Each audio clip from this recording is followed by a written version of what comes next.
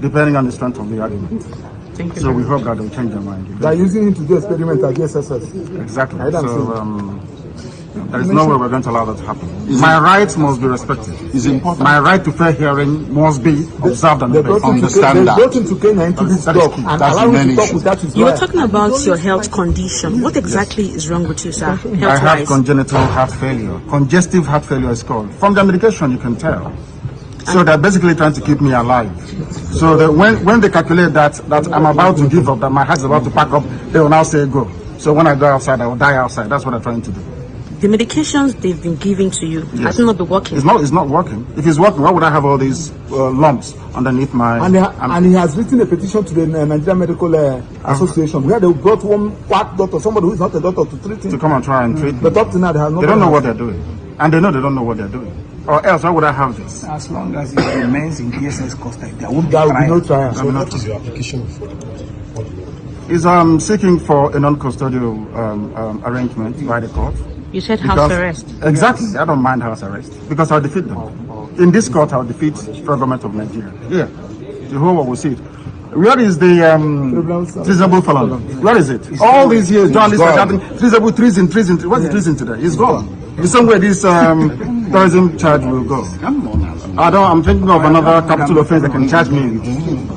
Maybe, I don't know, impregnating the wife of somebody. I don't know what other thing they're going to charge me. Are you saying you are innocent of all these charges? The federal government, they know I'm not guilty. My only guilt is that I'm fighting for my people. And I will fight for them. Okay, sir, last for justice and fairness and equity everywhere. Last question. Has your family been able to... Anybody using IPOB to commit crime is a criminal. It's not part of this family. Our family is based on 4 cardinal points. You must be without fear before your enemies. You must speak the truth always, even if it leads to your death. You must help the poor and those who cannot help themselves, and be of good character that God may love thee. That's who we are. So what will be your words to those out there in the East who are killing in the name of IPOB? That they are criminals. They are criminals. They are not part of this family. We are called a family for a reason. We've come to serve our people, not to enslave them. Anybody conducting any type of activity that contravenes the welfare of our people is a criminal and must be dealt with. Thank you very much, sir. Any form of violence or subversion in the name of Biafra is not part of this family. Our family is noble. It's called IPOB. It's all over the world. So you condemn anything that has to do with killing? In total. Why would I kill? And violence. People have sacrificed my parents for them. Why would I want to kill any other person after that? Anybody who's committing crime in the name of IPOB is a criminal. I don't know where you are speaking from, but Simon Ekpa is speaking, and I called him an imbecile, and I stand by that. Yes. Okay. You have that. By the way, my name is Chidi. I don't yield to anyone in my Igbo-ness. You're not more Igbo than I am, and I'm not more Igbo than you are. Okay? Now, I cannot tell you, if I tell you, I come from, and my parents lived in precisely the epicenter of the current crisis. If I tell you the amount of Ali Ibom Jigarukoga in the last 3 months, I have covered over 350 kilometers on foot. Nalibu. Inugo. So I'm not going to take lectures from anybody on what is happening in the Southeast. I've come in from the Southeast to the United States this week. I'm going back to the Southeast. And I'm about Alibu also. So when we come to this thing, let us all come to this thing as Ainine and we understand what is going on. If you don't understand, I do. I have lost family, not 1, not 2, not 3, not 4, not 5. I have buried family. So you don't give me lectures about what is happening in sit at home. The first thing is when we are talking about this thing, can we respect one another? Simon Ekpa cannot be sitting and sleeping with a white woman in Finland. And you are telling me that he is what to you? If he is that to you, please, I will respect you and what he is to you. But when I am burying my people, my family, my blood, because of his irresponsibility, and you are giving me lectures, I'll take exception to that.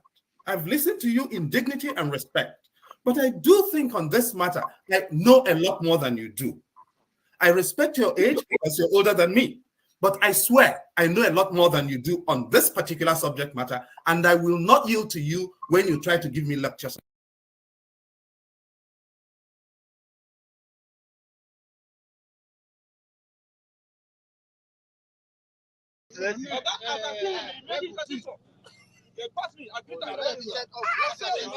His incantation don't pass our own.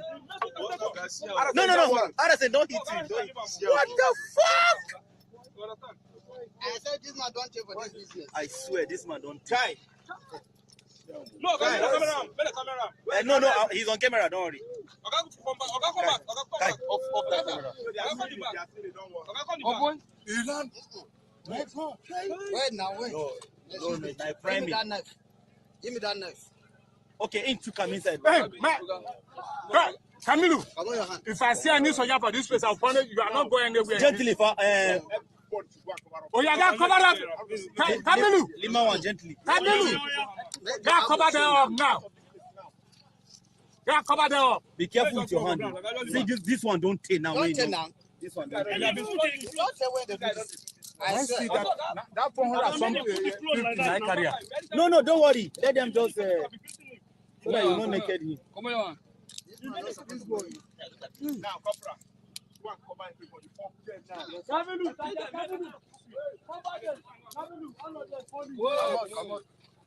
Come on, your hand. You might feel like no matter how you do this work, you must enter. 99 days for the team. You go and give Boko Haram this so that they will come and attack us in this camp. Don't worry. God pass you. At the start of the month of Ramadan, I wish you peace and joy as you begin this extraordinary and special time of prayer, fasting, and spiritual reflection. Thank you for the huge contribution that Muslims across our nation make to our society.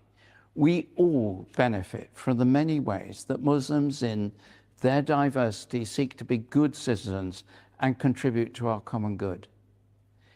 Over the last year, I've met Muslims working and contributing to a variety of different sectors: the National Health Service, academic, members of parliament, local authorities, chaplains, youth workers, teachers, as well as religious leaders, to name but a few.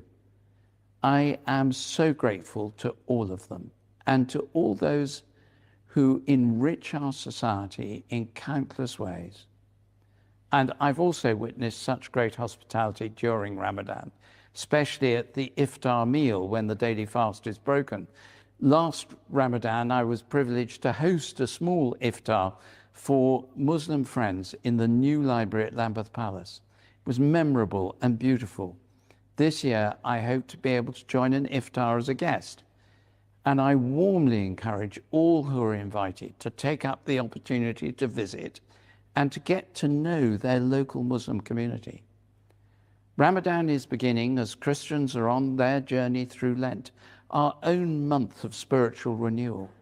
I'm aware of the preciousness of making my Lenten journey while Muslims are seeking to orient themselves towards God. May we continue to grow our bonds of friendship and work together for peace and justice. May that be especially true at this time, for we are in the midst of times of stress and tension. May Ramadan and Lent be moments of renewing relationship, deepening our faith, and walking forward together for the common good. I wish you all a peaceful and flourishing Ramadan. Ramadan Mubarak.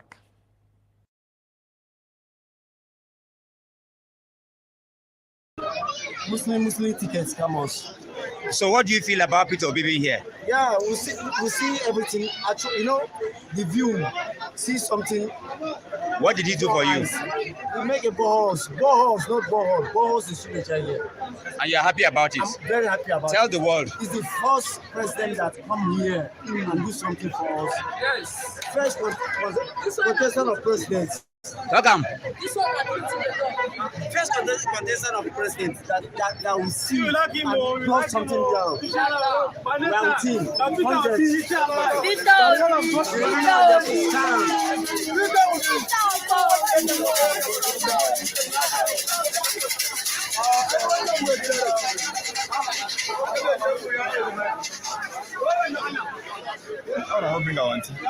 Which one?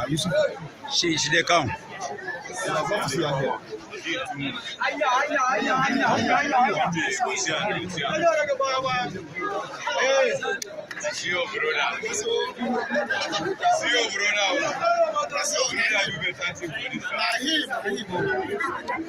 What do you talk? What do you talk? What do you do? You do all boss. When are they happy? Over 30 years. When I go vote for them. One time. You say waiting. The first time. This is my president. I voted for him in the last election. I will still vote for him again because of this. I love Peter. LP for life.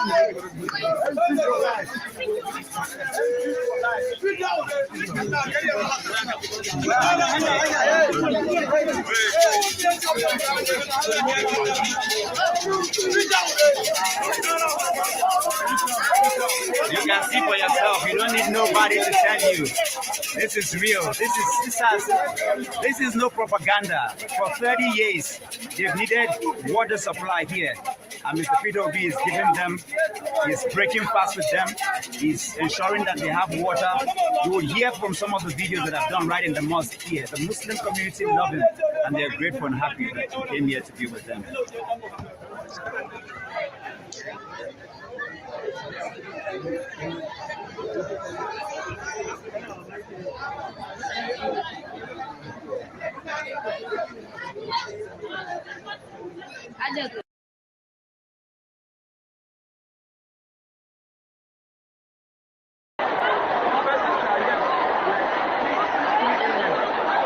Some people sleep here.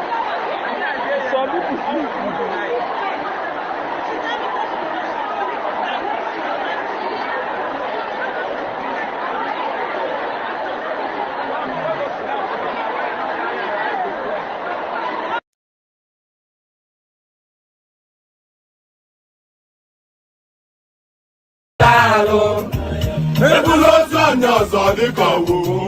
Okay now. To pese bifi mai pe. Asipada wata do we forget me. Okay. Papa yelo bifi. Wanne ikilanya. Mama musi na nwa getogo kwa. Aka na nwa mutelumba. Owe butike. Aka nilu ne butilo wanne mo. Ata wanke ya dika kwa ya jomba. Obudo ye na paga kanodo. Agogo ne wente.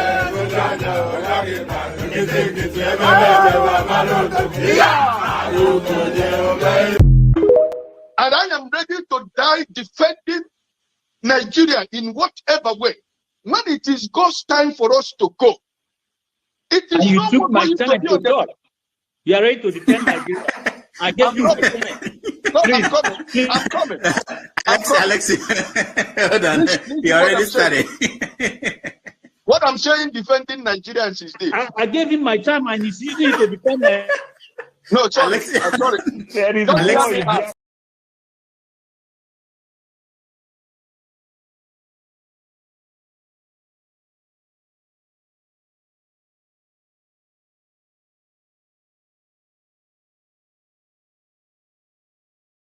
Tinubu is a criminal, yes, of course, a categorical grade 1 criminal. The only person more criminal than Tinubu in Nigeria is probably Babangida.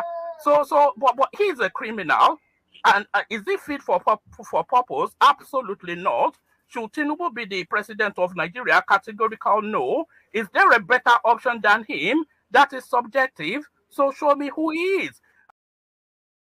I hope that Nigeria wins. I'm never going to wish any president evil so that I can say I told you so. No, I won't wish them evil. I hope. You see, I'm not praying. There's no point. I can't pray for Nigeria to come. I only hope that Nigeria wins and Nigerians win. Because if you choose a dodgy doctor who has a dodgy record, who has, all sort of accusations leveled against him, to say this doctor, we think he's done this, or this doctor, this surgeon, yes, it's a senior surgeon, it's the most whatever surgeon, but there are a lot of accusations leveled against him. If you choose him to operate on you, and you tell me to pray for you that it doesn't kill you, surgeon, what's the point? I can't pray. You might make it, you might not make it. My prayer won't change anything. So I hope Nigeria and Nigerians will win during Tinubu's 4 years. Thank you.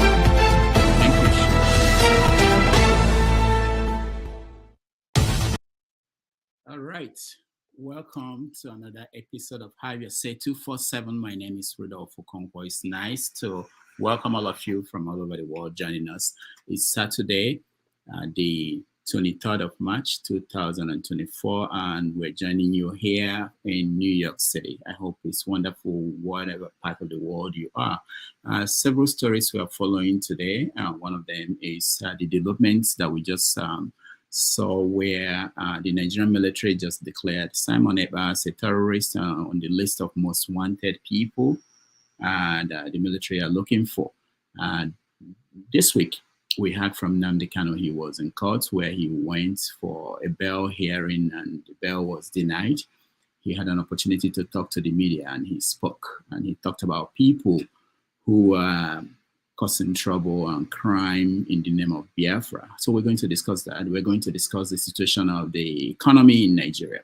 We know that the Naira gained some currencies in the world, and that according to the federal government, they have cleared the backlog of foreign reserve that they were owing, and that our foreign reserve is now at 34 billion. So we're going to touch on that.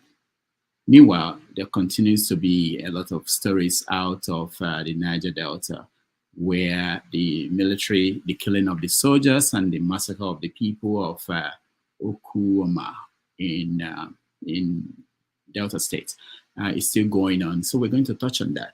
From the presidency, we had from Remi Tinubu, who is the wife of the president. Essentially, she was making fun of people who go abroad and do menial jobs they wouldn't do in Nigeria. And some of them are people who are here on this panel or who will join us later today.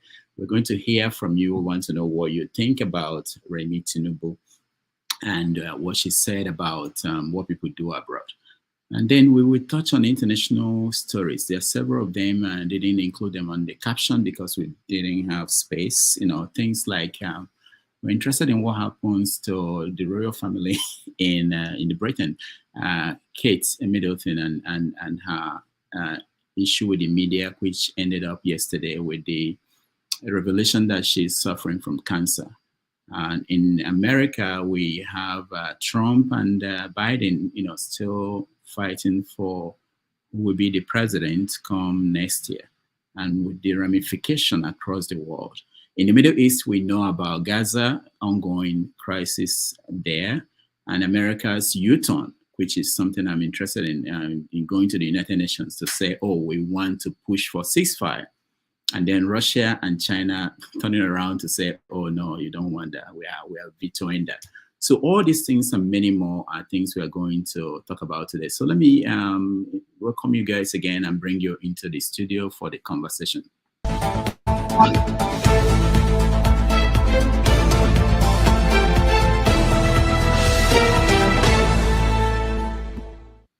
Okay. Welcome to the show, everybody. For those who are in the studio, turn on your camera so that we can bring you in if you want to come in. If not, we just talk to the people we have. Mr. Shaw, welcome to the show. Thank you very much, Rudolph. Good afternoon. Nice to see you. Ikolola, welcome to the show. Thank you, Dr. Damages. It's good to be here, and good afternoon, morning, or evening to everyone. Yeah, thank you so much for the videos you sent to me. Sometimes I miss certain things, but you'll make sure I don't. Let's see. KJ, welcome to the show. Thank you so much. Thank you to see my friend Show. Yeah, Show showed up today. Great minds think alike. You see, we're wearing red together. Show showed up. All right. OC, welcome to the show. Thank you. Thank you. Good nice to see everybody. Good. Paul, welcome to the show. Thank you and good morning. And Doctor, briefly, it looked like a show I started joining Olumide slowly. It looked like it's the Jebu Nation. Show is going straight. Eventually, if Nigeria doesn't work, people go back home. Open-minded, welcome to the show. Thank you, Dr. Darmegis and the panelists. All right, and then we have Ovie, our correspondent, sports reporter. Welcome. I just want to welcome Show and KJ to the family of the Red family, Kumposia. Yeah, of course. All right. So let's quickly, not we don't want to waste time on it. Talk about anything that we probably missed. I missed on the stories I highlighted. Anybody? I'll start with you, Show. Is there any story that is important that? Well, good afternoon once again. I don't think there's much that you've missed. The few things I'll probably just highlight. Maybe not big enough story to stand alone, but just to, throw it into the mixer. Just a few hours ago, I saw something online. Few people have posted it, unverified at this point, but I saw the budget of the Office of the Chief of Staff over the last 5 years. In 2020, it was 24.35 million naira. In 2021, it almost trebled, or well, more than trebled, to 76.55 million naira. Just in 1 year, treble the budget of the Office of the Chief of Staff. In 2022, and it went to 526 million naira. In 2023, it dropped, which is strange in Nigeria, but it does happen. It dropped from 526 million naira to 517 million naira for the year. Now, Femi Gbajabiamila is in town. 2024, drum roll. 21.22 billion naira. That's the budget of the Office of the Chief of Staff, from 500 million to 21 billion. It's worth, for people to know. I know it might be say, some people might say it's not worth it. It's no, it's good for people to know, because not everybody would hear such news. So I think we should sensitize people, let them know. You don't know what would anger someone someday, and they might trigger something. It might be something little that would trigger, the big move. So some of us, our job here is to let people know. Those who want to solve it and strategize, we appreciate that as well. Some of us, we just want to talk about it. I don't have solution. If I have solution, I'll go and run for office. So don't ask me for solutions. Don't come and guilt trip me. I don't have solution. Let me be like Rudolph. You see, Rudolph will front load all his videos. He front loads. Mayogun will bring his videos, and the other Mayogun will bring his videos like LP along the line. Each story will bring the video. But Rudolph has learned from our Supreme Court. He front load all the video from the beginning. He will give it to you before you now say it's not you can't tender it. So that's something I thought I would mention. I would also mention Super Eagles played yesterday against Ghana, and I saw some of the game, and it was beautiful to watch. Finidi George was our manager, he was our coach, and I enjoyed the game. We won 2-1. But forget the results for a second. It was enjoyable. I can go back and watch some of that, the highlights of that game. Unlike the last AFCON, where I was complaining, saying that it wasn't enjoyable, it was boring, it was just pragmatic nonsense. And the coach has resigned. And where is he? He's gone to an Egyptian club. And I said it at the time that if this guy leaves, he's not going to get any big-time job. Because of the way he plays, who was he? Forget who was he, but what style of football does he bring? You understand? So Nigeria played against Ghana in a friendly yesterday. And with Nigeria and Ghana, there's no friendly. No. So it was a good game. We won 2-1. I was quite happy with that. So I thought I would mention that. So those are the two things I thought I would drop in the mixer. And Chim, if you're watching, I know you're watching somewhere. Chim, I heard say you vex for some of us because of the Super Eagles issue. Chim, if you vex, so come back home. We miss you. So that's me. All right, thank you. I'm in touch with Chim. He didn't give me that impression that he was angry. We talk. All right. Before you call last, someone reminded me about Ijele that was arrested in Nigeria. I thought about that. I just forgot to add it. There's this kind of thing that happens in Nigeria where somebody, a man of God or leader of a church, will just give order and someone is arrested. I don't get it. I don't understand how that works. But that's one of those instances. One pastor, one apostle. Occasionally you see people, the person. Somebody, Ebuka, I don't know what it is. His colleagues. Where they come from. I don't know how they just become something, but somehow somebody half of them, I don't want to say illiterate, but just come up from nowhere and just become somebody, and then other arrest of people. I don't get it. But anyway, thank you for mentioning that on the comment. I forgot who did, but I just saw that. All right, we may get to that. I'm really worried about that kind of. Also, sorry, one last thing. For those watching, those who have joined us, please like the broadcast, share the broadcast. Oftentimes, like maybe one quarter or sometimes a fifth of the people watching will like the broadcast. So please, if you're watching, click on the thumbs up, like the broadcast. It does help the channel. It spreads, the news like wildfire. Thank you. All right, thank you, sure. That's very important. I don't say that enough. People tell me you have to sell. I'm old school. All right, Nicola, go ahead. Okay, thank you, Dr. Damages. Once again, hello everyone. I think the thing I would have loved us to talk about is the scrapping of the pensions for past governors, which was done by the LP governor in Abia State. Is it wrong or right? I mean, is it forward-looking or just a temporary measure? Because I don't know, everybody that works should have a pension. So, well, people might have different views. So I think it should be looked into, because we always put fire brigade move into every of our actions. So I don't know. I'll leave it for people to talk about and give their view. I'll keep mine until the issue comes up. Yeah, we will try to talk about that. I want to know if you know what they get paid. What is ex-governors and deputies, what they get paid. Do you have any idea? No, I don't. I really don't. But I was just because from you forced me to now put my view to the table. From my discussion with someone, I was of the opinion that, look, if anybody works, they should get paid, because the reason for most corruption is the fact that if you don't have a safety net, say you finished work, you don't have a safety net after you've done whatever you've done, you're pushed to be corrupt, because you have to have something to depend on, But the other guy was like, look, these guys have stolen. Yes, that's the point. But there should be temporary measures. There should be permanent measures. So if a clean guy comes tomorrow and he wants to do everything by the books and he knows there's no pension, I mean, what are you leaving him with?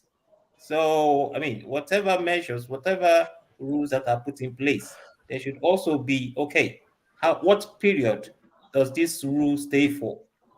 So I don't think they looked into a matter of period, time frame, Right. But everybody's like, look, these past governors are thieves, just grab the pension. I don't know. That's a good debate to have, but my battery was in that. We'll get hopefully. Doctor, I think when it gets to my turn, what Ikolala is talking, I don't think Ikolala have any idea. He has no idea. No, Ikolala is just completely wrong. That's why. Ikolala, I used to be a labor guy. Our labor law is clear. We work 10 years to be entitled for pension when you work with government. So when you work 4 years or you work 8 years, you are not even qualified at the first place. All they pay you, they give you your entitlement and you go, not pension that you take to death.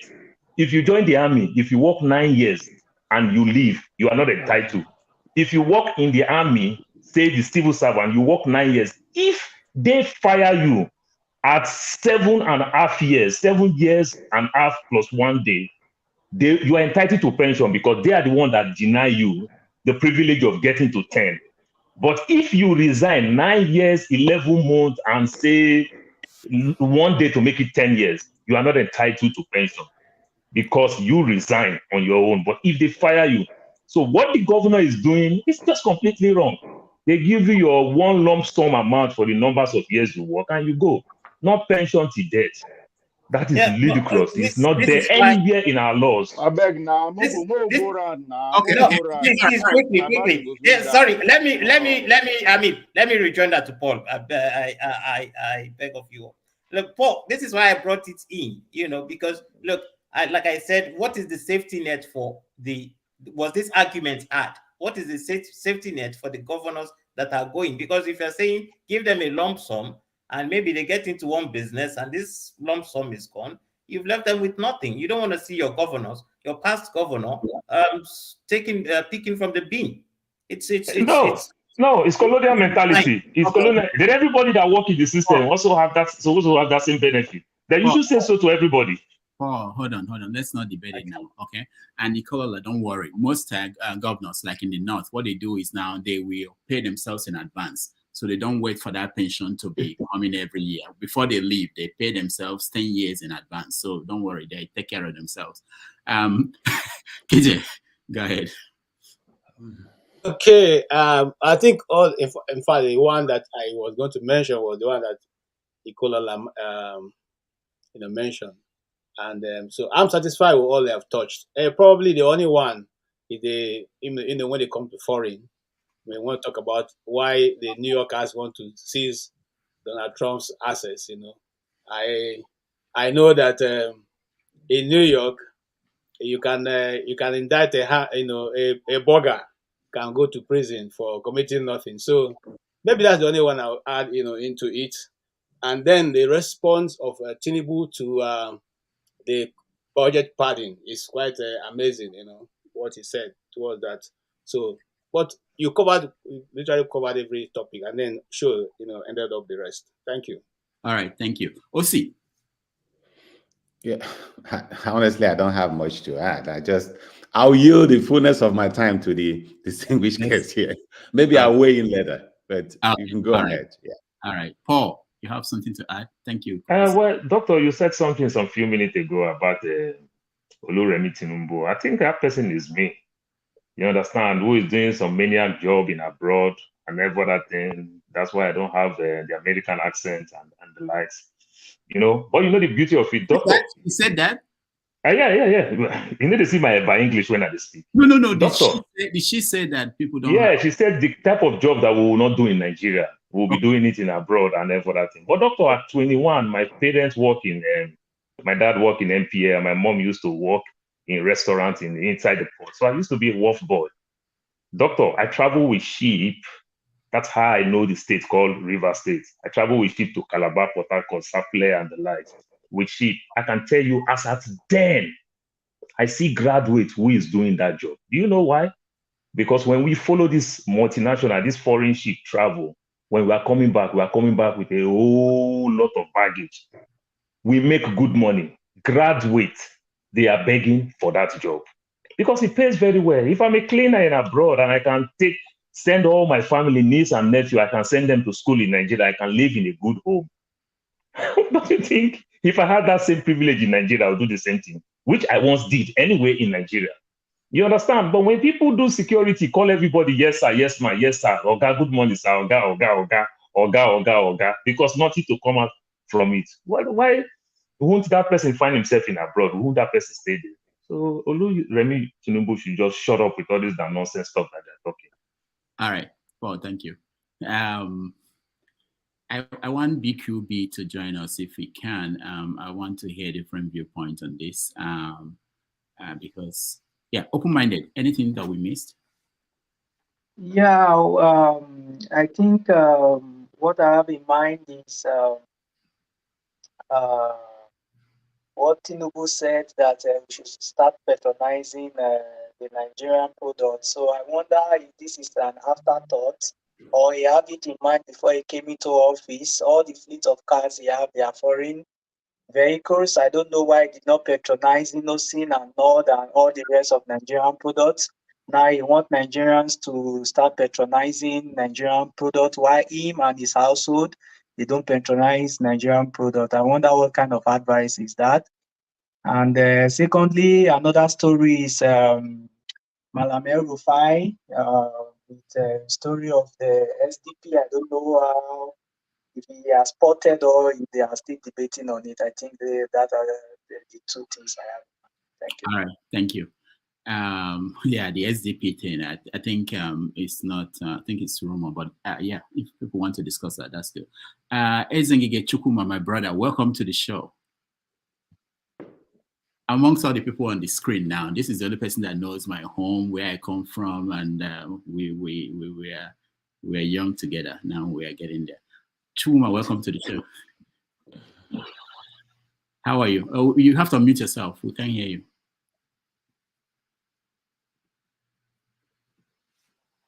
Okay, go ahead. We can't hear you, Chukuma. All right, we have to come back to you. I know you are joining us from, I believe, Gabon. So we'll get back to you. Righteous Man, welcome to the show.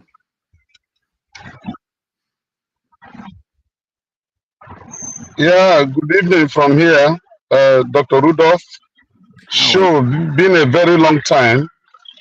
And Mr. Paul, KJ, and the rest of the panelists. Good evening. Nigeria is too hot right now, especially Lagos.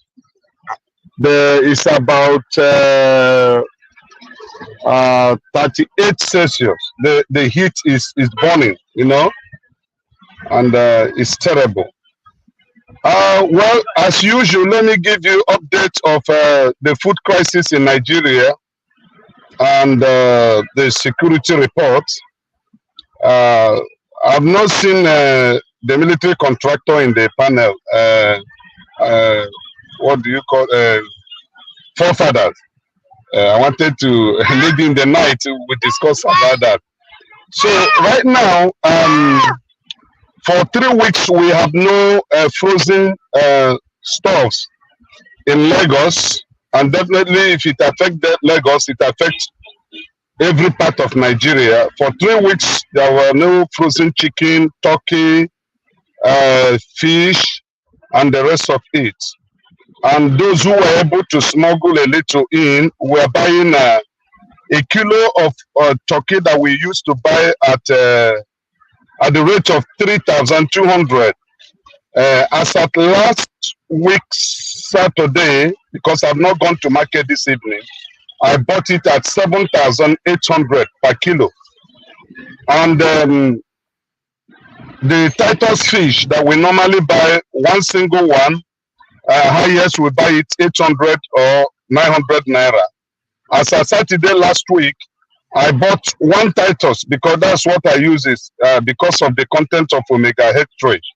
I bought one 3,200. You know, so a bag of rice as I Saturday last week was 93,500. That's imported.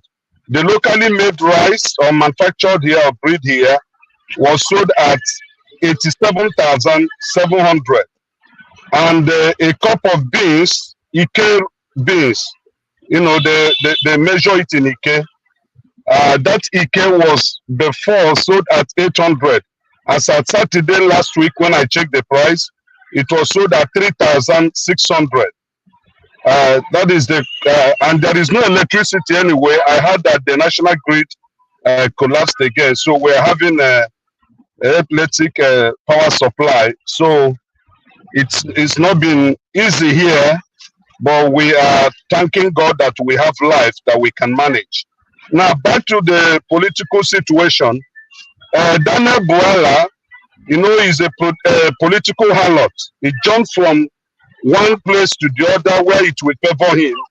He was insinuating that Erufai and Obi will join SDP to form a formidable force in 2027, which is absolutely not correct, and people should not buy into that his cheap sellout or cheap news. So, but Erufai met the secretariat of the SDP, and we have it as rumor that he is defecting to SDP in order to contest 2027 presidential election. And again, the trending person or politician in Nigeria as of today is the governor of Abia State and the Abia State House of Assembly for the position they took to suspend and cancel the payment of pensions to governors, ex-governors, and deputy governors. including himself.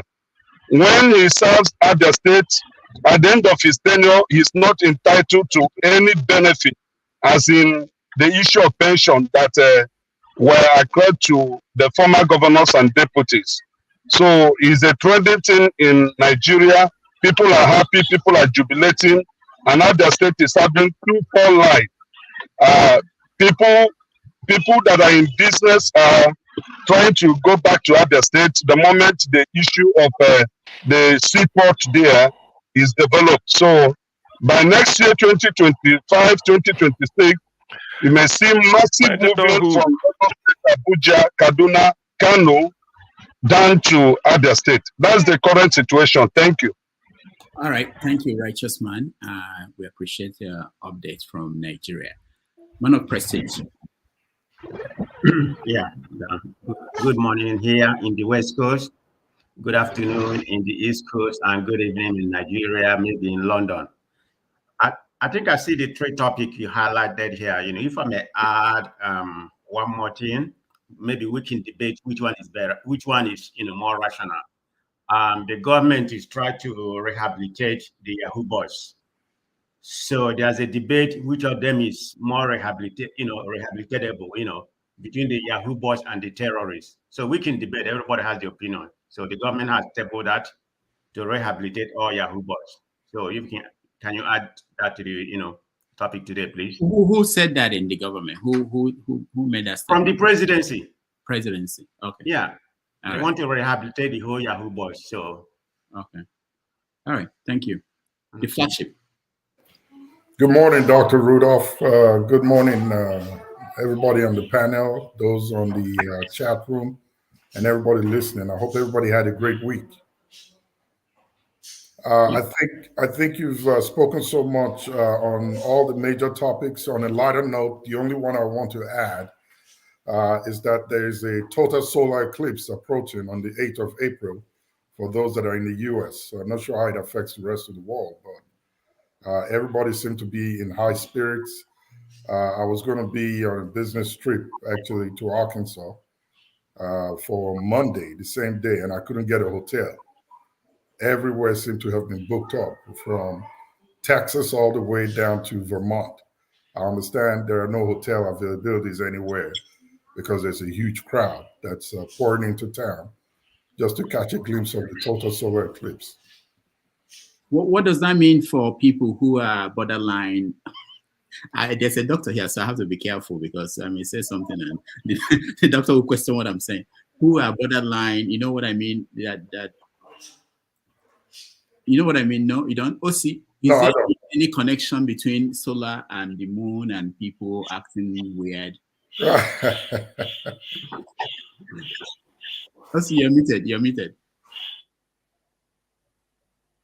I said, I am afraid that I don't have enough information to talk about those solar eclipse and the rest of them. All right, the flagship, thank you so much.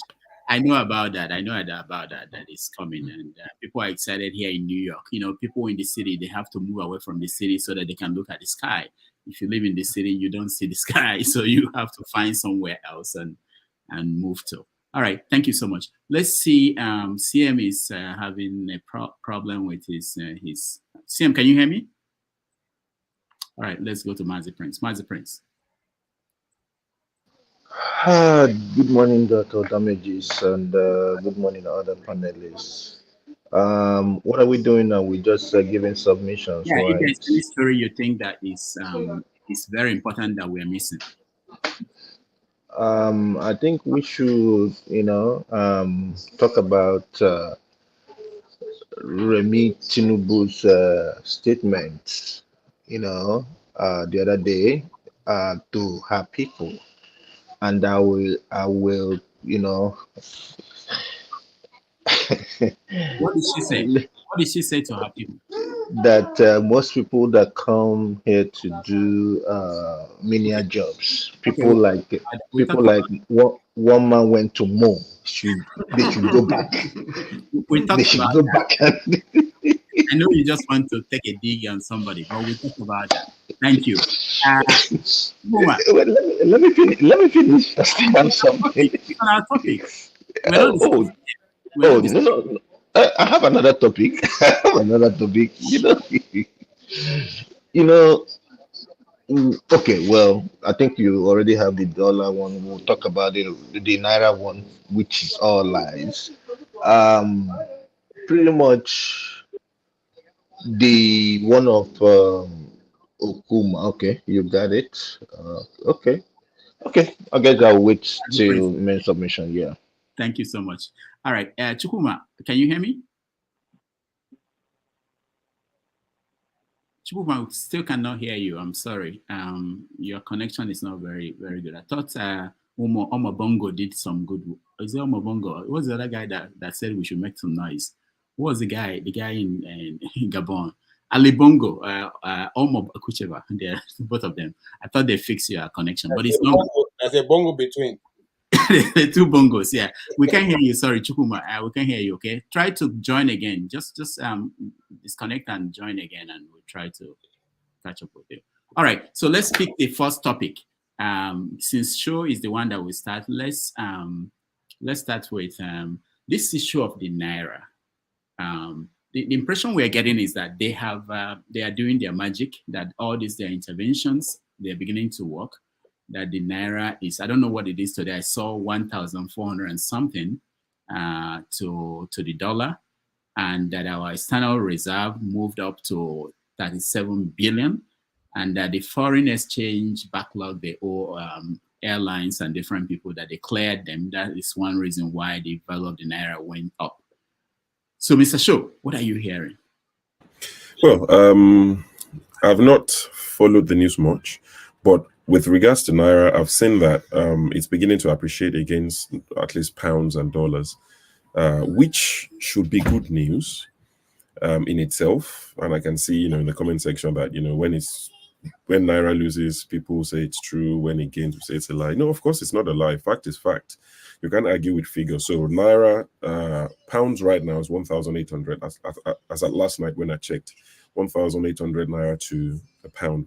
And it did get to 2,300, 2,350. So it's a good thing. But the question I would ask is, knowing Nigeria and Nigerians, would that mean that the prices of goods will drop?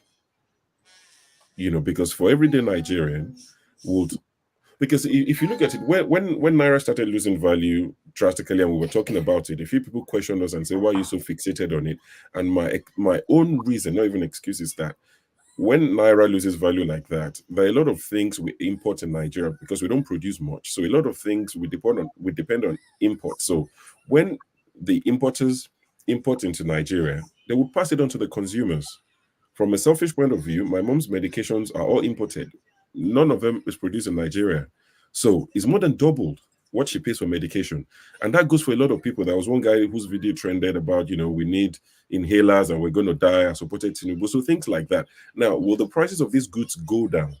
The government would have to play a role to make sure that people actually drop the prices. I heard about, vaguely about, that we've cleared the backlog when it comes to what we're owing these airlines and the rest of it. But I also saw some news, like I said, I didn't pay much attention because I've had a lot going on personally, that there's been a counterclaim that no, they've not actually cleared some of these things. So this government, in the short time they've spent it, there's a deficit of trust. They've come out to say that the visa ban has been lifted. It's come out that it's not true. They've come out to say a lot of things, make bold claims, then it's not true again. Even Akpabio said they give governors X amount of money. It took Sheyi Makinde of Oyo State to come and say, what's the Senate president saying? So people cannot really trust them for what they say. So when people doubt it, it's not because they don't like them. If it comes out to be true, it's a good thing. I don't think anybody wants them to fail. I mean, there are some people, but not many people want them to fail. What do we gain if they fail? So some of us actually want Nigeria to do well and whoever is in charge to do well. So if all these news come to be true, I'll be happy. I'll be excited. I want the Naira to be as strong as the dollar, as the pounds, because we still import so much. And that will mean the prices of goods and commodities would reduce in Nigeria. At least that way, we would know that boreholes that they've budgeted $125,000 for each one will no longer cost that, because Mr. Beast, or whatever that guy's name is constructing a borehole, digging one in Kenya for $5,000. So maybe we'll be able to do similar. So I hope the news is true. Just let me plead your indulgence before I leave, because I'm not going to be here for long. I might come back later. The Remi Tinubu thing, please, I want to touch on it quickly before I leave. Okay. I plead the indulgence of everyone. I quickly want to say it for those who are watching now and for those who will watch later, because there are people who genuinely believe what she said on Twitter, which is the only social media I use. And even in the comment section, I've seen people say the truth is the truth. She's telling you people the truth. Now, we have to counter these sort of claims. I know someone like Alaba would say, don't give them the time of the day. It's a waste of time. No. It's not a waste of time. Not everybody can process it properly. There are people who would genuinely go with the narrative Mrs. Tinubu has, given. There are two possibilities.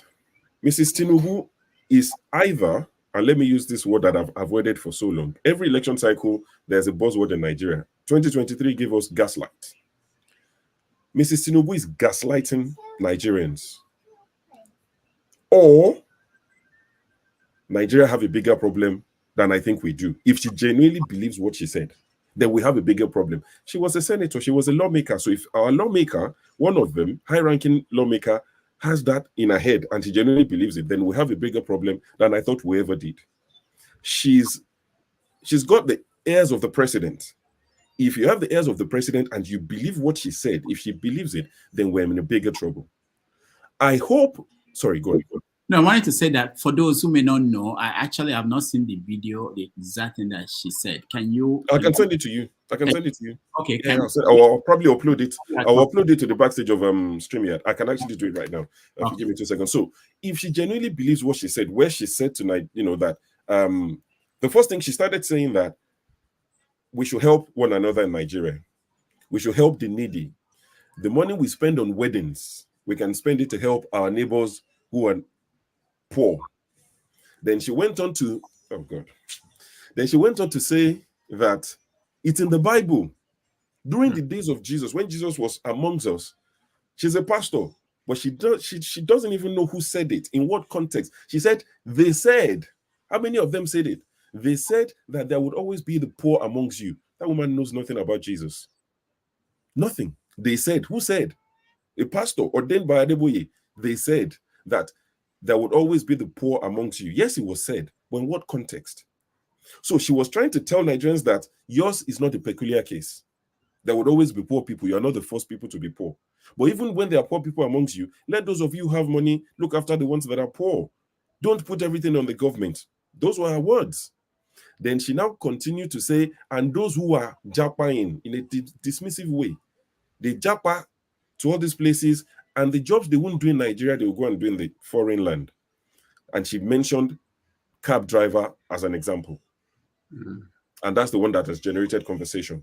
Now, there's a video. If you indulge me, I've just added it right now. I didn't know you didn't have the first one, but I've just added the video, and I'm going to share the video in a second, if you allow me. Yeah, do it. Just added it. Let me play this video. Olumide will come and explain it to you guys. Nǹkan ṣe sí o, ráìsì ti gàrí ti round 2. Mo tún gbọ́ pé ráìsì ti di 80,000 àpò. Wọ́n bá wá nǹkan ṣe sí. Tá a bá tún wá bẹ́ẹ̀ rèpo báyìí epo 580. Sorry, 680, 700 là ń rà. Kí ló dé kí la ṣe? Àwa akórópè gbogbo ẹ̀pọ̀n ní òmò gbóná lálẹ́ tá a mọ̀ fọmi wẹ́ẹ̀tì ẹ̀ pẹ́pẹ́ kan òmò lànà. Àní rí kankan. Epo náà ní ń gbà lọ. Owó skul bíìsì àmọ́ mi ò rí san báyìí. Ayé mi ò dá o. Okay, so what that man was saying, to start with, is a taxi driver, cab driver, bus driver. He calls it Korope. What he was saying is,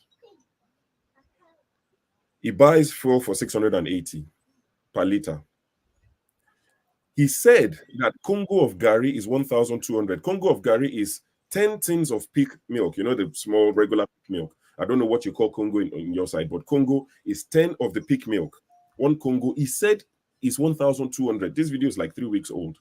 He knows the price of Congo of Gari.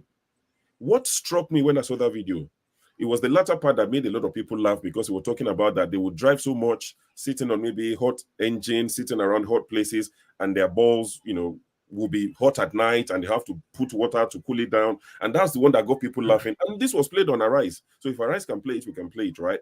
So he said that in explicit words. But the one that got me was the man said he's heard that a bag of rice is 80,000. And I caught something. He can only hear about it. He dare not go and even price it because he can't afford it. He said Congo of Gary is 1.2 because he goes to buy that one. But when it gets to the bag of rice, I heard it is one. It's like me saying, I had a Ferrari cost X amount of money. My money no rich now. I won't go there. I heard. But you can't tell me about a Mazda 626. I'll tell you, Mazda, I can afford it. So a taxi driver in Nigeria who said he drives for about 12 hours a day cannot afford to buy a bag of rice. He can only hear about the price of it. Mrs. Tinubu sat there gaslighting Nigeria. I'm hoping, as bad as that option is, I'm hoping it's the former, that she's gaslighting people and that she doesn't genuinely believe that a cab driver in Nigeria equals to a cab driver in the US. I don't think she's that slow. So, a bag of Tolly Boy rice is a common brand amongst Nigerians in the UK. 50 kg is about 40 pounds. So are you telling me that a taxi driver in the UK, a bus driver in the UK, cannot afford to buy a 40-pound bag of rice every month? For those of you who are saying she's speaking the truth, what truth is she speaking? Are you telling me a taxi driver in the UK and the US cannot buy a bag of rice for himself and the family every month? Whereas a taxi driver in Nigeria can only hear about it. He does not even know because he cannot go there to price it. What's he thinking? How much does he make in a month? The man said he cannot pay his children's school fees. From whatever he makes, he has to pay school fees because he does not want his children to go to the public school because he knows their future is cancelled the minute they enter those schools. So he will take them to whatever private school he can afford from whatever he makes. And she's there comparing the two. Since when has it been okay to compare Nigeria and the UK when it's convenient for you, but your husband cannot go to the hospitals in Nigeria, but can go to the hospitals in France? Buhari could not treat his hairs in Nigeria, but he went to Germany every other week to treat his own hairs. No problems with that. Our senators cannot drive made in Nigeria cars. They can't drive even salon cars. One went on TV to say they have to drive 4x4 cars, foreign cars, because of the bad Nigerian roads. So you can go foreign. Nigerian is not good for you. Foreign is good for you at our expense. But when it comes to us, I made a choice that does not affect the rest of Nigeria, just for me as an individual. But you think I'm the problem. You are in charge of fixing Nigeria for everybody, but you want to push the blame on me. I should look after the poor people in Nigeria. The amount that we do for one another as Nigerians, that's why I tell TA, when it comes there to say show love, I tell him, your message is good, but you're preaching to the wrong crowd. Go to the National Assembly, go to the State Houses of Assembly, and tell them to show love. What more can we do for one another as Nigerians? How much do we send every month to friends, colleagues, former schoolmates, that we give money to support them like we're the government? And she's saying we should do more. We shouldn't celebrate our weddings. Don't throw a party. When it was alleged that a particular governor whisked somebody away to a Caribbean island and spent millions of dollars, where was she? Has she been to any of the weddings that our governors said do for their children? When is she going to tell them not to do such weddings? Was the average Nigerian that she's trying to tell that don't spend that much money on wedding, help your neighbor, support them? And people are saying she's right. Sherry, ọmọ no look po jularin, ọmọ no. Ìránṣẹ́ ṣìtánì ni. Ìránṣẹ́ àbọ̀mọ́ àbígbẹ̀yìn ṣìtán olópọ̀ jularin. If you're supporting this, what part of that is the truth? That you're saying a cab driver in Nigeria, there's dignity of labor here. You get off from the bus, you say thank you to the driver. But in Nigeria, I'm not taking words. Police officers would harass taxi drivers in Nigeria. Even they would harass the passengers of Uber riders. And you're saying it's the same, that they don't want to do it in Nigeria. If they do it in Nigeria, how much do they get? If you have an accident that could be life-threatening as a taxi driver in Nigeria, what's your chance? What's your fate? In the UK, if you have an accident, if it's really bad, they can't get to you. They will use a helicopter to pick you up and take you to the nearest hospital. A taxi driver, you won't pay a dime when you leave. But she's compared the two. And some people are saying she's saying the truth. You might not like it. Whose truth is she saying? What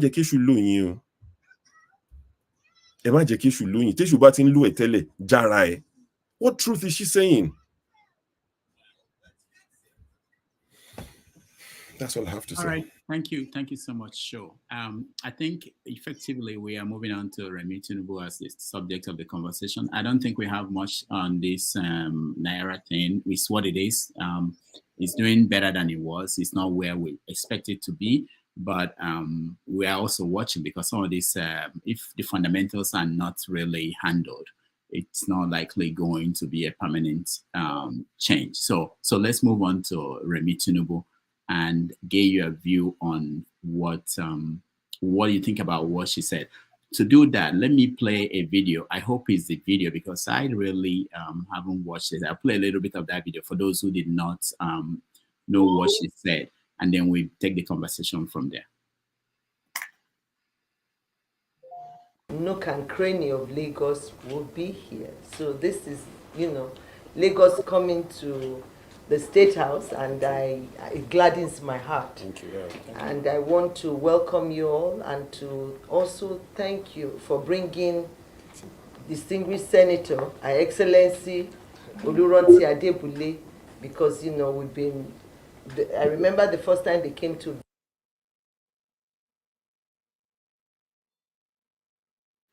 For those that saw the video, is that the right video?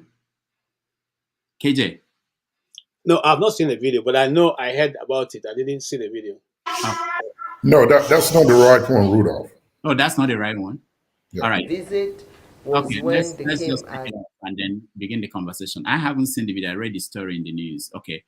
Go ahead, KJ. What did you... Okay. Thank you, Rudolph. And I quite appreciate what Sho said, and I will start from there. Yes, Rudolph, you said the Naira is appreciating, but you see, these are all shenanigans. These are just, we are looking at the highest point of deception ever since the creation of Nigeria as a nation. I'm telling you the truth. You see, what they seem to have made to be the appreciation of the Naira is the money they are stealing from you and I, those that she has called people working in menial jobs. The money that they are taking from you when you send your money to Nigeria, they are now printing more Naira. They are now making sure that government is the one paying you the difference and they are keeping your dollars. This is what they are calculating and telling you that the Naira is appreciating. It is not because dollars have come from oil, sales of oil or sales of exports. No, it is not because they've done something different. No, it has always been the fact that they always look for a way to steal from the Nigerian people. Remember, in Nigeria, when you transfer money, you pay tax. When money comes into your account, you pay tax. This was what we were fighting before. Nigerians, we can help each other. The rate we are doing parties and all that going to them, why don't you use the money to help your neighbor until, we can really get on our feet? So, and those are the things we have to look at. And it's not that government has to begin to give food to everybody and tasking. I believe in social development and social investment for people who truly need it. And in the Bible, they even talked about, in the times of Jesus, he said, the poor you will always have in the land. Mm-hmm. So, and it's for people who God has blessed to help the poor. But now you don't even know who are poor. If you don't ride a car, they will say they are poor. If you don't have your own home, they say they are poor. Even all those people saying they are going to Japa or they go there, what work are you going to do? Work that you refuse to do at home, where you have loved ones. You end up going to do that. Even with all their education, they're driving cabs. But they won't drive cabs here. Yes. So, there are a lot of things that, as lawmakers, we want, especially that of the security. I want you to really take it to heart, and, it's really, really very, very important at this time. All right. That was whoever played the video. Thank you. I wasn't the one that played it, but someone took control and played it. Thank you. Thank you so much. KJ, finish up your thoughts. Sorry. Okay. Thank you for the video. And I want to go straight and address some issues. Sometimes people sit on the pad and they just write all kinds of nonsense. Now, if you are one of those who remit money to Nigeria through the apps, you'll have found out that most of the apps that were used or you're using sent you a message that they no longer will be able to exchange your money if you are sending dollars to your people. They will only do that in Naira. That's because the policy of government changed. So every goddamn money you send is now it's now changed into Naira, and your people are giving Naira for it. It does not matter where you're sending it from, except you have any other form of money exchange, okay, which you are using to send money to Nigeria. But if you do not, if you use an app, those apps change your money to Naira. And what the government have accepted to do was to say, you know what, if the bureau of exchange or whatever you're using is offering this amount, we will do it at that rate. But all they're looking for is to keep your dollars and to keep it. And you see, there's so many for instance, they said they pay the airlines. That is not true. The airlines came out to the report and said, no, they're offering us more than half of what they are owing us. And say, if we take that, so majority of them say they're not taking it. Okay. And look, we are running a government that's just not telling you anything that is true. And then to crown it all, the Mrs. Remi Tinubu forgets that some people who have been governors in Nigeria were all cab drivers in the US. I don't want to mention my good friend's name, or who was a cab driver before leaving. There are about two of them, not the one in the. There's one in the south, and there was one in the middle belt. They all drove taxi in New York. Okay, and they came back and became governors. And now you are telling us that, look, the singular point of foreign exchange in Nigeria, even more than the oil, is the Nigerians in diaspora. They are the ones keeping the government running. If you decide not to send money today, I wonder how much you'll be making. Okay, if it was not so important, why did they set up a commission called the Diaspora Commission, which Abike Dabiri is heading? So sometimes what you see, the bane of Nigerian problem is that most times we don't even have people who have head, who can think. Okay, we have always have that problem of being able to elect people who can speak, what is right and lead people to the point where we can all make progress. Okay, you stand up and make such an assertion. What is your basis for making it? What is the basics? It's because there's no dignity in labor in Nigeria. That's why you think that those jobs are menial jobs. You call it menial, like the same way you call Nigerians masses, the masses of the people. Okay, it's that same mentality they carry everywhere, and that is why even in the US here, if you meet some people who are just Nigerians with that mentality, you can still feel it. They think that maybe because they probably live in a more highbrow area like the Potmark and the rest, they think they have something more than you have. Meanwhile, the people they are working for come in short knickers. So what am I trying to say? I'm trying to say this: until we take a leader or get leaders that can be able to understand that, not talking down on your citizens, not looking at things from this minute, look, Rudolph, in the US, his dead body is not a very serious business. It's a serious business. It is a serious, very serious business. There are people who work there 24 hours. And that's what they do. And they are being honored for it. Okay? And you can't mess with them. All right? But look, I don't even want to talk about it. Let me move to the next topic. Thank you. All right. Thank you, KJ. Osi. Unmute yourself, Osi. Osi, unmute yourself.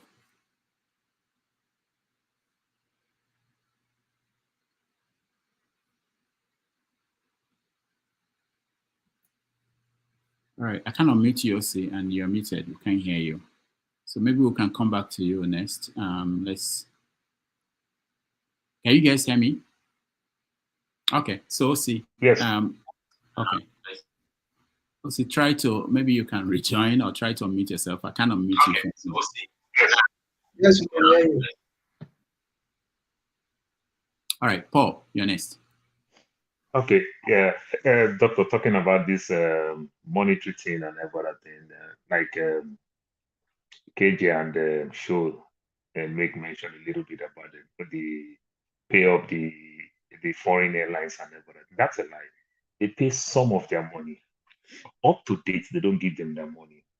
And this airline, sometimes people who buy tickets from Nigeria, not many, like for example, like Delta Airline, you can't even. Yeah, okay. Let's see. You can go. No, if you finish up now, okay. Anyway, okay. So I was saying that the two prior speakers. They've said all the things I wanted to say about Remi Tinubu. I think I liken her to the alchemist. You know, alchemist was the one who wanted to extract gold from egg yolk. Why? Because egg yolk is yellow, and I guess gold is yellow too. You know, these people they haven't got. They are so pedestrian in the way they analyze issues that you wonder what is actually going on in your mind, because by the time you start comparing somebody who's driving cab in America and somebody who's driving cab in Nigeria, there is just no basis for comparison. As a cab driver in Nigeria, you could literally do whatever, even what the president does. You have a roof over your head, you have some little things to drive, you feed your family. When I first came to this country, I wasn't a cab driver, but the first job I did was I was a security guard. I remember I was paid $7 an hour at the time, but I lived in an apartment. Okay, I was able to fend for myself and save enough that I was able to send back home to pay some tuition. Now, contrast that to somebody who lives in Nigeria today, a security guard who's being paid 50,000. If he doesn't live in the place, if he has to commute, that money is not even enough for commute, let alone do anything. So I'm just saying there is no basis of comparison of what we do here and what happens in Nigeria. Dignity of labor is all about, it's not mostly about the job itself. It's about doing something that at the end of the day will be able to, take care of your problem and help you take care of other people that depend on you for support. So that's about it. I'm not going to, talk more about those ones. Now, in terms of the Naira, there is no doubt that Nigerians have always had an unfavorable balance of trade. We are extremely a very consumer nation. We have a very serious appetite for foreign goods. So we produce little or none. And so there's always going to be a hunger for forex. But it didn't I don't believe that Tinubu economy, 4 to 5 months down the line was such a was remarkably different from what obtained during the Buhari thing. I think what happened was just when the new government came in with the floating of the Naira, there was a lot of panic. And because of that, it goes with a lot of panic buying. A lot of individuals, business people, and most of these politicians who have their sons and wards in foreign countries, they went into a panic mode. So we all went, they went about, grabbing all the forex they could find in Nigeria. And that artificially pushed up, the exchange in favor of the dollar. But like everything else, it gets to a peak, and it looks like it just plateaued, that it couldn't go further. And then I think what we see now is more like a correction of what the real exchange rate should be. Now, I don't believe that we'll ever get to a time where it's going to go back to, the Buhari time, because, like somebody said, once it goes up, especially in Nigeria, it never comes down. But I think we are still, in that process of getting it to a level where it's really the market forces, the forces of demand and supply, and not those exogenous factors like just panic buying, which was what triggered off the heavy shift in favor of the dollars. Thanks. All right, thank you, OC. Somebody pointed out that when Tinubu was in America, that he also drove a cab. All right, Paul, go ahead. Yeah. So, Doctor, I was talking about the airlines. So they paid some of their old debts, but the bad part of it is that the new money they are making, they don't get this money on time. They get the money almost like a month ahead, which is completely wrong. And these airlines don't make a lot of money from our local, like people buying tickets from Nigeria, paying with Naira. So their Naira account, it's not that much. So they themselves too, they take the pain to send money to Nigeria to pay for Jet A1. That's to pay for the aviation fuel, to pay for other handling company like NACO, SACOL, and the likes. So they don't even get their money. You delay their money, but they have to pay for all those things.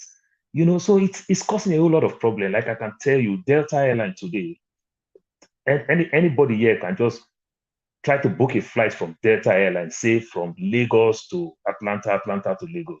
You can't buy a ticket. It's practically not possible. You can't buy a ticket. You can only get it through an agent. You can't buy a ticket because it's just so frustrating for them to get their money and everything. We can buy a ticket from the US. Say I live in the US, from Lagos to say Atlanta to Lagos and Lagos back from the US. I can do that, but you can't do it from the other way around, because for them to get their money, they have a lot of problems. So they sort those things with other agents to do the thing and face the problem, because they're continuously dealing with them and they know the problem and they can't solve the problem. So they are just lying. They don't give these people their money at when due. They delay this money and the like. So I don't understand why they are lying with all these things. That is one. Talking about the Remi Tinubu, Doctor, is just so funny. I can categorically say 90% of the people that I sent money to in Nigeria are working class people. In Nigeria, they are working class people, 90%. The remaining 10% may just be those my old uncles and aunties. You understand, that I will send money to. Then maybe little children here and there. So uncle, I'm doing well in school, we send money. Nearly everybody, I want to believe very many of us send money to in Nigeria are working class people. Doctor, as stupid as many of us can be here and abroad, how many people send us money in Nigeria? That answered your question.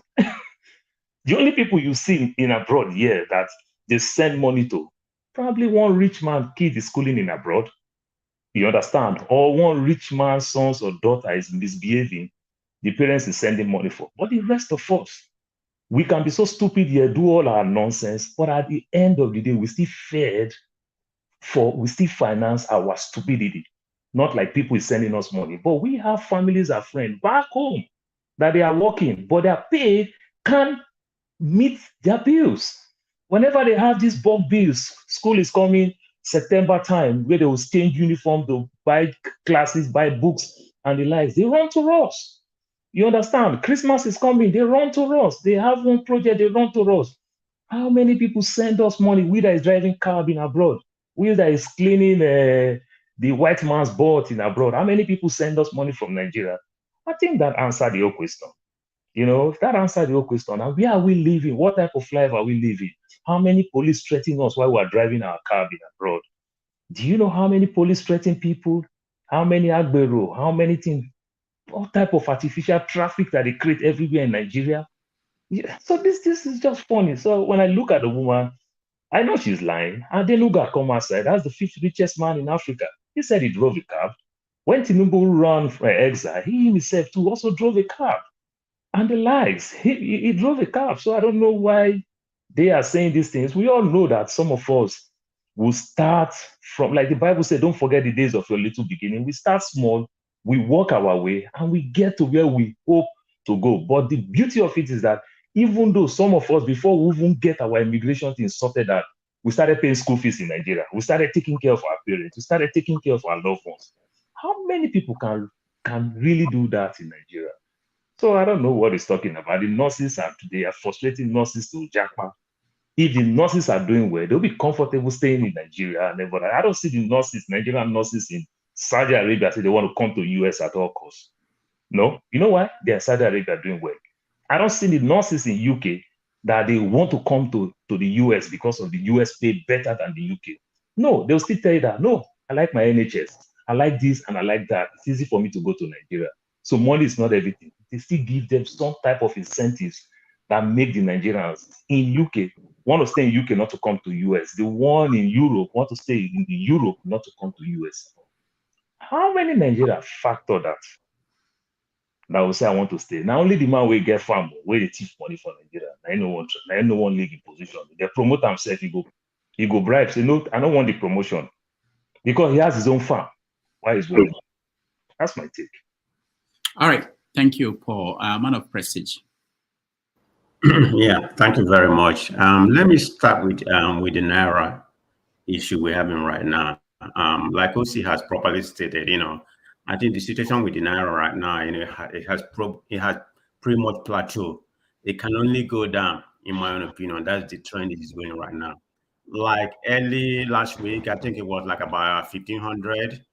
By Monday, I think it was like about 1,600. By Monday, I think it was like about 1,500. Yesterday, when I check it, it was like about 1,480. Today it's like 1,460. So the trend is there.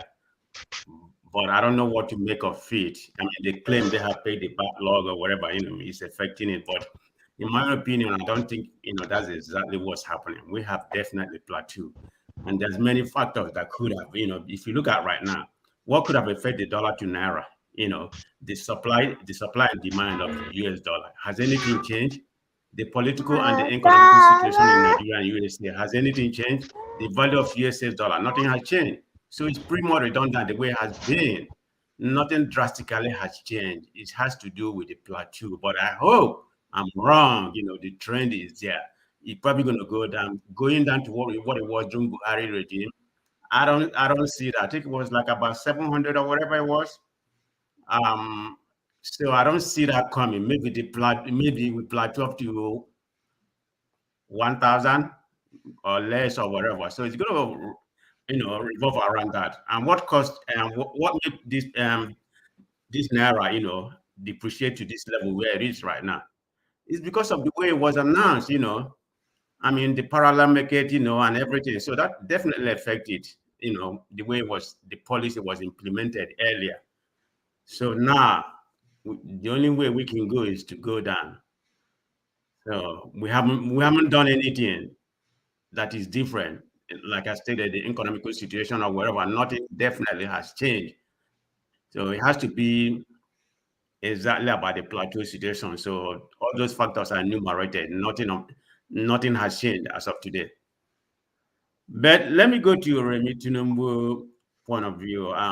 I see the way she started was okay. I mean, like in the Bible, it was stated. I'm not too much biblical, so I'm not going to put the verse or whatever. But from my own understanding of my Bible, it's always going to be poor among them. Not the way she made it. There was. I mean, it's just a basic fact. I mean, there's going to be poor, there's going to be middle, there's going to be rich. That is true. But the situation in Nigeria is just beyond that. So she may have started up pretty okay, in my opinion. You have to help your neighbor or whatever, say the people with money, they need to help the poor people. Yeah, that could, there's nothing wrong with that statement. But when she pivoted to the area of making that comparison, which is totally nonsense, that's a gaslighting. I mean, the taxi driver here, where I'm here in California, they make good money. I mean, they make good money. They make more than the doctors make in Nigeria. I mean, it's uncomparable. I mean, they live in a nice house. Some of them own their own taxi cab and everything. They drive. And if you go to the airport, you see a lot of Nigerians, at LAs here, So the comparison is what kind of got me lost, which I think is part of gaslighting of this government. Of course, the problem I have with that gaslighting is that you have some mindset of people in Nigeria that's going to believe it. Say, "Oh man, Japa is bad." We maybe stay here, just to enjoy the whole nonsense is better. Yeah, you have some people. Some people are very gullible. Their mindset of Nigeria, we know how my Nigerian mindset are. So there's no doubt about it. So in a nutshell, that's a gaslighting. So let's not equivocate on that. Thank you. All right, thank you, man of prestige. The flagship. Thank you, Rudolph. I appreciate the opportunity again. With reference to the Naira, I think for me, it's too early to make a comment about it. I'd give it another 3 weeks to see the actual effect that it has in the nation, the economy of the nation as it is. When the change that they're talking about and the drop in the value of the Naira to the dollar starts to show up in the pockets of the everyday citizens of Nigeria, then I could then make a comment and say, maybe they're making some good moves to correct the wrongs that they have initiated since May 29th of 2023. I think the last I checked yesterday, the price of the bag of rice has not come down in spite of the dollar losing, the Naira gaining over the dollar. So I would leave it there with reference to the Naira. I think it's, I hope rather, that what they are doing works. But based on what I'm looking at so far, with reference to the numbers, I think it's just a temporary fix. And if in 3 weeks it keeps going down, then I'll be considered as wrong. And I hope to be wrong. With reference to Mrs. Tinubu's comments, you know, when you're out of touch with reality and you really walk around with your nose high up in the air, you then seem to make, or you tend to make this kind of comments that are baseless and have no value at all. The certified nursing assistants here in America who are Nigerians, the cab drivers, they are the ones that are, together with the other professionals, are making up the $29 billion contribution to Nigeria in terms of the money that we remit back home every year. I hope she knows that. Talking down on the people really doesn't prove any point that she's trying to raise or make, rather. It is commonly said that the man who stands on top of a hill or a mountain looks down at everybody else below as small and tiny. Little did he or she know that those below are looking at him up there the same way, as tiny as well. So telling Nigerians that they are coming abroad to do what they wouldn't do in Nigeria, yes, they have every legitimate reason not to do that. Over here, they are considered dignified jobs. Those that are here, like I said, are paying the way through school for many of those in Nigeria with the certified nursing assistant jobs, with the cab driving jobs. And listen, Mrs. Tinubu, let me let you know this also. It is not all Nigerians that come here and start as certified nursing assistants, cab drivers, and the rest of them. They don't stay that way. America or the West provides a very good ground for them to make moves and climb up the ladder of success in whichever direction they choose to go. Now, if Nigeria provides the same, I don't think none of us would be here, or they would not leave Nigeria and come abroad to drive cabs or clean the behinds of the people they take care of.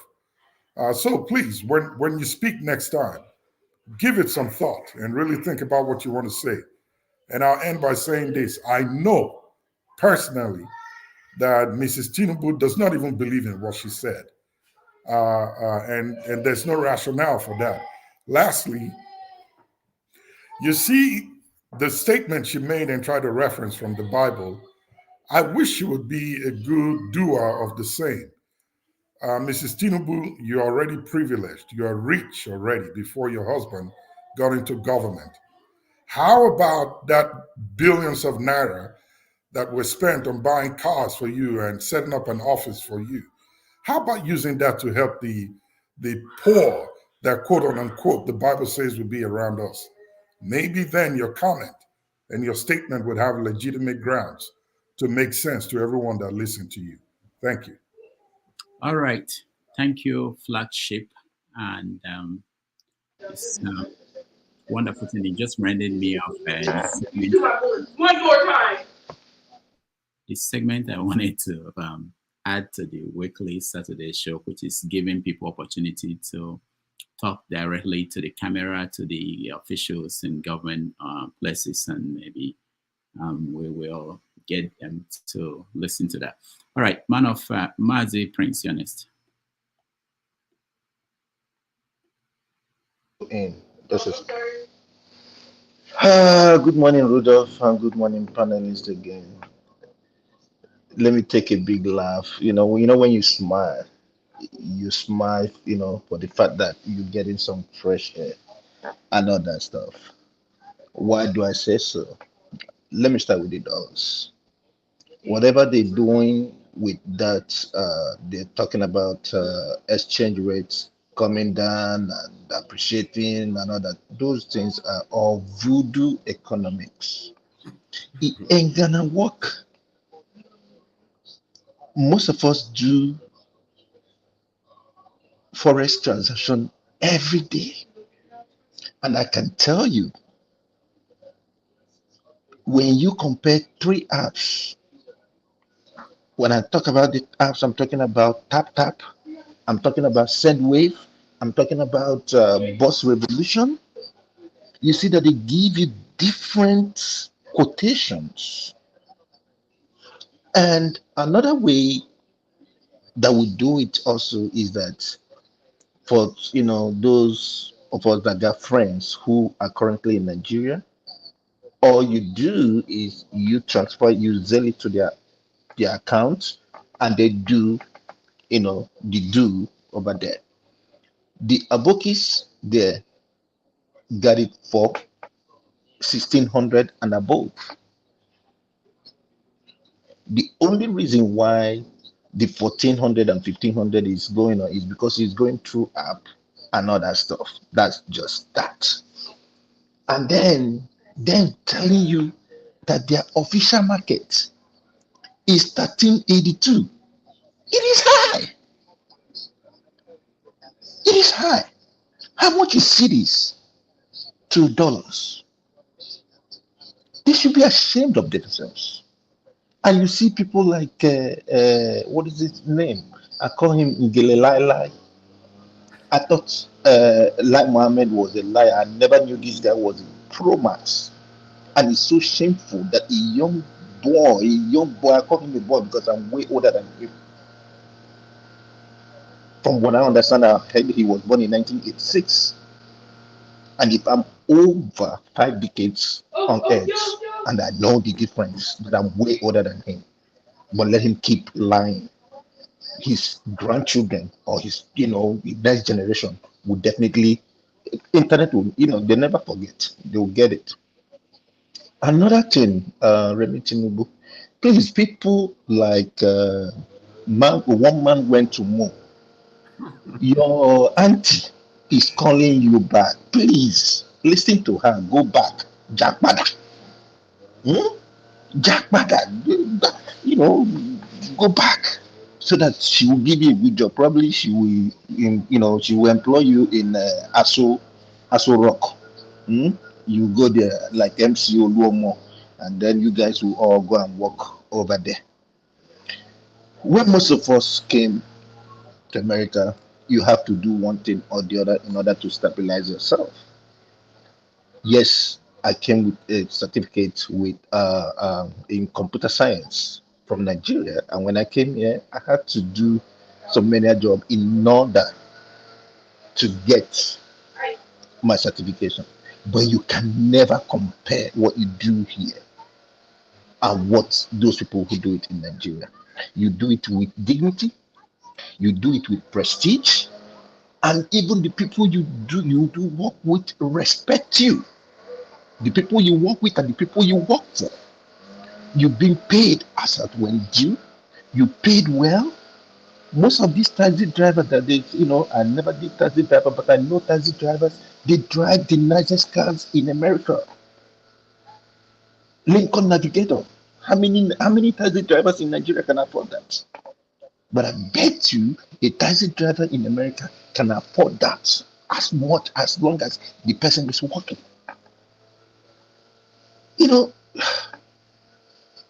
Remi Tinubu, when she was in America, what was her course of study? She never studied anything. And just like a movie that says, I knew what you did yesterday. When she was here, they were dealing in drugs, which is even worse because that's crime. They were selling it, she and the husband. So she talking, she should enter house and just keep quiet and let the people do what they do. Thank you. All right, thank you, Master Prince. We want to get to everybody on the panel at this point and then switch topics and talk about Nnamdi Kanu and Simon Ekpa. But I just want to say that so that we can see if we can make that happen before in 20 minutes. So, a color lionist. Okay, thank you again, Dr. Damages. The first one is about the Naira appreciation. I was actually listening to someone describe it, what they were actually doing. He knew what they were playing at. And from what I gathered from everything, look, it's a market of demand and supply. If you want more dollars than you want to spend, then your money will depreciate. So this is what they are trying to do by saying they are cutting travel costs, so that the demand in dollars would be reduced.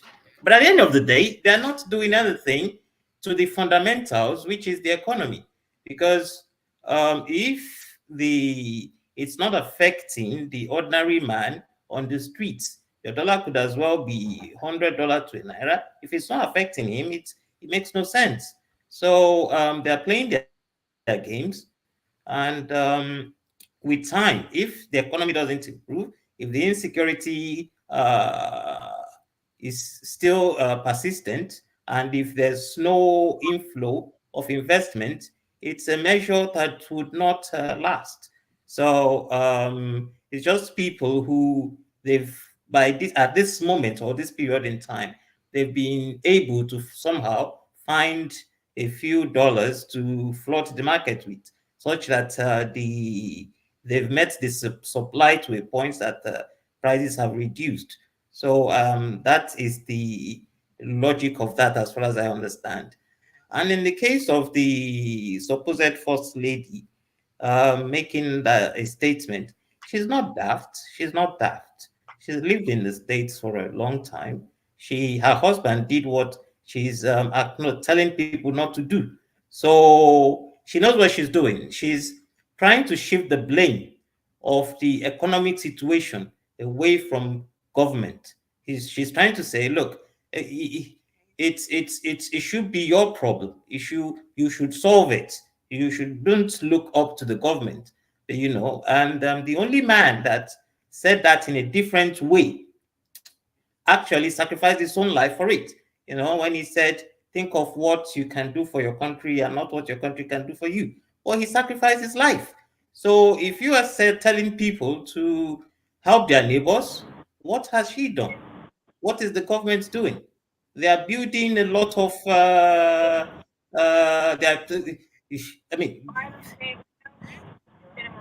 are putting their palaces in good condition. They are buying cars. They are living large.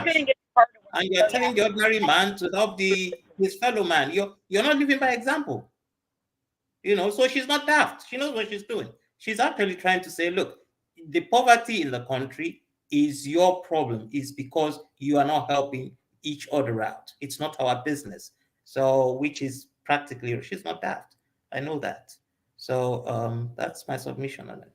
All right. Thank you so much. Let's go to Open-Minded. Open-Minded, welcome to the show. Open-Minded. Yeah, thank you so much, Dr. Damages. Yeah, thank you so much. Can you hear me? Yeah, go ahead. I think we have echo. Did you open Explorer? Yeah, first of all, I want to talk about the Naira. I want to talk about the Naira. Is evident that the Naira is coming down for sure. And for me, I will have to look at it for a couple of weeks to see the kind of magic they did. If it does not go up again, then okay, the magic is working and that is fine for me, because I cannot argue with the fact. The fact is the thing has come down, and that is what we are seeing at the moment. So that is that for the Naira. For Remi Tinubu's statement, I think she is quite far from the people. She's not in touch with the public anymore, I think, because if she's in touch with the public, she will know the kind of suffering and pain that is going on in the country. It shouldn't make a statement, because even the minimum wage for civil servant is 30,000, while some states they pay 35,000, and with the cost of things in the country presently now, that money cannot afford anything at the moment, cannot feed one person at the moment. So the only option that people have at the moment is to travel, even though they don't care what they do abroad, long as far as it's legitimate and it can put food on the table and the job is dignified by the country that they are working on, then it's fine compared to 30,000 for civil servants. What about the maids that are not civil servants, that are not working for the government? So this is my take. I think she's gaslighting the people, and this is not good. Thank you. All right, thank you, open-minded. We appreciate your input. Righteous man, you're next.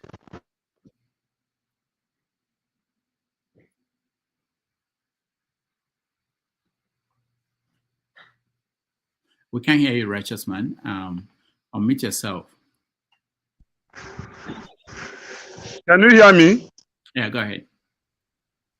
Yeah, I said when people are celebrating that the Naira is coming down and the dollar, the dollar is coming down and Naira is gaining, they don't actually know the economic facts and effects of what we are passing through here. Let me give you an example. If you bring in 40-footer container to Apapa port, before we normally clear it between 2 to 3 million. As I'm talking to you today, 40-footer container is cleared at the rate of 18 million naira. That's 18 million. Then you pay the truck that will bring it from Apapa, where I have office at Odolowu. Between Apapa and Odolowu, you pay truck 1.6 million. So when you add it roughly, you are clearing 40-footer container with 20 million naira. That's number one. Number two, the tariff, the custom tariff is not in naira. It's in dollars. You pay in dollars. And so when we are saying dollar is going down and naira is gaining, there is no much difference, because when you go down to import things and bring it into this country at the rate of 1,400 naira that the dollar is today, even if it's at 1,000 naira, even if it's at 800 naira, even if it's at 700 naira, even if it's at 500 naira, it is still high, because the value of our purchasing power here is very low. During Abacha time, he pegged naira to dollar 22 naira per dollar, and for the 3 years he lived, that was how it was. And we were crying at that time that we are facing difficulties. Can you compare 22 naira per dollar as Abacha time to 1,400 naira that it is today? That we are celebrating democracy. Then number two, I think Nigerians should be more concerned about 2027. This is my reason why I made such a statement. The 2027 election, if care is not taken, is already rigged. The federal government have increased the earning of the judicial officers, the judges of the Supreme Court, the Appeal Court, and the other section of the court. And the bonuses given to them runs into millions. While the policemen, teachers, doctors, and every other civil servant is still based on 30,000 naira minimum wage. So, and these people are the ones to decide who wins and who loses election. And now they are being paid back by the increase of their earning. And Nigerians are keeping quiet over it. And by 2027, we begin to see another different tone that will be introduced when the issue is taken to the judiciary. So automatically, we are still going to see APC continue in 2027 unless Nigerians wake up right now to kick against this introduction of increasing the wages of the judiciary. Then finally, as regard to what Mrs. Tinubu said, you know, Nigerians are docile, you know, and these politicians capitalizes on our docility to say and do whatever they want to do. And you know that Mrs. Tinubu has no constitutional office as far as the constitution of Nigeria is concerned. But the federal government have made billions of naira as budget regarding to the office of the first lady, which is unconstitutional. And that is why she has the guts to insult the intelligence of Nigerians who are remitting over $50 billion to the Nigerian economy. If the diaspora Nigerians are not bringing money, the economy of Nigeria would have collapsed, and maybe Nigeria would have been plugged into civil war right now. So I think that woman, whoever ordained her as a pastor, should call her and cancel her and bring her to the part of feeling the pain. She's supposed to play the role of the mother of Nigeria today, but she's not playing the opposite. She's laughing us. She's doing as if, you know, she has never faced difficulties in life. But as it is, we will take it because it's Nigeria. It can't happen in any other country. Thank you. All right, thank you, Righteous Man. It can happen. It's something that I wanted to highlight. He said that I know about the Chief Justice of the Federation, the increase in pay, allowances, and everything. I think it came up to 66. I think about 66 million a year. That's the new pay, and if you convert that to dollars, it would be about $48,000. That's what the Chief Justice of the Federation is getting. All right, Henry, you're next.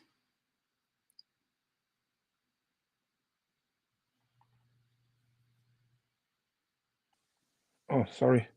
Good evening, everybody. First of all, for those taxi drivers in the United States, all over the world, I feel your pain. Your first lady downgrade you guys from your job. But anyway, I feel your pain. It's only a foolish person will support what this lady is saying. Every job is a job. First of all, what is her profession? What did she learn? What is her degree? This is what the Nigerians have to ask this lady. And the official she's holding today is illegal. It's illegal. When somebody like this come out in the public and rant and say something like this, somebody to invoke this woman. I know some of this Agbebakun, this Omar Liyede around the keyboard here, €72 here to damages will be saying she's right. What is right? It's not the same people who spend money necessarily. It's some people they give them money to buy cars, furniture their houses and their offices. These are the same people who come out in public and start saying things like this. Some of them will say she's saying the truth. What kind of truth is that? What Nigerian's government is doing till now? Okay, look at. I remember in December, January, declared 40 feet container was cleared 6 million. My brother cleared 40 feet container for 6 million.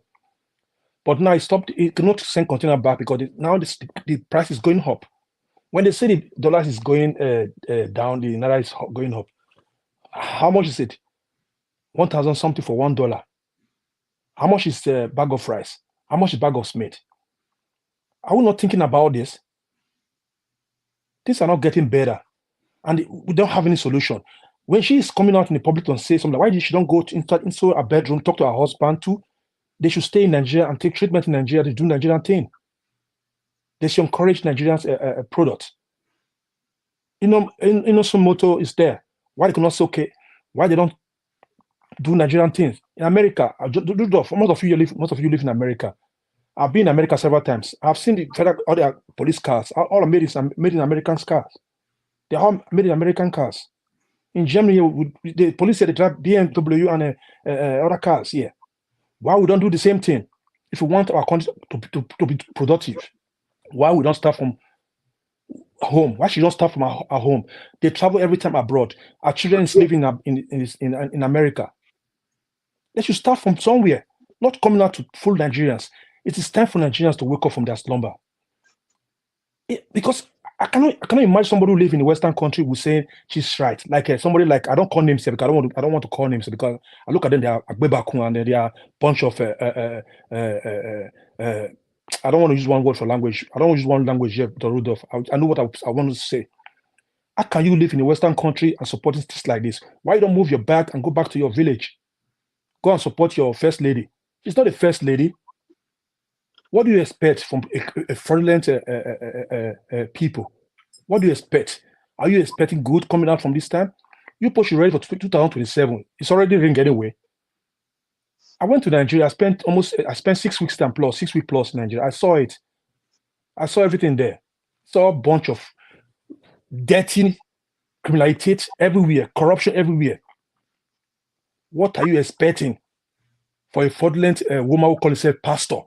I think some of your pastors, live in. I think some of your pastors will listen to their sister in Christ. I know they will support her. What she said. What she said is wrong, total wrong. It's not encouraging Nigerians. It's just downgrading other people who's doing other job.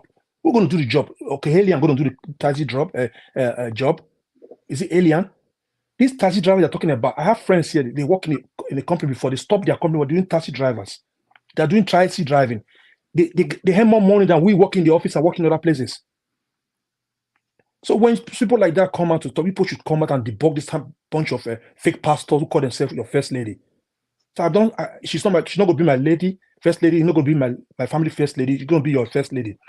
Nigeria should wake up from their slumber.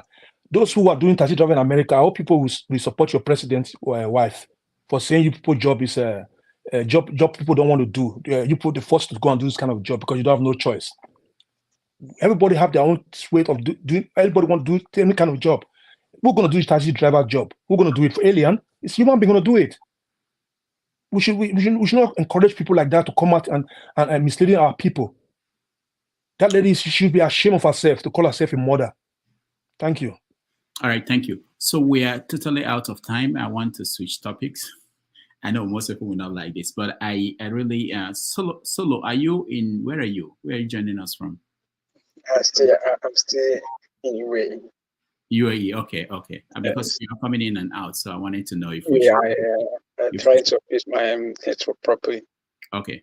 Well, I'll let you be because I thought you were in Nigeria. Let me go to Eagles Air. I will just give everybody that remains 2 minutes, please, so that we can get to finish this topic. I know that a lot of people have been thinking about what they want to say, so it's not fair to just leave you without getting you the chance to speak. So Eagles Air, let's do 2 minutes so that we can go to the bigger topic that we have. Go ahead, start. Good evening from India. I hope people can hear me. Yes. All right. In my own 2 minutes, I'd like to say something. Before I say something, I want to put an adage. Evidence of failure is an excuse. I hope people heard what I said. No, evidence of failure. Failure is excuse. Yeah. Okay. And it's an adage. When they give a carpenter a work, I know that he's not doing well. So he could begin to give excuse concerning the tools and all the rest of them that he uses to work. That's the major problem. So that's exactly what Remi Tinubu is doing. She has found out that there are a bunch of failure in Nigeria government. So she started looking for excuse and who to blame in economy. She's talking about taxi drivers in America and all the rest of them. I want to ask her a question. Did Nigerian economy okay that most of people who work in bank travel to abroad to become a taxi driver? What kind of nonsense word is she vomiting out of her mouth? They gave her how many billion for transportation? For her what they call for her office, and they spending the money, and she opened her mouth and begin to say all sorts of things that does not matter in life. She's supposed to be talking about the economy, how to build the economy, how to make things change, not to insult people on media, not to use the office. Let me ask her a question. In her own husband, what was the work her husband is doing in America? She has forgotten it. What is the work? What is the work of his son? That they steal money to do all the rest of them. So what I'm trying to say in effect that they have found out that they have failed, but they're looking for somebody to insult, and they came to say that these people are the problem or their own problem with the economy. But these Nigerians are no problem. I believe people in diaspora contribute immensely in Nigerian economy by remitting some amount of money back to Nigeria. So she should also give encouragement to people in diaspora for their good job they are doing in Nigeria. How much is the bag of rice before the husband enter into office of president of Nigeria? How much is bag of rice right now? How much is dollar? So you find out that they have failed, so they're looking for excuse to give.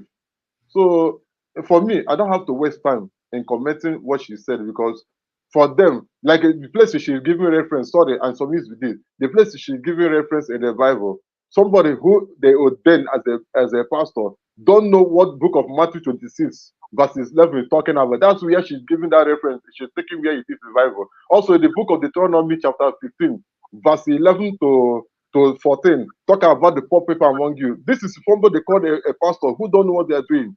Political pastor. In fact, as a Christian, I'm disappointed in her completely.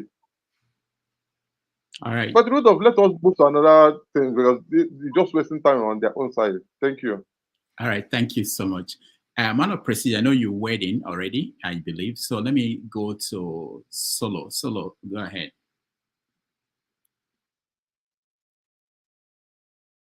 Obia was eating, so we'll bring Obia back since he stopped eating. Can you hear me? Yeah. Obia, okay, the law says you shouldn't eat on air. You were eating. No, I'm not eating. Alcohol. Solo, no, following the rules. Follow the rules. Solo, go ahead. I feel they drink alcohol, Abi. Now rules they upside down. Wanna review them.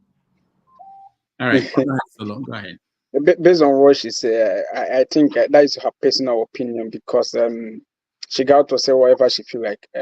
For me, it doesn't really matter, because they are there. The husband is there to give a proper leadership and create jobs for people to like work. And in Nigeria, we have thousands of youth who don't have job, and you are insulting people abroad. So for me, I don't really care about what she's saying. That is her own business. It's only for people who feel bad about it. But if you just ignore it and let her be, say whatever she said, because everybody knows the husband already. So before he became a president, it's well known in American. So what can she say? They are there stealing money. So for me, her words are not relevant to me. I don't really care about what she said. So I'm not even, those doesn't really bother me.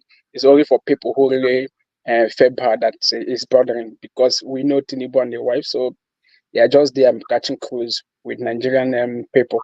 And the youth is just there looking at them too. So that is just the facts about Nigerians. So that is all I have to say. All right. Thank you. Thank you so much, Solo. Let's see if Ovie. Okay. All right. Let's switch topics. When we get Ovie, he will also tell us about what's going on with the African Games. I think he's been monitoring what's going on in Ghana. I don't know how. I see the tables and I see Nigeria second place. I think I'm not sure where they are today. Well, I can educate you if you want to a little bit. Just a minute. No, hold on. Let's hear from Ovie. Welcome back. If I drink go now, it's okay. It's kind of poison, pure poison, but that's okay. You see why the whole country, everywhere is screwed up. That's why those people where they blame, where they won't make case for our Naira. I don't blame them in a way, because let me start with that with a question. Bola Tinubu take over the leadership when Naira was what? the 250, I'll be less than 500.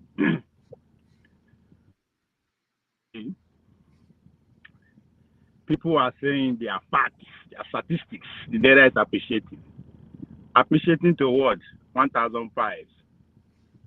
And again, we would go back and forth as if it's important, as if we don't know what is at play here. At the end of the day, Bola Tinubu will spend 4 years finish. The Naira will now be at 1,002.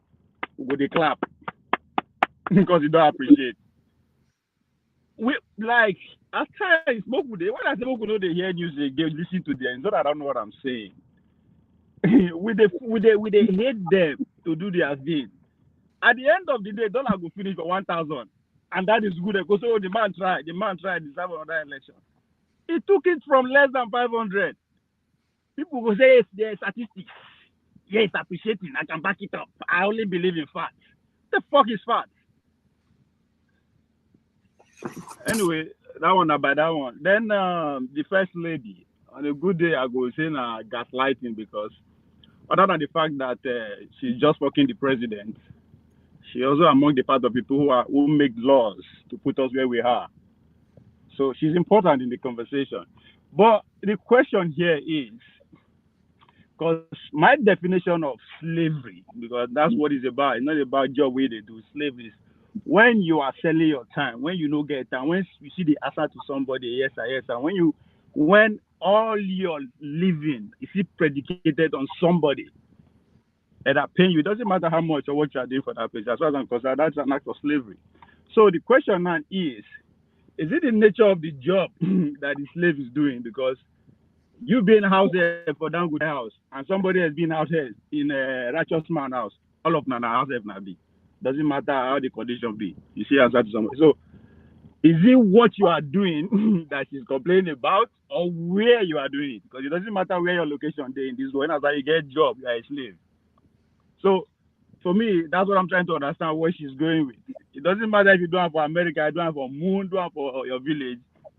You are always a slave to somebody, including her and her family, who are supposed to be royalty in this world, but instead they see the answer towards the capitalists. So the question I would have loved to ask her, which dimension is it coming from? Is it the job or the location? So that's what I see there. There's nothing to. I'm not surprised that they say all that. And what again are we talking about? Rudolph. We talked about they appreciate too. It's already dead. So what? All right. We are moving. Because as far as I'm these are non-issue. It's not going to solve any. They are non-issue. They are distraction. Important things to talk about, because at the end of the day, when we end this conversation, they go win. As I said, dollar will end up for 1,000. I win for them. We talk about what she said, what she not say. You know, but go along, it doesn't matter anything. So as far as I'm concerned, we are not moving. We are just helping them to keep buying time. That's all this that I see that we are doing here. There's nothing really that not just to get us angry. When we verse finish tomorrow, we'll go church.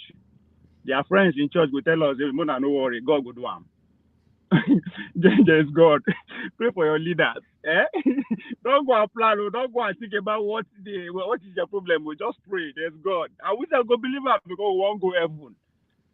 So somebody asked a question that it takes almost 60 years to command the military at the top of the game. How long is it going to take us to take the class of 1999? So let's go with that. When we go there, we will pray. We'll be back here again. Thank you.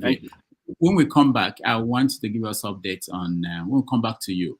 Update on the African Games going on in Ghana. But I want us to go to a major issue now, which is the issue of Nnamdi Kanu and Simon Ekpa. Before that, let me just point out that as part of this conversation about money and the exchange rates, there was an interview on Channels TV where the governor of Anambra, Soludo, was interviewed, and he was told, because the implication of the value of the currency is more than what we think, he was told that right now the states are getting more money from the federal government. And you hear people say that all the time. But he actually corrected the person interviewing him. What is the value of this money we're getting? That if we're getting I think they shared 1.1 trillion last month. I forgot what they shared this month. But he said, this is nothing compared to what we were getting before the Naira started losing value. So the implication is more than just individuals. For state governments, when you say they are getting more money from the federal government, what would that money do? Is that money good enough for what it was before the Naira started losing value? All right, we are going to go to the next topic, which is Nnamdi Kanu's reaction in court, but he's been overshadowed again by the military naming Simon Ekpa as one of the 97 terrorists in the most wanted list. Let's watch a little bit of this. Simon Ekpa cannot be sitting and sleeping with a white woman in Finland. And you are telling me that he is what to you? If he is that to you, please, I will respect you and what he is to you. But when I am burying my people, my family, my blood, because of his irresponsibility, and you are giving me lectures, I'll take exception to that. I've listened to you in dignity and respect. But I do think on this matter, I know a lot more than you do. I respect your age because you're older than me. But I swear, I know a lot more than you do on this particular subject matter, and I will not yield to you when you try to give me lectures on this matter. I will end there. All right.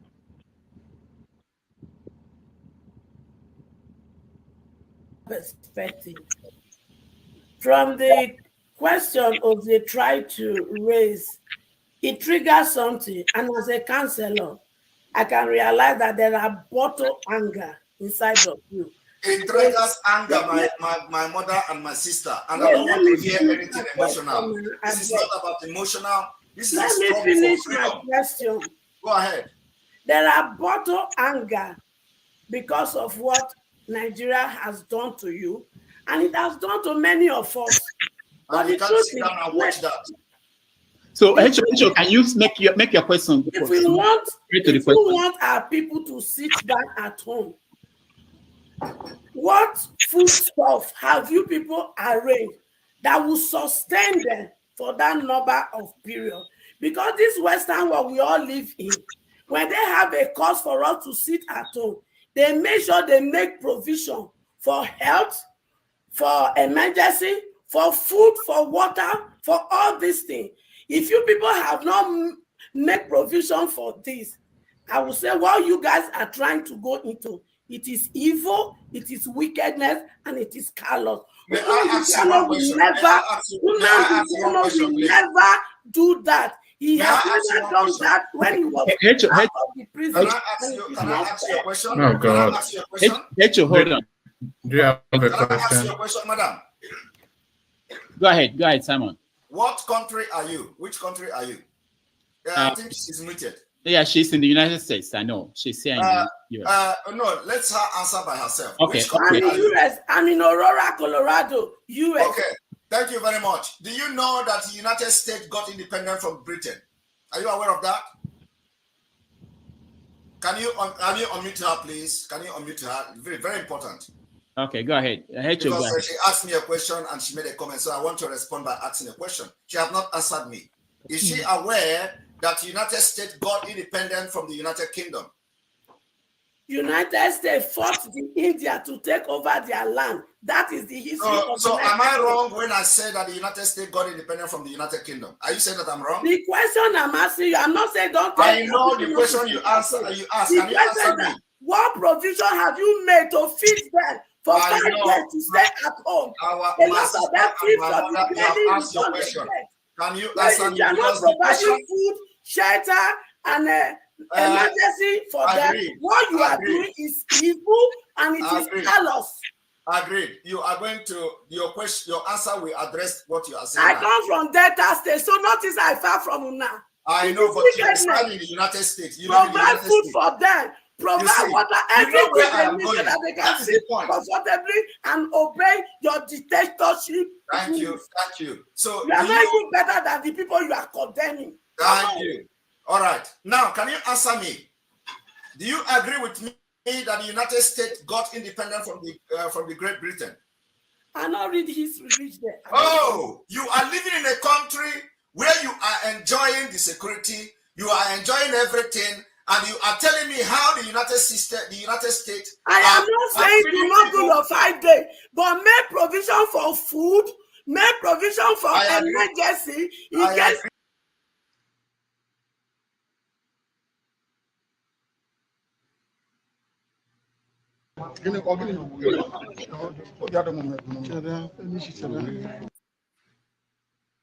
atụrụ mmadụ na-egbu mmadụ kwee n'ihi Biafra onye ọbụla onye ohi ndị Igbo ga-enu ntị onye ọbụla pụtara na-ezu ohi na-agba ama na-atụrụ ndị mmadụ na-eme ihe niile ndị a niile kwere n'ihi IPOB onye ọbụla onye ohi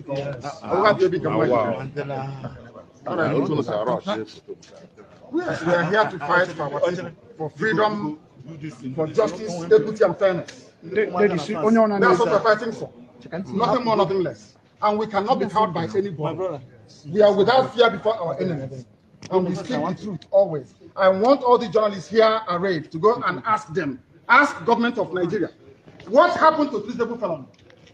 Where are those charges today? From 2015. They have just disappeared because they have no evidence against me.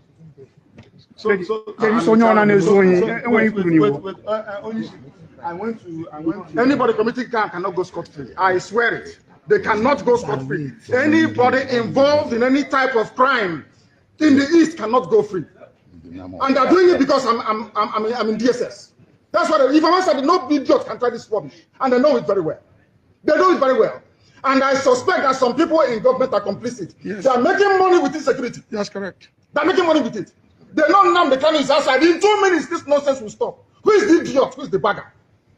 That will speak when I'm talking. Who is the fool? Who is the idiot? I ask. That I give an order in the East, and any idiot will counter it. Who is the bastard? I'm asking you. Nobody can. Sir, are you I'm Nnamdi Kanu. Who is the idiot? No, don't. No, man. What is it? Can you tell us the ongoing killings in the name of IPOB? What is your stand on that? Anybody involved in any form of violence or insecurity in the Southeast, in the name of IPOB, is a gunner, and they know it. Let me come out of this nonsense, this mess. 2 minutes only. Only 2 minutes, I guarantee you. And tranquility. And there'll be peace in the East, not just Southeast. Everywhere in the East, if not the entire South. Huh? Yes.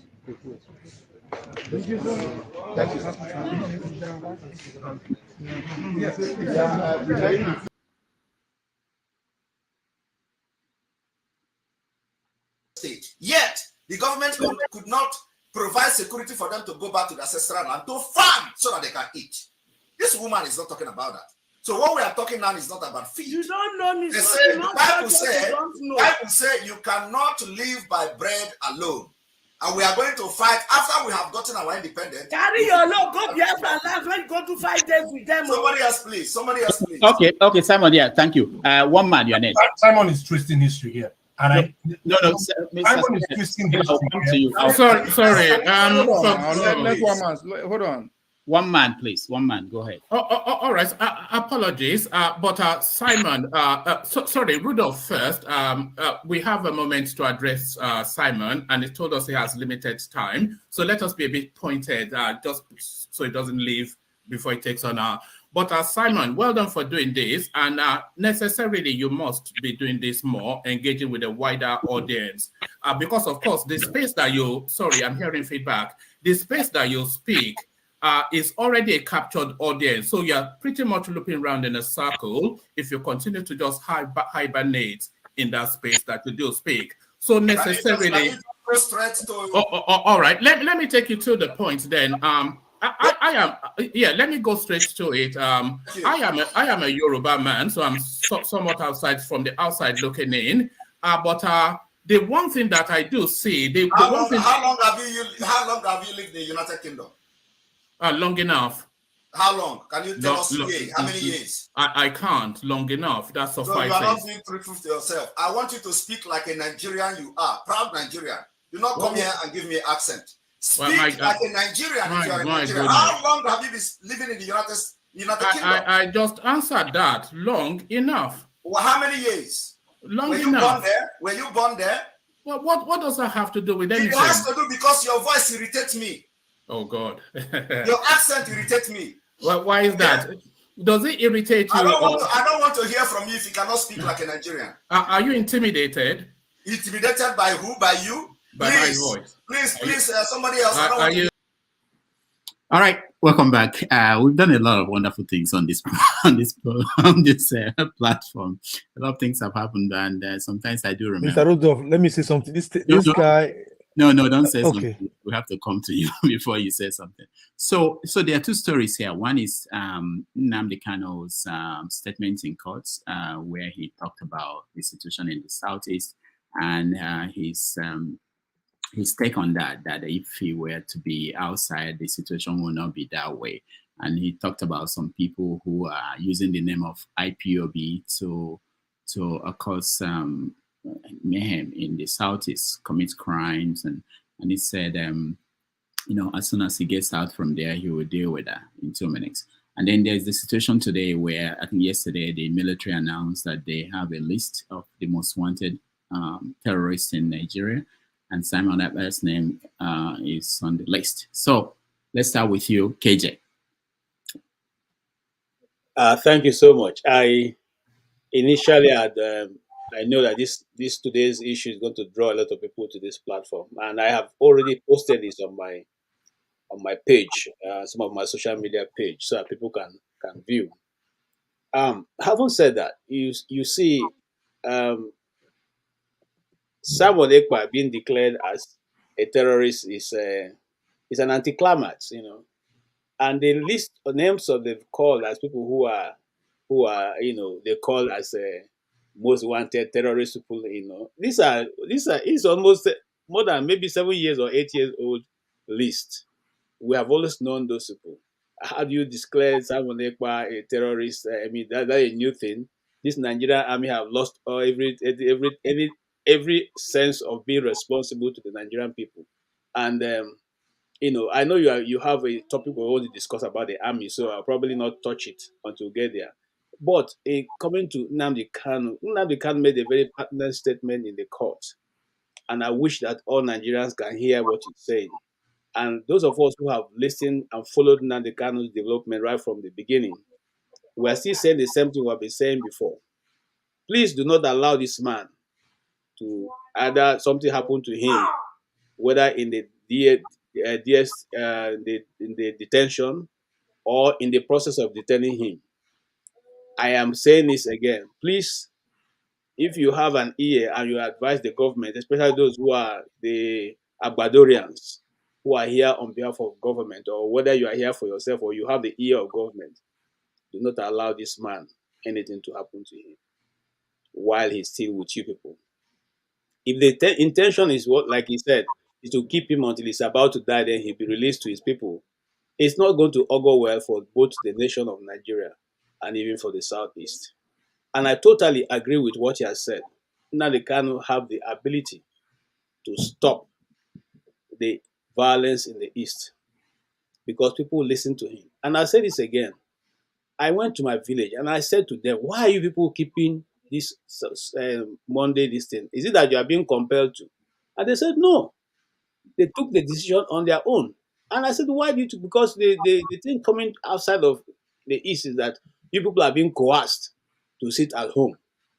And the question the young man asked me, how many people are members of IPOB that they can be everywhere in the East, coercing them, even in my village that is, my village is in a remote area, very remote.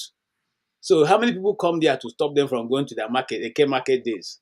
How many people are there? No, they took the decision themselves. So what I got to take away from there is that if Nnamdi Kanu is released tomorrow, those people who have on their own decided they will not go out on Mondays will now change their decisions. And so that will bring about more people taking part in Monday activities. And even the few miscreants, those who are using the name of IPOB to do all kinds of things, will now be forced to either move elsewhere or to stop their criminal activities. So I agree with him on that basics. I also agree with him on the reason why should Nigeria as a government, as a state, with the monopoly of violence, continuously not to be able to bring a charge that they can hold on to, not one single one, not say one single one. They've been able to push through, even with all their paraphernalia of, authority of security. Secondly, why will the court in Nigeria keep giving orders that are not followed, and yet the courts keep sitting, to hear this case? Is there anywhere it happens? You have given the order 1, 2, 3, 4, 5 times. The man is still not, your order is still not being respected, and you are not still doing anything about it. Nnamdi Kanu is going to still appear again with that is white cloth that we have been wearing for more than 3 years now, and the court that have issued that he must be given a new set of clothes before coming to court the next time. He still appeared with it, and the judge Binta Nyakos still didn't see any reason, any need to ask questions. They are asked, which is more stronger? Is it the DSS or the court in Nigeria? Now, the Supreme Court have said, this man, you shouldn't have denied him bail because he did not jump bail. But the same lower court said, you jump bail.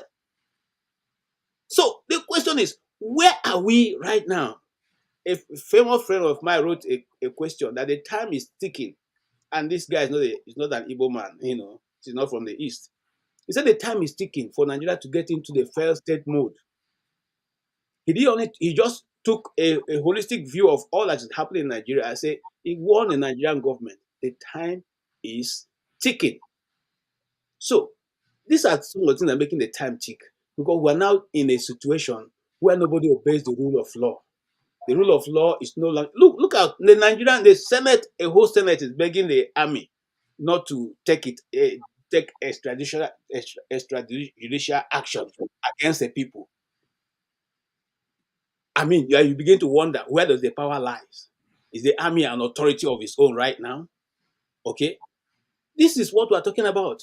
And you see, like I said, if government wants to end the nonsense going on, even the so-called declaration of Simon Ekpa as a terrorist is not going to give we're not going to get any traction from that. Why not release this man? Why not release this man who said in 2 minutes everything will come to a closure? Even the Simon Ekpa, the power given to him will have fizzled out, because he will no longer have anybody to support the action that he's taking. And I've said on this platform before, I'm not a fan of Simon Ekpa. I may not know too much, but I don't think he holds enough for me to listen to him. Okay, I am not priding myself in any which way, but I'm saying that because he has gone out to do this, I give him that respect. Okay, I can't do what he's doing. I cannot. You see, my village is very small, but me, as I'm sitting here, I cannot tell my village people, okay, tomorrow don't go out, and they will listen to me. They will not listen to me. Who are you? But this is somebody who is not even in any part of Igbo land, and people still listen to him. I mean, I'm not talking about someone like, I'm talking about Nnamdi Kanu. So he holds a lot of power in his hands, and a reasonable government would have listened to him. I'm not saying if you have for 3 years you have been holding him in your court. Look at how far the man has become. If you see his face, he's not well at all. You can see that his stomach is almost protruding. You can see it. I'm not a doctor, but looking at him, you know that he's not sound in his health. What will your gain be? This is supposed to be a Nigerian citizen. What will your gain be if he dies? Do you think that if Nnamdi Kanu dies, that will bring an end to Biafra? You're wasting your time. And I put it on record. If Nnamdi Kanu dies today, you have over 50 Nnamdi Kanu out of Igbo land. So it seems better for you to deal with Nnamdi Kanu so that everybody can be put on check. We tried it before. What happened? There was one what's his name now in Mohammed? What's his first name? You know, the leader of Boko Haram. It was a civil movement until you people played up with your police and everything, and somebody arrested, you know, and handed to the army and to the police, and you said, you know, there was an exchange of gunfire, and you killed that young man. And today, we have not woken up from the bad dream we all have been having with the issue of Boko Haram. When will we learn as a people? When shall our government think like other government think in other nations? When shall we have a think tank that can see things from just a wider view than myopic, individualistic view that we always try to present of a Nigerian issue? When shall anything that has to do with the Igbo man, be a bit different from every other one that is a Nigerian issue? When shall it be treated as a national issue and not viewed from the East? It is an Eastern thing. It is an Igbo thing. It is look, who cares? It's an Igbo thing. You know, when shall it be? When, look, the same treatment that is happening now in this Delta happened some months ago in Niger. Okay, 38, including an Air Force plane, a jet, was shot down. The governor went to appeal to Tinubu. He didn't. The army wasn't, you know, allowed to go there and do whatever they like. They killed 38 army, you know, soldiers were gone down, including a jet. And what happened? Did they unleash the Nigerian army to go there and investigate? The governor went to Tinubu and said, "Oh, we have come to appeal, and we have to find it. You know, we have the largest number of Boko Haram militants in Niger. So if you allow the soldiers, this thing will become something else." Okay, but there are militants in Niger Delta. There are militants in Niger Delta. If you allow the soldier, won't it become something else? Okay, the crime committed now have so much been so, you know, the world has to come down because it's in Niger Delta. Come on, let us wake up. If we want to build a nation, let's build a nation. If we don't want to build a nation, let us just call a spade and sign off. Thank you, sir. All right. Thank you, KJ. And let's go to Henry. Nnamdi Kanu and Simon. That's the topic. Anyway,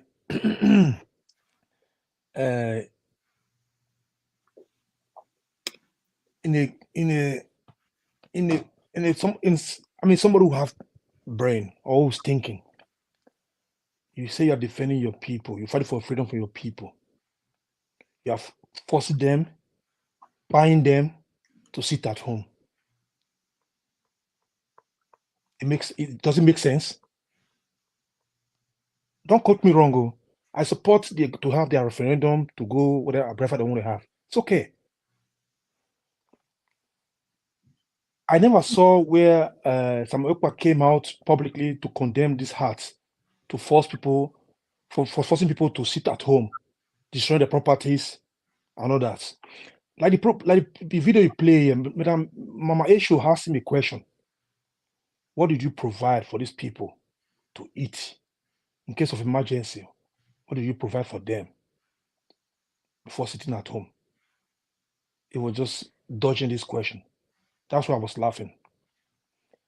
You see, Nigeria government don't have anything against Nnamdi Kanu. For real, they don't have it. If they have it, how many years now? Why don't bring the case out? Bring it out. What do you caught him if he's a terrorist? Bring it out. Let's start the case. They did the same to Showore. How many years Showore spent in Nigeria? Mr. Rudolph, how many years he spent there? He spent more than 3-4 years. At the end, what? Nothing. If they have found anything against Nnamdi Kanu, let them go to the court there and let this man go free. If he's guilty, let him face the law. First of all, they went to Kenya to kidnap this man, bring him back to Nigeria. This man did not jump bail. They attacked his home.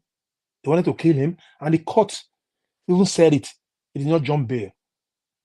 And the same criminal illegal court will say a jump bail.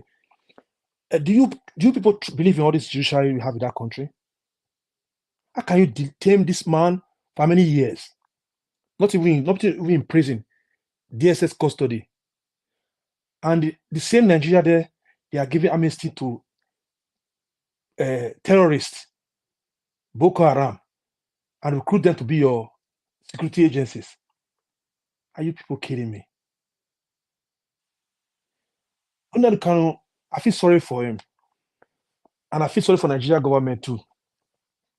If something happened to that man in that prison, or after they let him go, he's sick and die, Nigeria will not remain the same. The East will not remain the same. If people think you people from the East, I'm not from the East. You people think going to be this medicine, forget about one. They're going to be more in Nnamdi Kanu. People don't know. It is time for you people here, those who support one Nigeria or Biafra, to come together to make sure they release that man. They did not see him hold weapon and buy anybody. He did not do it. He speak. I can watch. I don't know, Judith, you know that you have the video. I think everybody will have the video here. When he was fighting for one Nigeria then in the UK, I saw the way people protesting about one Nigeria. When he changed to become Biafra, they hate him. But when he was campaigning for one Nigeria then, they did not arrest him, they did not prosecute him. When he said he wants his own country because the people they want freedom. There are people who want freedom.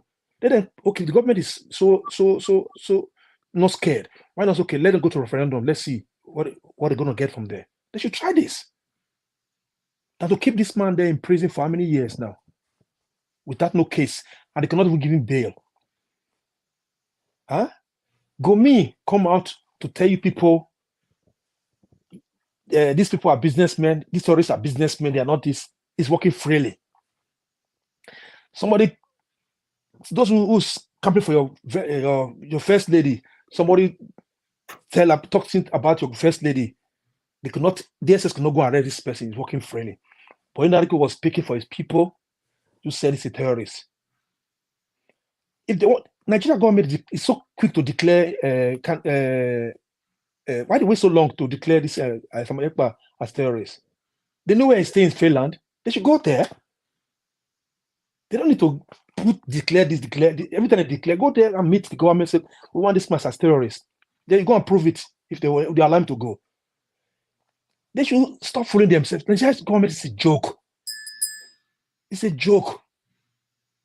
Terrorists are there in their government. The terrorists are there walking around the street. Boko Haram, all of them, they are in your military. The repentance Boko Haram, they are there in your military. They are your DSS, they are your SS, they are there.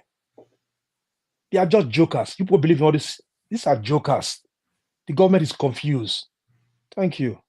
All right, thank you, Henry. Eagles Air. Thank you once again for this very topic. I just want to say something that what from a government is rule of law. In any country, there is no rule of law. There's no government. That is that place that call themselves the government. They are just in a state of anarchy. For instance, there's something that happened in India here on Thursday. This past Thursday. You know, in India, what they used to have chief minister, not governors.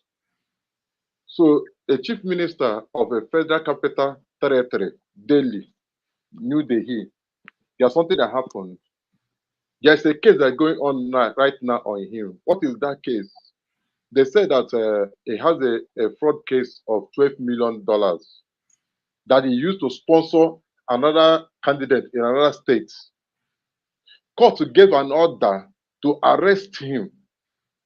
As I'm talking to you now, judge gave an order for him to stay under custody for 7 days, and he's under police custody up till today.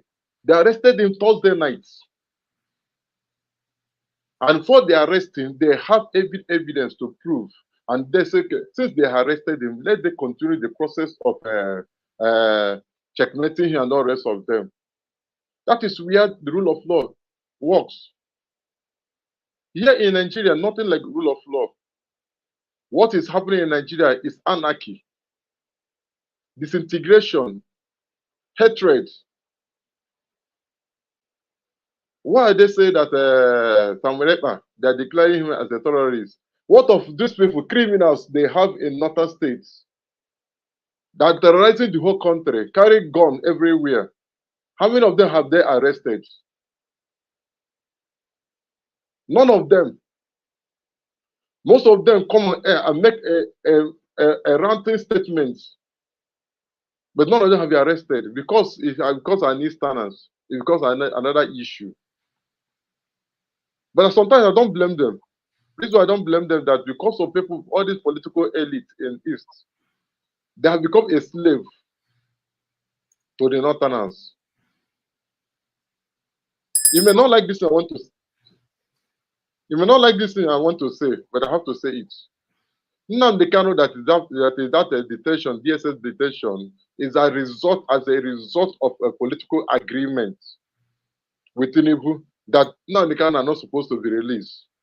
And don't be surprised, a foreign country, something like UK hand is always also a there. Reason, I have reason for that. Reason why I say reason for that is that Nnamdi Kanu is the type of person that's spoiling their show. Nnamdi Kanu is spoiling their show. It's exposing some certain things that he hidden. So what they need to do, they want to silence him so that it will not continue to spoil their shows. So what I'm trying to do is just a waste of time. If they have any charges against him, let them charge it to court, because there's no rule of law. Judges don't have mouth in Nigeria. Judiciary don't have mouth in Nigeria. That's why after giving their own judgment, an individual will come out openly and debunk it, and nothing will happen. So please, Rudolph, I know that my own time, you need to checkmate time, but as a result of respect, I end here. Thank you so much. Man of Prestige, we are short of time, so if you can make it quick so that we can get everybody and move to another topic. Okay, thank you very much. Let me just give you a breakdown of the 96 people, not by name, just the breakdown of the different geopolitical zone.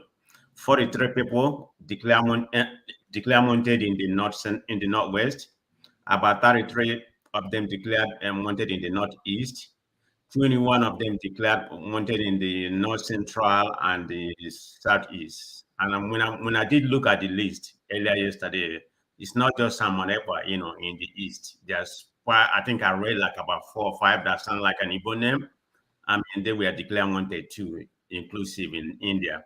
Simon Ekpa was specifically, declared wanted for secessionists, I mean, I have a different opinion. I think it's about time. It's overdue. He should have been declared wanted a long time ago, because of the harm and what he has been doing to the southeast, the sit at home, and what kind of problem it has caused to that part of the country, So, in my own opinion, that should have been overdue. You should have, if they can arrest him, they have to arrest him, and let the same punishment be made to other ones, that have been declared wanted. But in a Nigerian space, the rule of law doesn't really apply, and there's some segregation of rule of law. We know about that. So that's indisputed.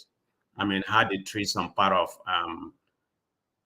the south side, the southeast, and the north. So it's a different demarcation. So there's no doubt about that. So in my own opinion, Simon Ekpa have perpetrated a crime, that has depleted the southeast. He should be declared wanted. But I don't know what that means. I'm not a lawyer. Now that he has been declared wanted, can he be able to perpetrate whatever he's doing and everything that he's doing? Or can he be picked up or whatever? So it's for the lawyers to figure out. That's my conclusion in that regard. So I never like him, but let me pivot to Nnamdi Kanu. I think what Nnamdi Kanu, maybe some people are missing the point. He's tried to tell, particularly, the governors in the southeast, that he's supreme to them. That when he come out, I mean, I like his message. I'm not against it. I'm never an Nnamdi Kanu, fan, but let's be very clear about that, And what they did to him, the extraordinary rendition and everything was completely wrong, So they should have facilitated where he is right now and adjudicate the case right away. But it's taking a long time. I don't know if there's some political undertone in it. I don't really know what happened. But from what I understand, being in the United States, I was one of those people that have been clamoring for Tinubu to pardon him, because I don't know how the law system works in Nigeria, but in America, you can never be pardoned until you are actually being charged. I mean, he has already been charged anyway, until actually being convicted. That is the only way you're gonna, a presidency can give you a pardon. You have to be a convicted felony and so on and so forth. So right now, he has been charged. He has not been convicted. But in a Nigerian case, I don't know if Tinubu can do that or not. I can't really tell, but I hope he does it if there's a room for him to do that. So maybe there are some lawyers in Nigeria that can brief us on that if Tinubu has the mandate, to pardon him. That would be good for the peace of the nation. So I don't see any issue about what he said. What he said, I think makes sense, because if you release him right now, I definitely think it's going to be peace in the southeast. But the governors, let's be very honest. Some of them may not want him in the southeast. Some of them may not want him to be released because they feel like he's bragging like he's supreme to them. So that's the way I see the whole thing that just transpired, I think, earlier this week. Thank you. All right. Thank you, man of prestige. Solo. I can't hear you. Unmute yourself. Okay. Can you hear me now? Yeah, good. Okay. I think in the issue of Simon, but I can remember, I think that should be last year when Nigerian government tried to arrest him in Finland, and I didn't think he went well. So declaring him as a terrorist because he's fighting for freedom, I don't really see anything wrong for him fighting for his people. Just like the same thing Nnamdi Kanu did. Let's just be true to ourselves. Nigeria is not really working, and no matter how we try to paint it, and if we think Nigerian government can conduct referendum for people to go their way, that is impossible. So we should just be honest to ourselves. Nigeria can never break, no matter every community, everything happening. We are still one. Nothing can change it. And if you try to fight and free your people, you'll be held accountable, and they will arrest you and kill you. So I think if someone like Simonipa is fighting for freedom in any way he can do to free his people, that is on business. People have their different ideology of fighting for freedom. The way Nnamdi Kanu did may not be the way and procedure and principle that Simonipa made use. People have their way of doing things. So we don't, I don't really, because for me, freedom is not cheap in any way, any country, especially Nigeria that is bloody. Nigeria is, everybody know, we know our country, Nigeria. So saying that you want a peace talk or dialogue or referendum from the Nigerian government, that it's not going to work. So why are we beating around the bush, knowing that all those things cannot work? We are suffering, and for we to speak the truth, and we are just dodging the truth. When someone is trying to I don't want to belong to these people, let's look for a way and free our people. We start prosecuting the person, giving him a bad reputation because he has his own ideology. So freedom is not cheap. For freedom, for you to get freedom, I know a lot of people have to pay the price. People will die. For sure, people must die, and people will still survive. If we go to a freedom fight in a nation country that fought war or try to be free, you see a lot of people. Then they give to they then died in the process, but at the end they achieved something. So I don't. What Nnamdi Kanu was doing, there is not much different from what Simonipa is doing. So if people don't like him, or that is it. But how can we change? How can we change the narrative of Nigeria? How can we build it properly? Nigeria has been corrupt from the roots. So I always talk about revolution. The only way Nigeria can get better is by revolution. But we are like, I beg, it's not possible. Let's forget about it. We to be better, and we will just go off. Our time will pass away in the earth, and our children will still continue the suffering. So let's just stop. Okay, you want to say something? Yeah, give me 30 seconds. Round of 30 seconds, please. To correct you, Nnamdi Kanu and Tinubu, they have difference. The Kenyan Kanu didn't order anybody to buy his own people, to force them to sit at home. So correct that statement, please. Thank you. For what Simonipa was doing, that is a civil disobedience, right? Civil disobedience.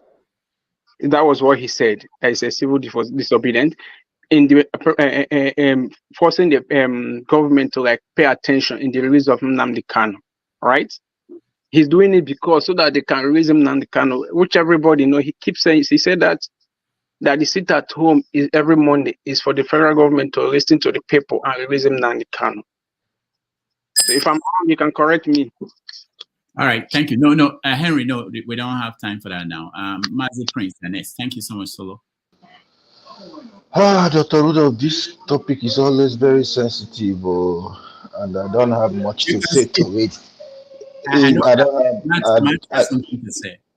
Yeah, for me, the best thing, is let the government release the Everybody man. is scared from the east. That's all I can say. Let them release the man, and Simon Ekpa, the military don't have to declare him. They know the way to Finland. They can ask for extradition. Not talking, always talking. As a matter of fact, I think I rest my case. I don't have much to say on this. All right, thanks, Mazi Prince. Ikolola. Thank you once again. It's unfortunate that we are discussing a matter that has no direction. I mean, these people have been fighting this terrorism for how many years now? Since when did Jonathan come in? And it's a show. You're looking at the show. They always release lists. I mean, in other nations, if you know the people who are actually causing you problems, you get them. When you get them, it's a quiet thing. Except you can't get them, then you make them to know that okay, we are looking for you. But if you can quietly get them, take them to court, charge them with in a judiciary that works, and so that everybody sees that it's justice is being given. But unfortunately, like someone just said here, we don't know who is in power anymore. Whether it's the Senate, whether it's the judiciary, whether it's the military. So we're now getting lists from the military now. So it's a shame. I think it's just a show. All right, thank you, Ikolola. Matt, you're next. Yeah, Dr. Damages and the panelists had agreed to. It's been a while, Thank you for this opportunity. What are we discussing, please? Let me not go off the line. You don't know what we're discussing. I was discussing I was listening. No, I was following before. Don't get me wrong. I know I was following before, but don't get me wrong. I mean, right now, is it Nnamdi Kanu that we are focusing? Because that's what. If you don't know, I think I can see Kene. Kene actually came in because he's what we're discussing, and he's ready to weigh in. So we can skip you if you don't know what we're discussing. Let's go to Kene. Yeah, I know. Kene, my brother, would not like to take his brother's portion. Good everyone. It's good to be here again. He has already taken it. Oga Henry. I greet all of you. Righteous man. I'm actually here because of man of prestige, but it's okay. All right. Can I hold on? Okay, can I hold on? Matt, have your say before we go to. Okay. Thank you, my people. Anyways, I heard what Nnamdi Kanu said. I mean, that young man. I don't know. I just don't know how to, go about this. I don't want to say something that they will now start looking for my people at home. Nigeria has become a place whereby when you say the truth, they will put your name in the wanted list, or maybe damn you as a terrorist. Why? The main terrorists are there, flooded in our forests with AK-47 with a lot of ammunition, doing what they are doing. They see them with their crocodile eyes, but they are not going after them. But when you try to raise your voice, to show them what they are, not seeing, or what they are seeing, but they are just looking away as if they are not seeing, you become, a problem to them. Nnamdi Kanu, he's a hero. Anyways, I don't have anything to tell you in particular, Dr. Damages. I watched your interview with him, with him, I'm sure you know him one-on-one. He's I heard the many questions you put to him, very direct questions. And you see that guy, he never deviates or tell you what he tells you this morning, tomorrow he will tell you another thing. You still find out that same belief in the court when he was speaking. I know a lot of people started quoting Nnamdi Kanu that he was talking about or against Simon Ekpa. I think people were really mistaken from what that Nnamdi Kanu was saying. You understand me? There are difference that when you are saying that people who are causing problem in the southeast. He mentioned people who are causing. He didn't mention Simon Ekpa. And if you watch that statement, he finally said that even his release, that he knows that some politicians, do you understand me? Some politicians are the ones even fighting, doing what they are doing behind for him not to have for him not to be released. So a lot of people started quoting it that it's Mazi Simon. I don't think he was going that route. But even at that, this is two different people. Dr. Damages, let me just say, as you are, the way I like the way you do your thing, if the federal government holds you today, there are some certain things that I will be doing in the media to agitate your release. Does not mean that you are the one that set me to do that. I don't know if you understand me. I'm doing it as your follower, as someone that loves your doings. Even the federal government might tell me to stop. I will keep doing it because all I care is about your release, not about any other thing. Not that you have spoken, you've told me to start agitating for you.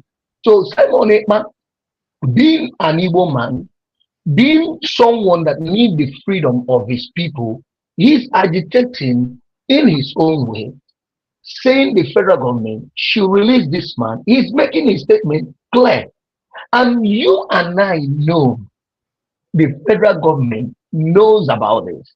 That if Nnamdi Kanu is being released, that Simon Ekpa will not be doing or enforcing all these things that he is doing in the East. They know all these things. That is where that politics comes in. There are people who are gaining from this insecurity that is going on in Southeast.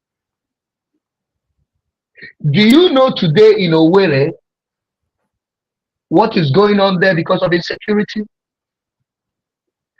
My sister was nearly kidnapped, but finally she was robbed. In Owerri, not once, I'm telling you, they are even kidnapping, robbing police children. And this is not in a broad daylight, it's happening now.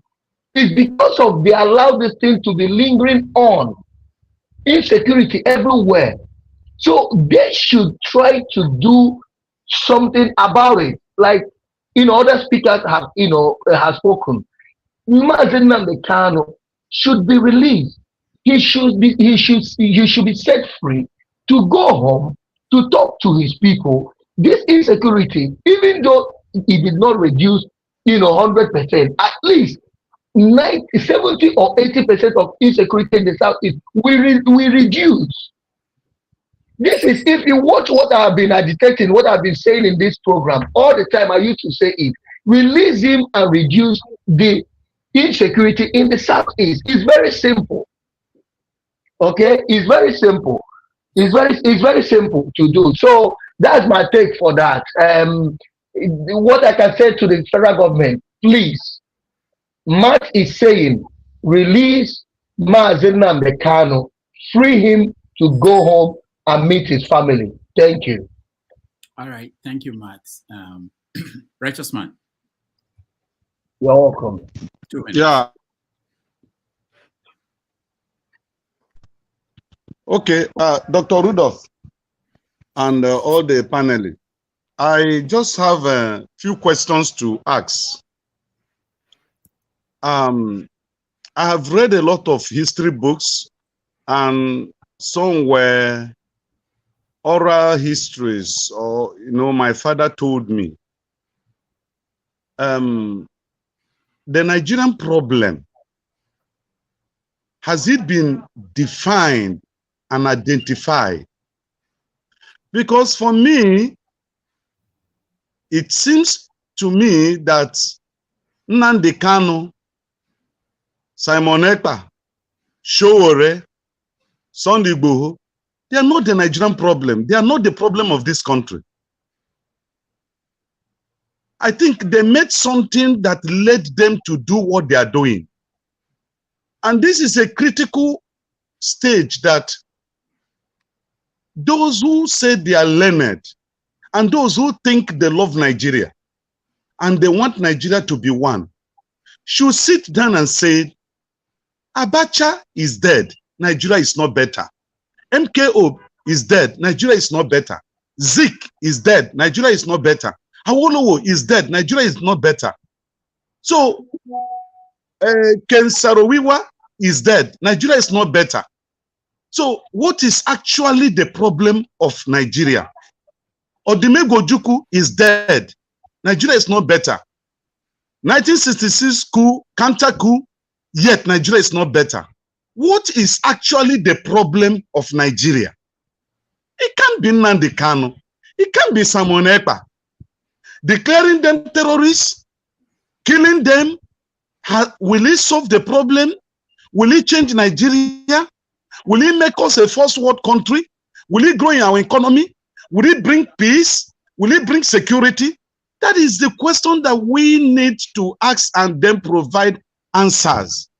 Because declaring somebody a terrorist does not in any way affect the person's life. As far as I'm concerned, going back to history, Nelson Mandela was declared a terrorist by America and by the Western world until he became the president of South Africa. That was when USA removed his name as a terrorist, including Britain and other countries. They even hosted him.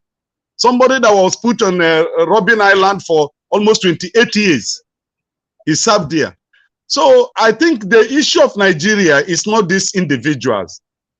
Nigeria, government, politicians, Nigerian citizens should please find a way to identify what our problems are and solve it. When we solve it, the likes of Nnamdi Kanu will not come up, Sunday Igboho will not come up, Sowore will not be shouting revolution now, and the gentleman in Finland is a Finnish politician, is a military personnel. He won't be doing what he's doing. That's just my submission this evening. Thank you.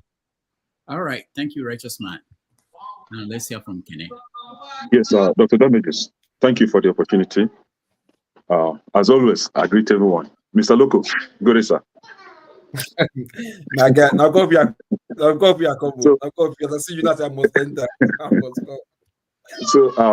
So let me start from the rehabilitation of Yahoo boys. I don't know if you guys have treated that.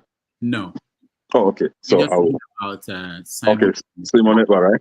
And then so when I heard my senior brother, man of prestige, giving us the number of terrorists wanted on that our Nigerians government wanted list, and I asked, is Sheik Gumi on that list?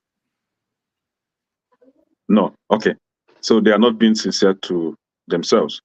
The reason why I ask this is because recently we had the Nigerian government shouting that they were going after Binance, that Binance is the one messing up the economy or the Naira dollar rate nonsense.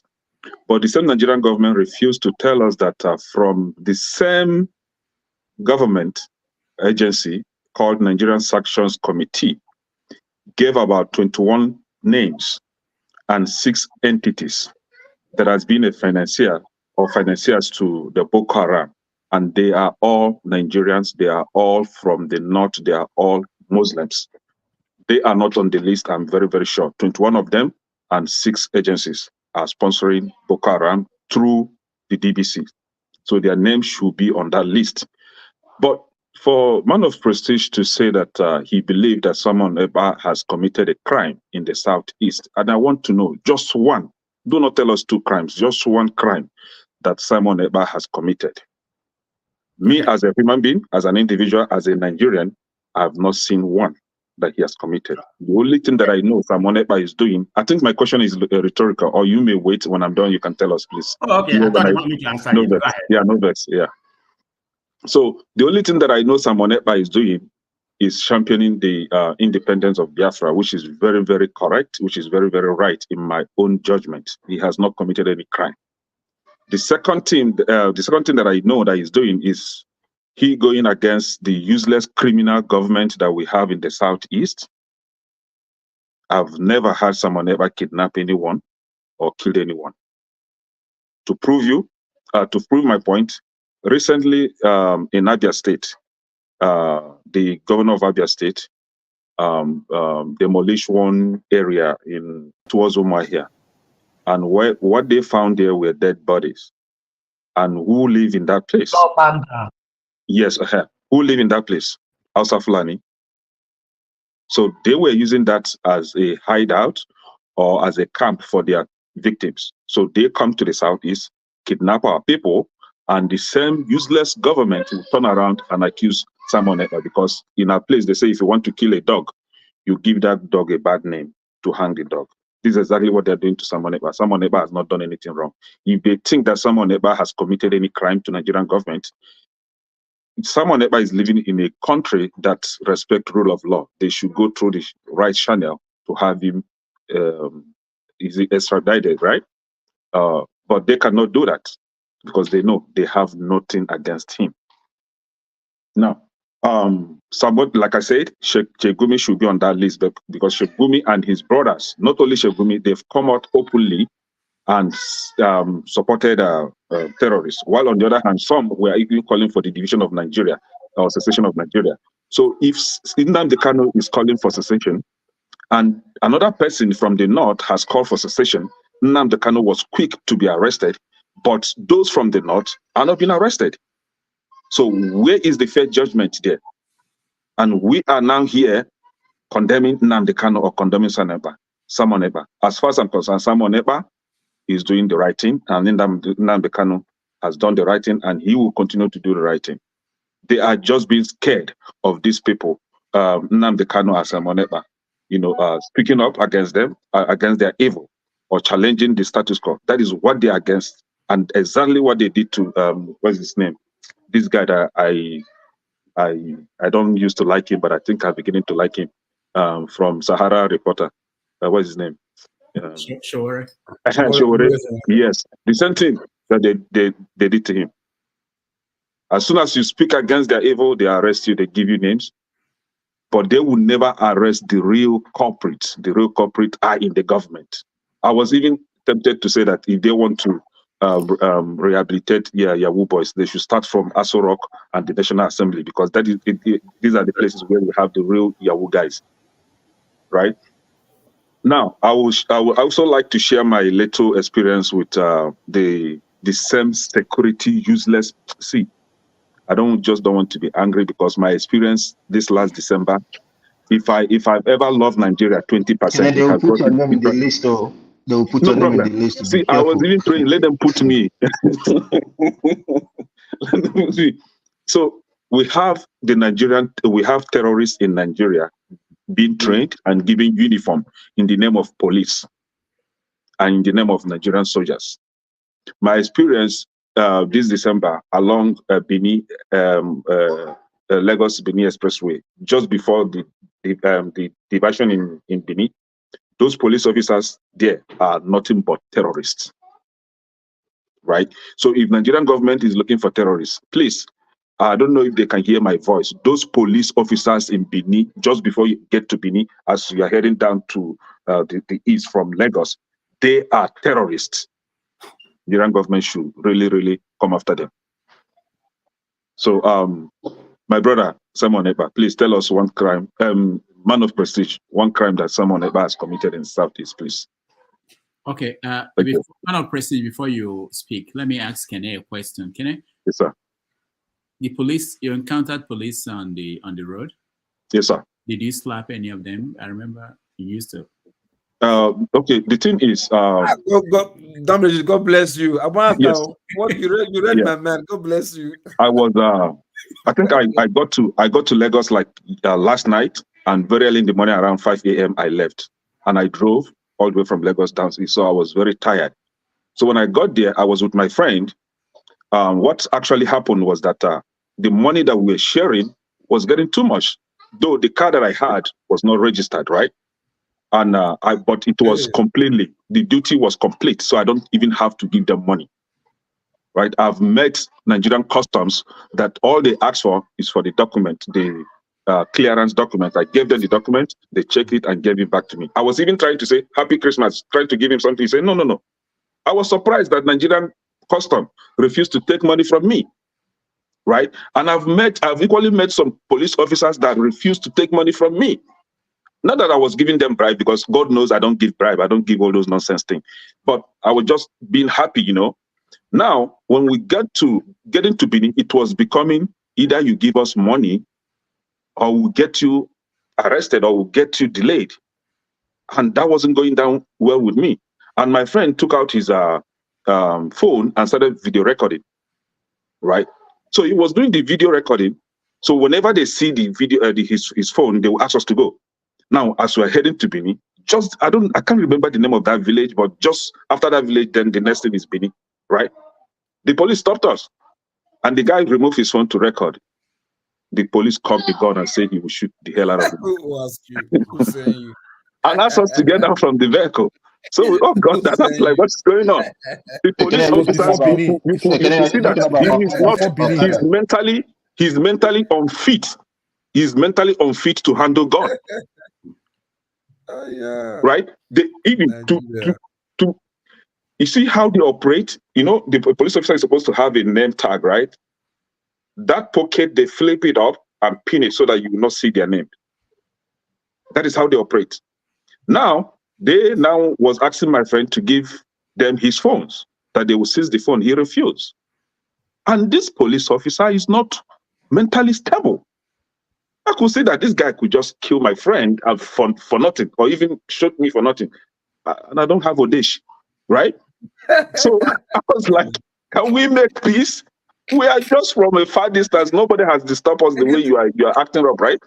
You just slapped the guy. No, I want to see now, Dr. Loco. See, sometimes you have to use your brain.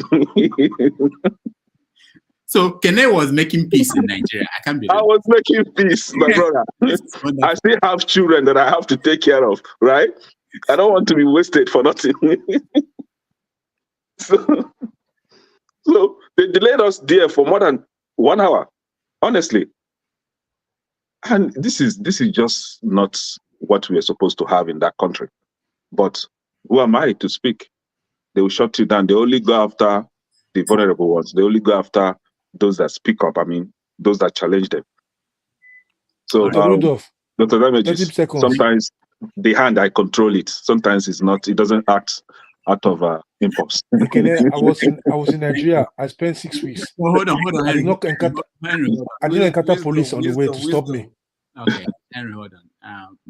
We have to continue to hear from people because we have to change the topic. But let me hear from man of President if you want to respond to Kene, and then yeah. I do want to respond. Okay. Yeah, sorry, my brother Kene, that you experienced that scary moment. I sympathize with you, but thank God you made it, peaceful. It's all, it's good. Nigeria. I mean, everybody in Nigeria has done something to them. But anyway, going by the question you asked me, I mean, that is my definitely, my area of perspective about what perpetuated and is still perpetuating, because I don't believe in the sit at home. I mean, the economic deprivation it has caused to that part of the country is I can't even count it. That's one. And that has, some implication in the killing that was happening in the Southeast, because those people, I'm not saying whatever is happening in the Southeast, is being perpetrated, but just Sam and Eba. There could be some political, undertone going on and everything, because everything in Nigeria is like abracadabra. There's no doubt about it. But Sam and Eba shouldn't have compounded the whole thing that was happening. You can't tell me that the economical hardship has, it has made to that part of the country. It's not anything that concerns you, and there's some collateral, in the killing, because the people that's enforcing all this thing, if you don't do it, they neither kill you or do something. So that's the area I'm coming about. All right. That's where I'm condemning somewhere. I think you're just basing it on. I think it's just based on assumptions or speculations, right?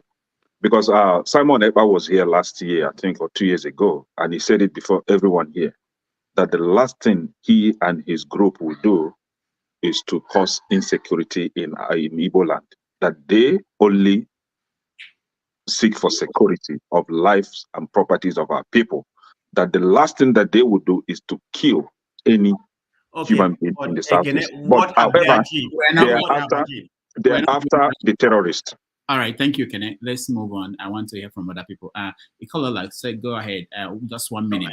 Dr. Dame, put me at the back. I'll be back. Okay. Okay, it's just for me to say thank you to everyone again, at least before I go. And I also want to make a submission to what the last panelist just said. You see, we come here every day to see how we can make Nigeria better. But the man just said he gave money to officials. That is wrong. I mean, yes, we might be happy. We might be wanting to show appreciation for what they do, but immediately we start giving it, and then somebody else goes and doesn't feel so happy to give them money, then they label that other person as not being kind enough. Just I'm not taking anybody on the issue. I'm just making my observation. I'm not saying anybody did wrong. I'm just making an observation. That's all. So please have a good night, everybody, and we'll see you next week. Okay, thank you. Ikola, before you go, just one question. When was the last time you went to Nigeria? It's been a while now. Okay. It's been a while. All right. So when you go, come back and report to us. And definitely. Yeah. I will. If I give any bribe and maybe I'm detained, I wouldn't come here to say. You wouldn't know when you give the money. You'll be happy to give it. In fact, you have to go this year. You have to go this year. All right. Henry, 1 minute. When you're driving a car without it's not registered, it's an offense to drive it on the way without registered. It has a time frame, right? If the car is within 3 months in Nigeria, Oganre, this is what I know. Numbers. No, hold that on. Is illegal. People are doing it illegal. You don't know this. Oga Henry, hold on. This is what I know better. I think Paul, you know that too. If the car is for sale, if it is not for private use, you still have 3 months time frame to have it registered. So provided the papers are complete. This is what people say. It's not in Nigeria. It's not in Nigerian constitution. That's what I'm saying. Trying to tell you. If you're driving a car that is registered from Lagos to Benin, no police will take any bribe from you. This is what I'm trying to tell you. I was in Nigeria. I spent 6 weeks in Nigeria. Oga Henry. Yes. Customs. I don't even have any problem with. I'm talking about the police. The police in checkpoints. I live in Benin. I don't even have to explain anything to them. I'm accountable or responsible. I can only respond to the custom, right?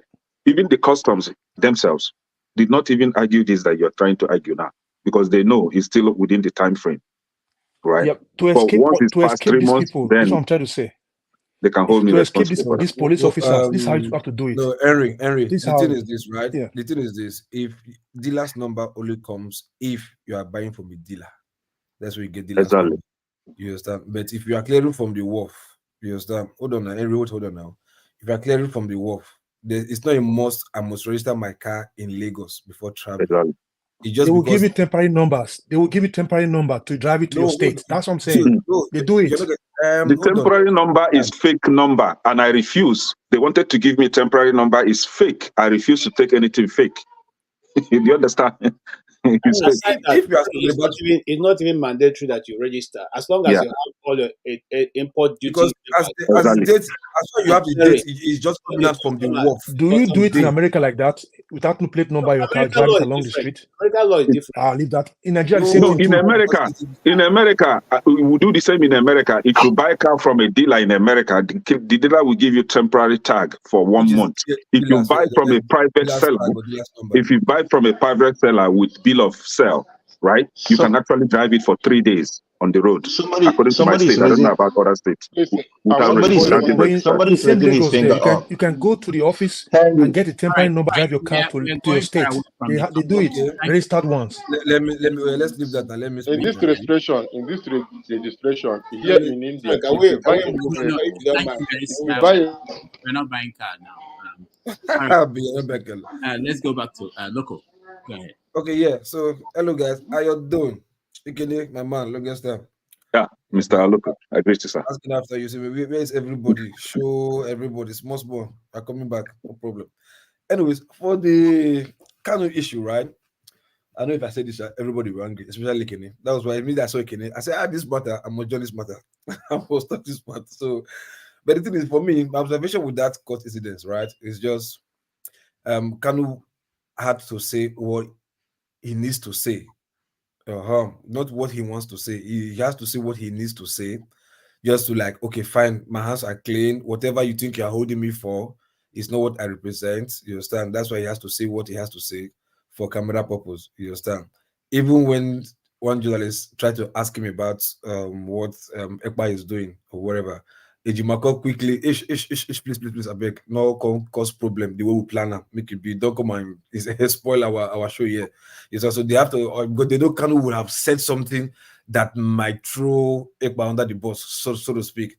Because when Ekene was asking, like, show me one crime that has committed, sometimes I can be in the Middle East, right?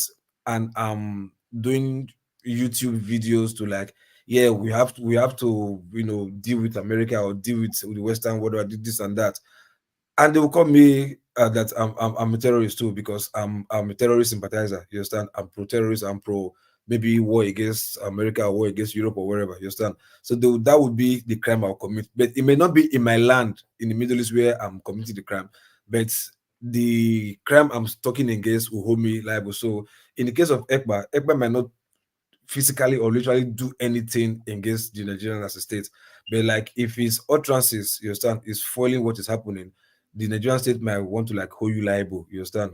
But like I said, these are all subject to proof in court, because he might also say it and Nigeria might not have a case against him and he might go free, and he might say it and Nigeria will have a strong case against him and they might indict it for him. So it's a little bit of a mix of both anyway, either here or there. But from the surface value, the Nigerian state will always have the right to hold him responsible, because if after his utterances that you see the mayhem that's committed in the Southeast, then they'll definitely put 1 2 together and say you are the cause. You understand? Definitely, if something is happening, you understand, as an investigator, you always look for a face for whatever is happening. You understand? It's only when you don't have a face, then you're like, okay, maybe it's like how do you call it, like a plot from an organization like a cartel that is doing this. But if you know you can have a face for whatever crime is committed, then you put a face to it. So they've linked Ekpa to this because of his utterances and all that stuff. So that's why they hold him responsible. You understand? That's what I have to say for them. But then for the car stuff that was coming about, I know Rudolph has known that anyway. You, as far as the car is just got to Nigeria, is from the wharf, you have liberty to drive it, because the wharf is in Nigerian. The custom paper covers you nationwide, so you can choose not to, you understand, register it in Lagos. I'm taking it to Benin because I'm just coming back from wharf now. So I mean, come on, just like your license has expired. I think most Nigerians don't know this. If you have expired driving license, you have a grace period of about 3 or 4 months to renew it. So you can also drive with the driving license for like 3 months or 2. And you're not still committing a crime. But Nigeria, if you're expired, the license is just expired 1 day. Nigerian police, you've committed a crime. So, but sometimes I think these are things that we don't really know as citizens, and the police are happy that we don't know, so they want to prey on us for every little opportunity that they have. That's it. All right, thank you, Loco. Before we go to Mbore, let me just announce that tomorrow on 90 Minutes Africa, we have a scholar, senior lecturer, and anthropologist from University of Nigeria, Nsukka UNN, Dr. Chidu Ugu, joining us to talk about the state of Nigerian universities and the future of our children, education in Nigeria, tertiary institutions. He was a fellow at Harvard School of Government last year, I think, or 2 years ago. So he will be able to make a comparison for us and what he experienced in America and what is going on now in Nigerian universities. So tomorrow at 12:30 New York time and 5:30 p.m. Nigeria, he will join us. All right. Who I think the next person is Mbore, because everybody else weighed in on Nnamdi Kanu and Simon Ekpa. Let's hear from her. Welcome to the show. Can you unmute yourself, please, Mbore?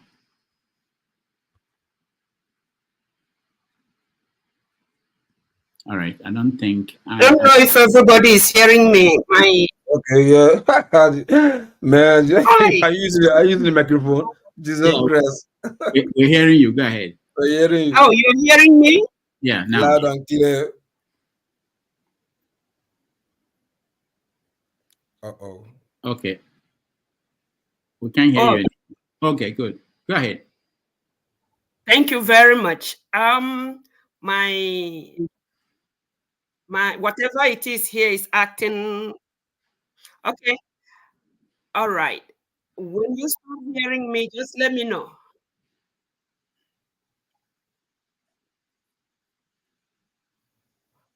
I think there's an echo, so it takes time she will speak, and it takes time before we hear her. Oh my goodness.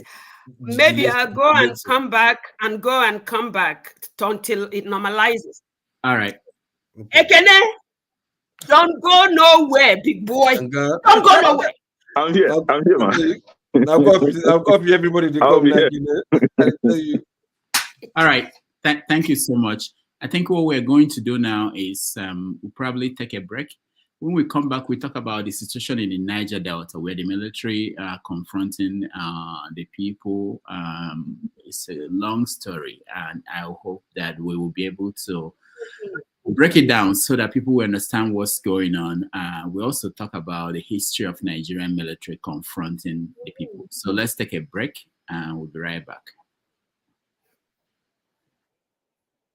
There is a long history of the Nigerian military encountering some armed groups while they are doing their job. And when that happens, the military reacts the same way all the time. Yes, they go into the place and mow down everything that is moving. And they burn down everything that is not moving. It is in their DNA. You can take that history all the way to the Civil War period. Remember Benjamin Adekunle Scorpion?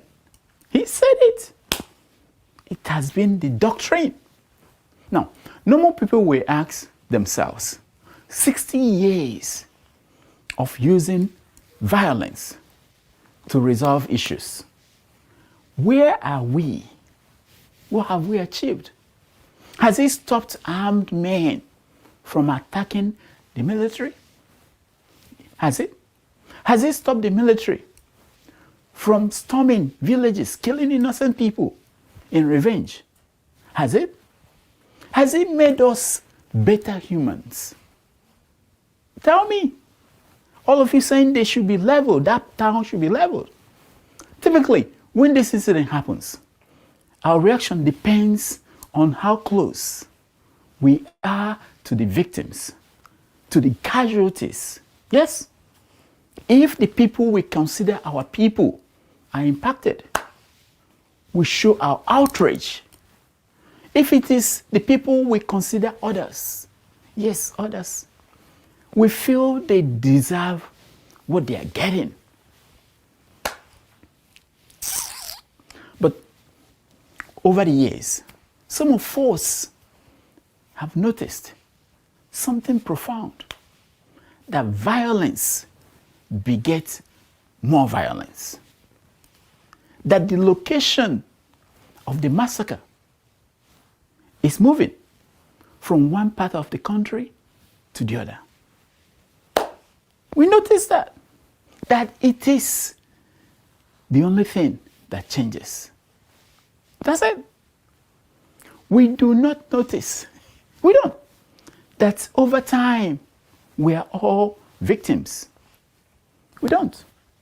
Whether we are the ones dropping bombs from Okuoma jets, or we are the ones on the ground where the bombs are falling on, we are all victims.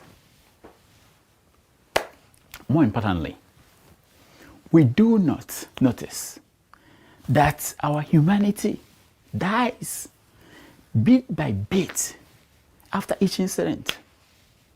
You cannot hold someone down without a part of you being held down there. And so it is that you cannot devalue the lives of others without devaluing your own life. It goes without saying. It reaches a point when even the mad people stop. They stop doing the same thing and expect a different result. Yeah, mad people stop. But we don't. A legal principle says that it is better for a guilty person to be free than for an innocent person to be in jail. The tears of the innocent victims of these atrocities and our inability to rise above the animals will haunt us forever and ever.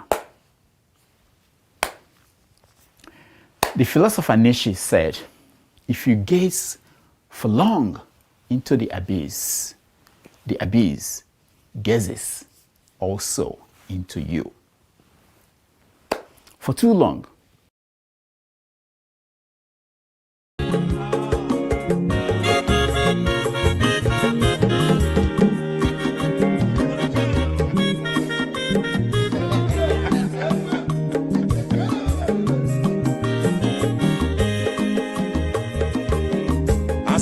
onye ọma zoro bio akwa nwa zoro bio Max ịbịa bunye gokwanụ m n'ofube n'azụ ụlaga n'ịbịazigo mmanwụ ụlaga do n'ịbịazigo akwa nwa nwilochi yo biko rapụ zoro ka ọ nabazi ya onye ọma zoro biko abụma nwatara ndasari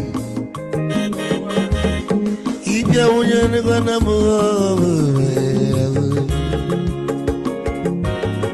ụlagado n'ịbịazigo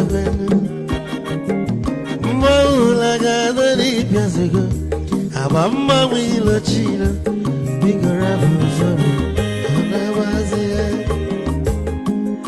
Mazi Okuoma Odogwu no kwere Chineke onye ọma Niger Delta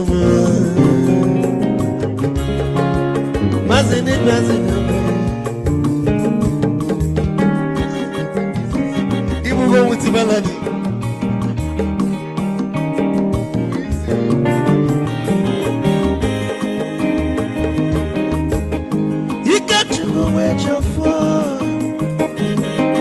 Odogwu nachala n'ọka ezi nwanne m Niger Delta ụlagado n'ịbịazigo mma ụlagado n'ịbịazigo ama Mama Wilo Chilo, Bigora Muzoro, Anabazi, say, Oyamazoro,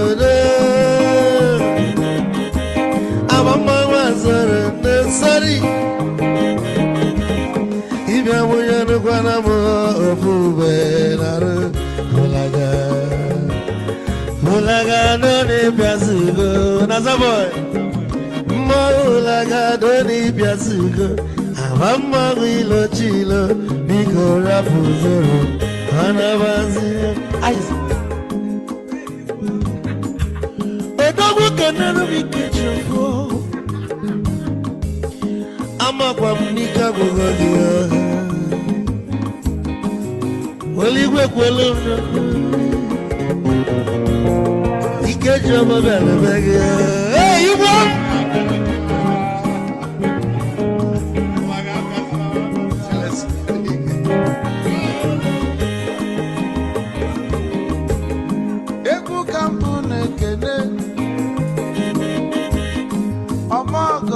So Chukwe Mekalumo Ike Chukwu Negaji Esi Nwanne Mekenemi Ila Pulife Nini Neme Webia Kagosili na Nina Gibu Nwanne Wisdom Megaji Kanyegi Mike Kogo Banya Bebu Isili Maxi Obule etiri egwu a malụkwa malụ n'imego m ife ọjọọ wee sị gị nwanne m ife ọkụ na ịchọlụ na ngeme wisdom onume ekene gị gbamanwụ iyo iyo biko lapụ na-amasị ya zoro zoro zoro zoro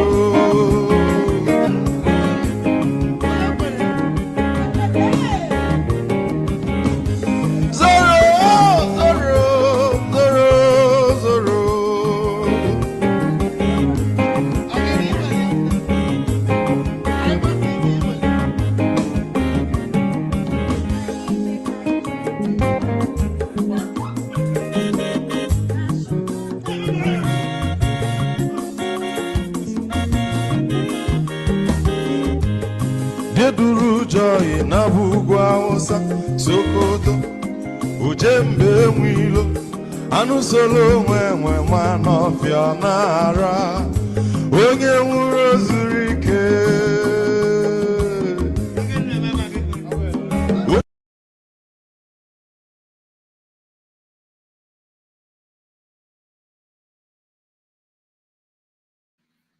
Okay, welcome back everybody. Thank you for being in here, staying with us.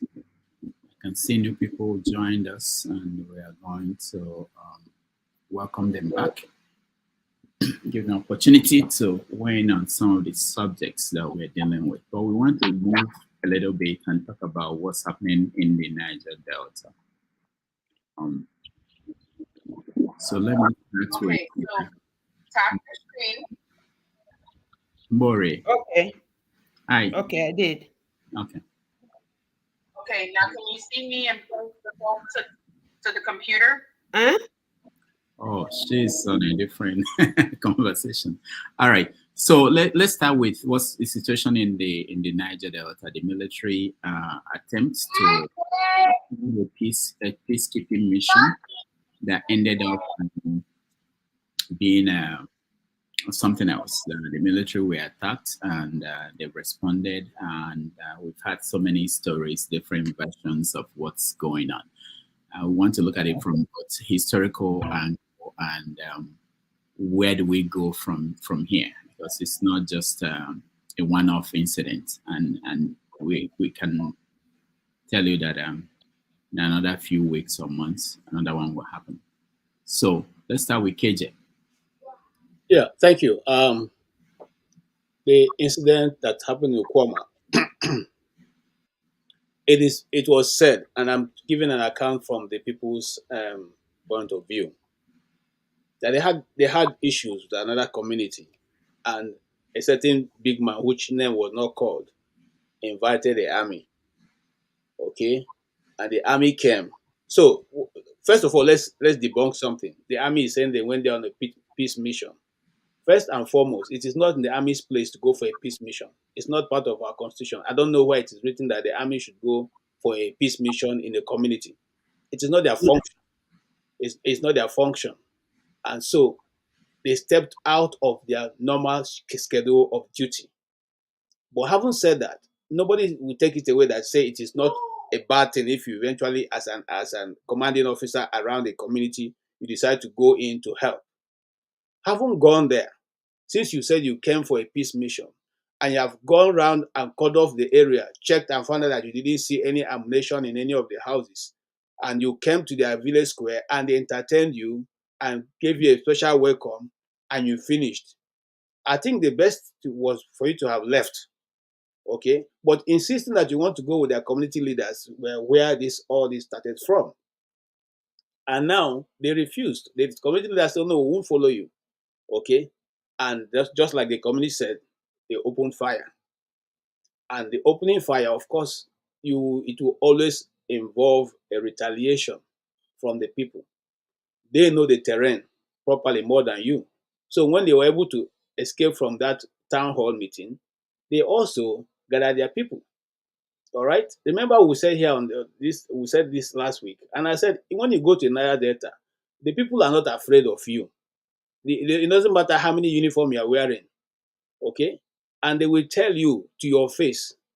If no be man, they die once. Now for Niger Delta, I learned the thing. That's saying you die once, you know they die twice.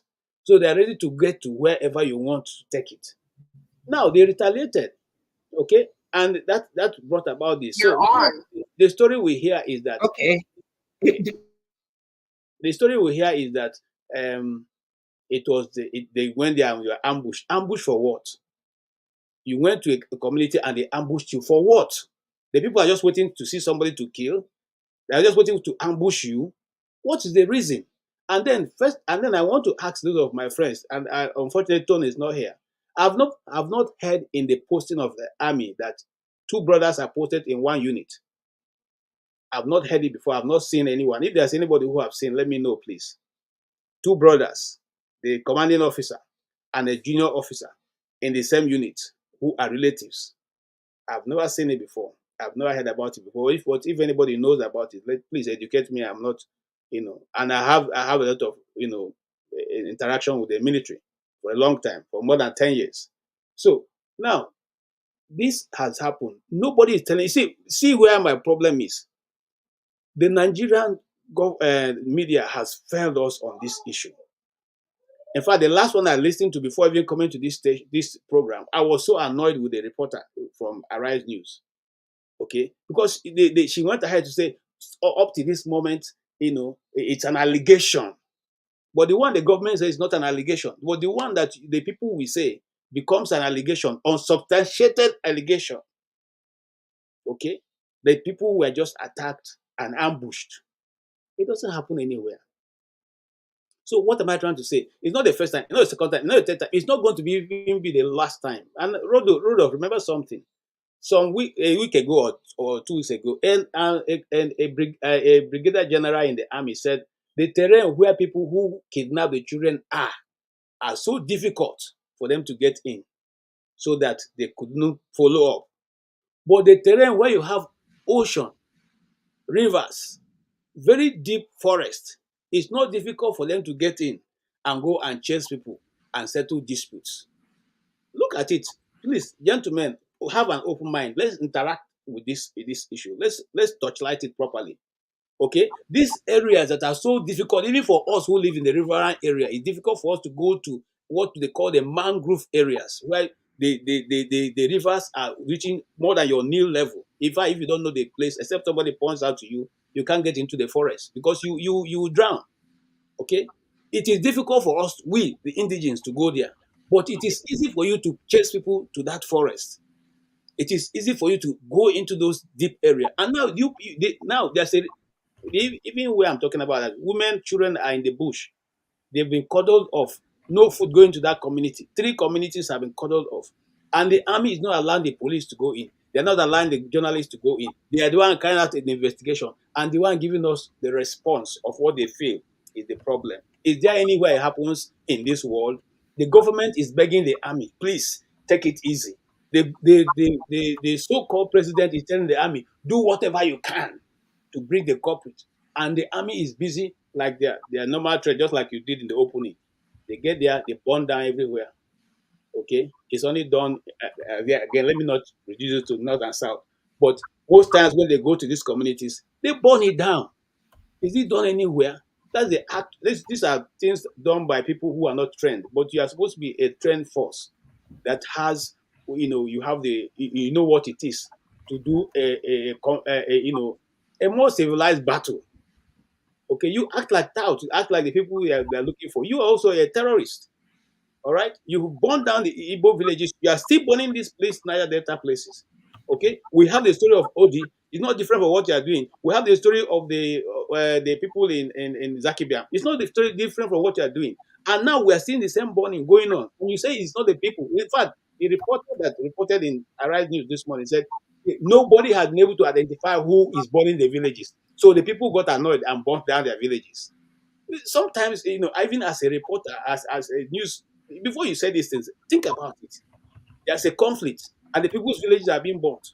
They don't have any other home they're going to go back to. And then they just decide to burn their villages, burn their property, and even saying that nobody has been identified whether anybody's alive. No, the people said over 60 people are missing. A chieftain of that community said they have people who they cannot identify because they're not from that community. People come from there to do business and go back. Some of the people that are down there now have nobody to identify them because they're not from the immediate community. But we can hear from Nigerian media, which just takes, they take pride in just regurgitating whatever the government say, whatever the army say, whatever the government say, just regurgitate it. If you just say today, oh, this KJ is a criminal, they go and say what certain KJ have been. They don't even bother to investigate, even just make a phone call to the people in the community. What is your own? I thought that investigation is that you listen to one person, you listen to the other person. You as a reporter now marry the two stories. Leave the audience to be the one to make the judgment. But these days, they just cook up the story and make the judgment themselves. And that is what the Nigerian, every other media will pick it and continue to. It is not done. I'm so disappointed with the Nigerian army, honestly, because you have not been able to take care of common, rectac army called Boko Haram. But you find it so easy to go to communities where people are defenseless and just mow everybody down and just burn down the community. And you take pride in doing that. Who does that? Where else does it happen? In which other community do people do this kind of thing? And then, what is the rule of law in such a situation? Are we at the mercy of the army? Is the army uniform more important than the police that is given the authority to mediate in civil matters? So the police cannot check the army. The army can do whatever they want. It's unfortunate, but this is the situation. So when we are discussing, let's have an open mind and don't be, I just end there. Thanks. And when I come back to you, KJ, I will want you to also look at, because that's always my concern. When it's happening in Nigeria, we feel in a certain way. But when it's happening in Gaza to other people, even within Nigeria, if this is happening to other people, most Nigerians feel in a certain way. But when it's our own people, the people we consider our own, everybody in Nigeria should be our own. But I understand that people pick their own.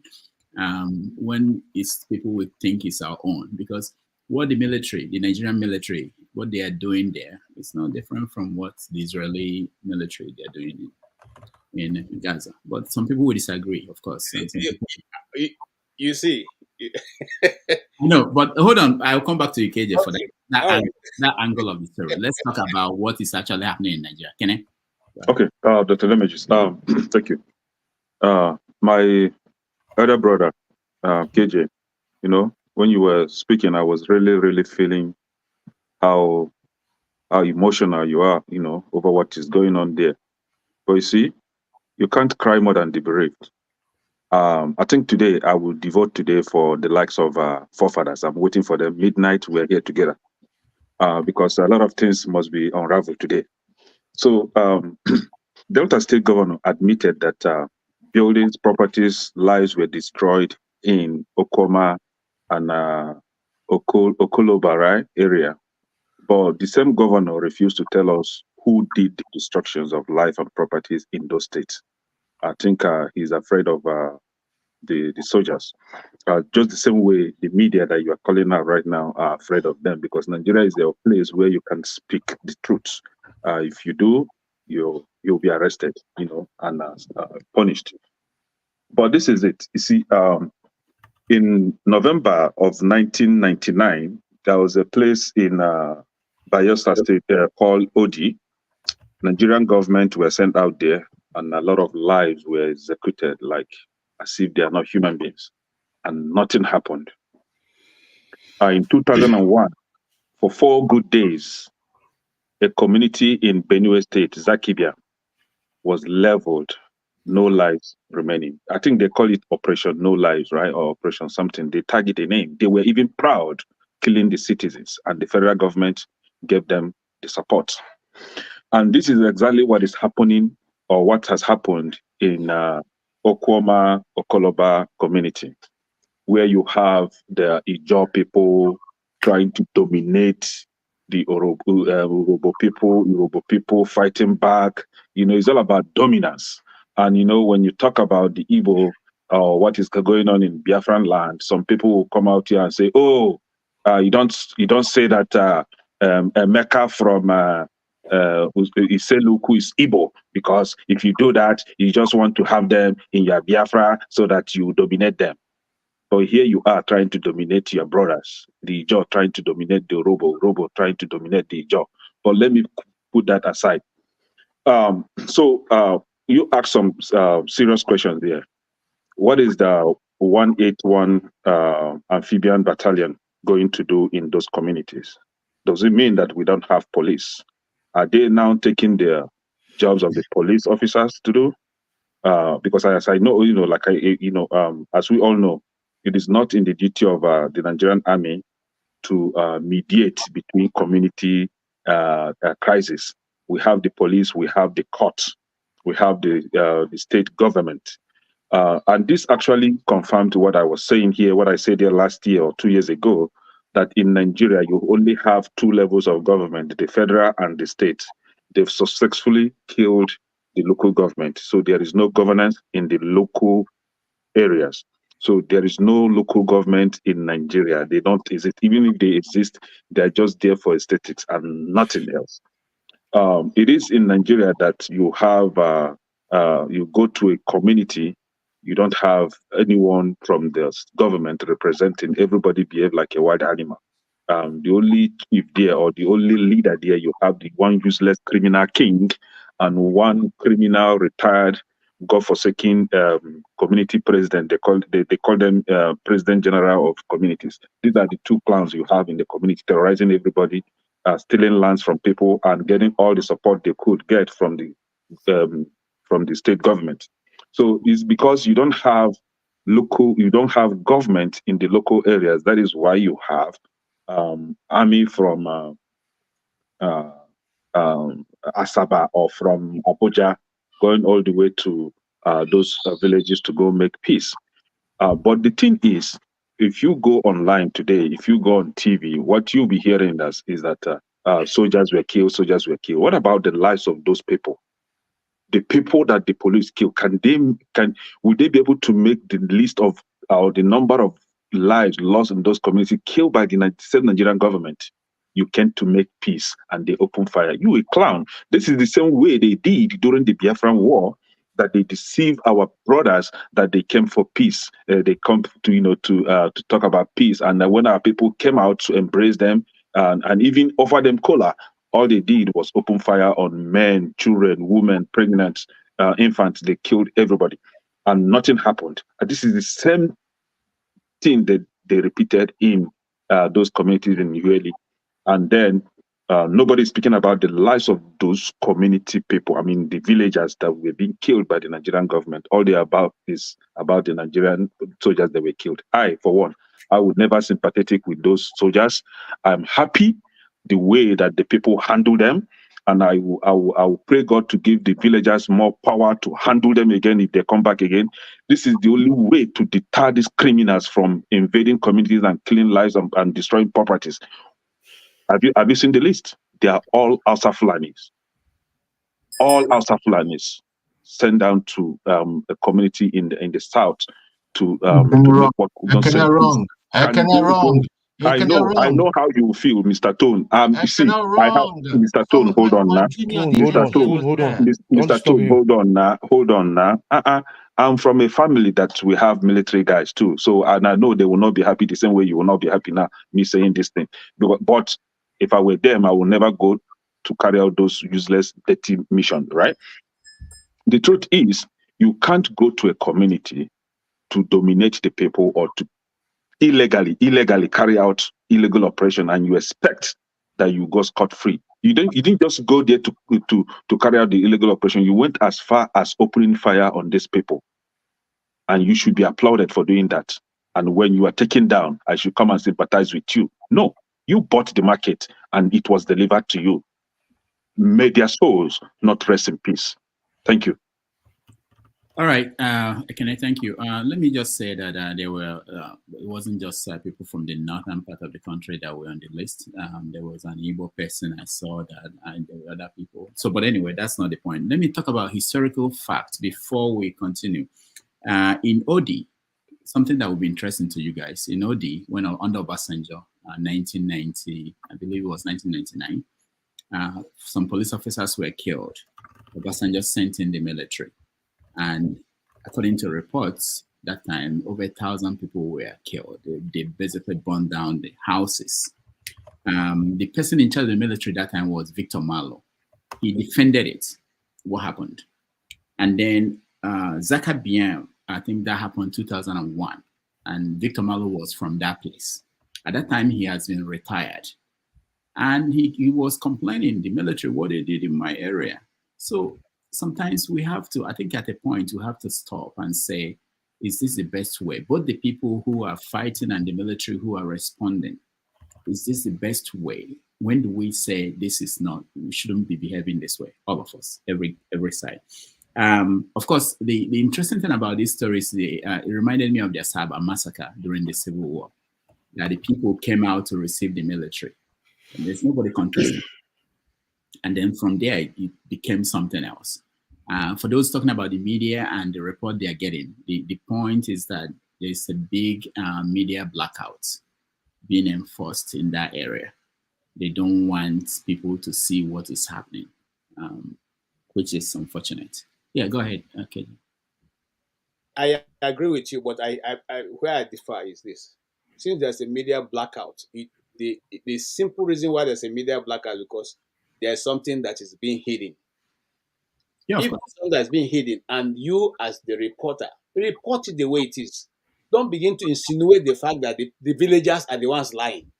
You have not seen any evidence. The only evidence coming out, look, one of the things that made me get into trouble is because we are going to communities and training the people on how to use their small cell phone, their small touchlight phones to do recordings whenever they have the opportunity. Whenever they have the opportunity and you don't have network to do anything, just record it. As soon as you get network, you put it on the internet so that the whole world can see. The reason why they're cutting off everybody because so that those people do not have an opportunity to record those things. Okay. Unfortunately, there's already some videos already out there of people who had suffered the fatal, fate because of the action of the military. I will not say that it's a good thing for the military to go. But the question is, why should it? Look, we also know that in that area of Nigeria, for you to successfully be to bunker oil, you have to work in tandem with the military and the navy. This is known. Even Asari Dakubo have said this, and Tompolo have said this. There's an accusation that these guys were set up. But we don't want to go there because we don't know the facts. All we're simply saying that why will the army, elite force, be the one to go on a peace mission? Why didn't the police get involved? Okay, if they chose to go to a peace mission, why did they not take the police along? Since it is the civil issue, It is not a war. The two communities are not fighting war. There was nobody being killed. They were just simply quarreling over a particular piece of land. Why did the police not get involved? Why was it not a mixed force? Why did the chairman of the community not get involved? Why did the governor not get involved? Now the military is saying the governor himself, the chief officer of the state, cannot go in there. The police commissioner cannot go in there. So who governing that space right now as it is? And then how do we now verify the information that has come from defense headquarters? We must just trust the army that they're telling us the truth? I don't believe that. All right, thank you. Henry, go ahead. First of all, we are not in the military regime. I thought we are in democracy, where we see police don't do their job. The soldiers have to do the job for the police. Does it make sense to you? Those who want to come out and defend the military here. I know somebody will come out and to defend the military. The military is supposed to be in the barrack or support the customs living by the borders. We have terrorists terrorizing our people in the northern parts. They are citizens living as refugees in their own country. The military cannot go down and protect them. They are going to settle community crashes. We have police there. This is job for police, of police officers, not the military. You will find out if you go. If the time will come, all the secret will come out. What the military went to do there. These are illegal things they went to do there. Maybe one of those so-called corrupt leaders or corrupt headers who have influence of the military will send the military to come there. And they came there. You know how Nigerian military, how they do sometimes, where they call them for things like this. They don't use their brain to find out things. Maybe they oppress the other people.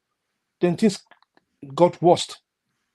I wish the military, nobody died like this. Maybe one or two people died from the military side. We will not hear this story. Because the people that died is a lot. So now they came back. After they died, they killed these people. But the way they killed them, I see some of the video, but it's barbaric. But that does not mean that we will not say the truth. What are the military doing there? We have the police who's to take care of things like we are in civilians role, not the military role. They should be in the barrack or be in the border to support to secure our border for us. So if they go there after they kill some of the military officers, they came back again to kill people. I heard that's more than 50 people they killed and 40. If I'm not mistaken, I don't know how many they killed there. They burned the houses there. Does that make any sense? All right. They could not allow. Wait 1 minute. Give me some minute, please. They could not allow the police to go there to investigate. They could not even allow people to go there. The governor to go there. They could not go there. Are they above the law? The military is above the law. I mean, you people know these things. We are in civil police to go there and investigate. Independent journalist, independent investigator to go there and investigate and see what's happening there. Ask people questions. What happened there? Not we just sit there and come up with settlement because people die. Nigerians are dying every day. Nigerians are being killed every day. People cry like this because military is their job. They signed to become military officers. That's it. Next time they would think twice before they go to community crashes like this. Police are there to do this job, not them. And police could not go down to go and do their job. Why are they stopping the police to go in there? What are they hiding? You should not come here and start defending because you were once a military. I have military big officers in my family too. So don't even come here and start to defend them. What is this their job? Are we in the military role? I live in jail for more than 20-something years. I have not seen the military go street to street. I've not seen them. They be in their barrack. I go to see them in their barrack. The German military. Black person American too. They have their base in Germany here too. So it's not time for the military to learn their lessons. We are not at war in this place they went to. They have crashes. Police have to do the job, not them. They should go and secure our borders where we have terrorists in the north. They should go there. All right, thank you, Henry. So don't come here and start to defend this so-called because we want the military. Just keep that one aside here, or people will bat you here. Thank you. All right, let me say this, not because of you, Henry, but this is something I hope that as we do this, we've done this almost, this is our third year. We're getting to the third year.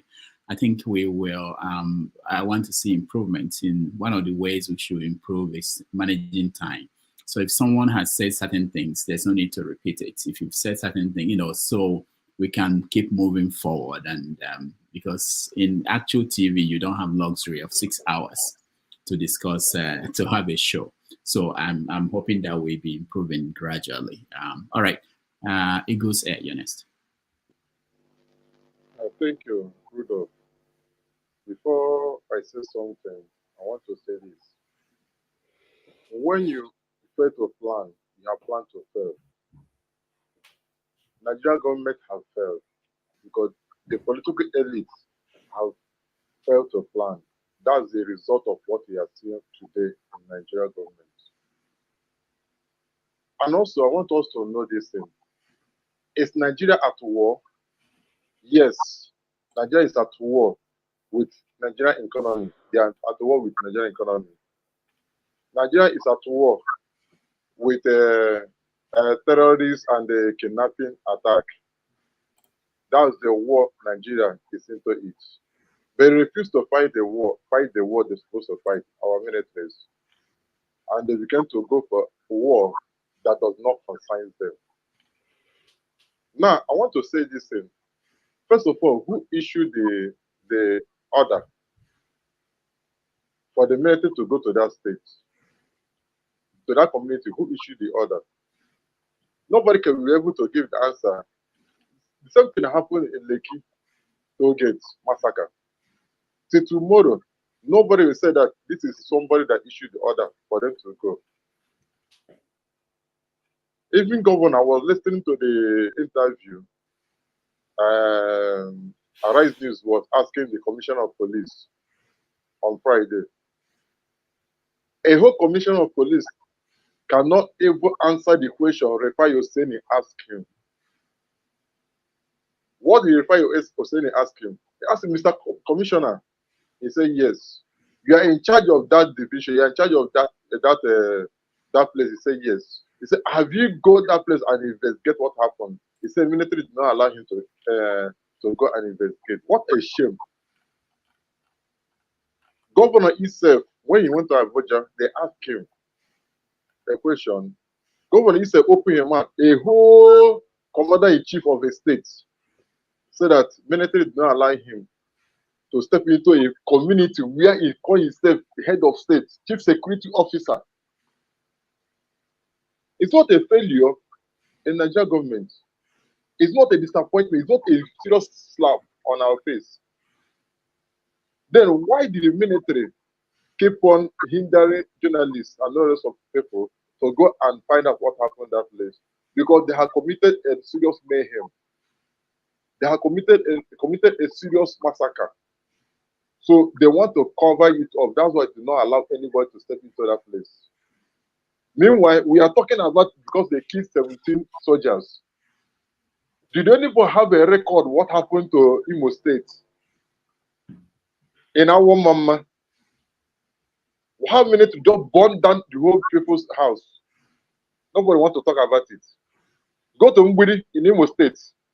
The same thing happened last year, the same place. Nobody talk about it. Did they kill it? No. They said that they suspected terrorists. They destroy people's business and the houses.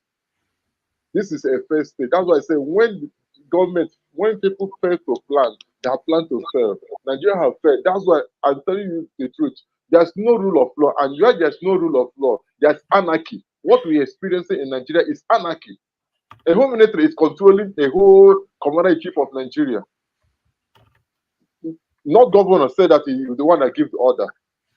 Who gave the order? Nobody. Nobody can give account of it. Don't you see that there's a lot of problem in that place? There's a lot of things fishing in. If you come to anything concerning South, it becomes a different matter. 287 children they kidnapped. Where is the military for them to go and save them? There's no way to be found. A commissioner of police were asking a question on Friday, according to Rufai Oseni. I was watching the news live. They asked him, then how are you going to make sure that you get those boys that cause the problem? He said that we have men on the ground tracking.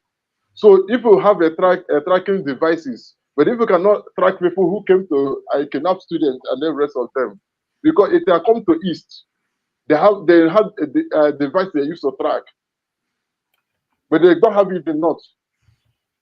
So I want you to understand the kind of drama they are playing concerning East and all the rest of them.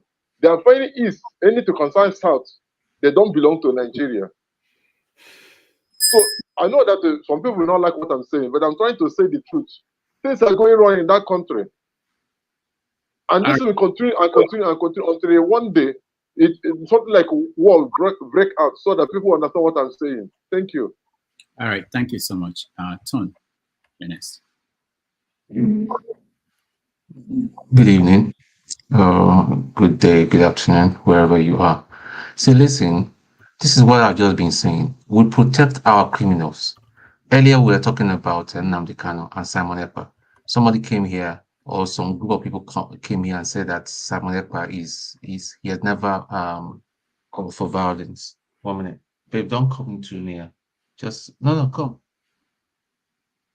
So that nobody has ever that nobody ever heard him call for violence and all that, it's just rubbish. And I hear people talking about rubbish about Okuoma, that even people making claims that the military nobody was killed, Sorry, Tom. that it was made up. Passing again, because Hmm?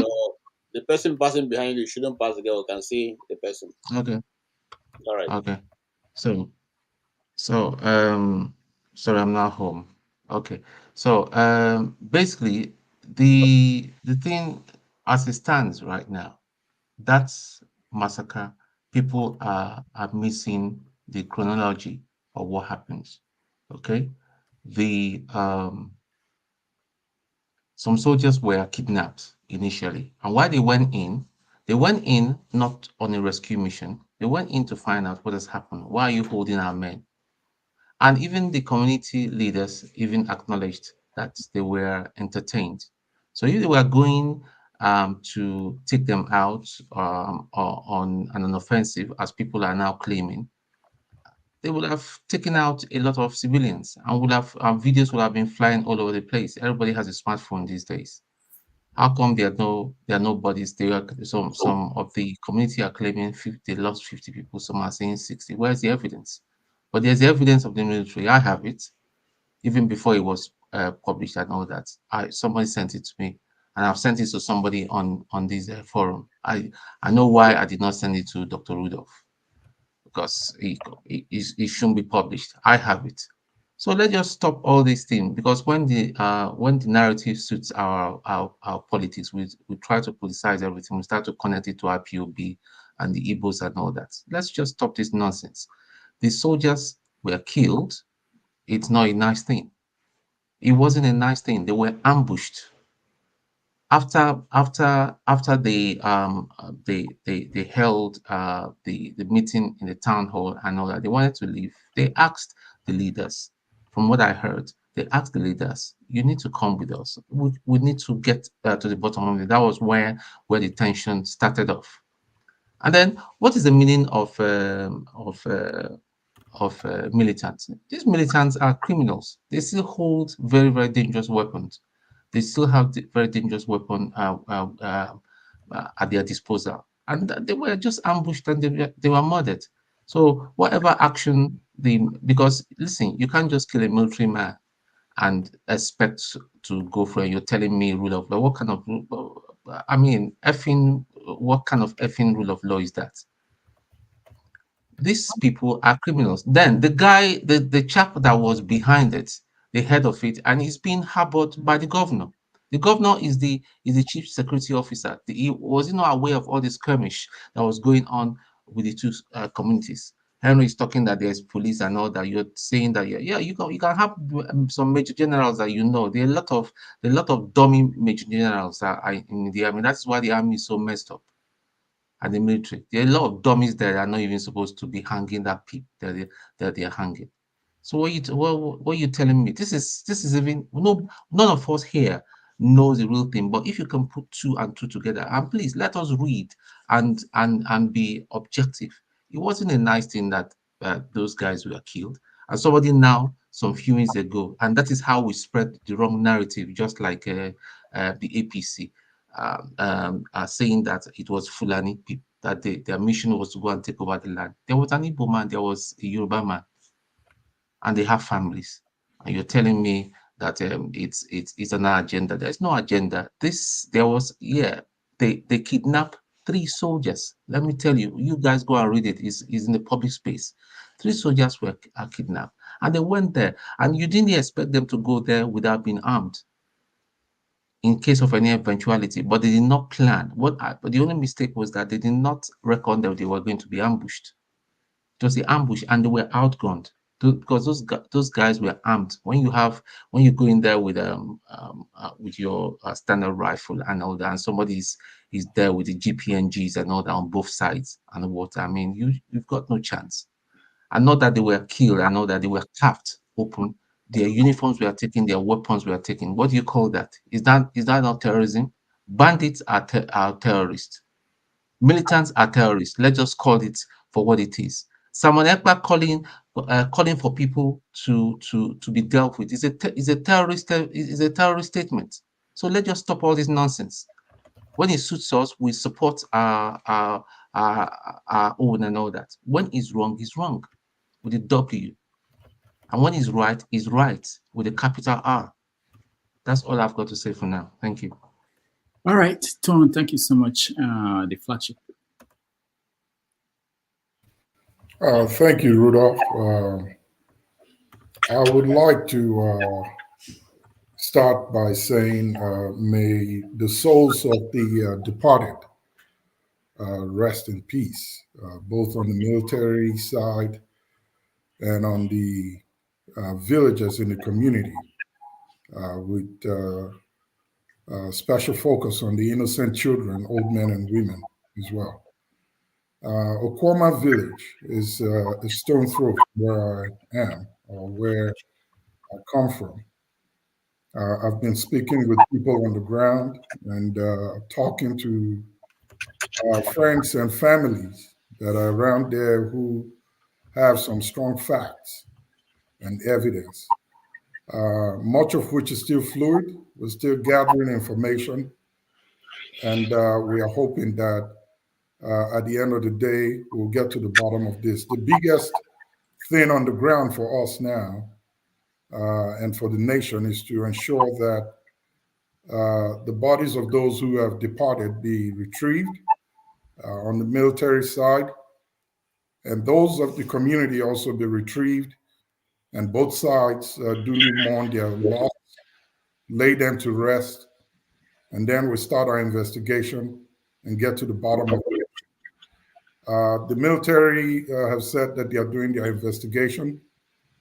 We as a people as well, we definitely would have our own independent investigation conducted, and we'll come out with what the truth is. And so for now, I would say let the souls of those that have departed rest in peace. Thank you. All right, thank you, the flagship. Let's go to Man of Prestige. Yeah, thank you very much. Before I proceed,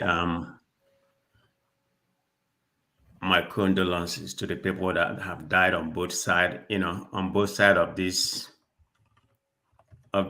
both sides of what just transpired.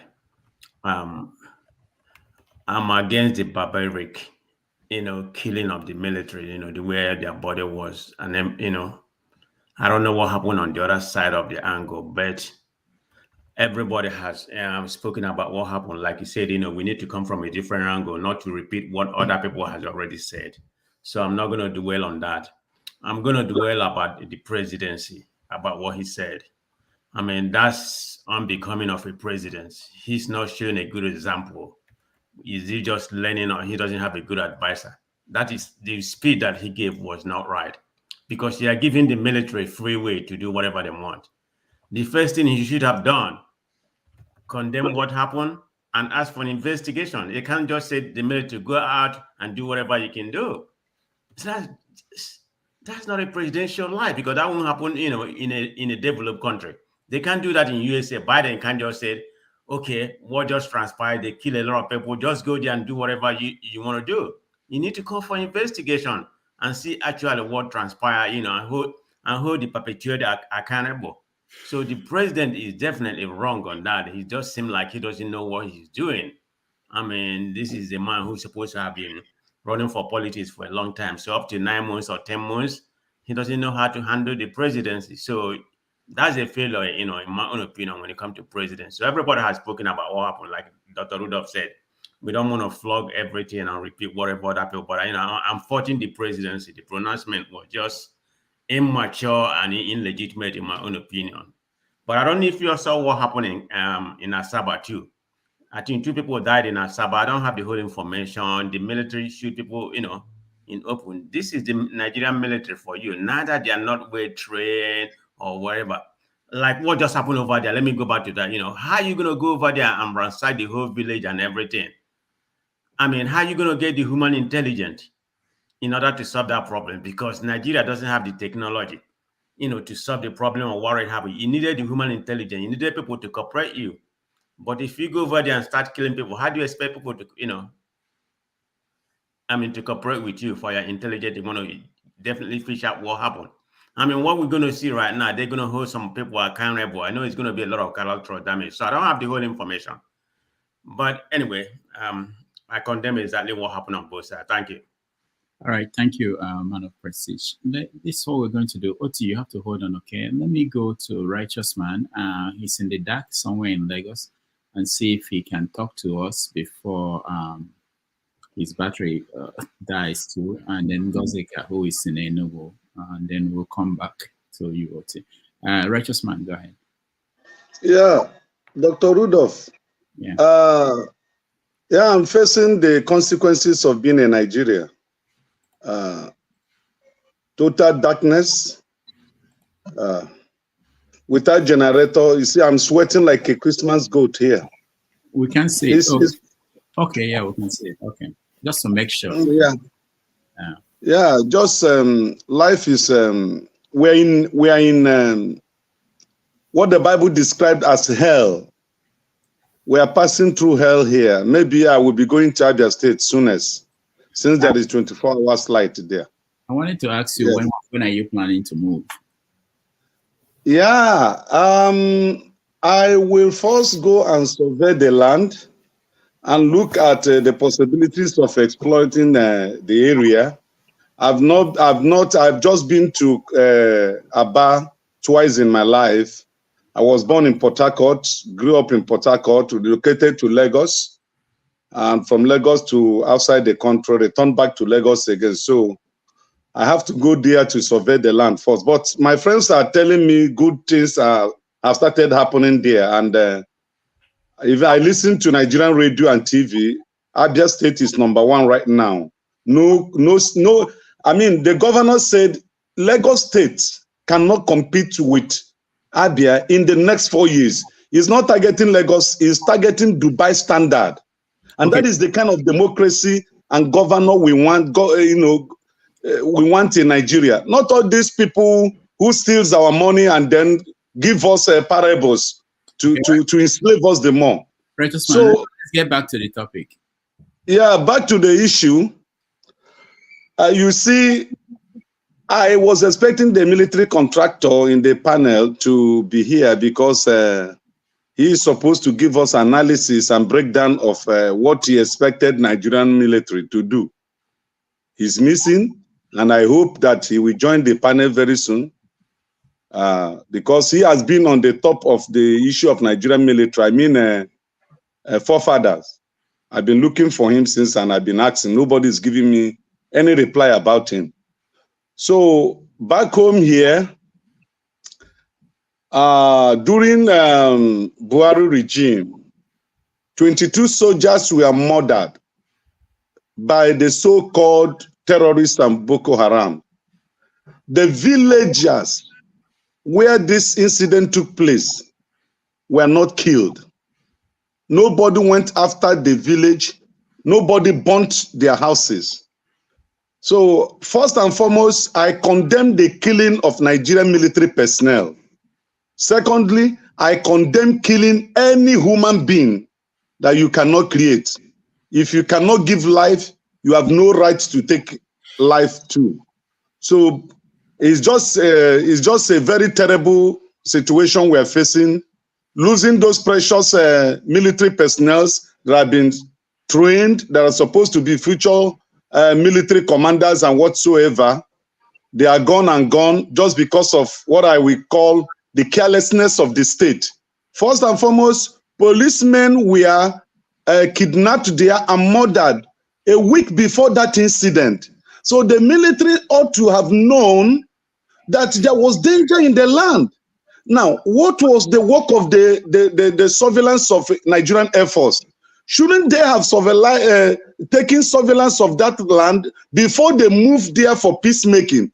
They didn't take those things into cognizance, because the little understanding I have the military, before you go into peacemaking, when you know that some personnel have lost their life there, you have to get yourself prepared, and you have to do surveillance either through the drone or through intelligence or through enemies, so that you will know you will not be ambushed. And Nigerian military continue to lose our men just as a result of this ambushing that the militants, which I agree with Tone, they are not militants, they are terrorists. Because you killing Nigerian military personnel, you are a terrorist. That is just the description. I agree with him totally. But I do not agree that the Nigerian military should go and destroy the village that they're supposed to protect.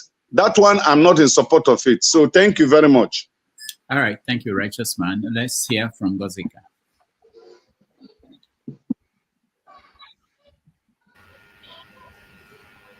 Good evening, everyone. Yeah, hi. I am going to concern myself with the Southeast and two stories from the Southeast. One from Abia State, the ex-governor pension repeal, and then the Simon Ekpa issue. And then briefly, I'll touch on the Okuoma community massacre. Please, I crave your indulgence. I'm going to be as brief as possible. Let me start with Abia State. Currently, as far as everybody is concerned, there's only one governor in the whole of Nigeria that is working. Okay, make it three, because you have Sheyi Makindo for your state. There are three governors that are working. You have Sheyi Makindo for your state, you have Zulum of Borno State, and you have Oti of Abia State. These are the only three governors that look like they know what they are doing currently in Nigeria. And it is only right and proper that when we see people doing things right in a country like ours, we give them the credit. I am so happy that that law had been repealed. Enugu state government is not even shaking. They don't have the balls to do it. They can't do that in Enugu. They won't even think of it. So I'm so proud of Abia State lawmakers. Every single day, I am going to pray that their own no go loss. That is for them. Then for Simon Ekpa, I think his declaration as a terrorist is long overdue. And I want to say this. I know you people, IPOB people don't like me. I don't like you people too. The feeling is mutual. I want to say this. By the time they catch him, whether they do extraordinary rendition or whatever the name is, when they catch him and they start squeezing him, please spare us the torture of coming to launder his image here. Because I'll be here. I've gone to the future to wait for you people. I have gone to the future to wait for you people to come and launder nonsense image. That is how this one that they are currently holding illegally was running his mouth, inciting all sorts of nonsense. Immediately they caught him illegally. Yes, we agree. But immediately they caught him. You people started laundering his image as if he's a saint. That is not a saint. He is not. He said things he had no business saying. Things that incited people to do things they had no business doing. If you are not bold enough to admit that you are not a good person, you're a terrible human being and you support evil. That is for the Simon Ekpa own. Then for the Okuoma community, I have been so sad since that incident. It is giving Odi massacre. It is giving Zaki Biam, what is the name of the other community? Immediately that story broke, the first thing that came to my mind was Odi. I said, the people in this community, if they have any knowledge of history, they should vacate that community. Because I knew the military was going to use the story of unknown soldiers to go and visit innocent villagers who did nothing to them. I'm not even going to go into the whole shenanigans, the whole na who win fight na in the test story of the military rushing out to say, these soldiers were on peacekeeping mission and they were ambushed and they were killed and the community is shielding the people that did it, blah, blah, blah. It was later that news started filtering in that they came for whatever mission they came. After they were hosted, they wanted to leave and wanted to go with community leaders. The community resisted them and they started firing at these people. The military conveniently left that out. It was the following day that this news started filtering in. But the first day after that, the first day that this incident happened, all we heard that was there was a community that their youth went and killed soldiers. These innocent soldiers were on peace. Nobody, they didn't tell us that these soldiers had shot at helpless citizens first. And on their way, whoever will lead them and took the lives of 16 of them. It conveniently left that pattern. I'm going to round this up by saying that you see this history they removed from our curriculum, the damage it has done and it will continue to do, we never see them. Because if we were being taught history in schools, people in that community would have known what to anticipate. I am not talking about who was killed and who was not killed or for whatever reason. I am saying that because when two elephants fight, it is the ground that suffered. If history had been taught in schools, people would have known that once this thing happens, they won't ask questions. It is an opportunity for them to go be sick. And they would have saved themselves. Lives would have been saved. And if history was taught in school, we will know that sometimes when these things happen, we should calm down and wait for the real news. Because most often than not, what first gets out into the media is propaganda. And I'm going to conclude by saying that at the end of the day, I don't know how many of you here have dual citizenship. I don't. It's paining me. I don't. I would like to wake up one day and ditch Nigeria and everything that concerns Nigeria. Conveniently. Nothing will give me greater joy than doing it, because the burden of being a Nigerian, a young Nigerian, is so heavy that you can't shake it off. So since I don't have another country, forgive me if I come here once in a while and tell the people that don't like the truth to their face, that when they finally catch this man, don't whitewash him. No, don't. Please don't. Don't be unfortunate. Please, I am begging now, because I know there are people that are waiting in the front to do it. Bring back history to our school. It has cost, removing it is just these people that removed it. Let me not cost them, because their own day, their body, they know why they removed it. And let's keep hoping and saying our bit. I like what Mr. Show said earlier in the show, that he doesn't have a solution for Nigeria problem. If he had, he would have contested. But his own is coming to give you people news. People that have solution, please bring it. We'll be listening. Thank you very much. All right, thank you, Ngozika. We appreciate the inputs. Now, we have to move quickly to get everybody in the studio and some people back end so that we can move to another topic. So let me go back to the next person. Electricity, you're back in Western society. So we're now coming to you. Oti, you're next. How do you arrive at such conclusion, Rudolph? You need to ask me question first. I saw the building. I saw where you are. Remember that that's what is written on the building? Tell me what is written on the building. You have light. You have light. I've seen that. But I broadcast from Nigeria with light, so I don't understand. You are back into civilization. Okay, all right. Oti, go ahead. Yes. Good evening, everyone. I don't take too much time. First of all, KJ records something that I think is important. He talked about the Nigerian soldiers when they were giving the excuse that the terrain, the difficulty of the terrain, prevented them from engaging with terrorists or bandits, whatever you call them.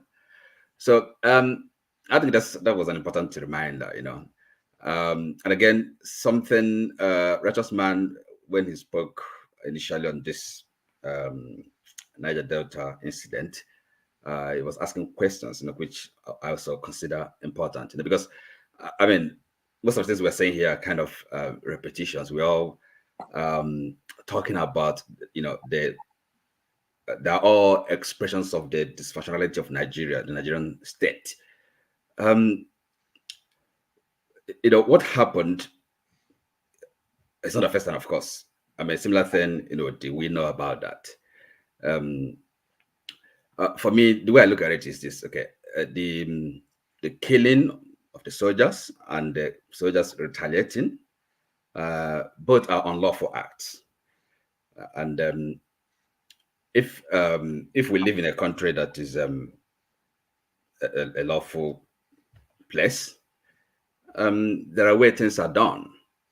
And whether you call them terrorists or, the people that kill the soldiers or not, well, it's unlawful killing, as I said. But then how the government that is supposed to uphold the peace and security of a state, of a country, how they respond, that is the more important thing. The soldiers, they also have, they can also act unlawfully, as to my mind, they have done in this case, because you can't just go to a place and mow down every living thing in the name of fighting terrorists or bandits. Things are not done that way. So, and this really is connected to what the question Righteous Man asked. What's the problem of Nigeria? And that's really, for me, the important thing. By now, we should all really be quite familiar with the root cause of all this. Every other thing is really symbolic expressions of the root cause of the problem we have.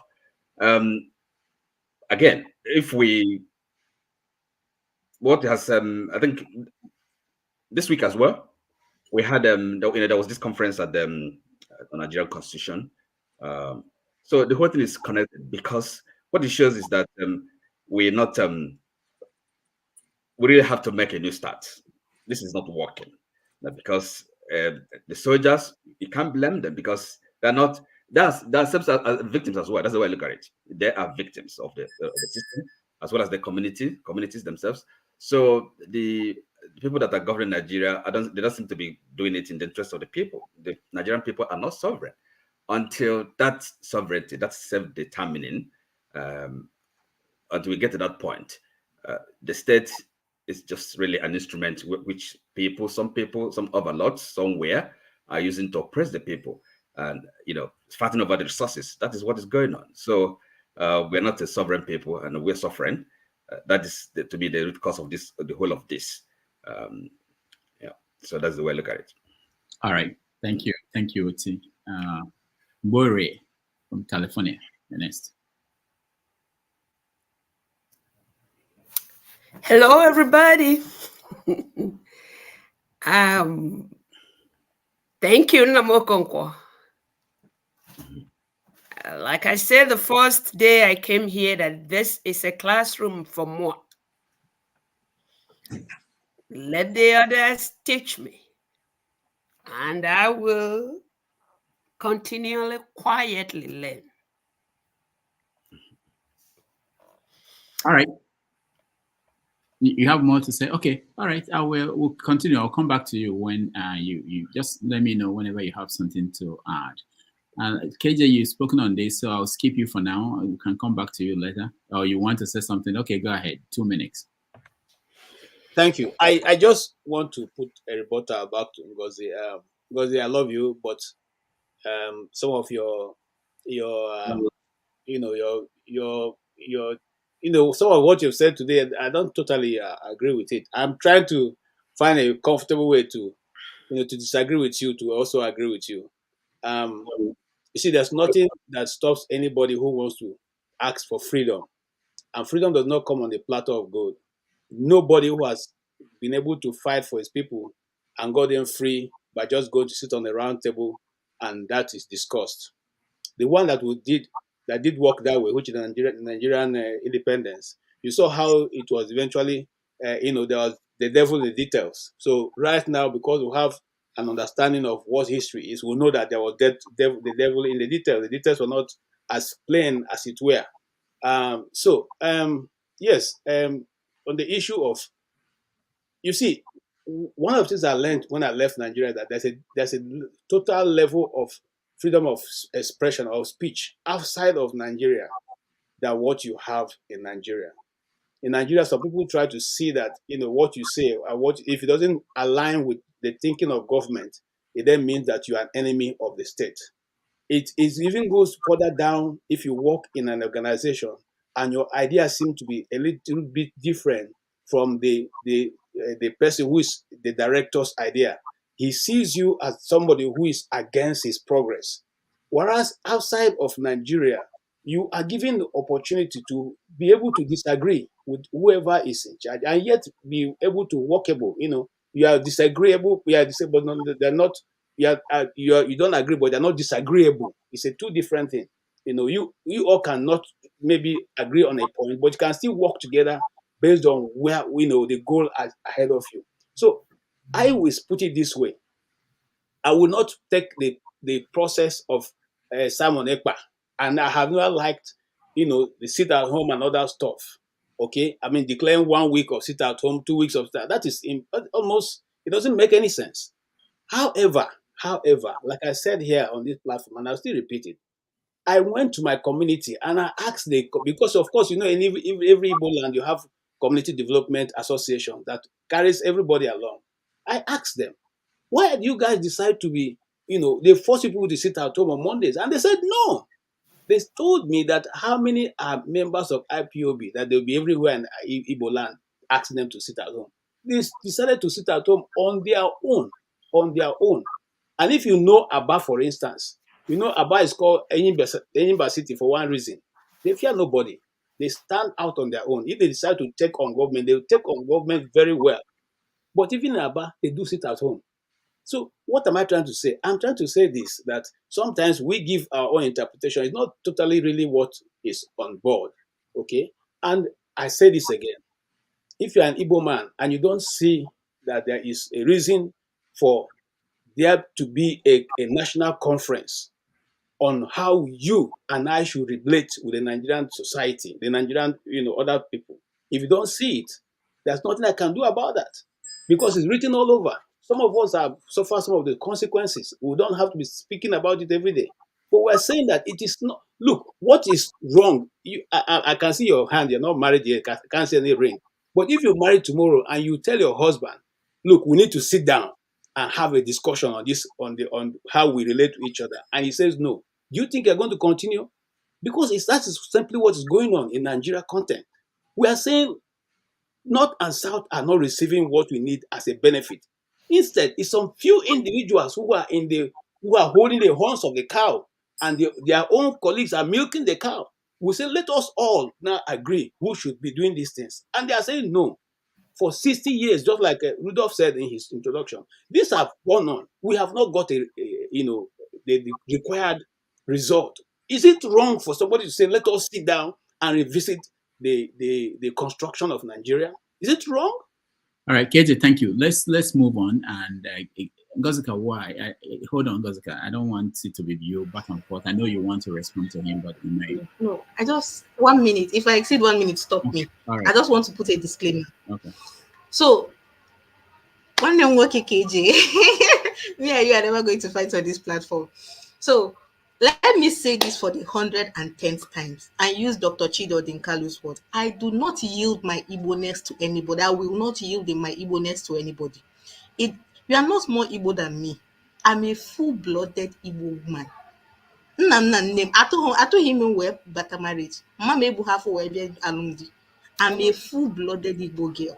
So when I will not yield in my Igbo-ness to you, I won't. So when I tell you, when I say what I say, But we I can say take it. it away from you. No, If you don't please. behave yourself, we'll You take it are away going from to you. let me. You see, he has And interrupted my you 1 can minute. People should tell talk all this the man to nonsense that please you let want. me speak.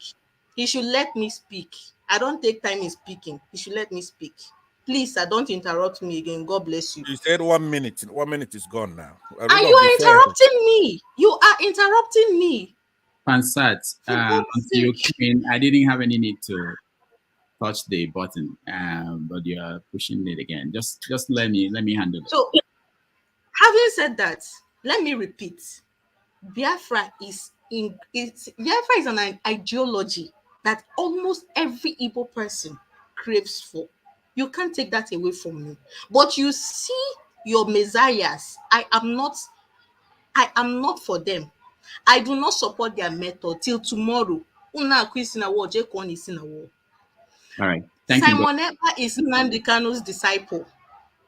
So till tomorrow, till you can differentiate the two men, till you can tell me that he did not create this monster we call Simon Ekpa, I won't listen to you people. That is not to take away the fact that he was extraordinarily renditioned and kept illegally in detention. It won't take away. Two different truths can coexist. People should stop mixing it up. People should stop mixing lies and truth together. Rudolph, Two truths can coexist. Thank you very much. I'll leave it at that. Thank you. All right. May I respond to her for 1 minute? No, you are not. Pansat, please. Since before you came out, everyone was quiet, please. DBO, your next. I can't see Desta, so go ahead. Yeah, thank you very much. Thank you everybody for giving me this opportunity. I'll hear one. And I'm always, watching when I get the chance to. So I'm glad to be here again. So there are certain things that I would just run quickly when it comes to this topic that is on today. First is so I typed something. I was trying to get down my point, so I mistakenly typed something. One of the problems I wish that this platform would take away, or at least approach and try to solve, is that we're able to. I know there's always a lot of preambles and preparation that Mr. Rudolph always gives before this start, to at least bring the situation on board and also put some facts in it so we don't deviate too much.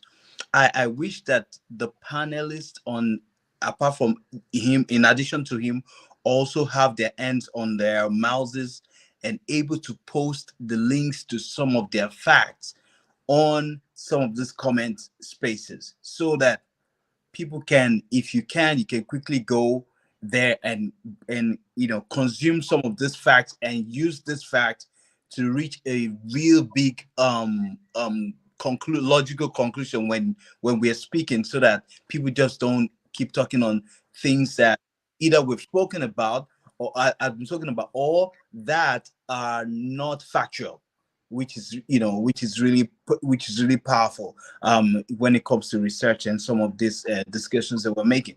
And I throw that also down to Nigeria, because when you look at Nigeria, when an happening of this kind, of the military massacre, and the community massacre, when it happens, every news in Nigeria looks like they take like a couple of days before we even arrive at the first thing that is supposed to happen, which is police investigation.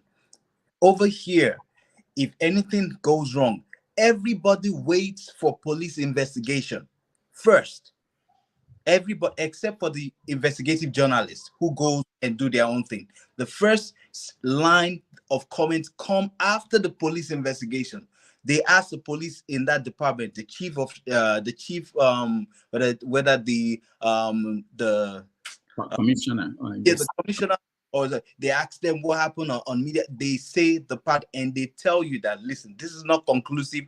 This is still as per our investigation. And then people begin to make comments on what extra stuff they know that But it looks like in Nigeria, and which is the powerful thing in Nigeria right now, where the people who commit a particular crime will come out to say, I'm not a thief yet until the court tells you guys that I'm a thief, even though there's video evidence. Even though there are video evidences, even though you were caught in the act, they will still say, no, no, I'm not a thief yet. Nobody has a right to call me a thief. Until the court doesn't tell people whether they're thieves or not. They prosecute people and send thieves to jail.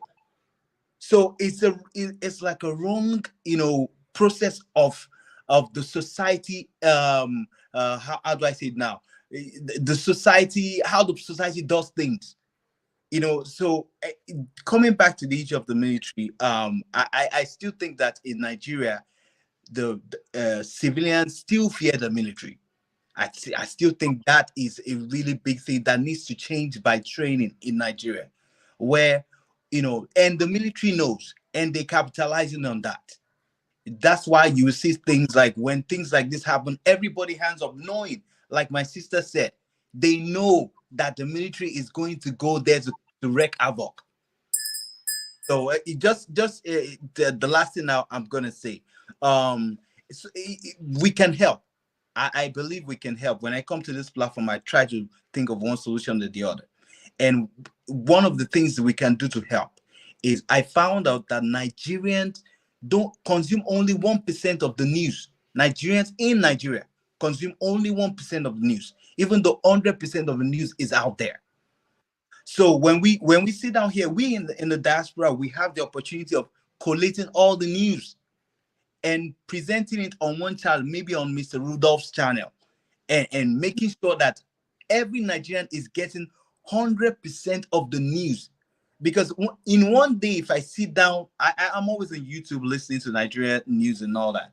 And when I sit down, I'm like, if Nigerians ever listen to the 50% of the news, 30% of the news that I'm listening to, they will not be acting the way they're acting. They would say no to certain things at the very least. So it would be nice, if we, on this channel, if we, like we're saying, we're discussing sort of, peradventure there'll be a solution somewhere. If we can concentrate on educating Nigeria, and I know that a couple of people, I think one or two, I've heard people say it here before. I think we should take on that, where we are directing 100% of the news that are coming from Nigeria on a central station, where hopefully people will get acclimated to it and they will begin to use that as a yardstick. Because what happens in Nigeria, lack of light, no electricity, people don't have money for data, all that stuff, it takes away the power of the media to be able to transform, to be able to inform people. And people, I mean, look at me. If I run all the way, I'm in traffic for 4 or 5 hours a day. You think I want to come back and watch the news? No, I want to come back, sleep, get something to eat, and get ready for tomorrow's hustle. So thank you very much. That's my submission. Thank you, DVO. Dexter, unmute yourself, please. Okay, we can't hear you. You're having problems with your technology. So let's go to electricity. Yeah, thank you. Good evening, all. And again, Mr. Rudolph asked me a question where I am, because I could have some lighting background to deceive you and everyone that I'm not in Nigeria. So, first and foremost, thank you, DBO, that in your statement that Nigerians only consume 1% of information, which is true. I live in north of Ughelli, and you won't believe that. North of Ughelli, it happened in the south. And you believe that most people, even in the north of Ughelli, do not even know what happened in Okuoma. Strangely, life goes on normally, as far as I am concerned. Second, I don't know why. Yes, disagreement is allowed. So they say it's for the educated and it's allowed. I don't know what Ngozi has said that people are disagreeing with. I'm confused, including yourself, KJ. I'm really confused, to be honest.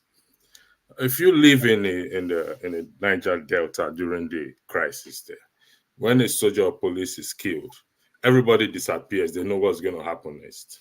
That's history for you. They know what's going to happen next. Now, going to the Okuoma issue, if soldiers been killed or not, while no life should be taken, irrespective, regardless, I don't have sympathy for the military. Never has and never will. Because they kill innocent people as well too, at checkpoint and everywhere. And those who died, the non-ordinary citizens that died, are not better, or the military are not better. They are meant to protect lives, but they kill. It shouldn't be. So if we're going to have a balanced discussion, we should get the facts right. Nobody knows the fact. I mean, the last broadcast, AY said I should try and go there, but I was advised against going. It's not far from me. So we all don't have the facts.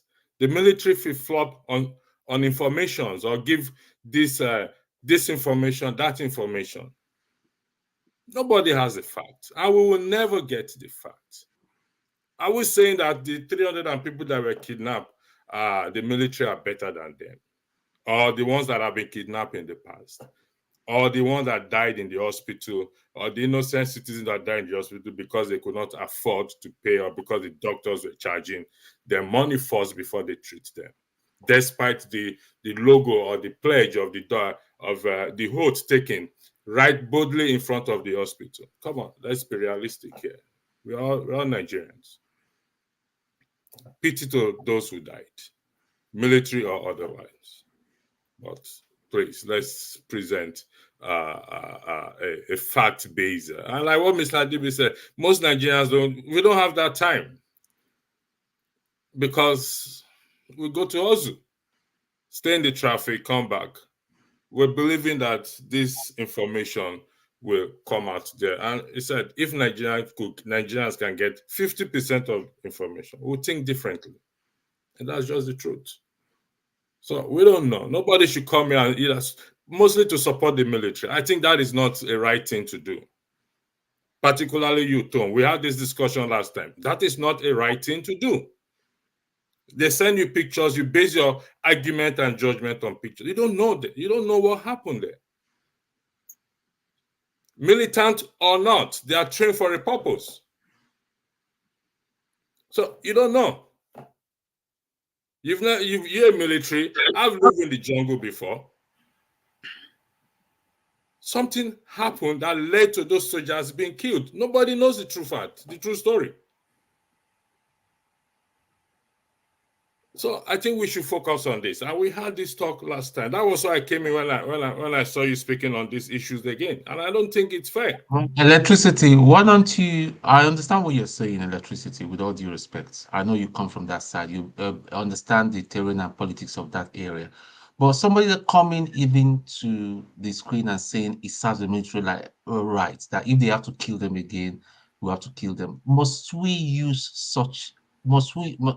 approach this way? I mean, it's not right. That statement is wrong, but I'm telling you, I came here when I heard you say, I'm also telling you, because in your last argument, the first thing you said that the people were lying, and I challenge you to provide me the fact that you were lying, which you could not provide.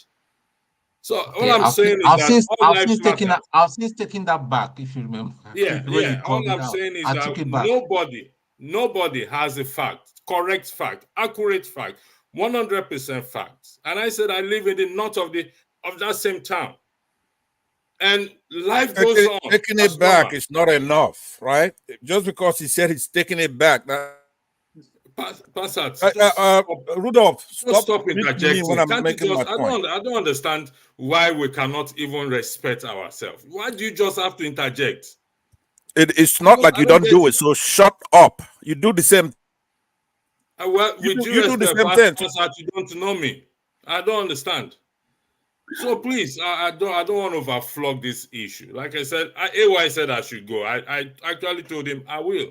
But unfortunately, I was advised against of going. And from information, everywhere is barricaded. So you can't even make any attempt for you to go there. It's you must be ready to say you want to risk your life. But we don't have the fact. It's unfortunate those that died. Like I said, I was in Naval Hospital paying for treatment.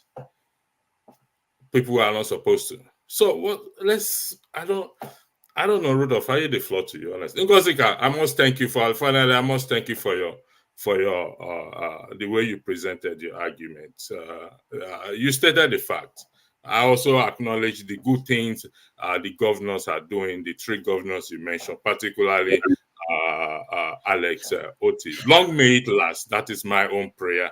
That means it is possible that Nigeria can be better if we all put our heart into making it better. Thank you.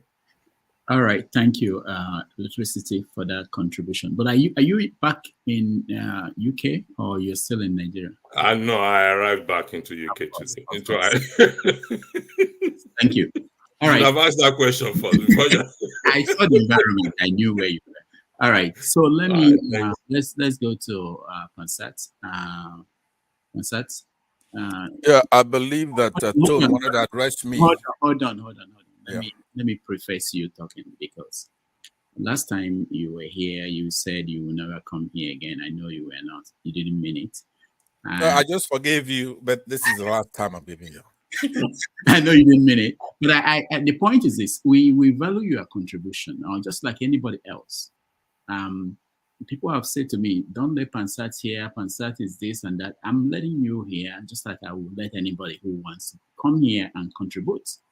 But we expect, at the minimum, that you should respect basic things. And you can. I know you are a reasonable person, but we put up an act when we come on these platforms because maybe we don't answer our real names, maybe because we think people will not know who we actually are in public. Maybe we think we can separate who we are on camera from who we are in private life. I don't think it's true, but no matter the point, the most important thing for me is that basic respect for the people you are part of the conversation, people at home. That's all I ask. Before you came here, I've not had any reason to feel like someone should be removed or muted. But as soon as you came, it came about. So please. Okay, well, Rudolph, before I go to my main reason for being here, when you address me the way you're doing, talking down at me the way you're doing, it's only fair that you give me a chance to respond to that particular admonition that you're making. I challenge anybody to go and get a clip of where I am insulting anybody. Now, I do tell we don't have a country that is functioning properly, right? A typical example is this electricity, right? I agree with him. Pretty much all his political views, including his last discussion with the Tone. I agree with him, but he knows that somewhere in his head, he's nervous whenever he sees me, right? Just like you, Rudolph. So that's what you're fighting. The truth. I'm gonna tell you the truth. That's all. I don't insult anybody. I might not put it sometime in a way that is, tucked away pretty for you, because Nigerians, the problem we have is that of embracing falsehood and in light of existential threat. Even, do you think I want to come here? I don't have time to come. I don't want to learn your ways, media ways. I don't belong on this platform, but I have to come. And then when I come, I have to tell you the truth. So don't do that. Now, the question I have for you, then I go to my when you recognize me, I go to my point. Are you aware, because you're a journalist, unlike all these people parading themselves as platform thing and all that, you are a true journalist, trained, a writer, educated man, right? You know that Buhari had a list. He was provided a list of 400 terrorists. These are real Islamic terrorists, those who are funding Boko Haram, ISIS, and all those people. You are aware that he had that list, and he even said he was going to provide that list, but he never provided that list, right, Rudolph? You know that, right? It wasn't 400, but I know he got a list of, I think, about 20-something people, and but he did not do anything about it. Not that. Yeah, I'm talking about Buhari. Yeah, no, Buhari. We're talking about Buhari. Yeah. Well, it's 400. We could Google it as we talk. Google it now. Okay. Google okay. it. It Yeah. doesn't matter. It doesn't matter. He got a list of, and he didn't from. Yeah, he got a list. Right. So that's why I'm going to be talking about that, because it's very, very important, right? So to put our people, Simon Ekpa, all our agitators, people fighting for their freedom, for their either themselves or their own people as terrorists, right? And we're all sitting here, and you want to condone it, knowing that you couldn't be a terrorist unless you're a Muslim, for example, in Nigeria. That's the definition of Islamic terrorism. Now, there are violence, right? Hold on. There are clannishness, there are violence, but when anybody's talking about terrorism, right, what they're talking about is Islamic terrorism. You have to be a Muslim to be a terrorist in Nigeria. Now, you could do violence and do a lot of foolish things. That's different. You could agitate. So to turn it around and try to let them out of that box, they've been boxed in as terrorists. That's their religion, because they turn religion into politics, right? There's no differentiation in their culture between religion and politics. So now what they want to do is to go arresting our people. For example, Emefiele was arrested as a terrorist. He was charged with terrorism. Showere is a terrorist. Nnamdi Kanu. So, but all of you here, because of your myopic, idiotic, practically not even humans, maybe you're Neanderthals, you want to stay there and have these Muslims turning around so that our people are not the terrorists and they get off easy, right? So now we're gonna deal with that if you have time to deal with it. If you want to just come here talking nonsense every Saturday here on Sunday, fine. But when I'm here, give me time to deal with the problem we have. We have an Islamic problem in the country. It's Islamic terrorism. So if they want to turn it around, I'm not going to let them do that. So you could insult Simon Ekpa. I was here when Simon Ekpa was here. You played a clip of others talking to Simon Ekpa. I talked to Simon Ekpa. You should have played my clip. What did you say to him? I don't remember. You tell me. Why didn't you play it? I was also here when Odin Kalu was here, right? And I talked to Odin Kalu. You played other people's clip, but you don't play mine, right? I was here when everybody's here. I was here, so just play what I said. All I'm saying to you is that you're not being fair to me. I don't insult anybody, just like I said now that you have to be a Muslim to be a terrorist in Nigeria. I'm not insulting them. You don't want to be labeled a terrorist or your religion, then stop doing terrorism. Pastor, hold on. So can you, maybe we can turn this into a classroom. Can you open a dictionary now and read for us a definition of what terrorism is? Who is a terrorist? So we can start from there. Because the issue I have with you is not really, no, I muted you, but if you can do that, just before we continue, read it out. I don't have to open a dictionary. I could tell you off the top of my head. Okay, who is a terrorist? Terrorism are people who they're weak matches, ambush, arm twisting, bullying, coercion, duress, force, intimidation, persuasion, pressure, reign of terror, strong arming tactics that they're using to get their way. The use of force or violence against persons or property in violation of criminal laws in this case, in the United States. That's the way we look at it. But in Nigeria, hold on there. And Gozika, read out what you have there for us. So, according to Google, which is all of our friend, terrorism is the unlawful use of violence and intimidation, especially against civilians, in the pursuit of political aims. Capish? Pansa, do you agree? Thank you. That's what I just said, right? Oh, yeah. No. But hold on. No, don't read it, but like you're memorizing it. If you're using, now remember all those components, the use of force, right? For persuasion. Do you understand? Or ideology. In this case, religion or whatever. You're using that. It's not if somebody have a clannish fight and they go and they buy somebody, they kill somebody. That's not terrorism. That's violence. That's against the law. Hold on. Don't go further. Let's just Wayne. What do you want to say? Maybe we turn this into a classroom. Maybe we learn something today. Go ahead. Okay, yeah, I think we should turn it into a classroom. It makes more sense. Pansat, with due respect, being a Muslim doesn't make that person a terrorist. Okay, irrespective of where you are. I can tell you today that the police standing on the roads are terrorists.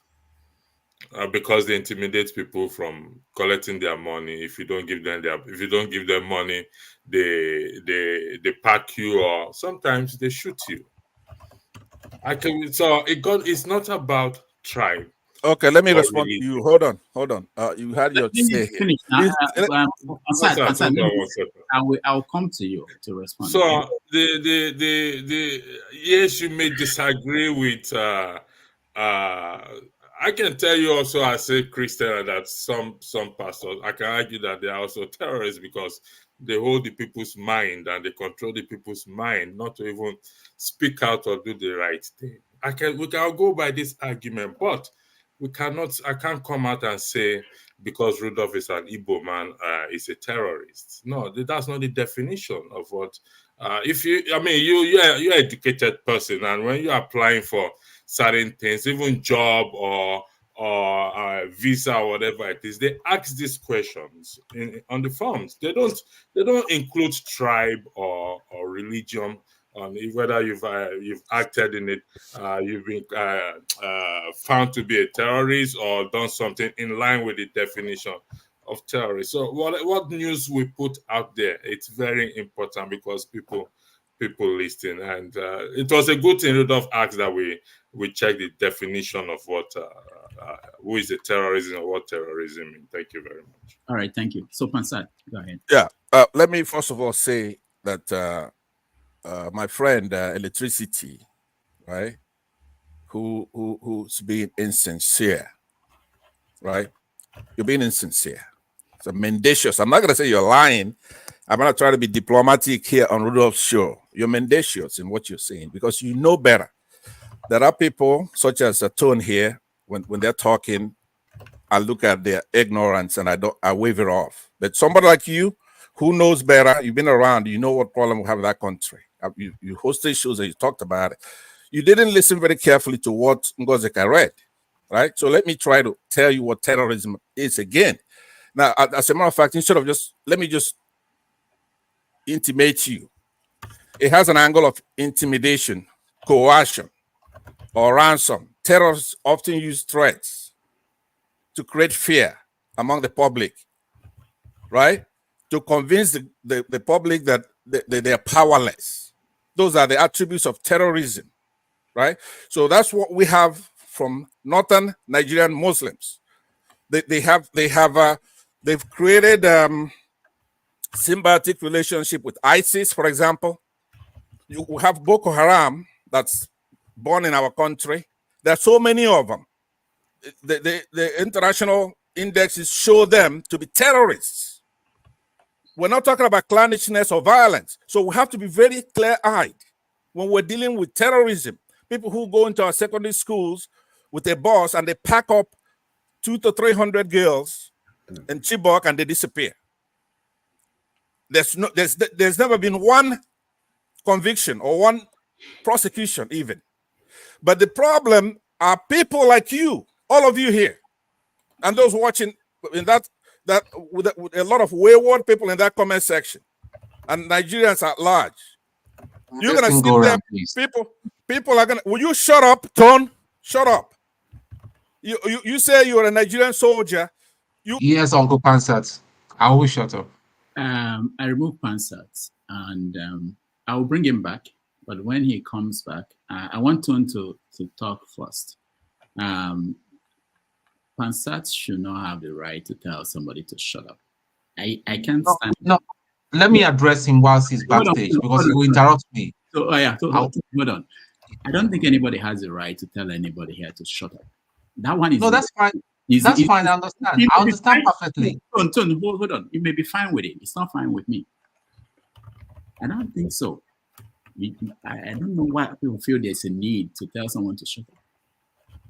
If somebody is speaking and I'm speaking, someone is speaking, I'll keep quiet. If I'm not moderating, I'll keep quiet. When they're finished, I continue what I'm saying.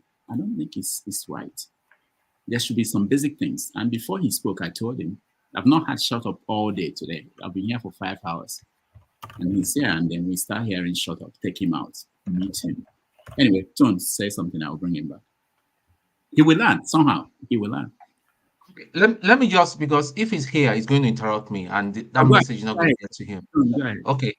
This is for Uncle Pansat. Uncle Pansat, I call you Uncle Pansat not because I fear you or anything, but it's because of my upbringing, and I believe in doing the right thing, even though you're not acting your age sometimes, unfortunately.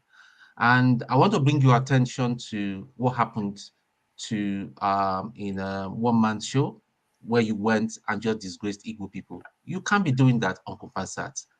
And today, I even expected you to be even calm. The way they dealt with you the other day, I was listening in. I was just shaking my head. I was like, what is all this? You got to stop this, Uncle Fansat.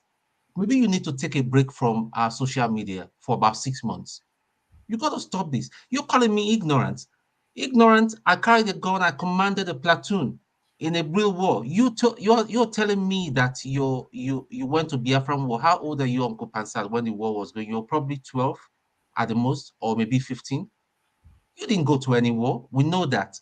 But I'm not going to get down that level with you and all that. But all I'm just saying is that when you go to all this social media, look at the way that people are insulting you is an embarrassment on your person and your age. You can't be acting that way. Dr. Rudolph has spoken to you many, many times. I wish I have I always say that the kind of patience that Dr. Rudolph has, I mean, is just angelic. You just got to stop this. Take a chill pill sometimes. Sometimes rewatch yourself. Go back to some of these broadcasts and watch yourself, what you say, the way you carry on. You can't continue. You just can't continue. And please don't go back to one man. You're disgracing the Igbos. If you want to go there, that is your opinion. Just say, this is my opinion. I said this thing and all that. You just went there. You disgraced us. Let me just let you know. You just disgraced us. That's all I have to say. Thank you. KJ. Okay, again, I still want to say this to Tone. You see, everybody has the right to say his opinion, whether you accept it or not. And I do not accept people to insult others, but respect their opinion. We can always agree to disagree. I mean, I love Ngozi, but I have not had any occasion to have any argument with her. But today I expressed that. And the most loving way, because it's not about us. All of us on this line, nobody is the problem here. We are only here discussing this issue because of what we feel is our people are not getting the best of life. Let's not take it out on each other. We can always disagree. We can always find a reason to agree. Even if I don't agree with Ngozi, I will agree with her beautiful face. That's enough for me. Okay? So let's find something good about the other person. And I appeal to Fansa. I like your thoughts. I like sometimes the way you're able to bring out issues, all right, to the table. But please, let's all be civil about it. Let's all be. Nobody is not Tone is not the problem of Nigeria. You are not the problem of Nigeria. Neither is anybody on this platform. All of us grew up to meet it, and our own pain now. We don't want to leave it that way for our children. And so we are having to come here and try to provide solution. It's not because we have the solution, just like Show said this morning. We're only throwing out ideas there for those who want to use it. And we are glad some of those ideas are picking traction. Okay? We are there. We are glad. We talked about extensively here on the need for the Southeast to have a leeway to the ocean. Today we see somebody doing it. That gladdens my heart. At least there's nothing else. We discussed this issue before it manifested. So let's not take out things on each other. I beg you. It's not a fighting platform. It's a platform of exchanging ideas. Thank you so much. Thank you, KJ. Pansat, send me a video to play. What is it? Yeah, what it is the tone is making reference to a one-man appearance that I made. So I gave you a time slot just to play my contribution over there.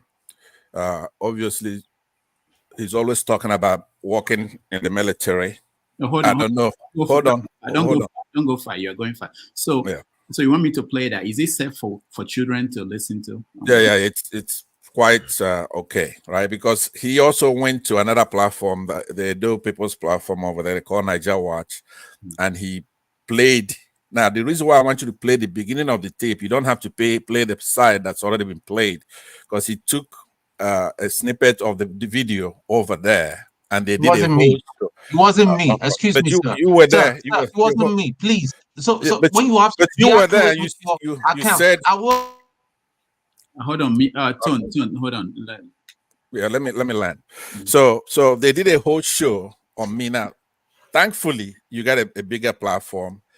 You got more level-headed panelists here, erudites, even though they're wayward in some ways when it comes to the existential threat. You got a much better platform, a much bigger platform than that one over there. And they were tearing me apart because I went to one man's platform. Now, one thing about me, when I go to any platform, I'm the same thing, right? Unlike Tone here, who goes over there like a snitch, right? A fink, a sneak, a stool pigeon, a betrayer, a blabbermouth, informer, a rat. That's his role on these platforms, is to go and create. I muted you, Pansat. This is we just agree that we're not going to. Let me land now. Let me land. You're using word. Okay, all right. I'll take that back. That's okay. Now, Rudolph, let's be serious because I want you to play some of this video. I'm not gonna take a lot of time until you play the video, and then we'll deal with that, and then I'll talk about why I'm here. All right. You know, I like concepts, just like everybody else. I like everybody to air their view, but I want to just, if we remove the edges, you know, there's some things you don't have to do. You can easily express your opinion. It may be totally something that you are alone holding that opinion. That's okay. But you don't, all these extra things you're putting on it is what is the problem. It's not, you don't need to add, you don't need to. You know, Rudolph, you're like 6'1" or 6'2". I'm 6'4", and I'm strapped, right? So when you have people threatening me like Tone, like if I come to Nigeria, he won't be able to talk to me. You. All I'm trying to right? say to you, he won't be able to look me in the face. Age. Act right? your age. Forget my age. I'm 6'4" and I'm strapped. So how are you gonna talk to me anyhow you like? See, listen. You only see what you choose to all see. right. We have you to saw me telling people not to stop insulting you in the comment section. What's wrong with you, this man? All right, that's it. We have to go on to another topic. We have several topics. Maybe we can find something fun. Are you gonna play the video? We'll take a break now from this, and then we'll come back. Let's talk about Bobrisky and Very Dark Man. Ngozika. I don't know who they are, but there's something that someone raised. Let's actually go to America. Maybe that will help. The flagship. Do we help us here? Because well, I sent you a text. Please take a look at it. Thanks. Oh, okay. I didn't know. You know, I was actually not looking at my phone and everything. It's going haywire. All right. But Pansat, calm down. I'll get back to that. One of the reasons that I want to watch the video before I play it. I really want to know what's that. Because, okay, take me back to backstage, and then if you're gonna play the video, then you bring me back. Yeah. I'll watch. You should it, and Rudolph, you have to be a nice host and one of our journalists here, right? I really urge you to go back to that. Don't do this for sure by having somebody like me being insulted on this platform.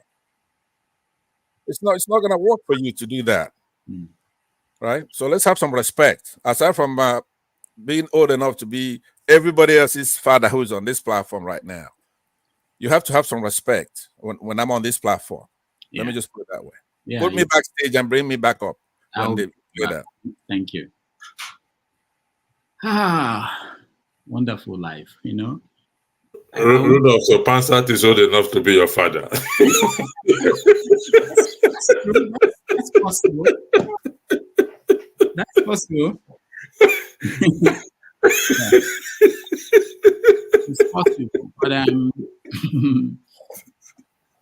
oh Lord have mercy, character. According to a bus driver, FIFA play football match on his head every day. No, but as a journalist, you sometimes have people who come onto your show and they want to set the way it should go. It's not a new thing. We always experience it every time. Some of them even reframe your questions and ask it the way you want it to be, the way they prefer it to be asked. And we have seen that many times. It's not a new thing. But what my appeal again is to everybody to please. We are not, nobody here caused the problem of Nigeria. Whether you're from the north or from the south or from the west, wherever you come from, you didn't cause the problem. So let's take it easy on each other. It's not a war. Okay? Thank you. All right. let's end the topic well by playing this video. I'm not sure, I can't confirm the authenticity of the video, but let's play it and maybe someone will help us understand what happened, what the person is saying. Now be my last video when I go do concerning this Okuoma and Okoloba fight. Okuoma and Okoloba, they get land issue. The land issue, small crisis called a day. Oh now, where be your people? Where federal government give power to the bomb buckery, to the bomb diesel, and they cook. They use the same army, they escort their own, they go sell. They betray their own blood. That man, he go use the army, carry people from Okuama community. 3 people where they carry, they slaughter them. Now, they come back to come carry community leaders. And I know very well, say, once the community leaders are captured, the youth are powerless. The action take place. When they make comments, say, na peacekeeping, all those army come. Point of correction, no army come for peacekeeping. They fight in favor of Tompolo, because Tompolo have ordered them to do so. When they say, make I show my face, all these are comments, when they comment, now just ordinary written. Now writing, and just the write. If I know if you talk true for this my land, you know get where I go when I go talk true, when I go believe am. Now this video be the last video when I go do. My papa, a retired captain for this Nigeria. He died last year. He retired as a captain in the army. And I don't lost over 6 of my friends and relatives for this Nigeria. Remember, as an army, this Nigeria is not worth dying for as a country. And they let you know. So, if you not like, when I carry this matter from here to the next level, if you not like, my federal government declare me wanted. I'm proud of it. Yes, I'm proud of it. Now they say, show your face. If I show my face, what do you go do me? What do you go do me? So to talk true for this country now is a crime. No wonder when they say truth is always bitter. Crisis, day between 2 communities. When I know if you call the elders, I know if you call the leaders to settle the issue amicably. You they want oppress one side for other side. You they call them peacekeeping. And so they keep peace. Okay, now go school pass. Now know the law pass. Now so oppression. This country, if not be for one thing, I for say, make it be like that. North, day or north. South, day or south. All army, if you dey serve this country, serve with sense. If you be police, police with sense. This Nigeria, your country is not worth dying for. I dey tell now, no na get sense.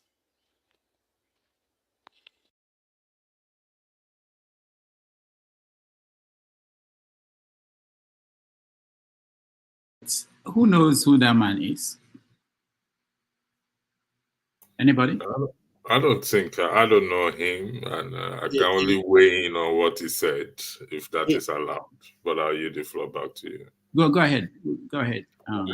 Like I stated during my presentation, nobody really knows the truth of it. And from what he said, let's just go by what he's saying. I can't verify it. So it's a situation between 2 tribes, and one tribe is using the army to oppress the other tribe, and that is how and that is usually the case when, in the case of Nigeria. So that's why I said that the military are not innocent in this issue. It's just like normal civilians. I have an issue with KJ because I'm so powerful and this. I go and bring the police and just root KJ from. KJ will be familiar with such situation. Maybe must have experienced it somehow. And that is not proper. So that is what I'm saying, that we don't know the truth, what really went on before these 16 soldiers were killed. Now, I'm saying this for 16 soldiers to be killed in a community speaks volume. So, once you investigate as to what happened, regardless, irrespective, a life loss is a life loss, whether civilian or military. Yeah, say the truth, I don't know him. I've not seen the phrase before, but I want to argue that it touched on the truth, maybe to a degree, percentage. That's all I have to say. Thank you. All right, thank you. Ngozika. Go ahead, Ngozika. So I don't know anybody that has lived in Nigeria that will believe the government over the indigents of a community. I don't know. I don't. I'd sooner believe the account of a community member than the government. And it is easy to believe in this case because the military by themselves said that the soldiers who were killed were on a peacekeeping mission. Now, it corroborates what this man said. What peace were they keeping? This man is saying that two communities were fighting. So the military, if they say they were on a peacekeeping mission, we can deduce from we can stretch it and say that is it possible that the fight he was talking about was the peacekeeping mission the military said these soldiers were on? And if that is true, why else will you doubt everything else he says? Why will you doubt everything else he said? Because it makes perfect sense. It is a case of two fighting. And then one has the upper hand. And in this, according to what he's saying, it's not even one of the two communities that are fighting that has the upper hand. It is another community that stands to benefit. You know what they say when two brothers are fighting? It is the stranger that reaps of their sweat. I will believe him anytime and any day because I'm a Nigerian living in Nigeria and I don't trust the government. I'm sorry, I don't. And his story ties into the statement of the army. So 100% I believe him. Be it conspiracy theory or not, I believe him. Thank you. If it is... Go ahead, finish up. Finish up. All right, all right, thank you. I don't know what's going on with my network. That's okay. Can you hear me now? Yeah, we can hear you. All right, Ngozika. I don't know what's going on with my network. All right. Can you? And the reason. Yes. Welcome to the show. Thank you. I'll give you the last word on this. We're moving, changing topics. Go ahead, Ndubisi. I should speak? Yeah. Oh, I've been listening for long and though I'm at work. Concerning what is happening in that area in Delta, so much is yet to be uncovered or so much remains unknown. It's like there's so much covering up going on there. So some people in the community have spoken, the army have spoken, but yet it's nothing is clear yet. I think like somebody has mentioned here, the government needs to allow the free press to go in there and ask the community questions. An independent investigation needs to be carried out to know what really transpired there. Yes, there may be some issues going on between both communities, but we know in that area there's so much oil in that area, and then we know the activities of the military concerning what goes on in that area. How probably sometimes some people who want to illegally mine oil there, we have some people behind them. Some people in government, some political elites from those areas might even be involved, and then the thing has snowballed into this big conflict. There may be much more going on there that we may not know, and the military cannot be the police that will arrest, prosecute, and they will not be the judge to pass sentence and even the jailer. That is what they're trying to do now. And I heard that they prevented the governor from going in there. I don't know if it's true. And the police commissioner complained as well that they have not been able to go into that place. that the army cordoned off everywhere. And the military high command has said that those places will remain cordoned off until they get the culprits. There's a particular militant or individual they named that they are looking for him and his boys. But I hear the people are suffering, that many of them are in the bushes, they can't come out. Their houses, many houses have been burnt, and then probably they don't even have food to eat. So I think the government should ask the military to allow food and other aids to come into that community and do proper investigation. This is not, we are not in the olden days. This is modern day Nigeria. Things should not be done like that, and people are suffering. The military cannot say they are trying to get some people and carry out colossal damage, or what people call serious damage in the community. But like I said earlier, there's so much that needs to be unpacked on the side of the people and on the side of the military. So an independent investigation should be done to know what really went on there, and apportion blames where necessary. Thank you. All right, thank you, Ndubisi. I just picked up my phone. There are a lot of people trying to weigh in, and let's just give some people time to just have their view. Sorry, can you please put me backstage, please? Thank you. I sent you a message, but you didn't see it. All right. So, Austin, welcome. Good morning, good afternoon, good evening, everyone. Yeah. Rudolph, if you have more people, you can equally put me backstage. Okay. Yes. Austin, go ahead. They even put me backstage for now. I'll come back later. Okay. Okay, I think when it comes to this, I don't think that there's a little bit on professionalism on the part of the military. He said that two wrongs cannot make a right. Yes, some people were killed, and it is very bad that the military men are being killed, or maybe killed in Nigeria, but you cannot just come and open fire on everybody, or maybe kill some people because military men died in that area. You will just be killing some people who are innocent. And no matter how you want to say it, it's not good. It's not nice at all. So I think the military cannot be a judge in its own case.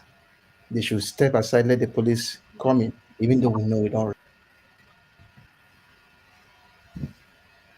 All right. Where is Austin? Did he disappear? Went off. He just went off. Don't know what happened. Oh, okay. I'm surprised. All right. Forefathers.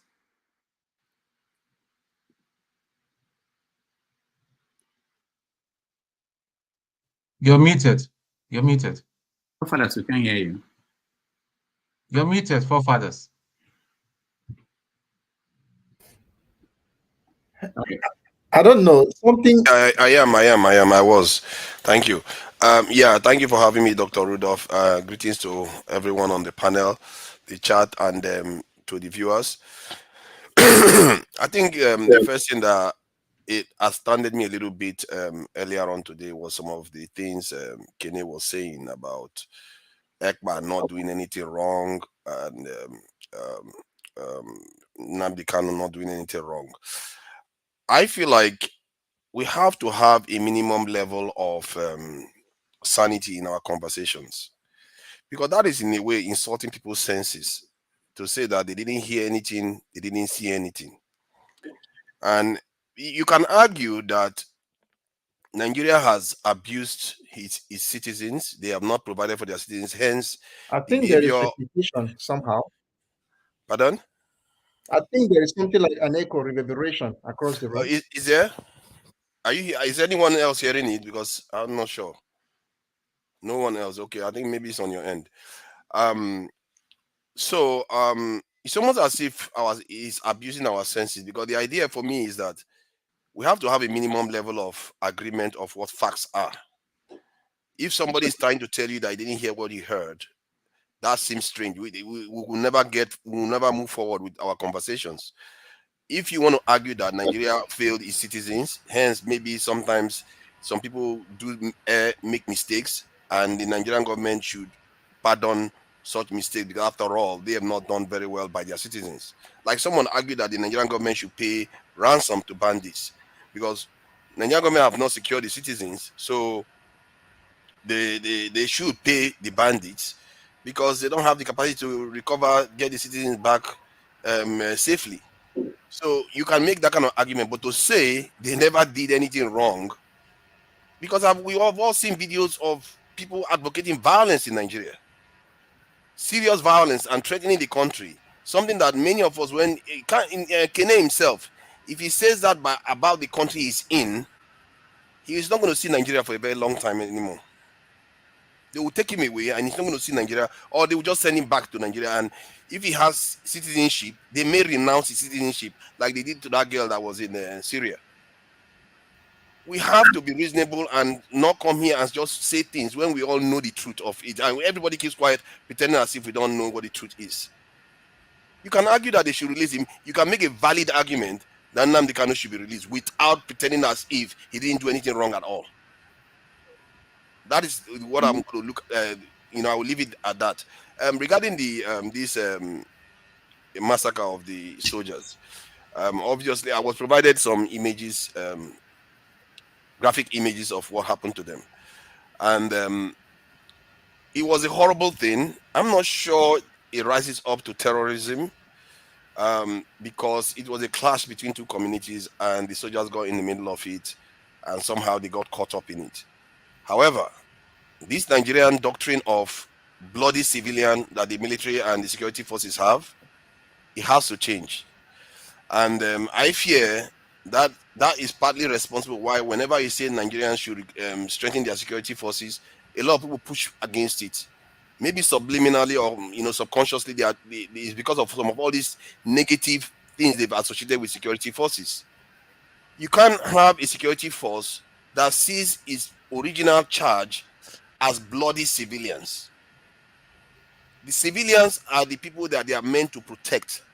The civilians are their parents, their grandparents, their forefathers, all of them. The civilians are the reason why they exist.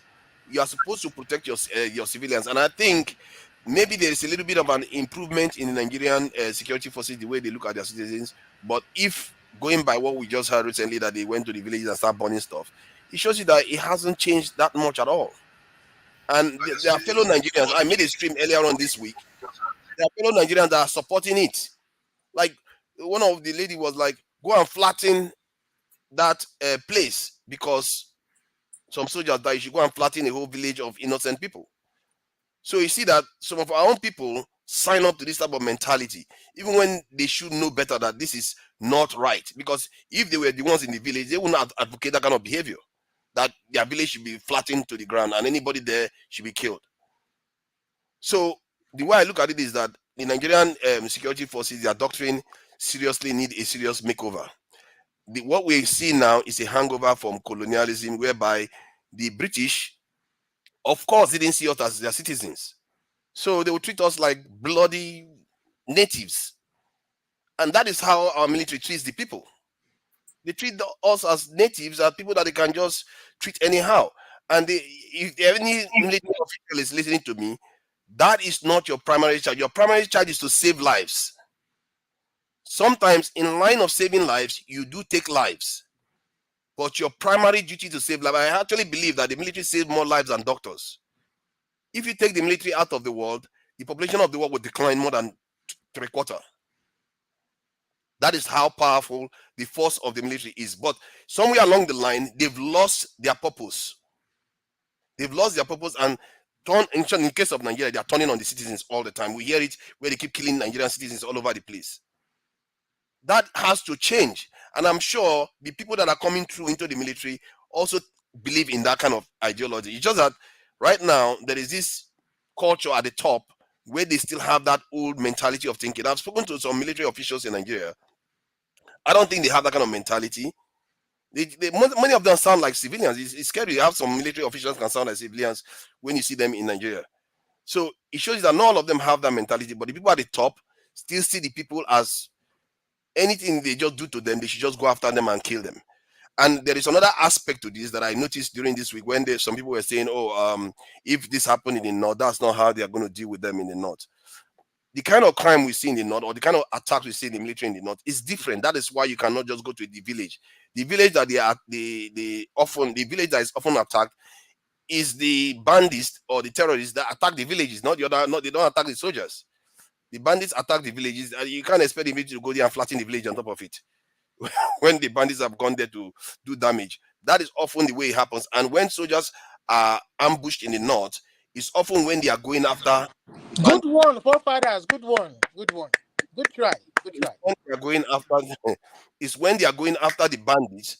That's when they are ambushed. You know, and I've been raising this issue a very long time that our military is very, very undermined. And I showed this in a newspaper report about our former defense minister saying that our 80% of our military is doing police work. This is exactly what they were doing here in that village. That's exactly what they were doing. And even with that, look at what happened to them. Somebody, if you remove, people don't think soldiers are in the south. If you remove soldiers from the south, you will soon find out that they are soldiers. They were soldiers there. You find out that the place is not secure at all if you take them away. So that is showing you what is happening, what they are doing. They are anywhere there is problem, you see Nigerian military go there to go and secure it, and the next thing, insecurity will move somewhere else because they don't have enough of them. And finally, I will close with this one. There was this video I saw this week, and they asked this official on the news, and they asked him, "Do we have enough men in the military? Do we have enough manpower?" I said, "Is that a rhetorical question?" And the argument that man made, if I will play it later on. So the argument he made was exactly the same argument that I make. If we are not of the same, if he didn't get it from me, I know I didn't get it from him. It shows you that if you do the serious analysis, you arrive at the same result. Every single thing. He even talked about the US, that most of the employees in the US, the single largest employment sector in the US is the security sector. And they have so many technology and so much technology, and yet they still have so many people in it. Why? Why do you think they have so many people in it? Russia was just attacked recently, and I was surprised. Within 15 minutes, the whole area is covered with police lights. The whole area covered with police lights. After those people escaped, obviously, those were operated for about an hour. So it shows you that security is exceedingly important in societies, and if you don't take care of it, all else is nothing else you are going to do is going to work. I'm not even going to go into. Do you want to compare Russian police and Nigerian military? What are you talking about, Father? Please Why should stop I talking compare about them? military because you're I just annoying me them. now. No. You said something Okay, about go military ahead. as if you've been there. You don't know nothing about the military. Of course you don't I know don't. nothing about the Nigerian military. So just What is there stop to know? propounding all these Western Is ideas there that anything that I cannot don't work know? in Nigeria that we have now. Why? All right. It cannot work now. You and I know because the leadership is faulty. The leadership is faulty. Thank you. When you have If the leadership is faulty, you advocate for it to change.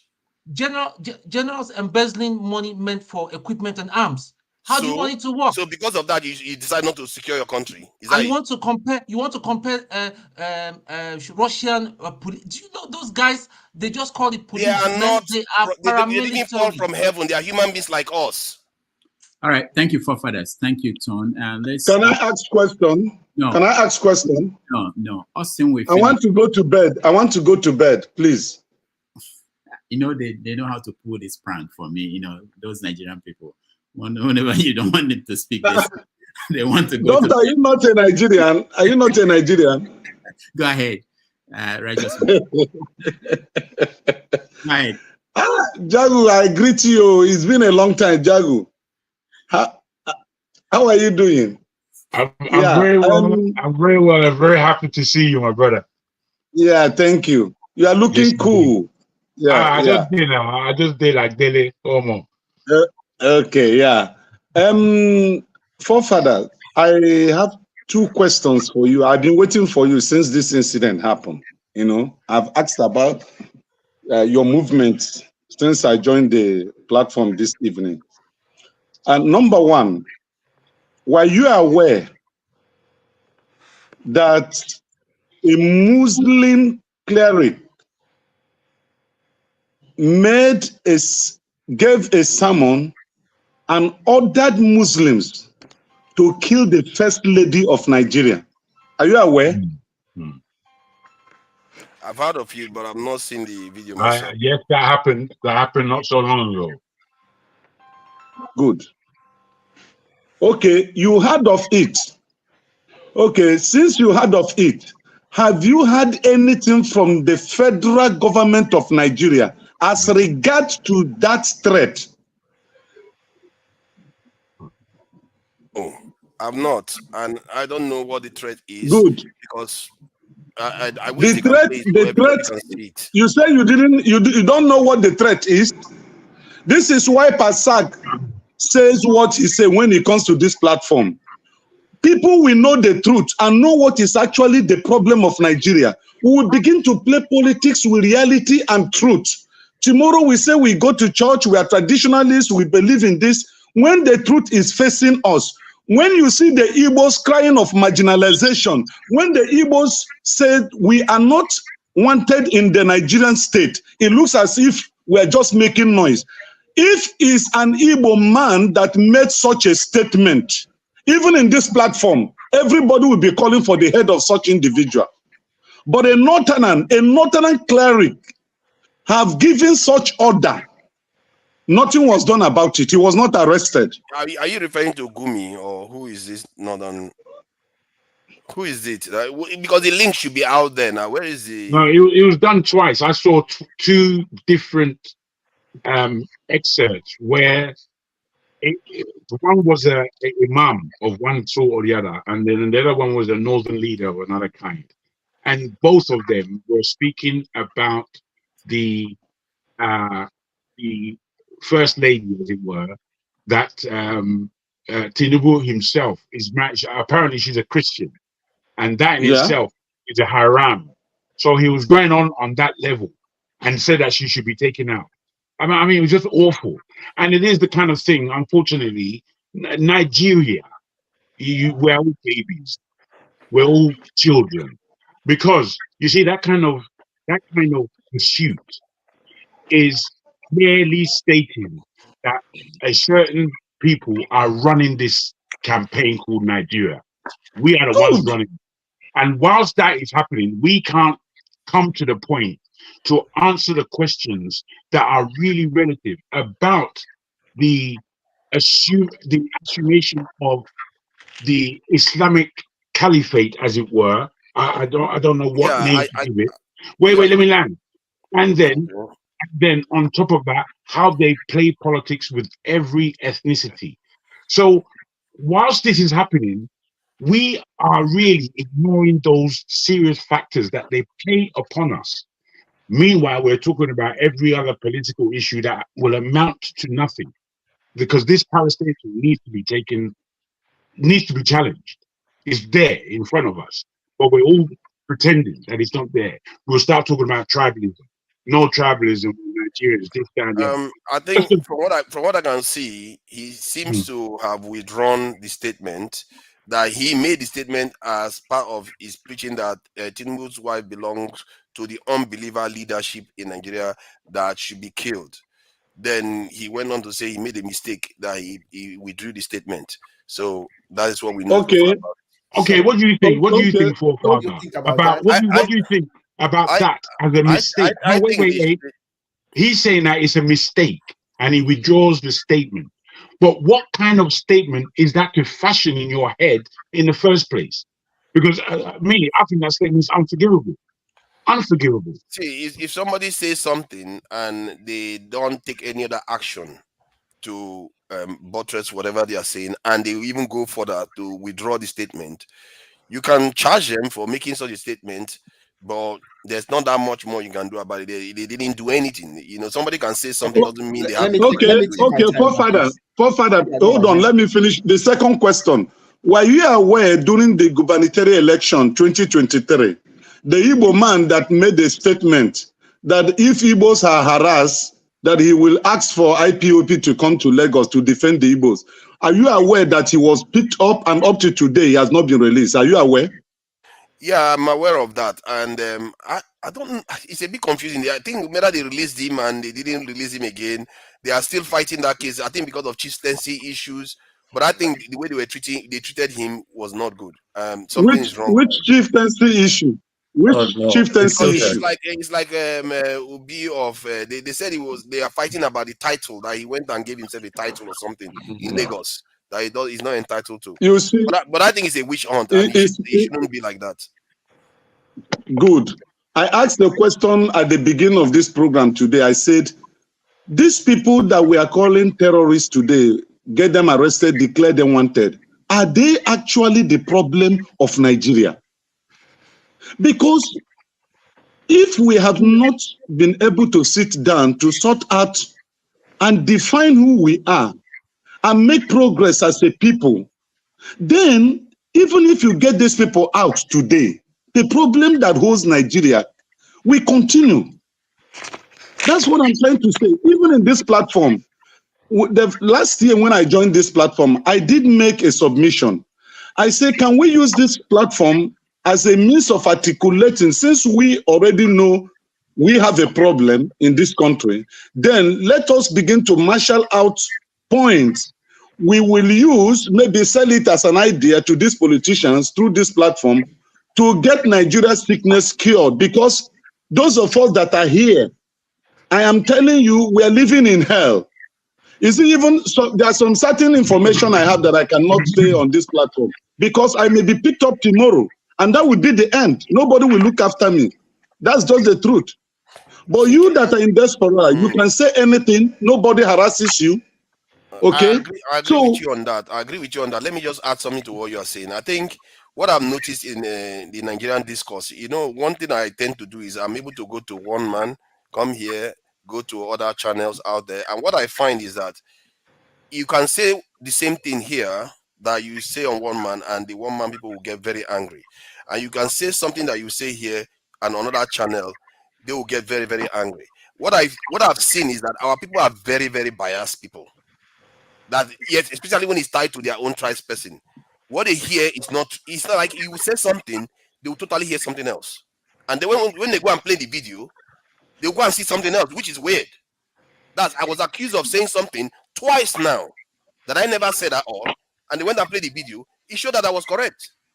But it tells you that there is this bias we have that is so deep that even when we think we don't have it, is there. So how do we solve it? How do we solve it? It's the fact that when somebody is revealing these things to you, you ask yourself seriously. You have to be tribally, religiously neutral in Nigeria. If you don't become that way, what you're going to do is you are going to be contributing to a lot of immoral acts. Somebody will do something wrong, you will defend them, and the other side, somebody will do something wrong, somebody defends them. The person in the north, somebody will defend them. Guess what? We are all going to be in the mess together, like we are now. We keep politicizing and tribalizing or putting religion tilt into everything that we do, and we need to shift away from that and just follow the rule of law, because that is the one that applies to everyone, and it should apply to everyone. If it's our tribesman, if it's our religious person, our political party, we should be neutral. We have to be neutral, otherwise we are not going to have a country. Thank you. Rudolph, can I just chip in? I just wanted to advise you. Yeah, Donny, hold on, okay. I know you're patient enough. I want to hear Austin, who is. He does say gentleman know they pay these days. Anyhow, I don't know whether Rudolph, your computer is angry with me that it knocked me off the first time. I just see my computer, my screen just blank. I say, I got Rudolph. Now you don't kick me out. Maybe I never paid you. No, not you. So the point I will just be fast so that Danny can speak, or is it Donny? I don't know. But look, it is not nice that our military men should die because we are greatly understaffed. It's very true. Same as it's not good for us to just open fire on civilians. I went home this December and I discovered that there are some kind of things that the military did even around my side that was not good. There are some things that even some people on the other side, is it the unknown government we call them, also did that were not good. There was a day I went, this will be a village man, I entered bush, they rode my cassava, and I heard guns shooting, only for me to realize that evening that the military came to a market square and opened fire and killed a small boy who was just 3 years old. And because of that, the people, those guys in the bush, came and started fighting the military in a gun battle. So sometimes both sides, we cannot say that they are innocent. I served in a military barracks during my NYC, and I stayed with them. Not only that, we were sent there because we needed to help out with some of this French language teaching and sometimes science teaching in school. So I know the effort the military put into national development. I know. During that time, that was 2016. Now that time we Boko Haram Day now. where Buhari just came to power. They came and trained them in the Nigerian Army Armored Corps in Bauchi before sending them to Sambisa. And I see women who have not seen their husband for 10 years, 8 years. And I used to ask them, how do they take one? You just see them getting slim. That was the reason why the general was telling us, hey, you people should join the military. I told him openly, no, I cannot. Because I'm not ready for those things. So they do a lot. But the point is that that's why I say we should not castigate them much, because they give a lot to the people. But they too should be professional so that we can trust them more. So that by the time we trust them more, it will be very okay and it will be good. So on this matter, to be honest with you, we don't even know what is right and what is wrong in Nigeria. My mommy was telling me today that the military men came and they will say, okay, we want peace. Everybody should drop his gun and everything. But some of the wounds that have been given to some of the people there, do you think they will easily say, okay, we have forgotten that our children died? So please, if we need to beg the military, please, we are your friends. We are your friends. You are more trained than most of those criminals there. You are trained than them. So you should know how to handle the civilians, know how to handle them. Because most of the time, as I keep on saying, if person go in the night, go thief, no matter what you are doing, go even by 2 a.m. One person must wake up to pee that night and will see you. So once you are doing something bad, one person must see you. And if one person sees you, that is enough to say, okay, this is the evil man in the community, or this is that, or this is that. But a case where you just decide to be treating everybody equally, it means that the people will not help you for peace to reign. So I don't like the way sometimes the military also behaves, and that's why in this matter of Okuoma village, I don't think I'm okay with what they did at all, because they are the ones who are more trained. They should know how to behave well in public, and that is just what I have for now. And thank Oga Rudolph, I want to congratulate you for one way. I'll advocate that. I think you should be from Anambra. We should make you governor of Anambra after this my crazy professor go, because you know why I like you. When person they misbehave, you go just smile, remove them from stage. If you like, go and vex and come back. That one is your problem. And that's the kind of leadership I like. You'll be looking at somebody's eyes like this and discipline the person. And the person will see you still smiling. You discipline him again the second time. And that is what I like. So if you are coming for governor next time. I don't know about discipline. This is a trigger word. That word. Rudolph, can I say something? No, not yet. Donnie, go ahead. Yeah, mine is just an advice to Rudolph. I listened to the program on the background, and your program is have your say. It's not have your way. I believe your program is have your say. From my perspective, you have a destination in which you want to carry this program to. Maybe you want to reach a bigger audience, you want to get a larger following. If you have a destination, there are some people you have to leave behind. Everybody will not follow you to that destination. Don't have this feeling that everybody has to be on the panel, even when people go off tangent. As a leader, there comes to a time where you have to put your foot down and take some people off permanently. Otherwise, I look at things from a business perspective. If I'm a big brand, let's say I'm a Dangote, I'm a CNN, I'm so on, I will find it very difficult to place adverts on your platform with some of the comments your panelists are making, right? And that is just the point blank. It's not on the medium level, it's on the extreme. And when people get to extreme comments, you have to put your foot down and take them off permanently. This is not throwing a kid's gloves at people. Take them off. That is what I feel. But being you want to be unbiased to people, but there are some people that will not let you get to your destination. That is what I think. And for you to get to your destination, there are some people you have to take off because they have become irritants to your platform. And if you don't do it on time, you start losing followership. That's just what I want to say. Thank you. Thank you so much.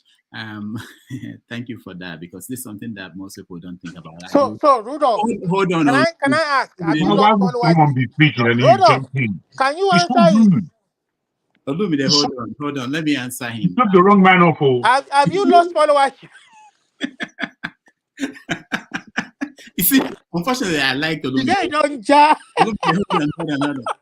So what he said is The very guy important. don't jar. Okay, so this is more like a community service. What we're doing here, the model is public radio. This is not commercial radio, because that's why we can actually do what we're doing, even to pause and say, let's use this as an educational moment. Okay. That's how they finish Nigeria. That's their talking point. In commercial radio or commercial TV, you can't do that. You think about your advertisers. If they pull the advert, you close. We don't have any advertiser here, and we're here, you know. So, but if you turn to that, then certain things will not be possible. I think there's value in getting our people, moving our people to a certain level, higher level than where we can all do that. And I think to me, that's my joy. No, it's not really about money. If it's about money, yeah, of course. If it's about bringing adverts, I know those are issues that are important. And but I think if we can get one person like Olumide to stop interrupting, we're good. I'll be happy for the rest. Rudolph, these people don't know the shit they are in back home. You know, his own list, the list of his own problem is the way they are talking here. Can you see how people reason? Olumide, hold on. We'll get to you. Yeah, Pansat. So this is what I decided, Pansat. Hold on before you speak. I decided that I didn't get a chance to watch that video because I'm also here trying to coordinate this.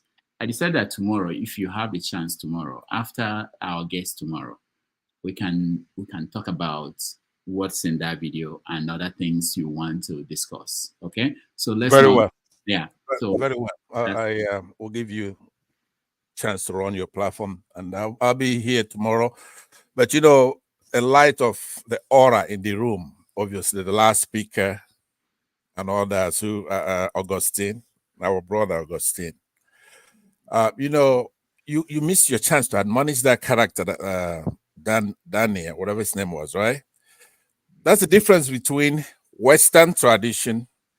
Now, when we say Western, we're talking about progressive people, Africans, Europeans, everybody who's progressive contributed to civilization, as opposed to the Islamic tradition, right? He says if a businessman, he's going to censor, clamp down. He doesn't want us to talk, right? He doesn't want you to lose money.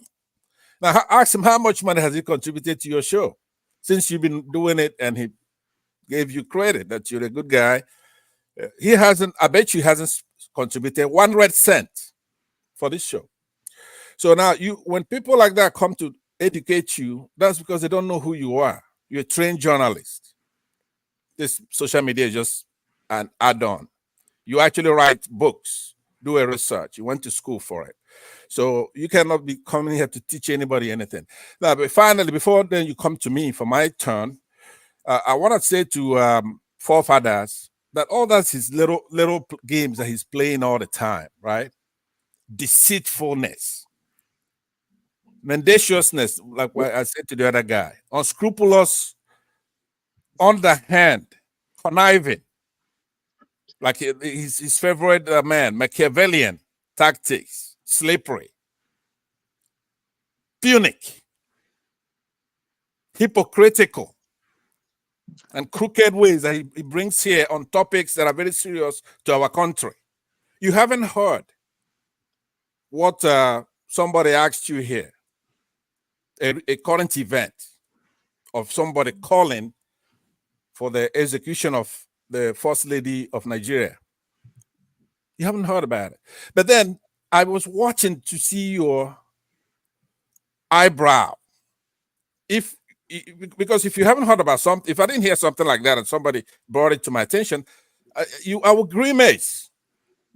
I said, look, if that is true, then we're in trouble. You're smoking away, but everybody knows you now.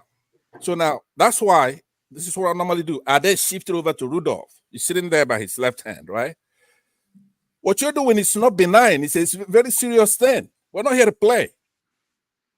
When you were talking about the Igbos, you said, okay, look, first of all, let me distinguish what I do from what others do on this platform. I talk anthropology, cultural anthropology. What does that mean, forefathers? What does anthropology mean? You don't have to answer that for us. Okay, so now, because you have to know these things. We come from a diverse country.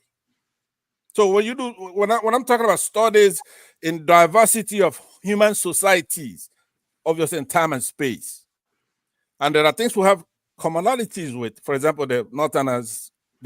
So it calls for us to go into the history of how they even arrived in the country in the first place. What is their mission? What are they doing in the country? It could be their religion. Sometimes it could be their tribe. But that is not the focus of it. Do you understand? So a lot of people here may be tribalistic. When I say that there must be an angle of Islam in Nigeria for it to be terrorism, it's absolutely true, because you have to go to coerce people into an ideology. It's not like if you travel on the highway, somebody catches you and takes money from you, right? Let me lie. Yeah. You keep doing this. Rudolph, 1 second. 1 second. Just 1 second. Uncle Passat, with all due respect, I would like you to watch this whole broadcast later, and you see that I'm on your side. All those things you accuse at me, you hold at me, is really unfair, and you know it in your heart. If you're being sincere with yourself. No. I know you're on my side. I'm always on your side. I know. I'm always on your side. Just know that. Yeah. Okay. Look, I was a little unfair to you before, but it's not like you didn't deserve it this time, right? You're on my side. I know that. I said it in the Two City. You're on my side. And what we have to understand is that this is not about appearing on. I wish we don't have to even show our face. We talk. I don't want stardom out of this. I don't need anything. I worked hard on my life, so I'm comfortable. But the point is that we have an issue in common with major countries in the world, even here in the United States. Okay? If you go to the Niger, Chad, and so many other areas in our region, you're going to see that they have the same human index with northern Nigeria. We have a problem, and we have to solve that problem. I'm not talking about tenets of the religion, but when you come to our country, a normally peaceful country, and you have ISIS of West Africa headquartered there, Boko Haram there, and Saru there in Nigeria. And what you're doing is going and picking off we take it up tomorrow from here, okay? Let's not derail the topic. We continue tomorrow. I give you my word. So after the show, after the interview tomorrow, I will bring out an hour. We can have you talk about these things. All right. But you mentioned anthropology, and I just see it as an opportunity to remind everybody watching at home and those in the studio that tomorrow we have an anthropologist who is coming on this show, Dr. Chidi Ugu from University of Nigeria, Nsukka, senior lecturer.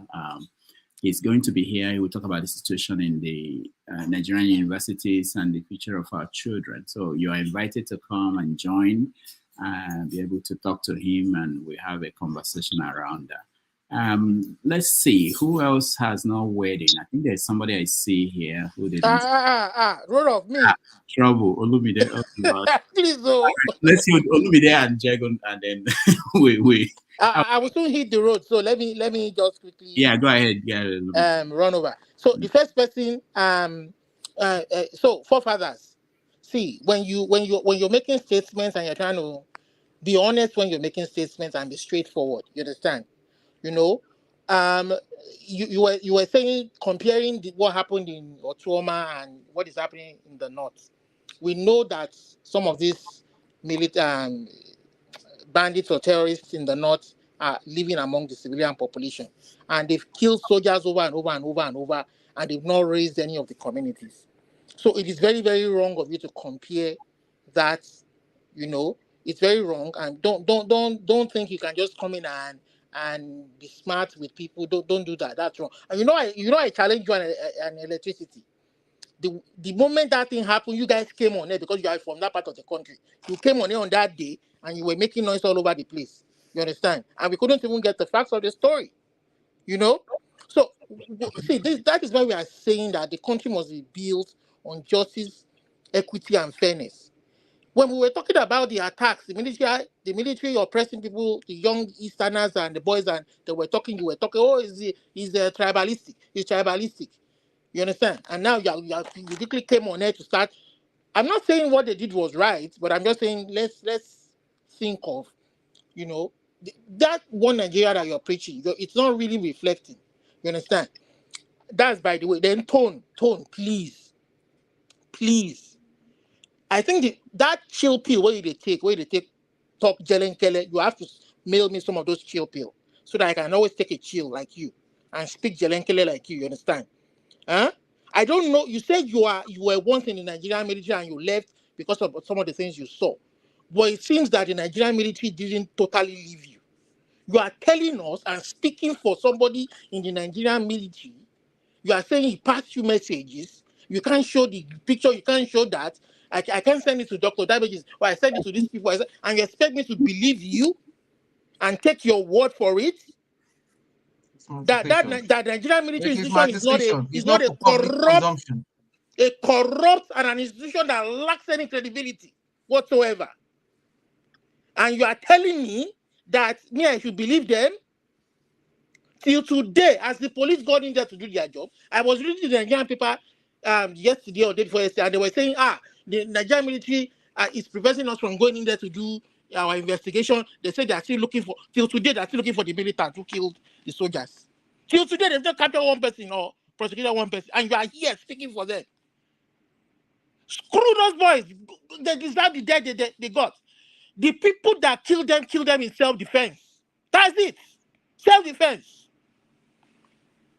You understand? We heard from other online blogging that the military had killed 100 people in that village before that reprisal attack came. What happened? Why didn't you talk about that one?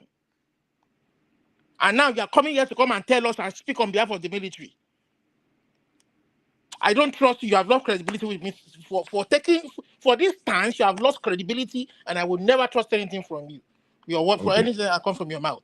All right. You just come on this platform. You think you can just talk and say anything, and you think we are here. We are all here. We are all. Please stay for. I need to explain some things to you. The president of the country that presides over the military is responsible for the people of Okuoma for securing their lives and property. What stops the president from saying, okay, military, this has happened, send a panel to truly investigate what happened so that the people who committed the act can be brought to justice? Just because they killed or they murdered the military people doesn't mean then that you must go there and murder innocent people. And then we say, oh, the people did something. There's something they did that we don't know about. Well, where's the investigation? That is just a country that is when we say it's a shithole, people insult us, it's a shithole. You know? I'm so sorry, Ngozi, you're in that shithole, you know. All right. Thank you, Olumide. This is for the YouTube guideline people. Olumide, Rudolph, you want to guideline? You want guide Olumide, hold on. I'm making a public service announcement. For YouTube, we don't support violence on this platform. So anybody airing that opinion is their personal view, not the view of this platform. I just had to say that. All right. Let me go to Jagun. I think you're next. Yes. People, good evening, good afternoon, good morning, wherever you are. It's been interesting listening. It's been interesting as normal. But for all the listening and for all the time wasted, there's been a lot of time wasted on some of your special stars, Rudolph. I don't know how you are raising monsters here. Now, monster they raise. You see how many people have told him off today? A good 4 people slap him in the face, and he didn't recognize any of the slappings. But it's all fantastic. You understand? I too must join electricity in thanking Ngozika for her words, honest words, real words. You know, in terms of the way Nigeria is. I mean, to argue about what's gone on in the Delta state recently in the riverine areas. I mean, you have an authority openly acting like a thug, and we are looking to see which side we're on. I mean, the country is in a true mess. The country is in a true mess. You know, an authority will go and kill civilians. And Nigeria, I mean, sometimes we talk as though these things that we're talking about are simplistic or simple or if you're just listening to some of what's been said, because I'm learning a lot, as everybody does from the program, in terms of things that I didn't follow up to the nth degree. I mean, last week, Forefather was I think honestly putting forward a kind of memorial to those soldiers who died.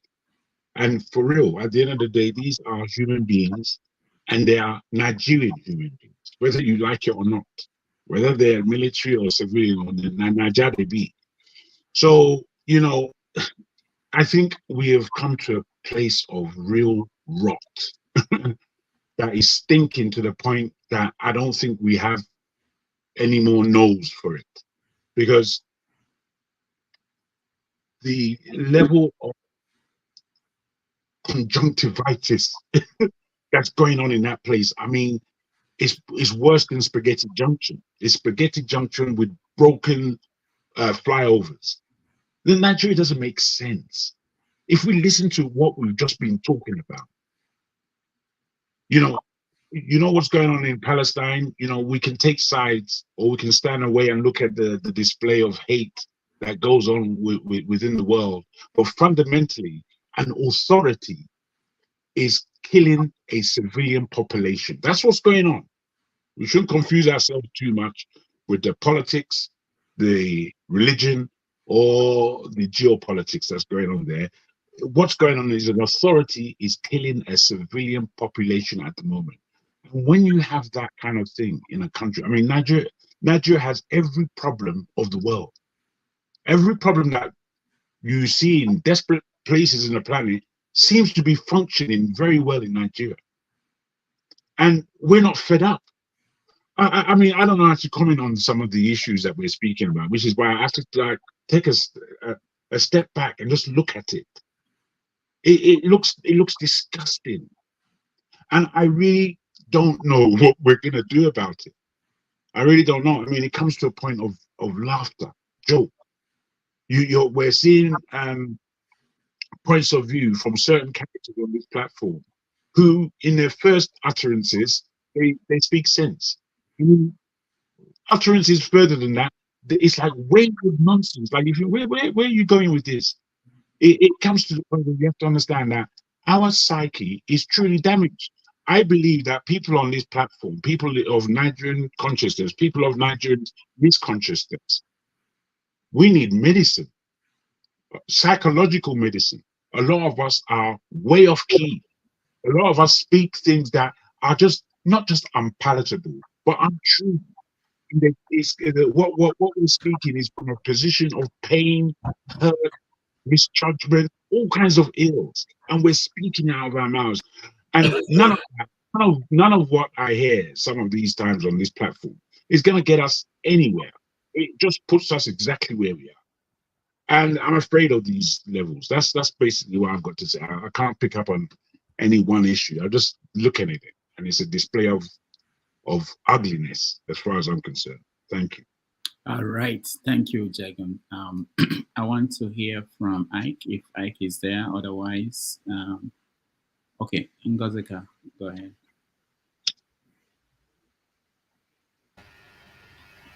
Please, can I have a last word before I go and sleep? I want to go and sleep. My system is about to go off. Okay, go ahead. I want to talk about Remi Tinubu. I think that is where we are before we started debating. Oh, we finished with that. Oh, well, you can say what you want to say. Go ahead. Okay. I just want to say that nobody should be offended by what Remi Tinubu said. You see, when all your life, or for the most part of your life, all you've known is criminality and how to acquire wealth illegally or through unlawful means, you won't value labor, you won't value hard work. You always look down on people that do those kind of work. So she's just speaking from a place of I can't think of the word right now, but this is her reality. It is beneath her. She's one of those people. if she wasn't the first lady, it probably will not make news because there are tons of Remi Tinubus out there. People who have never worked a day in their life, they've never done honest work, they don't value labor. She's the same kind of people who in Nigeria, you see people doing that kind of work and look down on them and not pay them well. If you check well now, her domestic staff are being paid below what their counterparts in developed countries are earning, but she has the audacity to come and say those kind of things. I just wanted to say nobody should take it to heart. She's just a very unfortunate human being. And then finally, let me close with Okuama because, like I said, that thing is still paining me. I just want to close that whatever side you're taking, oh my God, 19%, whatever side you're taking on this Okuama issue, I want you to think on this, chew on this while you sorry, I want you to chew on this. See, it is easy to antagonize a certain people. If no if a certain group, if somebody does not like you in Nigeria, what it means now is that for those of you holding brief for the military, what it means is that somebody, a group of people, anybody can go into a community. They could kill military people anywhere and then go and dump their body in the community, and the military will come there and level that place and accuse that community of killing some of their own. So sometimes when we hold all these briefs, think about it just think of all the possibilities. And when you're thinking of all the possibilities, remember it is Nigeria. Nigeria is a very unreal place. The You can't say what's the worst that can happen in Nigeria. They know they talk that kind of thing here. The moment it is out of your mouth, the worst thing happen. I was making a joke about it with my friend the other day. We went on a road trip. What did not go wrong? Just 3 days. What did not go wrong? Just 5 states, only 5 states. Out of the 7 states we are supposed to go, we just did 5. But what did not go wrong? The moment you say, what can possibly go wrong? Something that shh. So when you're holding brief for the Nigerian government and you're holding brief for the military, just think about all the possibilities. And remember, Nigeria is not a real place. And a good night though. Let me Good go night, shut my dear. system before it goes up. All right. Thank you. Thank you, Jessica. Ike, Ike, are you there? Okay, the flagship. I think Ike is round up on this topic. We are going to move in a different direction. Oh, well, I was going to say that I'm just about ready for the next topic. If the last person could take and give the last submission. Okay, all right. KJ. Yeah, I just again, I heard forefather, and I won't want to join issue with you. But some of the things you said are way, way, way, way off. Um, the situation that we find ourselves repeating itself in Okuoma is not new in Nigeria. It's not new. This have been happening over time, and I belong to a military family. Okay, so I'm saying that with every sense of responsibility. That when a situation is set up, and wait, if anybody think that oil bunkering in Nigeria is done without the the knowing of the navy and the soldiers, and then we're not reading the same history. Okay, we're not reading the same history. And if you say that these people went in there and nobody had, like the government says, or not even the government, it's the representative from that former representative from that side that said about 10 people have gone to be with their father. Now it's more than that. Those guys leveled that place, and they're still not satisfied, and they're still going ahead. And the question I ask, if the military can say those who kidnap 300 people and march them into the forest where they are is too difficult. This forest does not have any rough terrain like the Atlantic Ocean. It does not have any river. It's purely, a desert area with some shrubs as trees. Okay, and it's so difficult for them to get to where the children are. But it's so easy for you to go, take all your arms and ammunition and block out a entire 3 communities, cutting off the people from even getting access to drinking water or food for days. and the government is throwing its hands into the air and say, "Que sera, sera, what will be, will be." Is that how any government governs in the world? Is that how any government governs in the world? This is the only place where the terrorists are more stronger than the government. The people who are oil smugglers are more stronger than the government. The people who are smuggling rice across the borders are more stronger than the government. Every single crime perpetrated against the Nigerian people, those people are more stronger than the government. When shall we have a government that can stand out and stand up for its people? The Nigerian army is called Nigerian army. If those people are not there, there will be no Nigerian army. The reason why they are called Nigerian army is because of those citizens they are now waging war against. And it's unfair, because if you wanted to wage war against them, and them also, now make we see who will come out. Okay? It's unfair. Let's look at this now. Look, there is no Nigeria without the Nigerian people. Whoever, whatever you think you are a governor today because there is a state called Nigeria. You are the president today because there's a people called Nigerians. If there was none, you have no authority. You have nothing to do.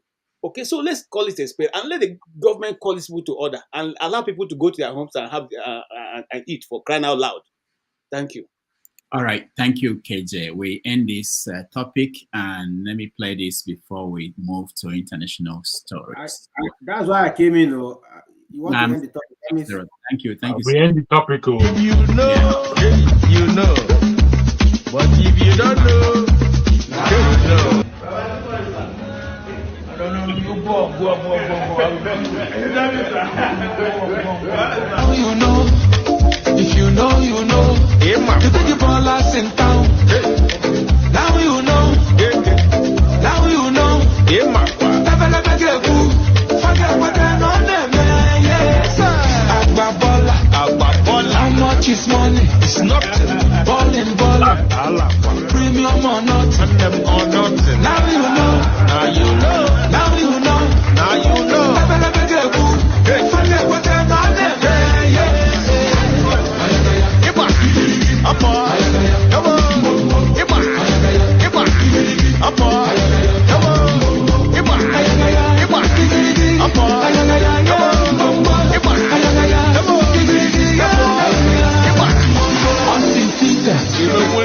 Undisputed, unopposed, luxury or nothing. Money is talking. Money is.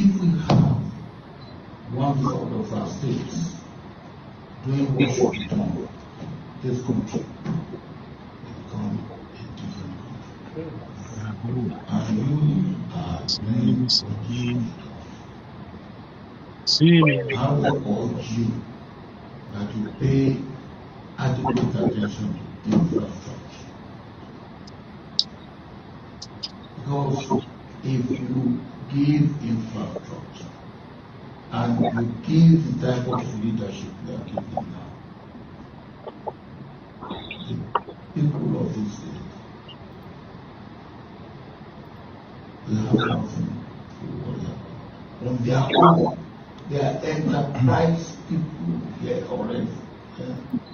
They are enterprising.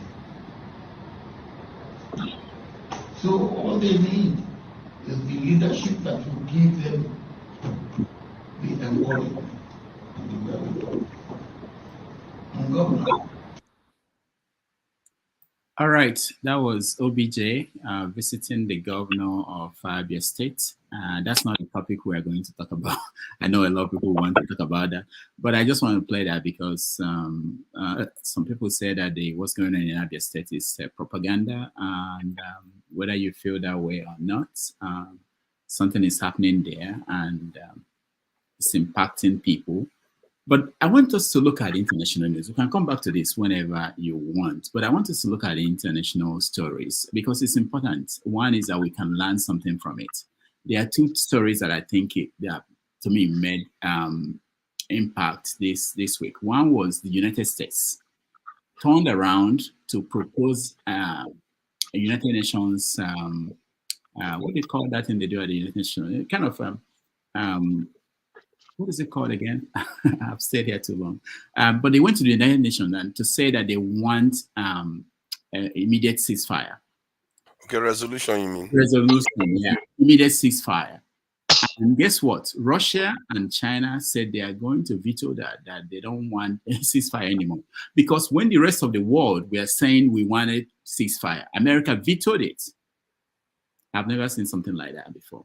Then the other thing is what's happening in England. For those of you in the UK, with the Princess of Wales, Kate, and how she was forced. I mean, the power of the media and I know it's controversial in several ways in terms of what people were demanding and the issue of privacy and public officials who are serving the people, who are living on the dime of the people, they say in America. They were trying to avoid explaining to the people what's going on with her. And the people were insisting that we want to know what is going on with you. Eventually, they were forced to come out and say, this is what is happening. So I want us to discuss that together as part of the international news story. And let me start with you, Flagship. Well, with reference to the war in Israel and the superpowers, I think it's a game of pawns that they're playing. At this point, the U.S. Have leveraged all that they want, and it's time for them to propose a ceasefire and maybe begin to negotiate the process of rebuilding. However, China and Russia have jumped in to say, no, they do not. This is what sometimes I say, that these superpowers tend to choose where to go test their weapons and strength. And at this point, I think it all depends on the Israelis to figure out and know that they have been sort of like used since this whole issue started.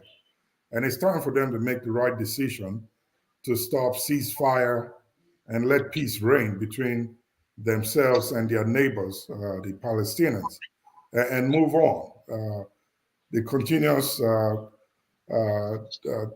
taking of lives of innocent citizens who do not have any issues or part to play in the conflict that arises between them is not warranted. So they just need to move on. I think the UN needs to move on and make a decision at this point, regardless of who says yes and no. Okay. What about what's happening in UK? Well, it's such that there's so much conspiracy around that story right now. A lot of people have come out with so many parts to the story. I really do not know what is really going on.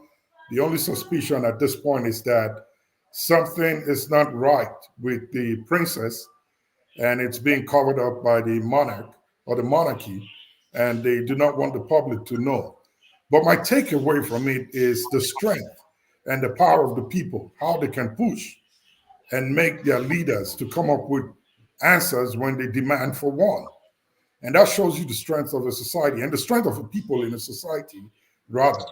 So there are so many lessons we could take from that, that no matter how strong the leadership of any country think they are, the people can demand for answers and get it when they want it. So with time, I believe the true story is going to come out of whatever the conspiracies are.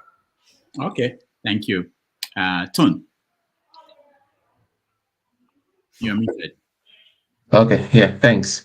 Um, the war in the Ukraine war, it's a very unique one. I think I beg to disagree from what the last speaker said, flagship, that Israel is being controlled or is being used. I don't think so. I think Israel has got they're acting on their own on their own. They are not being shoved or manipulated in any way. I still believe that now Ukraine will be licking their wound because they thought that America was going to come all out. We're going to have their boots in Ukraine to support, and that never happened. Even the weapons they were asking for, they didn't trust them to use it because that could spark World War III. Nobody wants World War III. As regards to the UK, well, I don't think that's how a society should be. We have not evolved to that level where the people in that are serving the people are answerable. They need to know, because everybody knew that there was something up with the president. By the way, it's been revealed that she's it's some kind of cancer. Well, we don't know. We've not been told the type. That's how far I know. So yeah. All right, Austin. So, when it comes to me, this issue of power play, I think somehow is, I'll just try to liken it to the Cold War when people try to look at their ideology. First of all, when you look at this Israel-Palestinian war, there was a time where people were begging for ceasefire. To be honest with you, me, I was also begging for ceasefire, but the big boys, especially America, said no. And I feel that it was a case where there's somebody I want to give a knock, and I'm far away, so somebody's close that the person will help me give a knock. I'm so, okay, let's keep quiet, let the person do it for me. Now it is now time for them to say, okay, stop. And Russia and China say no. So this is just a case of power play, a case where I want to show you that, okay, I'm also big enough. But for me, I think Israel and Palestine should find a way to settle this, not even for the sake of those who are fighting, but for the children and the women, and even for the men, because we always forget the men. So I think Israel and Palestine should just find their way and settle it. I would prefer that there should be a ceasefire. If there is anything that the United Nations can do, let them drop their guns, let people start rebuilding. But this issue of I want to show you I'm bigger than you or you are bigger than me will not work. Then for the second part of the UK, to be honest with you, I don't like talking about the UK, to be honest with you. I don't know why. I don't like just talking about them. So I'll skip that topic. I don't like talking about anything related to the UK. All right. Jagan, before you speak, Biden is in trouble in America. He's going to lose the election if it happens today. And part of the reason is because of his moves with Netanyahu. Also, Netanyahu is basically ignoring him. And the plan was that by January, there will be a ceasefire and recovery so that by November, people will have forgotten what he did there. But now he's saying that he's in trouble, really. So he went to the UN, which he had always ignored the UN to push their agenda. And now that he could not move Netanyahu in any direction, he thought that by going to the UN, he would show that he's trying to make any efforts to stop the problem. So, Jagan, what is your take on these issues? It's very interesting, this whole topic and how it ties in really with all levels, political, social, economic, and I would put in spiritual as well. And I think these matters have to be taken within that kind of cosmos. Now, what I will say to the difficulty that's going on with the American election this time around, and whoever comes, be it Biden or Trump, America still stands in a very awful and awkward position.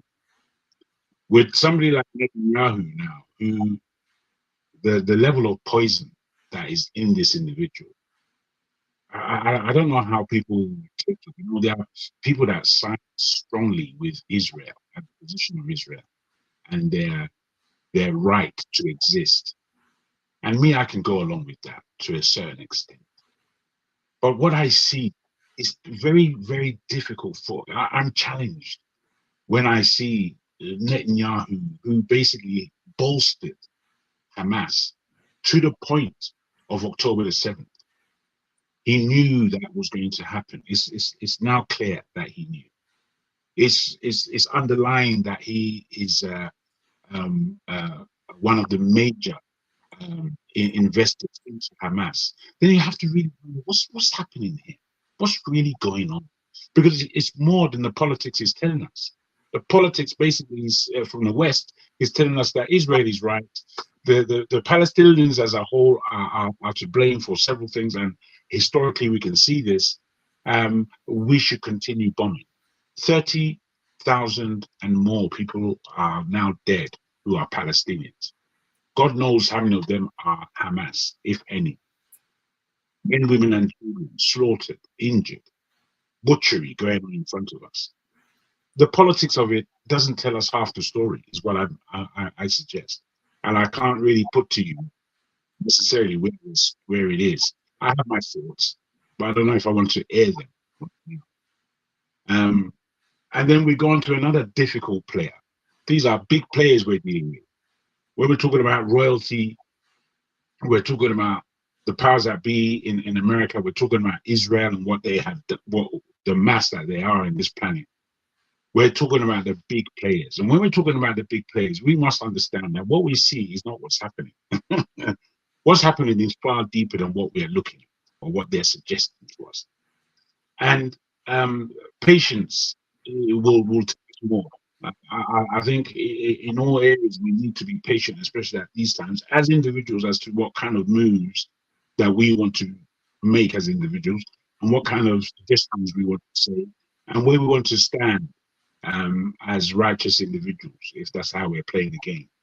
So I will, from all the rumors that have come out suggesting this, that, and the other.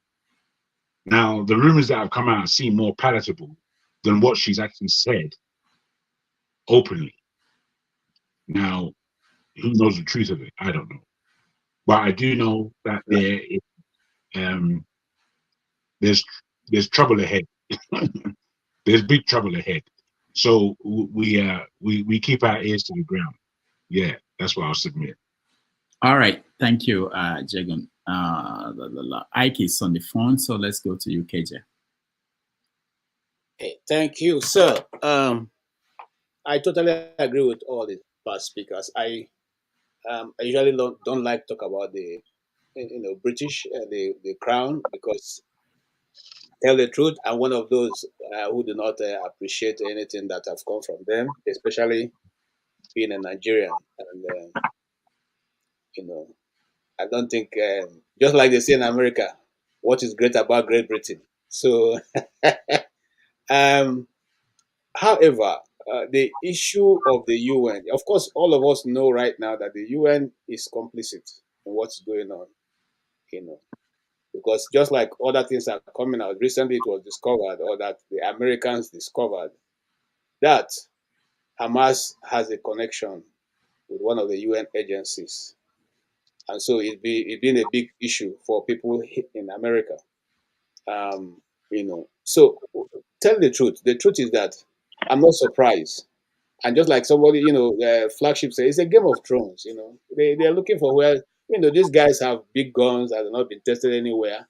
And like, I have a Ukrainian friend, and I said to the lady one time, she asked, "What's your opinion about what's going on in Ukraine?" And I said, "If I were you, if I was a Ukrainian, I would tell my people not to fight."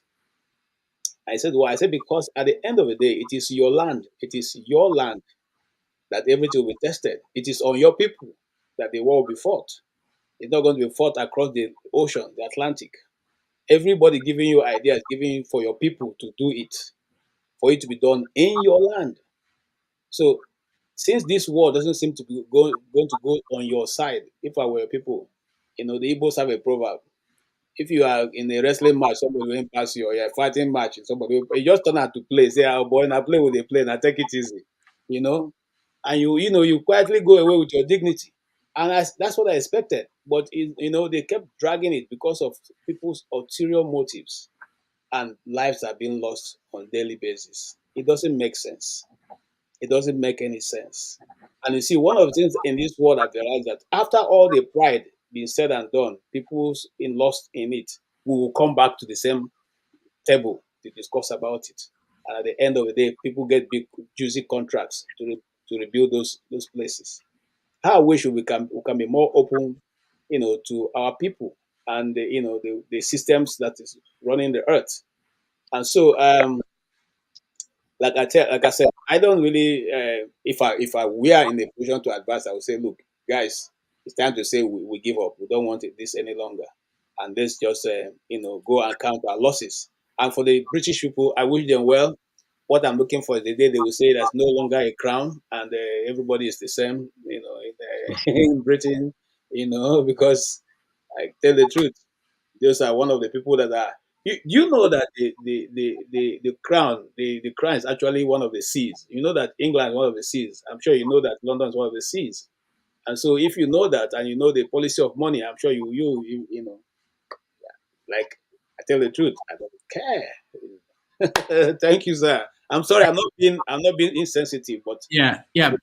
Well, KJ, you said something I'm concerned about. You say UN is complicit with what is going on there. You're talking about UN agency that has over 1,000 workers. I don't know the number. yes, there's a UN. I'm trying to remember their name now. I know why I didn't dwell on that is because the name just kind of escaped my mind. No, forget the name. But you said there, is it because 16 people, I think about 16 people out of all the number of workers they had, got involved in what happened in Israel? So the whole UN is complicit. Is that what you're saying? No, I'm coming, sir. It's an agency. Yeah. Of the UN. It's an agency of the UN. Yeah. And then it was also discovered that those 16 people who you're talking about had the opportunity of keeping some of those hostages on behalf of Hamas. I think that is a serious issue. Yeah, nobody's saying it's not serious, but is that enough to say? So now saying that just 16 people, 16 people was an average. But is that enough to say that the UN is, because when you talk about UN, you're talking about big, I am sure you know how yes. UN is. Are they not members of the UN? Is the 16 people not the members of the UN? No, they are not members of the UN. They are workers of an agency of the UN that is based in the Middle East. Not even in New York, not in Geneva, But anyway, I just want to point out the way I know that Fox News, they do, and actually it came from them. They were the ones that were pushing this idea that the UN is full of all the people against Israel. But no, and you see when you say that, you kind of make the point I'm making a little bit, inconsequential. But it's important. Yeah. Be it as it may, let truth not be told only from one side. When it comes from the other side, it becomes, it's something feeble. It's not realistic. It's not, But when those things are made from the other side, which is most of the time the left, it sounds so big, and we celebrate it. We say this is the issue. But when the right talking about it, it becomes, inconsequential. It doesn't look nice. No, I think beyond the international organization, think about our own groups, our local groups. If we say because few people in the Middle East did something because they are affiliated with an agency of the UN, we now condemn the whole UN, and the UN did push back. We condemn the whole UN on that basis. Then it's a dangerous thing, because someone, Pansat can say something here, and all of us will be condemned for being. But you know why? You know why I'm not going to push back? Because I have more facts, but I'm not going to push back. Because 2 days ago, my wife dreamt. I said something on the social media that they came and put something about. So you're not going to push me to say those things, which I won't say it. I just want to say that it looks complicit. Maybe they are not. Well, maybe they are. I don't know. But from my own end, I don't think it's too clean right now the way it is. If you ask me, I stand the position of let everybody stop. Let there be a stop. Let's stop wasting people's lives. All right. Thank you. One of question. Israel is about to go into Rafah to finish up. They said they have to finish up the job, that they cannot defeat Hamas unless they go in there. And America is saying to them, don't go there. There are a lot of people there. More people will die. You don't want more people to die. You are destroying your own arguments. So, but Netanyahu is determined to go in there. Right. Okay. Thank you very much. I think the dynamic that is playing out on this UN, it's a very political forum. Everybody understands it. I mean, some of the resolutions that they pass, the country, some of the countries always been obeyed.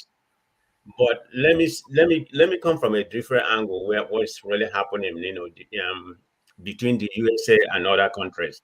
Remember, initially, America has been supporting Israel, for a long time. The war, they proposed a ceasefire. America vetoed the resolution. But have you ever asked what are they changing their mind right now? It's all political, and I'll be very, I'm a Biden fan, but what's really happening, because Biden have seen that he may lose the election, and he's not going to get the support that he needed, particularly like place like Michigan, all those Arab, Palestinian, and something like that. The poll. So that's why he changed his mind. Even let us not be fooled. If not because of the political situation going on in USA, Biden would have changed their mind about the ceasefire. I mean, he has seen the handwriting on the wall. I'm not saying Biden is going to lose or whatever, But there's an indication right now that a lot of people, the younger people, they're against the war, and particularly when you have the Arab Americans here, in some of the swing states like Michigan, Pennsylvania, where you have large population of them, even 1% or 2% of them could make a difference in some of those swing states. So this is why Biden changed his mind right now. But what do you expect? Because when the whole world wanted the ceasefire, you went against it. Now you expect China, of course, they play ball, they play politics. China and Russia know what they did before, because China and Russia, they signed for the sanction before, but America is the only one that vetoed it. So it's a what power tussle. So this Russia and the China say, okay, this is our opportunity to show you, you don't rule the world. If you're gonna veto it before, no, we're gonna veto it. So that's the power game going on. Biden has seen the handwriting. Forget about that. He has seen the right hand on the wall. It's nothing but that. He's looking at the poll. Not just the Arab American, like I said, the young people, they're against the war. So you need to start changing the dynamic before November 5 election. So that's the area he's looking at it. Exactly. Without that, he wouldn't have changed his mind. To begin with, this is a biblical war. Everybody knows, they've been fighting before any one of us, was born. I don't support what the Hamas did, going over there, kill over, 200 people. But now it's like, I don't know, he's like a dictatorship. He's like a warmonger. He's very conservative. I think he has taken it to a different, extreme. This is exactly what we're talking about. This is a parallel situation happening in Nigeria right now. Okay, you have gone there and teach them a lesson, kill a lot of people. Of course, more civilian. I think it's as of today. If not, I've forgotten the number. The last time I checked was about 2 or 3 months ago. The number was pretty high, 30,000. I don't know what it is today. So why not stop what you're doing? And I said, please, you have taught them a lesson, but he wants to eliminate them. Believe me, you're not going to be able to eliminate. I'm not for the Hamas. I'm not for the Israel. You're not going to be able to eliminate the Hamas. You kill all of them, another Hamas will be born tomorrow. Some of them are unborn, some of them are already children right now. They will spring up.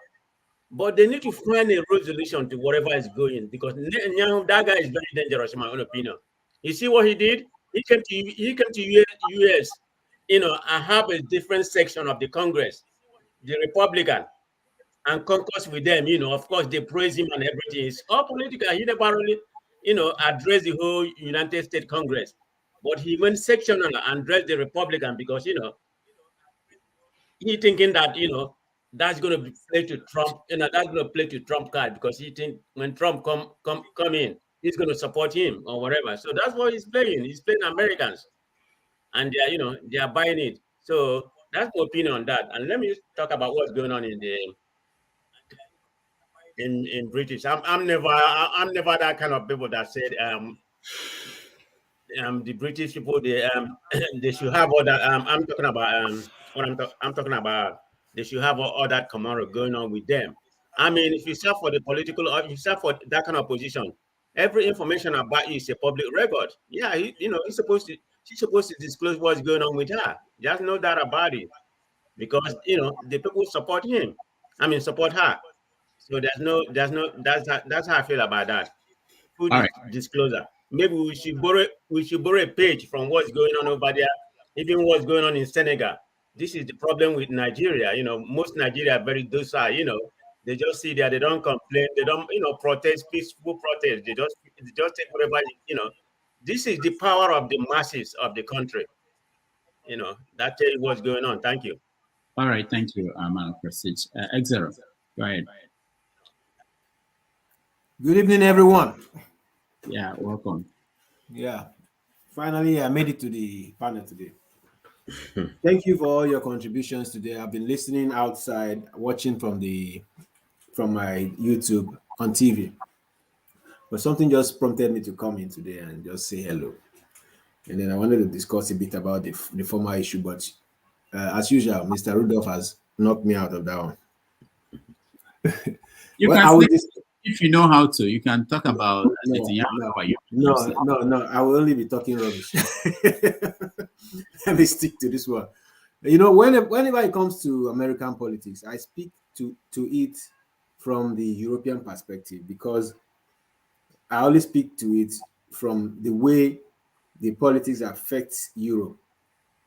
In all this recalibration of the world and the whole international diplomacy going on between Europe and its ally against China, Russia, and the rest of the Palestine and the rest of them, Europe is the biggest loser. Europe is the biggest loser. And as these alliances are forming, we are hearing this Russia, China, and their cohorts, and then the Western alliance.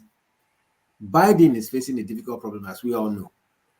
It will take a miracle for him to win the next election. Trump is coming under the auspices of he's going to stop this war in 2 minutes. The war is going on in the world. Biden can no longer stop the wars because of, we see it from the perspective of this war was prompted by people who want to just sell weapons, make money. It's the military establishments that are making money out of this war. Otherwise, they would have ended all these things. But they refused to because they needed to make that money. Now the war has started. From the European perspective, I don't want to mention name, but from this side where we are, there are some weapon manufacturers that wanted to go into NATO, and they have gotten into NATO. And their weapons have started, doing damages. So I don't want to mention names, but if you Google, you will know the countries I'm talking about. So they are finally in, but there's a twist. Trump might likely stop this wars. That means NATO will be at a standstill to no longer be profitable for these people, these warmongers. And then there might not be the coalition they want to form to strengthen the one polar world. We no longer hold. That means all their efforts have failed. That means life in Europe will be terrible. Already we are facing increase in gas prices. Imagine when Trump comes and settles the war and they still lose, because Trump is likely going to say Ukraine has lost those two Russian enclaves. That means all they fought for is not null and void. At the same time, there's no more war because they're making money through wars. So what will happen? Gas still remains expensive. In fact, it might become even more expensive because they cannot go back and renegotiate with Russia. Back home in Africa, where they're supposed to be getting the gas cheaper, Russia has blocked the road. You cannot pass the pipeline through Niger. So I'm looking at it from how it affects me here. You guys are in America. You might not lose much. The only thing you might lose is that there is no longer going to be a unipolar world. We will not have, the likes of China, Russia, and their gang. In fact, from what I read lately, the US is no longer the global authority when it comes to, the economy. They've lost out. So Trump will now be facing his own issue, how to make America the hegemony again. And that means, I don't know how he's going to do it. But as it stands now, America has lost hegemony. Europe is the biggest loser. The America you are following will sell things to you at their own price, which means we are going to be buying those gas from America at the rates from the transportation costs and everything. In fact, we are the losers here. And it's paining me that this is going to cost me money. House rent is already expensive here. Transportation is expensive. My internet finishes every now and then. I had to change a month ago. I mean, you guys should stop these politicians from America from pouring their problems to us. We have lost everything. The gas we are getting cheaply, we are no longer getting it from Russia. There is still a pipe that the Nord Stream 2 is still available to use. America put their feet down that we are not going to get gas from Russia. X0, I'm sorry to hear that, but someone said you should come back to Africa if it's bad. Dr. Damage, let me make a point to X0. Can I challenge him on one point he made? Just 1 point a minute. Yeah, do that. X0, you said something about this war is being promoted by people manufacturing arms. Where did you get that conspiracy theory? I mean, I No, completely believe you. They are benefiting from it. Yeah, But they are why benefiting. would you come up with that conspiracy theory? They are the I one cannot that say started it on. I cannot say it here. Maybe you can meet me backstage and I'll give you information. All right. That's kind of prestige. It's not a conspiracy. It's actually true. It's true. Okay. The military industrial complex. That's what we call it. Okay. Yeah, everywhere is that way. Let's go to Ike and then before we go to OT and then Fofada. So I will take my lead. Ike, go ahead.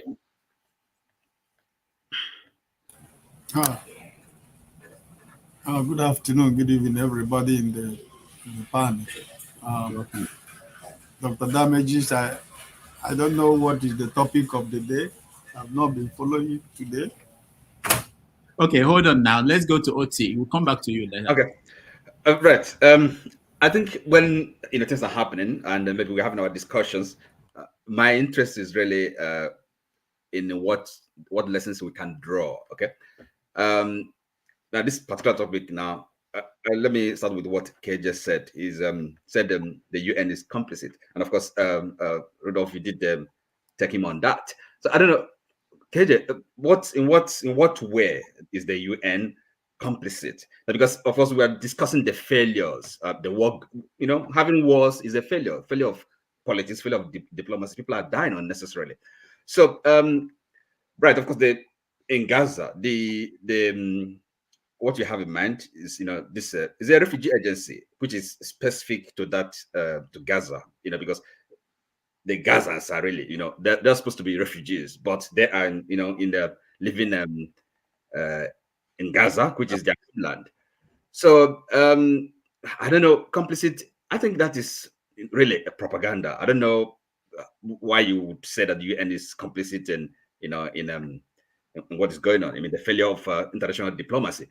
So, but that's by the way. So now the resolution the US produced that failed, it wasn't only because Russia and China vetoed it.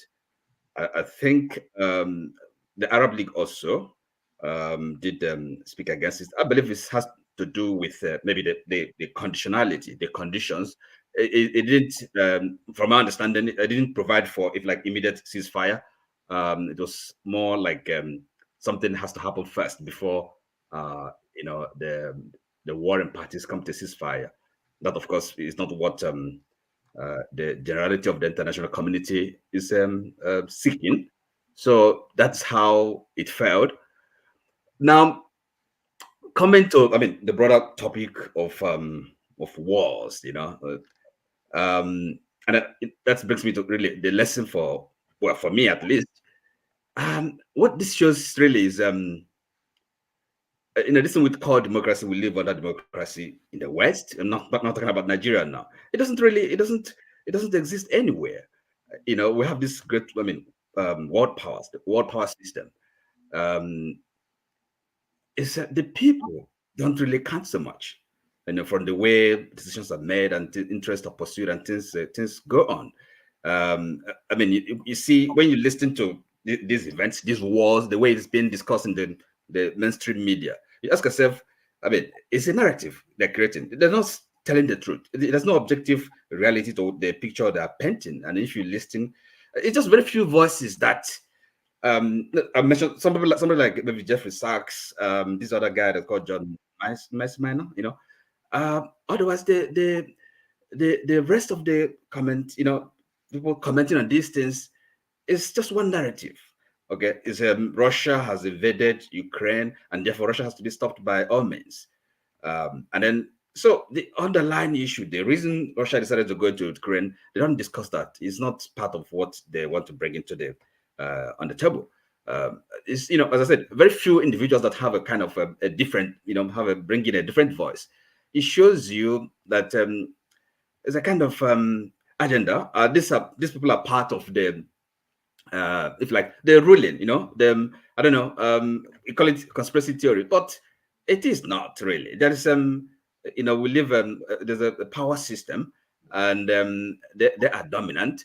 America, being at the head, wants to dominate the globe, the world, economically and militarily. Any other power that wants to rise up or challenge its hegemony is going to be put down. That's what is going on. And of course, the West is kind of a vassal of America, and therefore people, the Europeans themselves, they're not free. They're not really democracies, because if they are so dependent on the American power, America controlling the world, they cannot be free countries, and the peoples cannot be free.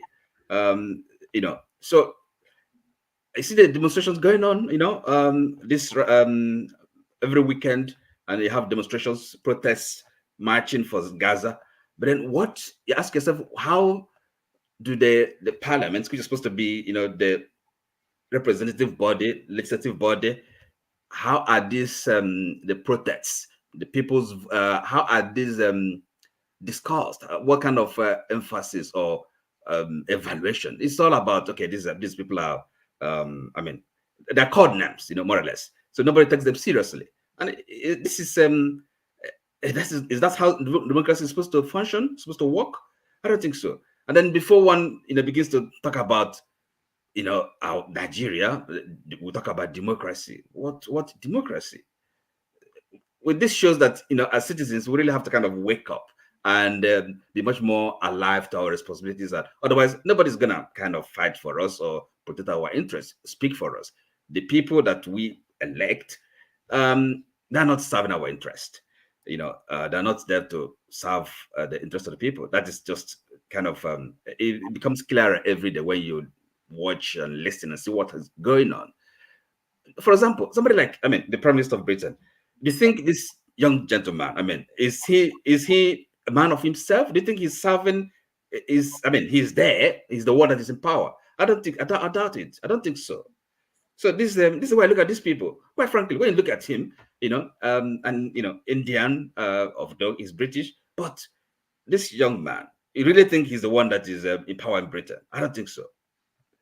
It's just so. Right.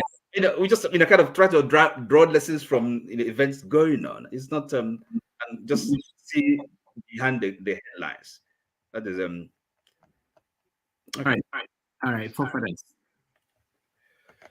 Yeah, thank you. Yeah, about this UN issue, I think I'm a bit astonished by KJ's a kind of not recognizing, not seeing because KJ tends to believe in conspiracy theories, but he somehow missed the fact that the accusation the Israelis levied towards the UN came out on the day the International Court of Justice found it plausible that Israel could be committing genocide. Hence their ruling. And it came out on the same day. For somebody that believes in conspiracy theory, I would have thought you would have picked up, that's weird. He didn't bring it out all this time. He just, on these days when it came out, I would have thought you would have gone in that direction. But I guess it's up to you on that one. And also the veto of Russia and China against the US resolution is hinged on the fact that the US is playing games with words again. And this is what annoys people, because the US is very, very cunning. Remember the Iraq war? When they went, the other countries went and agreed with the UN resolution that says if Saddam Hussein is not cooperating, they can consider it a breach of the UN resolution and they can attack. And because I've forgotten his name, I think it's Blix or something, came back to the UN and said something about, there were some issues with how we were operating in Iraq, but by and large, we have not found any evidence. We still need time to find more evidence. Americans were like, there was a little bit of an issue. Okay, we are going to go to war. That's it. They just went because they play with words. And when the words that they used here was imperative that a ceasefire occurs. In other words, it's urgent that the ceasefire occurs. But it doesn't say you should go for it now. And urgent can be stretched to mean anything. It can be next year. It can be 10 years' time. And this is the game they play with words, and that is why people opposed the resolution. If anybody has played tricks on the wall with the UN, it's definitely America. So many that even the resolution against against Libya didn't authorize going to assassinate Gaddafi, but they ended up assassinating Gaddafi. Everything you give them an inch, they run a mile with it. And I guess the other two countries have learned their lesson that they have to veto it. So on that front, I think the veto was merited. Most of the other nations didn't, fault China. The Middle Eastern country would have been upset with China if they thought America really meant to stop the war. Coming to the UK, the issue of the princess, I don't know why people are making a fuss about it. I don't get it. She's just the wife of the next in line to the throne, and he has a private life. She's a human being like everyone else, and the way the entire thing is, I feel that sometimes it's a kind of distraction. I don't know what they're trying to distract us from, because what is the point? She snapped the picture and she photocopied it, and she did some image editing, and suddenly everybody flips over. And now they after they carry on talking about then she's caught cancer, suddenly everybody flips over again. It's like, what is that?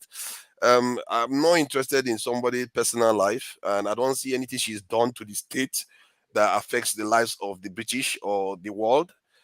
Why should we be talking about her life? It's just one of those distractions and weird preoccupation of some sections of the media that a lot of people have somehow patronized, that doesn't enrich our lives in any way. I really don't know what the point is.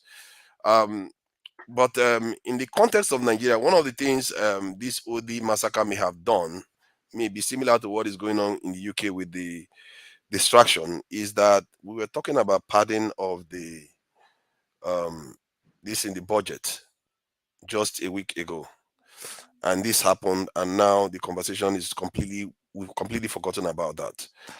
And in reality, that one is far more serious. That one will cost more lives. If you lose $3 billion, if I'm not mistaken, that was $2 to $3 billion is what we are talking about padding here. It's going to affect a lot of lives, thousands of lives, and we are not talking about it anymore because of this distraction that just occurred, and the military is acting out of out of the lack of proper, for want of a better word, proper doctrine. And I fought our leaders for it, and I fought our fellow Nigerians for not keeping them in line and letting them understand that their duty is to protect people. So that's how I look at the events that just occurred. But it's interesting. Let me just highlight one point that we never really touched on today, which is quite also very important. Was Tinubu coming out, a spokesman coming out to say that Nigerians should start buying Nigerian-made goods. I've been talking about this for quite a while. He came out this week, we should buy Nigerian-made goods and patronize Nigerian products. And I think they even passed some rules to try to discourage a little bit use of the dollar. But if they are serious, those SUVs that they ordered, they could cancel it. It's not that, I'm not even sure it's arrived in the country. If it does, they can cancel it, They can send it back and, get some of the money and spend the rest on Innocent and Nord. I think we have another car manufacturer, Nord, and this in Proforce. You could do that if they are serious, because you have to live by example. You can't tell Nigerians to buy Nigerian made cars while you are busy giving House of Assembly members $30,000 in cash, and you are giving you are still spending buying foreign stuff. So that, if they are serious, that could make a big difference, and our currency will appreciate. I also think that they should put tariff on anything Nigeria can manufacture. Anything Nigeria can manufacture, put tariff on it, so that it will stimulate the local market, and it will make it harder for those people. That's the need for that. Those dollars will not be there anymore. At least it will reduce. If they were spending $10 to import those type of items, it's going to reduce to around $7, and that is going to save Nigeria. You are going for Igbo businesses again, have you? You know the tire for this thing. You see, this is the thing. It's not personal. It's about the nation. Stop making it about only Igbos. It's not only Igbo people that import stuff. As a matter of fact, it's going to help Aba. Who do you think is going to manufacture the items that are going to be replaced? Is it not Aba? So you want to rob one to pay the other? Yeah, right now we are helping Chinese products. We want to help Nigerian products. All right, forefathers, thank you. For those who do not look at what's going on in Britain, there's another angle to the story that we haven't touched. So think about Harry and Meghan, watching what's happening to Kate. And think about how the media had portrayed Kate as the perfect woman within that family. And then think about this other angle. When they threw Harry to the wolf, or maybe think about crocodile, you were feeding Harry and Meghan everything, and they were the bad guys. And when they were no longer available for you to feed, the media now turned on Kate and William. So that's something to think about, because it's a common thing that people do around the world, and thinking that they will escape it. Go ahead, KJ, before we go to Paul. Yeah, I just want to say something. I don't know why Mr. Oti and forefather, your own ideas are not constituted. And you see, this is the thing that the media, you people read from the media. It is good for the government to cause a thing they don't believe in, maybe a truth, conspiracy theory. If it's coming from the left, it is the truth. If it's coming from somebody from the right, it's conspiracy theory. Conspiracy about it. You didn't know that there's a UN agency that was complicit in the action in Gaza. You didn't know that there was an agency that was helping to keep some of the hostages. What are you saying? Of course this not. And I said something. Please. Sorry. No, KJ, it's not. An investigation was actually done. Mr. Oti, I don't like that. Please don't shut me down. I didn't do that to you. Now, you keep saying that. You see, when they want to throw you, put you on a place where you now fall to begin to defend yourself, say this is conspiracy theory. Your idea is not conspiracy theory. It is only the other person's idea is conspiracy theory. What's conspiracy about that? So now, listen. KJ, some of the accusations were because some of those UN workers have family members that are in Hamas. That some of them is not even direct, because they have. How do you avoid that when they employ thousands of people? Listen. And you see, like I said here, most times when I bring an idea here, I didn't go to the media to pick it. If you want, I have put the place where I get general. If I want to hear world international news, I don't want to move to the left. I go to people who are they are lawyers. This is what they do for a living. They go against injustices in the world. They have international offices around the world. They take on human rights issues of people. I don't go to the maybe CNN or what was Fox News or whatever to get my news. Please. So if you want to know, you tell me. So explain. I can explain if I want to. But like I said to Rudolph here, I don't want to open my mouth wide, because my wife already told me that 3 days ago she dreamt I was saying something, and they came to carry me away. So I don't want to say anything. If you want, believe it. If you don't want, you can call it conspiracy theory. It is all in your own reason. Thank you. All right, thank you. Let's hear from Paul now. Paul, welcome to the show. I think you were here today. Am I? Yes, a bit. When you kick me out, I have to go to bed. I think KJ just make me want to switch a little bit. What KJ is talking about, this UN agency that we're talking about, the Israeli people vet these people. These guys are over 15,000. Then they discovered that 12 of them out of 15,000. Can somebody help me with the maths? You understand? Then before you know, countries started cutting every support that they want to give out of 15,000. And you discover 12 only for them to investigate and debunk the 12. You are the one that verified these people. And when you kill people's loved one and every other thing, you say your own. When you kill people, loved ones, you do all type of things. KJ, the way you are here right now, it's hard for me to talk anything about Igbo.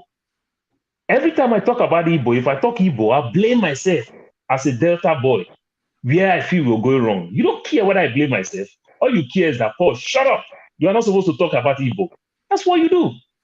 You understand? And you feel that you get your information independently. And I don't think you work like that. No, that's not how you work.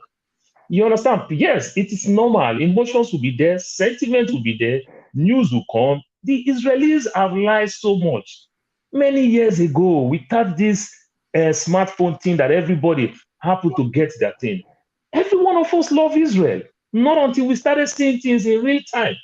Exactly what Israel is doing, It's what the soldiers is doing today to Morobo people. What do you expect? If I talk now, people will feel like I'm taking side from Morobo people. You understand? The soldiers that come there, that kill people, that do all type of things, the soldier happened to be the one investigating. The soldier deny a whole governor who happened to be an Urobo man, who they call the chief security officer of a state. A commissioner of police could not access that place. Then if these people go and come back and say anything, you want to believe if a lawyer, according to you, from your own side of investigation, may likely be an German for all I care, may likely be a brother to a soldier who died and never acted. To some extent, you see sentiment. It's always like that. You understand? But do we want to do the math from 15,000 and 12 people? Come on now, the difference is just too much. You understand? The Israelis vet these people themselves.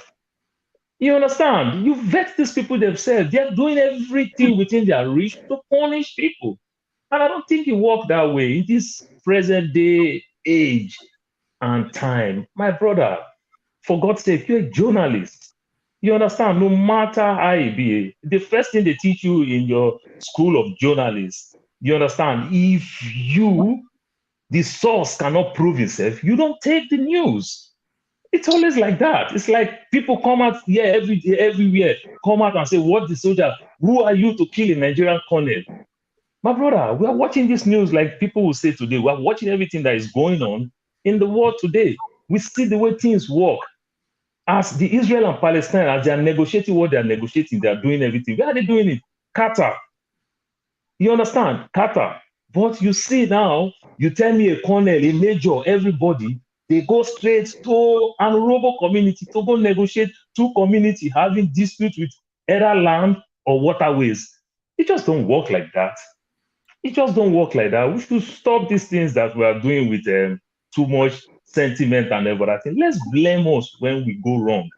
Let's try to make things right a little bit. And I think it's just going to help make the world a better place. We'll see what China and Russia did. Come on, how do you say you are talking about ceasefire? You are talking about ceasefire for 6 weeks. Don't make any sense. And while you are talking ceasefire for 6 weeks, you are the same time, the same you people is telling the Palestinians to release their mass, to release everybody that they kidnapped. So when they release all those people, they don't have anything to hold you. Then you come and pound on them and the likes. Does it really work like that?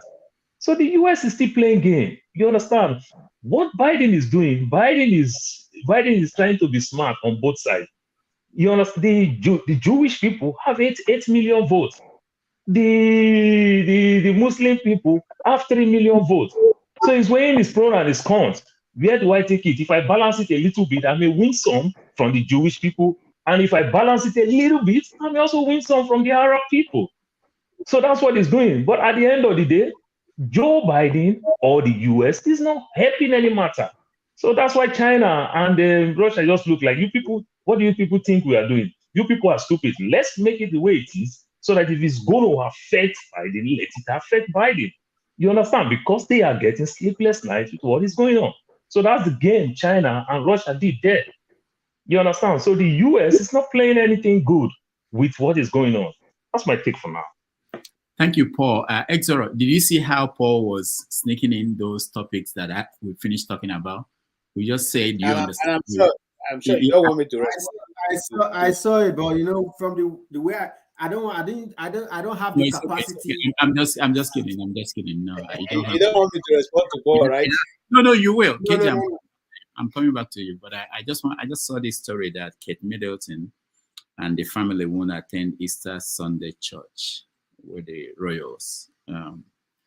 So I think part of what probably pushed her to come out and make a statement was that probably what was going on was more serious, and she knew that there was no way she could avoid showing up in church on Easter without explaining more. So they had to come out to say this is what's going on. All right, KJ, respond to Paul, and then I'll leave. Yes. See, Paul, my challenge always, and I will not deny the fact that I'm more of to the right. My challenge has always been to those people who are on the left. you always see whatever comes from the side that you are not in as the false story. Your own is always the right one. It cannot be. You have already started teaching me my job. If as a journalist, you have told me what I'm taught in class and how I should be able to divide information. You see, that is the point. I can't come to you and tell you how you should treat your airline, your plane or your ship or wherever you are working. I can't come and do that. But whenever you sit in a place where you think somebody is a journalist, you want to tell him how you should be able to verify information that is given you. It doesn't work that way. It doesn't work that way. You can have your own information, which I respect, but also respect the other person's view and take it. We can agree to disagree. You mustn't agree with me. If you think what I'm telling you is not correct, you go do more of your research. If I think what you're telling me is more correct than what I have, I go do my research. But don't make it look as if you are trying to teach me what I have practiced for more than 24 years. You can't do that.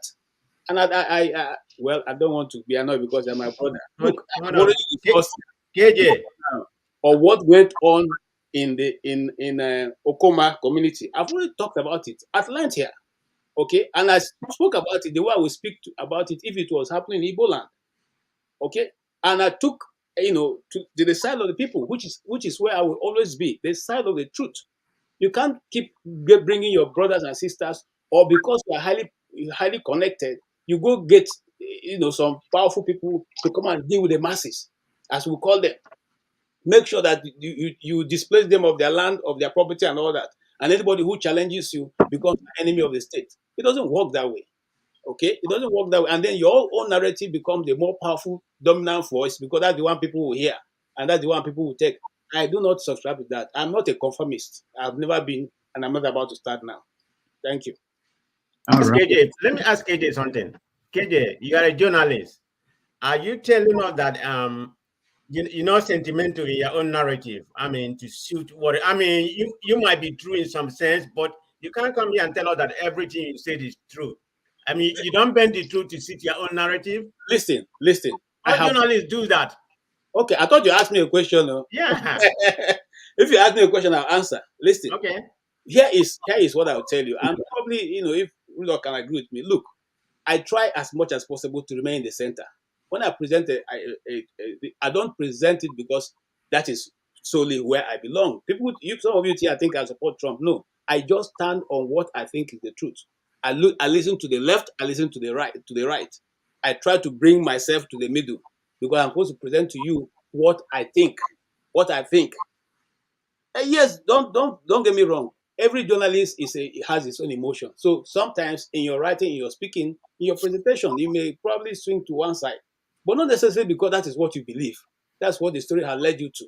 If you decide to do a documentary right now, first of all, you pen down your topic and your issues, and you line out what you want to achieve. But as you go by your topic, your issue, what you are looking at, may keep skipping until you finally get to the point.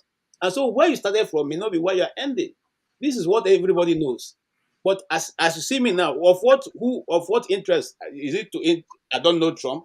What interest? I don't know Netanyahu. So what's the interest I'm defending? The only place I think I get emotional is when you talk about the Igbos, because all through my life, people have always told Igbos what they should do. I think what the Igbos should do. So I don't want to hear that thing that Igbos should do this. I don't want to hear it.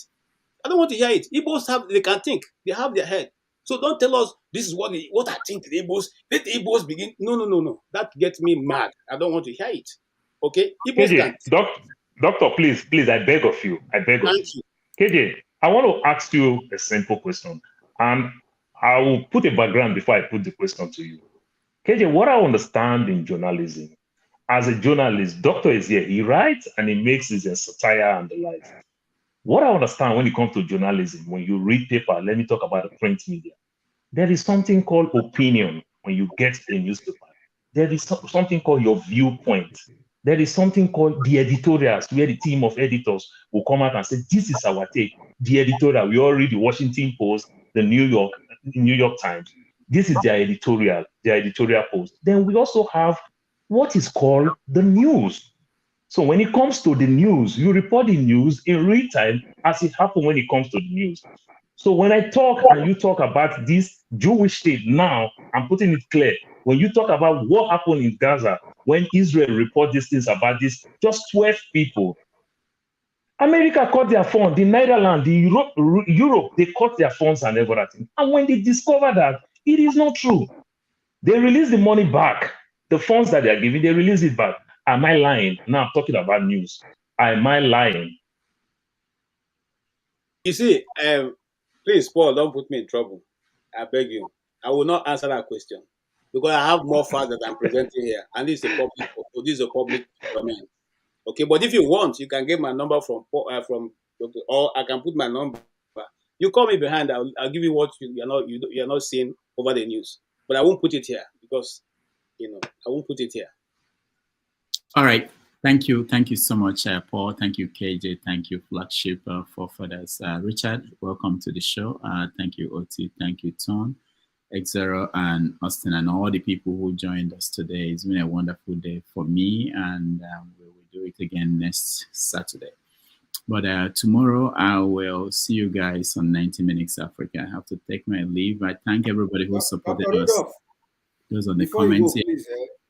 Before you go, please, I just want to remind you something, because I heard, I didn't contribute to that Okuoma issue. The only one thing I wanted to say to the House was that we have had a similar issue before.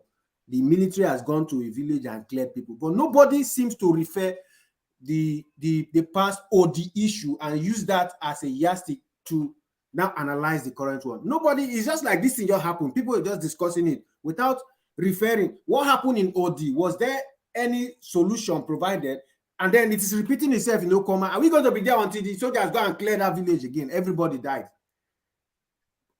I beg you guys should try to connect, do some research about the OD and see what is the connection here and the habit of our military. I don't want to say more. Thank you very much.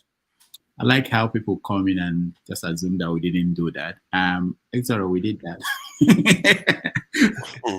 We did that. But thank you very much for reminding us.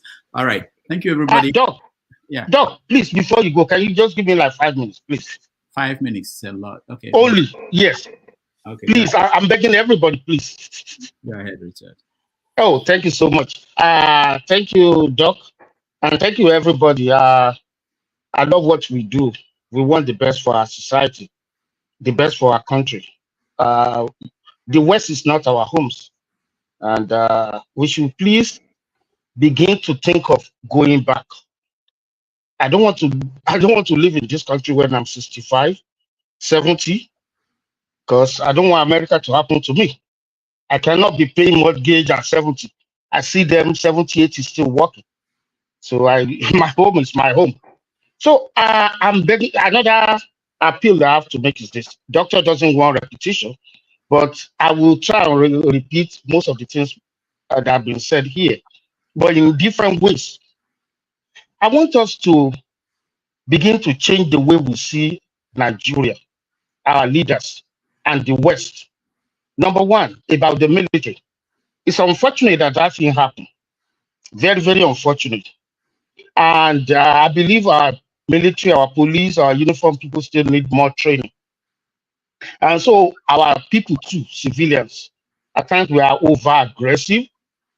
Let me tell you something. The military and the police are agents of government everywhere in the world. And government in the world protects them. Let me give you instances. For instance, in America, if you assault a police officer, it's a minimum of 10 years in jail. And let me go even lower. Those who drive train and buses, like where Dr. Rudolph lives, New York City, if you assault a bus conductor, it's a minimum of 7 years in jail. If you assault a mailman, those who distribute the mail, they work for federal government. It's a felony, and they attract minimum of 10 years in jail. So that is why when this happens, government will protect the military over the civilian anywhere in the world. Anywhere in the world. I'll give instances. When I first came to this country, there was a case that happened. A woman, a bus conductor, driver, was assaulted by a white guy. Why? Because she stopped to pick them up, and he said, "Sir, you can't come in." It was a weekend, and the guy said, "Why?" Says who? So she said, I said that. So the guy was mad at you can't stop me. So she said, you are drunk, you can't come in. And because he won't get down, the woman was on phone calling police. So he just hit the woman and he ran away. But luckily they have cameras everywhere in the buses. His picture was captured. So the police put it there that people who knows him should call. So they grabbed him. He was sentenced to 7 years in jail. Because some of us men, we still feel like, how can a woman tell all that me? I can't come in. Not for free, I'm gonna pay. So this is how government protects those who work for them in uniform. If you are a homeowner and a mailman is beaten by your dog, that's a big problem for you because they are protected by the federal government. That is just what it is. So I think government needs to tell people more. Other people here also make mistakes. When police stops, mostly people that look like me, they don't relate very well with the police, and that put them in problem. Why did you stop me? Why did you stop me? So if you put your police, that's an assault. And if it's okay, put your hands behind you and once I handcuff you and you say no, then you are resisting of arrest. That's another offense. Most of our teenage boys, black boys, have been processed by police, and today they can't find jobs because anywhere they apply for job, they look at their background. Oh, you have committed felony. Oh, you went to jail. So we have to begin to see things from a different angle. Another thing is this: I don't like how we say, "Oh, there's no justice in Nigeria. There's no freedom of speech." There's no justice anywhere in the world. I've been fortunate to work as a juror in the High Court of New York. I know how difficult, if you are a conservative person, you cannot get what you think is justice in liberal cities. And if you are liberal, you might not get justice in down South America. That's the way it is. Okay, if it's not so, why is it that we have 9 justices in American Supreme Court? Why is it that it's so difficult for the 9 of them to see or interpret the Constitution the same way? When they vote, maybe 6-3, 2-5, the same Constitution, they would interpret it based on their political affiliation. Okay, look at what recently happened. They found classified document in Donald Trump's house. They also find classified document in Joe Biden's houses. Now, they didn't get the same. They investigated the 2 of them. They say, oh, Donald Trump has to be charged. For Joe Biden, being a liberal person, and the investigation was carried out by a liberal attorney general of Joe Biden. So guess what the independent inquiry guy said? Oh, he can't even remember when he was a VP. So because of that, he's making excuses for him. That is why he brought classified document to his house, because he can't remember. Why didn't you treat the other person the same way? Richard. Yes, sir. Just so you know, the show continues even when I leave. So it's not that. Yeah. Please, would you allow me 30 seconds to respond to Richard when he's done? Yeah, of course. I wanted to actually, why I stopped you is that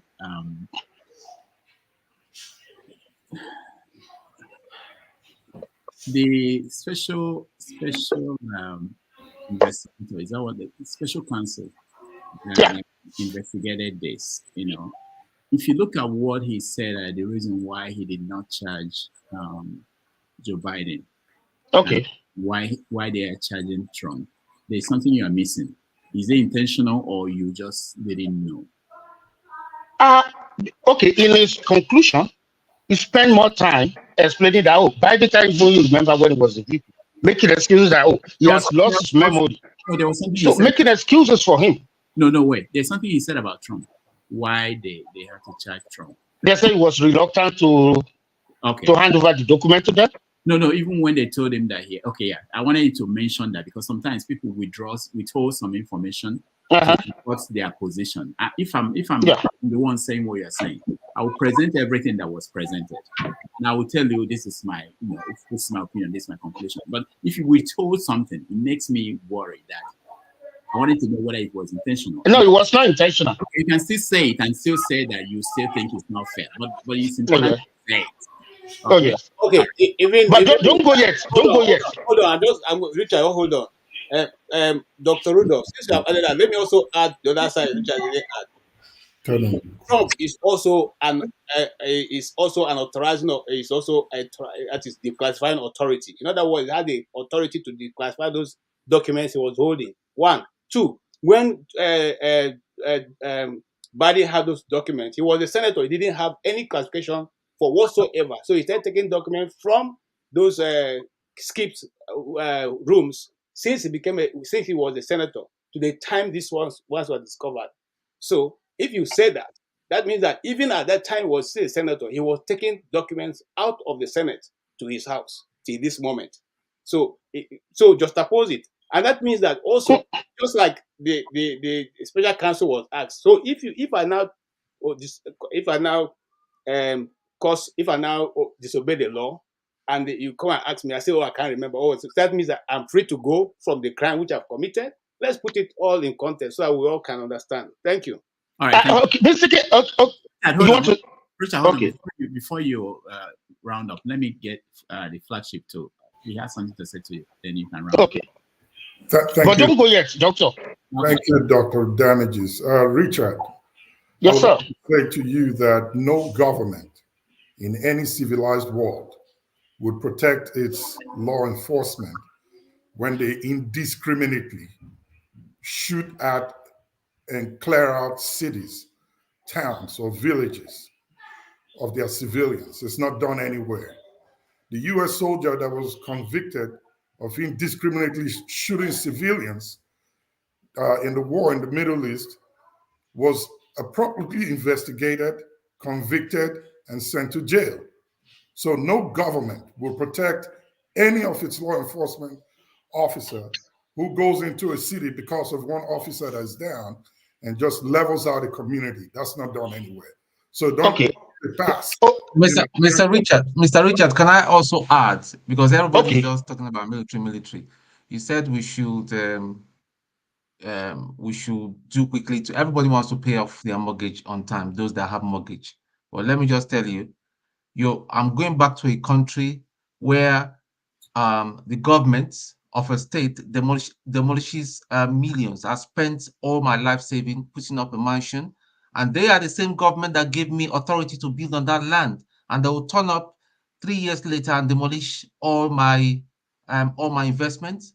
Is that the kind of place you want me to go back to? So if you are if you're in a way trying to mirror Mrs. Tinubu, that is, she said we should come back, that all those of us that are Japa, and look at now, you are work, hustling and all that. But when she was in America, her and her husband were running drugs. Is that the kind of country? Listen, my brother Richard, with all due respect to you, sir, going back home or staying here and all that, it's all a personal choice. Let everybody day in day. That's all I have to say. All right. Thank you. Let me respond to the two, and then I deliberately asked Doctor to stay because I believe he will. I want him to either correct me or give me the nod about what I will say after this. Now, about no civilized military will level the military that did it in OD and another place in Nigeria was directed by Obasanjo, who was their commander-in-chief. They didn't go there to do that. They were killed, and Obasanjo told them what to do. And military is all about obedience. They don't say, yes, sir. I mean, that's the only thing to say, yes, sir. Obasanjo took responsibility for that. Hold on, Richard. It's not the military that just did it. Obasanjo told them to go do it. Richard, you can't prove this, that Obasanjo said go and level the He took responsibility for it. That doesn't mean he told them to go and level. That's what no. You can't say that. Obasanjo will not even say, I told them. Listen, when that happened, Obasanjo went to the White House for a visit, and they had a press conference with George Bush, I think the senior. And Obasanjo was asked the question, why did your military kill people in Odi? You know what he said? He said because there are people chopped off our soldiers or police that went there for something. He did not say, I told them to kill. He can't say there was another one. There was another one that was actually televised by Arise News last week or early this week. They asked him, he was a black guy. I think that one happened in Nigeria. So they were asking me, do you have any regret while in office? He said, no, I did what I had to do. So the guy was like, oh, what about Odi? He said, if you are in my shoe, what will you have done? That means I'm saying I told them to do what they did. He took responsibility. So that is for Mr. Flagship. It was not the military that just did it. The commander-in-chief asked them to do it. And then, Mr. Tony, trust me, Nigeria is not going to remain the way it is today. Today, we are celebrating what's going on in Abia. If somebody had told you a year ago or 2 years ago that a place in Nigeria will have 24/7 life, you will have said, no, it's not going to happen. It's not going to remain what it is. It's getting better. What I'm trying to tell you, in essence, is this: no commander-in-chief in any civilized nation will tell his soldiers to go into a village and kill indiscriminately in the quest for. But it happened, Mr. Flagship. Listen, what I'm saying is this: I'm not supporting it. What I'm saying is this, that the military are not to be blamed for what happened.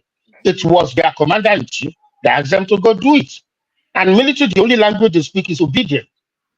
Even if they ask them to go and destroy their own village, where they came from, you cannot say no, sir. You can't. That is that. Now, let me go further. Now, another thing I would like to talk about is that when it comes to military, there's no one way. For instance, it's clearly written in the Constitution of America that no American president can use American military against American citizens. But guess what?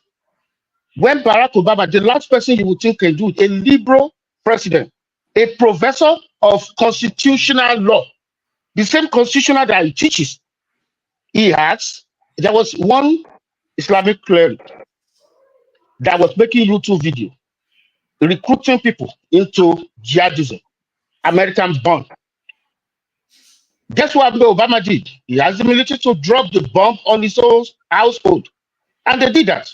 Now, when that was done, civil rights people started running their mouth. It should be, impeached. It should be impeached. You violated the Constitution. The few weeks after that, the White House press conference guy, that Drew Obama, he said Obama received classified documents that they don't know about. So when it comes to national security, leave that to the commander-in-chief. So when it comes to the military and constitution, the commander-in-chief can go to escalate. Another thing, let me tell you, even outside America. Richard, let me Germany, just correct one part. Hold on, one thing. Germany, Japan, and Italy. These three countries, about 60-something years ago, almost 70 years ago, they fought against the rest of the world in what is called the Second World War. Today, America did not allow Germany, Italy, and Japan to have nuclear weapons. Today, America has about 33,000 soldiers in Germany. They will not allow Germany to have nuclear weapons. They have about 14,000 soldiers in Italy and about 17,000 soldiers in Japan. Those three countries are advanced countries. They have the technical know-how, but America will not allow them to have what they want to have. So you can see how you can flex your power when it comes to military. Another thing I want to say is this. We always think there are some countries, especially in the West, where you can just, you have right to protest, right to communication. It's not always like that. They allow you when it's convenient for them. Right now, I'm at work. Doctor is a university teacher. He cannot tell his student that he's a pro-Palestine. I can't say it here too. I will lose my job. So where's the freedom of speech? 2 weeks ago in New York City, there are some pro-Palestinian people that were just having a peaceful protest. They were all rounded up by the NYPD. So where's the free speech? Wait, on this same issue of Gaza, 2 university presidents have lost their jobs. UPenn, I think UPenn and Harvard. Why? Because their children, their students had peaceful protests. And they were saying, give us the video of those children, students. Give us their picture. that will make sure that when they finish their program, they don't have no jobs. That's the Western world. If I'm lying, please tell me I'm lying to my face. I wanted to comment. They said no. They were asking for the There's one thing I videos. want to say here, please. There is where you are lying. There is where you are lying that I want to There is one correct. thing I want to say here, please. Are you saying that Nigeria will be better? So Yes, I am convinced that Nigeria will be better. Okay, Richard, if there's anything in particular that you want me to hear, please can you say that, because I have to. Yeah, it's about it's about you are a university professor. Oh, okay. That if you have freedom of speech, you can show the side you belong to. Okay. Oh, Right. I'm a pro this, I'm an anti this. You can't. And yet we still believe there's freedom of speech. Special counsel Robert Ong that investigates Joe Biden is a Republican, not a Democrat, and is appointed by former President Donald Trump. Trump appointed him 2018 and he left 2021. He's not a Democrat, he's a Republican. So I don't know where you get that information from. No. Okay, no. For he just served as a person to investigate the holding of the classified document. That's not he what was you said. appointed You by said it- today's you said it- Attorney General. You said it. You said it. He is a Republican. For nobody to question the DOJ, and he did the right thing, and he made a Republican investigate a Democrat president. What do you need more than that? That is very, very balanced. Do you want No. a Democrat special counsel? Come on now. Paul, I have to go. I want to thank everybody. I really have to go. But Richard, for you, just so you know, I don't think anybody is saying that America is a perfect society. I don't think, if that is the argument you're making, I don't think there's anybody from any angle who is ever saying that. And that's why you hear American presidents, when they speak, they always talk about to how to build a more perfect union. They don't think they are perfect. They are continually trying to make it better. So the argument is not to say that things are bad in America, so we should allow things to be horrible in Nigeria. That's not the point. So I wanted to say that. But thank you so much, and hopefully you come on next time on time, when I will be able to be here to listen to some of the things you're saying. But the conversation should continue, and forefathers, take it up from here. Thank you, guys. Doc, it's not my position. I'm not saying it's a perfect system. What I'm saying is that we always believe that that everything about us is wrong. Our traditional religion, our traditional medicine, and everything about the West is always good. That's the mentality of an African person, and that's what I'm trying to correct. Okay. All right, thank you. I can see Uzo. I see you in the backstage. That's a signal for me to take off, because. Come on. All right. Thank you, guys. I don't know. I wanted to say something, please. Let me just add something to what Richard said about. No, there's Germany. something he said which I want to also correct. Very quick too. Germany, Japan, and this thing. Italy. Italy. These countries are called nuclear threshold states. Not that was it. They want to go nuclear. They can go nuclear from weeks within 6 months. They can. Germany makes nuclear warheads for France. No. They actually do. No. Check it very well. It's a fact. It's not even. Check it very well. They don't have no nuclear weapons. They might have nuclear for electricity supply, but not nuclear weapons. They are not the same. Yeah, but you know what they mean? Nuclear threshold. They have the fissile materials. They have the technology know-how to do it. And but why don't they have it? It's almost 70 years now. No, because they have an agreement right now. They don't need to. They don't need to rush into it. And they have 130 nuclear warheads in that country that America brought in. So if they wanted to, they could commandeer America. What you are saying, America owns it.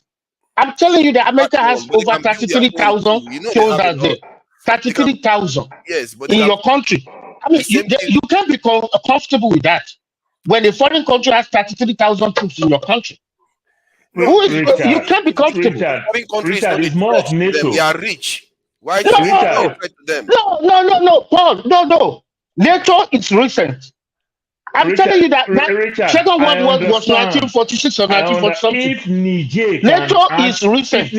Richard, if Niger can ask America to leave, don't you think Germany can stand up today and say we are working? But it's almost 70 years. They never had them. I can tell you so many countries will follow them. But have they done that? Have they done that? Yes. No, not because of Richard, somebody's Richard, let bullying me them. Another explain to They thing, you. work Paul, for them. you said, Richard, Paul, you said NATO. Japan is not a member of it's NATO. not NATO, Why is it that Paul. the same thing applies? Richard, let me explain to you. Let me explain to you, Richard. You see Japan, Germany. The reason why they have allied troops stationed there is because they were anti. They caused the Second World War. They were anti-ally. I thought Augustine wanted So to say it something. was imposed on them. They are there. They're going to be there permanently. Is because Germany caused the First World War. They caused the Second World War. With Japan, that is why you have the allied troops there. It is strategic. You understand? It is very, very I strategic. think he said that too. Augustine wanted to say something. Augustine, please go No, ahead. there's something I just wanted to correct here. It is very true. I don't know. Richard is very Mr. Richard. Sorry, it's Yes, sir. always true. It is very true that there is no free speech everywhere. We always limit it. But the way I think you try to paint it, especially with some of the examples you give, I don't think they were true. Because the day that that protest happened in New York, it's not ahead. I saw it. The NYPD was not there to bundle them up. It was there just to make sure that there was law and order. I saw it even in front of my university. It happened when people came out. Students came out to say, okay, the government should react to what is happening in Israel and Gaza. They even brought flyers to tell you your rights during protest. I even took one of the flyers and read through it. It gave you your rights during protest. If you go against it, the NIPD will deal with you. So it's not like Augustine, I'm referring to 2 weeks ago. 2 weeks ago. Okay, just Google it. Pro-Palestinian protests were arrested by NYPD. It was peaceful. Richard, it was they 2 block weeks the ago. road for other people that is carrying out their own lawful activity, which is wrong. Does any of you? No. If they were pro-Israel, would they have been arrested? Richard, I want to ask you a question. Every day Why do people you protest think in every UN adult building. American carry a rifle or carry a gun? Why do you think every adult American carry a gun? They have the right. Does anybody have a video shaker there? That is not But, the real reason. It's not about whether they have the right. What is the real reason? Listen, you can't talk the my mere pastor like that. hold on. Let me answer. The real reason why they carry a gun is because hold on. the government can turn rogue. That was the initial. Yeah, it's true. That was the initial reason. But the mere fact that the Constitution says you can carry a gun does not mean that guns are allowed everywhere. For instance, I work in hospital. Guns are not allowed here. Guns are not allowed in hospitals. Guns are not allowed in schools. Guns are not allowed in airports. Saying that if any law the mere fact that they say you can carry it doesn't mean that you have the freedom to carry it everywhere. I think that is true. The idea that America you cannot carry it everywhere. It's a very unusual nation. But Richard, that is exactly where you will balance your information. Why they are protesting? They talk about Canada and leave US alone. Protest talk about Canada. And Richard, I don't know what state you are in. I don't know what state you are in. How many people are talking? I'm not getting. I think we are now in the marketplace. Now. Let one person speak. I didn't even finish my thoughts. That's why I've been saying, if there's anybody with a video shaker, let him introduce it now. Olumide, stop just jumping into when people are talking. Okay, finish your thought, Augustine, so that Mazi Prince can say something. No, I just wanted to say that maybe I'll just try to end very fast. Even some days ago, I went for the Senate meeting because I'm representing my department. And inside the building of my school, inside the reception, we had this table. I just saw nice looking people, well dressed. I had to go and read what it says, also for Palestine. So the point is that there is always freedom to do something, but don't go against the rule. If you go against the rule, they are going to deal with you. But the only problem we keep on having is that some people feel as though if I want to do something, I must do it my way. No. My friend used to say, where you're right, and after that person won't start. So we should always try as much as possible to be civil in everything. Not that freedom is not free everywhere, it's true, but at least to an extent, that there is somehow you can express how you feel. Okay, Mr. Augustine, let me throw this at you. Do you know that two university presidents? Richard, we cannot monopolize the conversation. Oh, okay, I apologize. Mazi Prince, please go ahead. Mazi Prince, are you there? Or is he frozen? It's not frozen, no. It might be frozen. I think it's delayed. I think it is. No, it's moving. It's moving. It's moving. First and foremost, yes, I'm here. Father, can you hear me? Yeah, I can hear you. You appear delayed. Father, can you hear me now? Yeah. Loud and clear. We can hear you, but you are delayed. Okay. Okay, sorry about that. Actually, I actually did not come for Richard. The person I wanted to come, the person I came for was KJ and Paul. Okay, KJ and Paul, have you guys donated to your broke Trump? Have you donated to him because he's really broke? He needs your money. He needs your money. He's broke. I'm sure that you must have brought Abido Sheka when you came. If you brought Abido Sheka, then we'll answer you. If not, go back and listen to Bayusha. Then we can talk about it. And then Richard, for you, stop watching too much false news. I don't know what state you are in, but it looks like you watch a lot of false news. No, that's what you watch. If you want where you can live your, you can have your rights. Come to California. We are free. We don't get harassed like that. Come. We have the freedom. We'll give it to you. No, I'm a conservative guy. I'm morally conservative. I don't believe in liberal woke. I'm not a woke. I don't believe in the woke culture. But Richard, my own fear is that you seem to be justifying. Jago, do you want to say something? You seem to be justifying what. But you can carry gun up and down and keep and buy people up and down. That's conservative. Most of the pie happen in the liberal states and liberal cities. See, Richard, I'm just trying to get them to finish, and everybody can start exchanging. But Prince, are you done? But Mr. Abdul, please let me. I gotta go back to work, please. Okay, no problem, no problem. Yeah, I'll put it back. After work, I might join again. Yeah. All right, nice one. Yeah. Yes, I'm done. I'm done. All right. Jago, go ahead, please. I'm not even sure what subject we're on. The subject is on KJ, really, and we all know. I wanted to say something about KJ. KJ is a very, very. I find him extremely fascinating because KJ, whenever he talks, you never get an impression that he's lying or he's making anything up. And yet, sometimes the facts he's stating is clearly, shaky. So I find him very interesting because, like, if he supports you in anything, he never flinches. He will calmly explain his position. I've never seen any person like it. That's why I find it fascinating. You can't. The only thing that triggers KJ, he says, is when he's talking about Southeast. No. It's when you talk about journalism. That's when you get under KJ's skin. That you see him get a little bit flustered. Anything else, he will calmly explain it to you, whether it's based on fact or not. If someone like KJ was supporting me, I would not worry at all, because no matter. If you try to shake his faith, it will never be shaken. He will support Trump to the end. He will support Nnamdi Kanu to the end. He will support anybody supporting to the end. Nothing changes his mind. Not once. I've seen KJ. KJ, I've not seen you change your mind once on this show.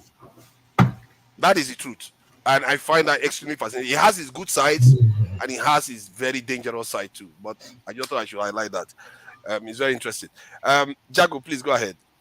As I said, I really still am not sure what the subject matter is, because what I think we were talking about U.S. politics and why they vetoed the resolution by the U.S. and about the princess. I think you spoke about it actually, the princess of the UK. Yeah, I did actually. You already spoke about that. That topic, it seems a little bit washed right now. But what do you guys think about the federal government coming out to encourage Nigerians to buy Nigerian-made goods? Is that a good idea? It's the first idea. I mean, there's something about us that we don't fully appreciate, which is the style, the but do you think they are serious in enforcing? No, wait. Let me explain it from this point of view. There's a way our money in the West goes around in our own communities not enough to give us any further esteem than what we're earning for ourselves. For example, the spend power in Black America is 1.x trillion, but that money is not necessarily with that community that are spending it, because they're spending it outside of their community and not giving themselves enough benefit of that local economy. In the UK, there are 3 million Black people spending 20 billion per annum. Now, 20 billion being spent per annum amongst 3 million makes everyone a multimillionaire in real terms, but that's not the case because we're spending our money outside. Now, when we come to a country where we shouldn't be able to be failing at that level, we are still failing even less than that, in that we are not buying our own goods. We are not buying what's ours. Can I just add one other information regarding what you just said about 20 billion for 3 million? How many million Black people? About 3 million Black people in the UK. Okay, there is the data in. I didn't even know that we had up to 20 million Nigerians diaspora. They said they sent about this in $20 billion to Nigeria per annum. So 20 billion of 40. I think it's 40 billion. 17. Is it 17? So yeah, approximately by that standard, 20 million tiny amount coming back. Nigerians outside. Yes, that is to Tiny be amount added. coming back. And I've spoken about this on previous occasions. The fact of the matter is, we're not doing nearly enough for ourselves. You know, we say to ourselves, "There's no reason for poverty in Nigeria." It's a plain fact. There is no reason for poverty in Nigeria, but there is poverty in Nigeria. I mean, the way we function isn't being challenged enough. I mean, when I say we, yes, we can speak about the government all day long, but we in ourselves, we function very poorly amongst each other. No matter what we say, our functionality amongst each other is poor. And when I say this, I mean from both sides. We can look at the side of the consumer who is spending his or her money to gain some kind of benefit. But then we also have to look at the business that is being held and taking this money in. There are many restaurants that are Black or African owned, and the service, the way they conduct themselves, the quality of the food that they give it is poor. It's all rather poor, but we accept it and we keep it on that level, when in real terms it can be on a much higher level. So value and how we place value, it's rubbish. It's just rubbish. So as we point the finger at the Tinubus and his camp, who are purchasing vehicles from far abroad, when truly they can be giving more benefit to the Nigerian economy by spending that money at home, we are all guilty of the same thing. Don't get it twisted. We're all guilty. Father, you make mention of something about a tariff, and I think Exo tried to attack you a little bit. I kind of disagree with you. Not that you're wrong, but I just want to just oppose it with modern day ways, some of the ways they do tariff here in the US.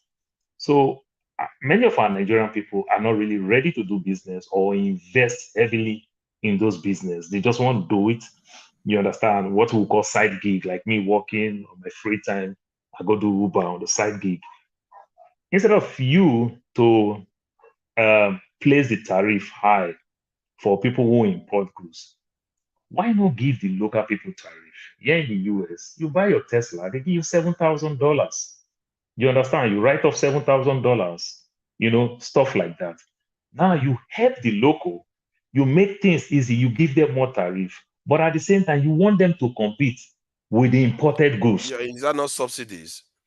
It's subsidies. So you give the domestic, you give them, you're the local manufacturers, you give them all type of subsidies, but let those things that they import, let them bring their thing, let them compete. That way you're going to grow. So now what they do in the US, so now Tesla, now I buy my Tesla, I get a $7,000 to write off.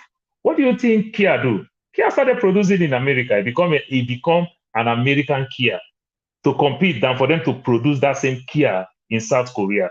it become America. Mercedes, they produce here.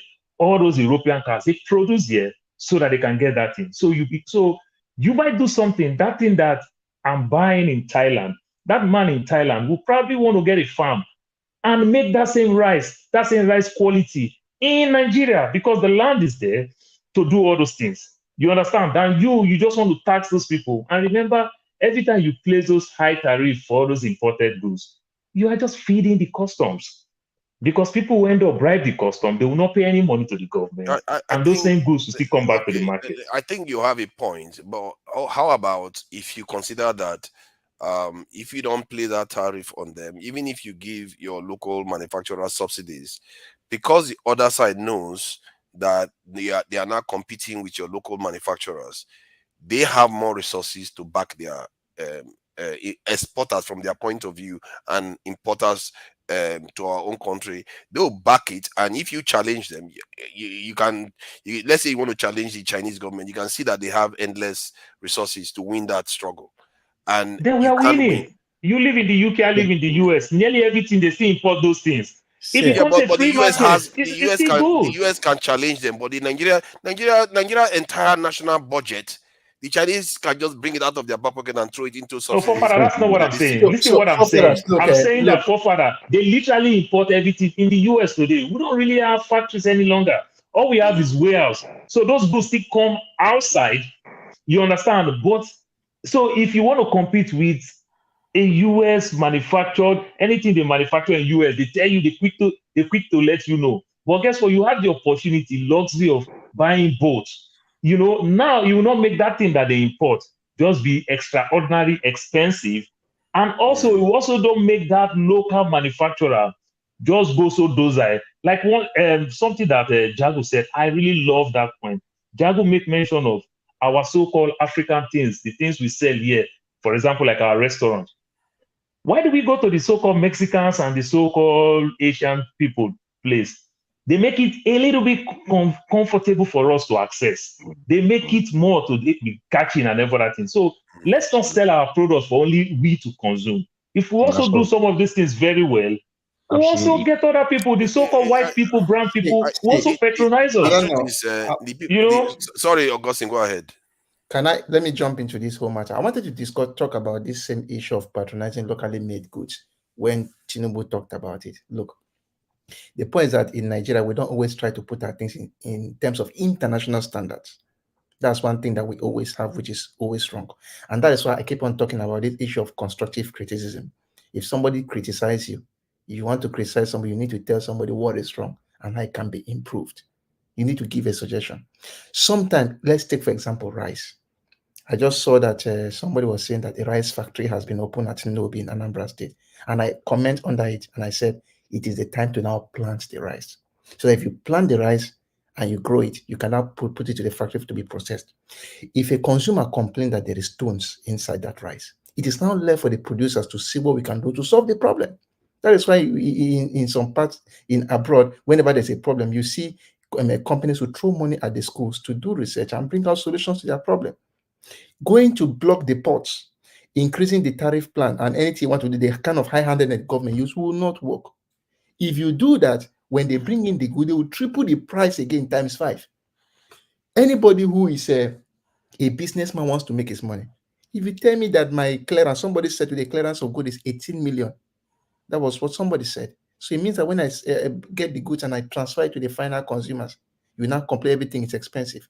In that case, what do? You decide to arm the farmers with inputs. Let them produce high quality rice, which will be at least a little bit cheaper than the one we have outside the country. In that case, even that person we import will go to the local manufacturers to still buy so that they want to still make money.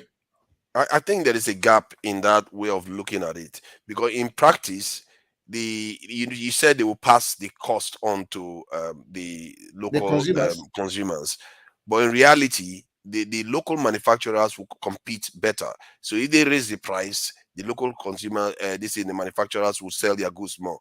And secondly, the extra tariff you put on them, you can use it to subsidize the local manufacturers even further. And to expect, and also you have to understand that there are generations of manufacturing that goes on in any country. Like the Chinese one, they didn't start from zero to where they are right now. They had to be supported like that until they became solid.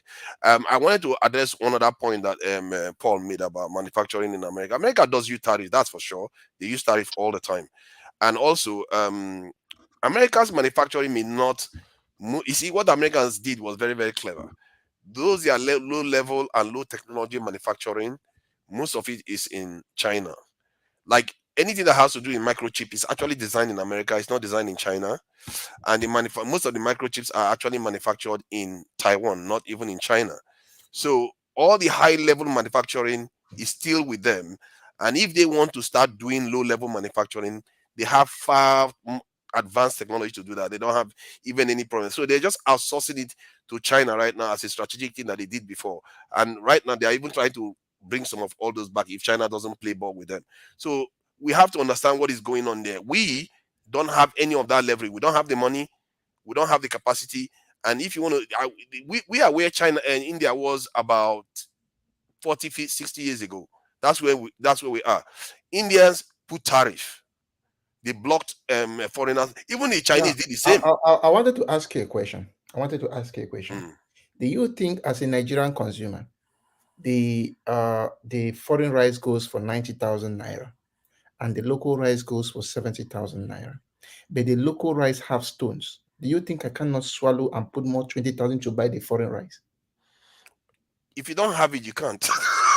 No, because I will not want to be eating 70,000 naira rice with stones in it. Yeah, of course, if you have the money, you put extra 20,000. But a lot of people who have that extra 20,000. Who said so? They will get used to the Nigerian rice. We have more poor people than people that are doing well, but the foreign rice still sell more than the local rice in the poor country. Why not make the 70,000 rice to be high quality without stones? And I will bet you the rich man with 90,000 will go for that 70,000. You see what you are doing, which is a little bit unfair to Nigerian manufacturers. You're expecting them to walk, crawl, walk and run and fly on the same I day. expect the government. Let me say, if I was Mr. President, you apportion a large chunk of money to the agricultural sector.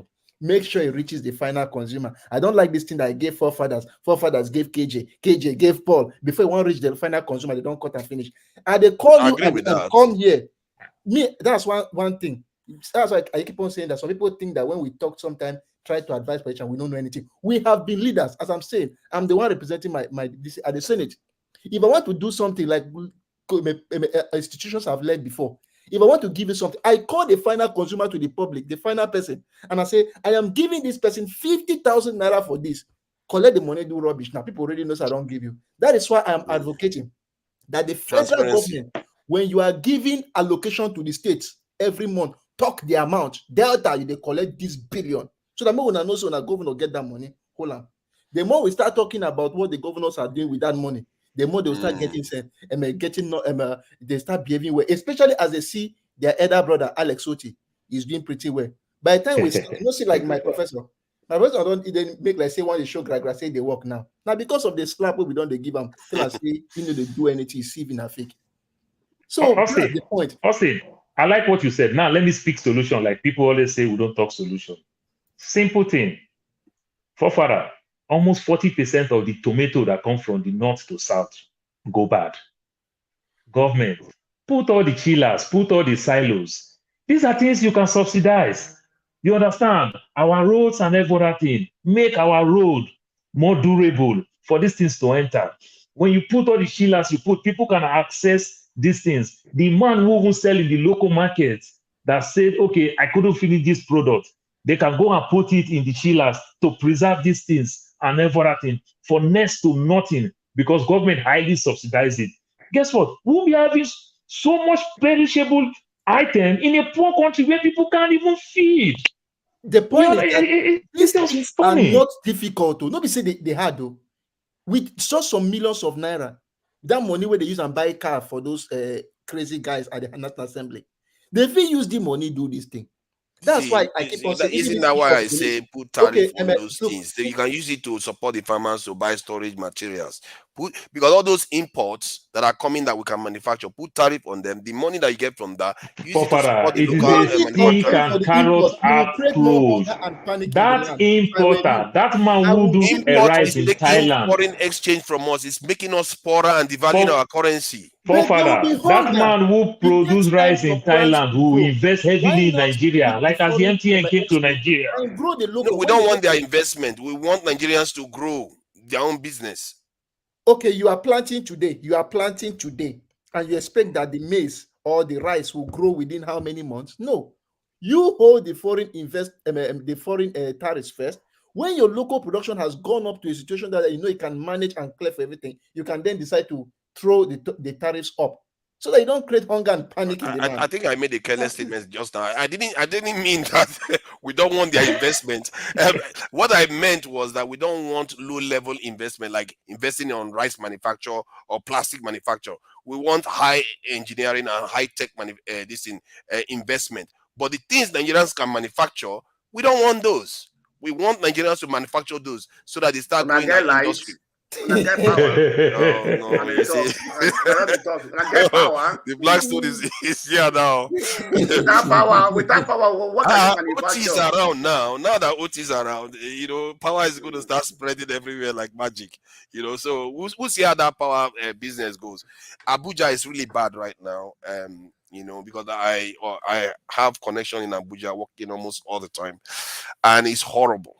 We literally had to go solar this year because the power supply in Abuja has become very horrible.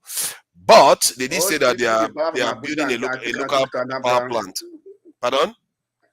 OT took the power from Abuja and took it to Abia. They said they are building in Abuja one too. I think Wike went and commissioned it, him and Tinubu.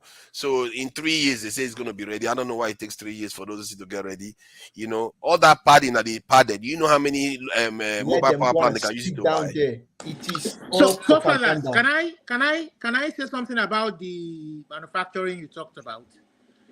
Yeah, go ahead. You have not said anything for a while, actually. So and OT has been very quiet too. Wow. OT, what happened? So before I weigh in on that one, so Mazi, you were saying that I should give a Canadian example about the issue that Richard raised. Don't take us back. I beg. No, Blackstone, please. So I want to address it because I find it very fundamental to me, because it was Richard himself who gave an example of what happened in America, and I try to kind of give a rejoinder back. So. And as if you want to know, in Canada here, any law enforcement, for example, in our police force, both at the local and the provincial level, there's what you call a special investigative unit.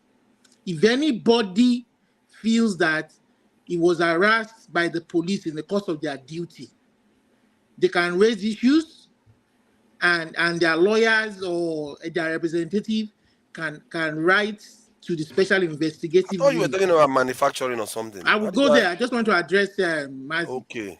So you can, and the special investigative unit will look into the matter. They will go as far as even interviewing people around that vicinity where that incident happened, if they were witnesses. And if that police officer is found culpable, some have been found culpable, assaulting civilians, slapping them, or maybe hitting them. So don't think that because you are a government agent or somebody, you have all the laws or powers in the world to harass innocent people. So that does not happen in our own part of the world here. It doesn't happen. Our police are well trained, they are well mannered, they know what they're supposed to do, how to deal with civilians.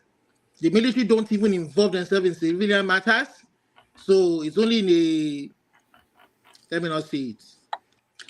So as far as the manufacturing thing, what I think is that, see, you can't just come on air and make a blanket statement and say, oh, let's patronize Nigeria made good. Let's improve manufacturing. The conditions have to be right. You have your agencies. That is why we have government institutions, government agents. You have the Manufacturers Association of Nigeria. You have the National Bureau of Statistics. You understand? So you can't say stop importing or stop. Okay, go ahead. You can't say stop importing or stop doing that when you can't meet up with demand, local demand. When you have enough manufacturing plants to start making up with to meet up with local demand, then you can put a high tariff on whatever they import. But do you think that you can calibrate the tariff based on the capacity you have locally? So That's right. That's why I'm talking about the Nigerian Bureau of Statistics. You collaborate with your institutions, the Ministry of Industry, Manufacturing Association of Nigeria. That is why data is important. You can't do all this without without real data, without adequate data. You understand? So when somebody is campaigning and saying she number like a Jenny, that person is just misinformed. Because you need those numbers to be able to get your point. For instance, now look at we are talking about oil now. We're talking about crude oil. I'm getting let me they manage the family behind there. Let me go away from that vicinity. So for instance, now in the Canadian government made a policy that in 2035, all car manufacturers in Canada, whether they make them here or whether they bring them in, by 2035, there will be no more fossil fuel cars in Canada. They be American slave now. By 2035, in Canada, we made our own deadline. So anybody who wants to start buying car by 2035, they are giving adequate time for car manufacturers to prepare to make enough to cross that barrier. That's why when you make policies, when do you want your policies to kick in? When do you think there will be enough time for everybody to adjust? Manufacturers, consumers, the citizen. You understand? You don't just come one day and remove fuel subsidy. You don't just come one day and bring one policy. You have to give adequate time for these things to kick in, because you're going to affect a lot of things. You have to be scientific to put it in another way. You have to be methodical, scientific, because you're going to be affecting lives. By 2035, we are all getting prepared. Now, this is 2024. We have 11 more years to prepare for. I think America is coming out with their own statements. Some European countries are, you understand, they have started towing, and they want to depend less. The West wants to depend less on fossil fuel. From very soon, Nigeria now going to condemn consume oil and self. If you like, men are not building a refinery. Now go see. They know where they're going. Let me ask you a question. Sorry, let me ask you a question. Oil has a lot of uses other than petrol. Let me ask you a question. You are talking about. It will even make it cheaper. It won't be that valuable commodity that you think is valuable right now. We've wasted every opportunity. You understand? Let me ask you a question. To use it to our benefit. One question for you. When it comes about the issue of electric cars, battery cars. So, what will be the environmental impact of those batteries that when they are no more in use, or maybe how are they going to be recycling these batteries? Because if you change all cars to battery, right? So, what will be impact? Because we are not actually looking in that area. That we are going to use only battery. Battery are going to be powering cars, right? I'm sure at that time. I'm not the one. Blackstone. So you want him to provide you the answer now? No, I'm not the one who They can provide the answer. No, what he thinks about it, because for me, I also see a problem ahead. Well, every problem has a solution. I'm sure there's going to be a solution. Okay, so for them No. I'm afraid Olumide says many things, and he's right upon what he's saying. And I think the clear point he was making is that where manufacturing is concerned, when you want to become a manufacturing nation, there are a lot of methodical steps that you have to put in place, which is accurate. However, I too balked when you brought the example, and I know it's just an example that you brought, of the electric cars. Because just as Blackstone is wanting to iterate that there are major problems all over the chain. So Jago, I know that's not your point. I've said it. But there are major problems. These things do need to be spoken about. Because there are major problems. There's that time frame of 2035 to overcome. I've understood your point, my brother. That's why I said your point was accurate based on the time and scheduling. I've said it. Now, I'm moving on to speak about the problems with cobalt and its manufacturing. and the batteries that are being used, and whether or not this is anything like environmentally friendly at all, because there are many questions against that suggest that this is not going to actually work. So we have to again wonder why they're doing it, and this is why, where you speak about data and manufacturing and what type of manufacturing we should be doing, forget the tariffs for a moment, because if we're manufacturing in our own nation and we are using Africa as a market, we're going to be winners regardless. But it's about what we are manufacturing and how it benefits our society. That's the first thing to look at. Be it cheap, medium level, or high level manufacturing that we're doing. The fact of the matter is we are not paying enough attention on what our needs actually are and where we can fill in the gaps. And unfortunately, we still don't have a government that has this kind of mindset of positioning Nigeria as a nation amongst nations. We're a non-entity of a nation. The only thing is that we have population, and we have that lucky thing that we have wasted every opportunity on, called oil and gas. Oil and gas was a gift. We were speaking about the curse of oil and gas nations, and yes, there are many horrible stories where this is concerned, and we know why. However, oil and gas for any sensible nation is a gift.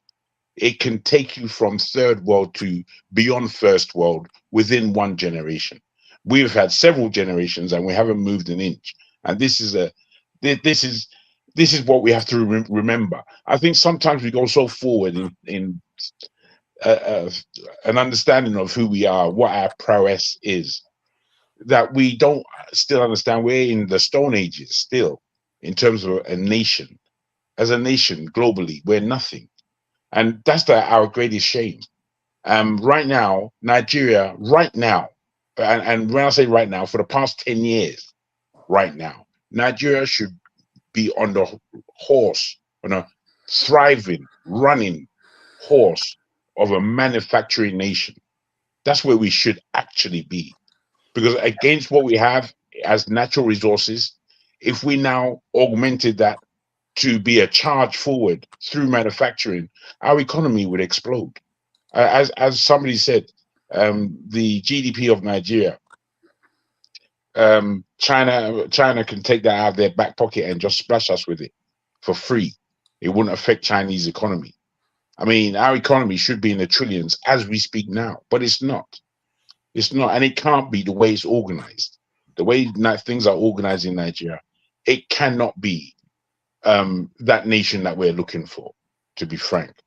And manufacturing and then in summarizing my point to what Jackson said, forefathers, see, the issue of this manufacturing, it is very, very fundamental that if you don't get electricity right, we are just talking. Nothing's going to happen. Imagine. No, I agree with you. Electricity is also important. So, yeah, go ahead. Can I raise another issue or question? And actually, now we had where there was a Nigeria in Lagos this week, this conference organized by they call them Patriots. So I don't know why it's I heard of it. Why is not a subject of discussion in this? But what was it? I think there was something that a bit controversial about something about them. I think somebody was saying something about it. What was it about? Sorry.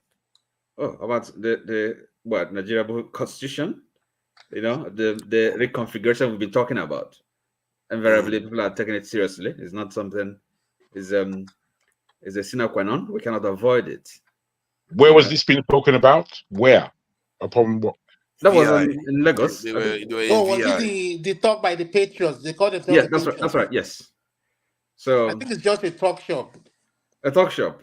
No, but of course there is I see, Oti, I think Nigeria is not necessarily against reform these days. I think the other day when a northerner was on news and they were raising this issue, I think that's when they were complaining that there were too many moving I think the central CBN some branches to Lagos when they were complaining. And he actually said the North seems to be up for some rejigging of most of what this is going to happen. I think it's going to happen within, I suspect 10, 20 years. If Nigeria is not tipped over, I think Nigeria would have, give it 10 they years. would have, the states will have a lot more power to their resources by that time. That is too far. Definitely, you would have had state police by in 20 years time. See, And very resource control key will again, probably be in forefathers. place 20 years time. Very key again, forefathers, is the fact that it is very easy to say the states will add more power.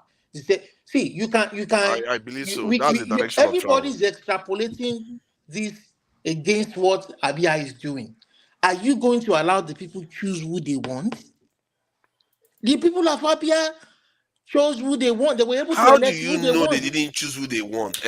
How do you We know? all know. Are you all all the voters? Olumide. By Are you elections are all the not rigged in voters? favor. Look at Rivers State, for instance.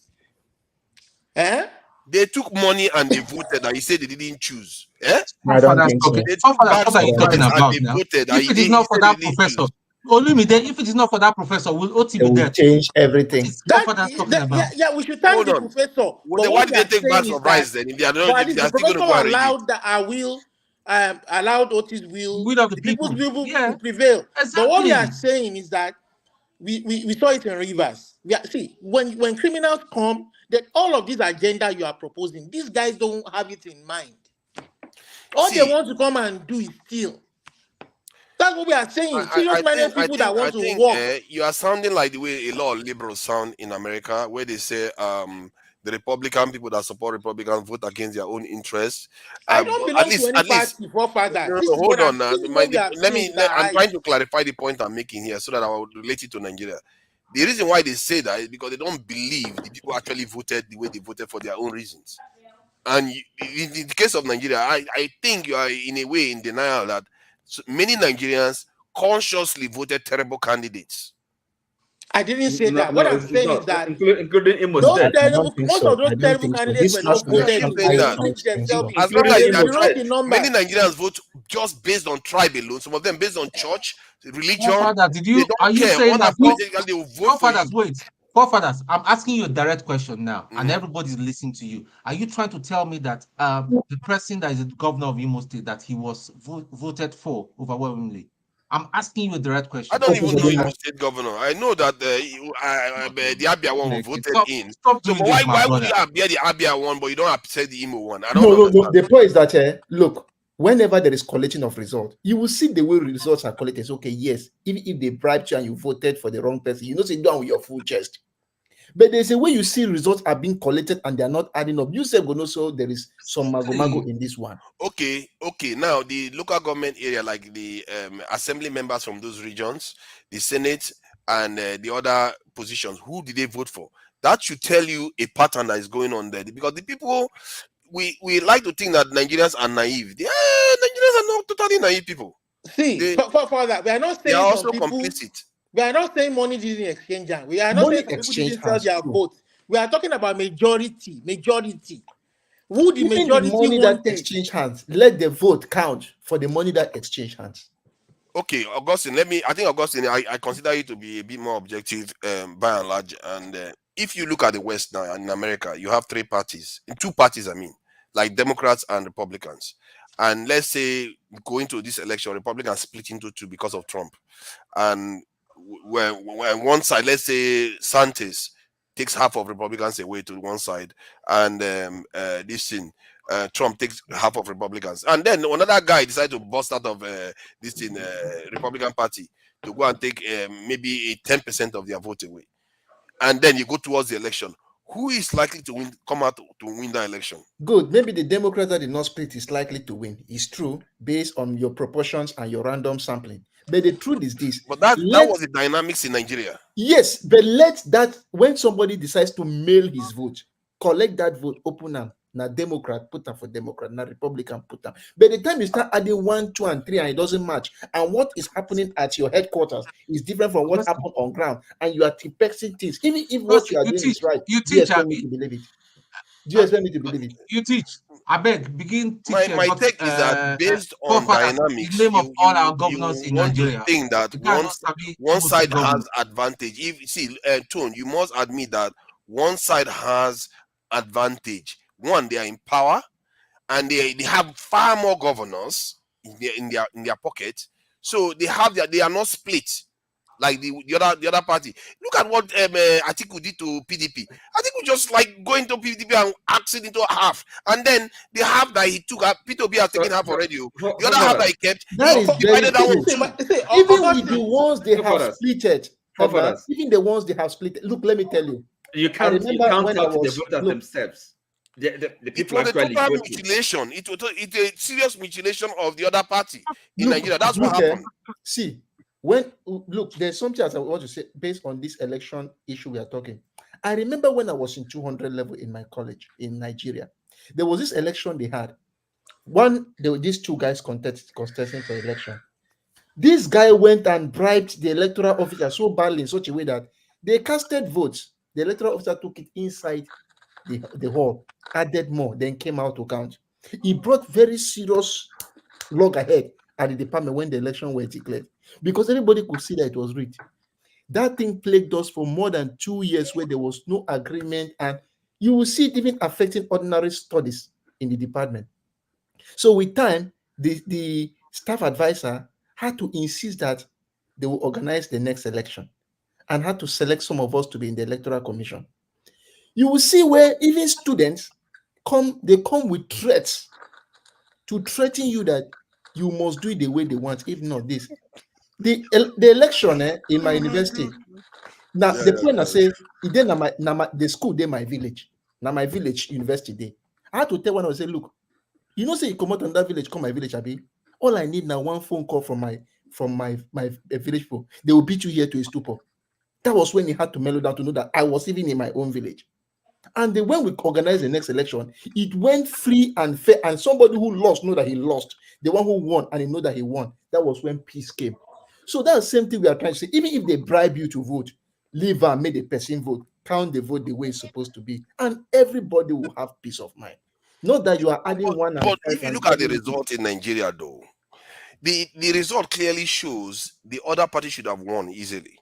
They won 61% of the vote. What other party do? What other party? Because Labour, PDP, and the one Kwakwaso, they split. They got 61% of the vote. Maybe even more. I think it's more than that actually, because Tinubu got 36% or so. So they got about. So the idea that the results were allocated. So how did you know which vote would have gone to you don't understand it.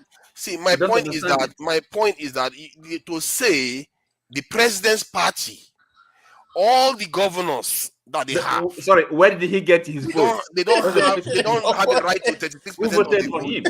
You know, if you try to say that they don't have a right to 36% of the vote, it's very difficult I find that hard to believe. To work with false data. No, are you honestly saying a president that is in office with so many governors defecting to his party and they control so many of the states and assembly members and everything don't have a right to 36% of the vote? And that governor has just one vote, and he has members of his family who are 10, has 10 votes. If he needs to convince his wife and children. You know, let's not make it as if because you are the governor. Do you know how I see those people to do? Do you know how I see the issue? Do you think that people will open up their eyes after what Buhari did to them for 8 years? Vote for them again at the position level.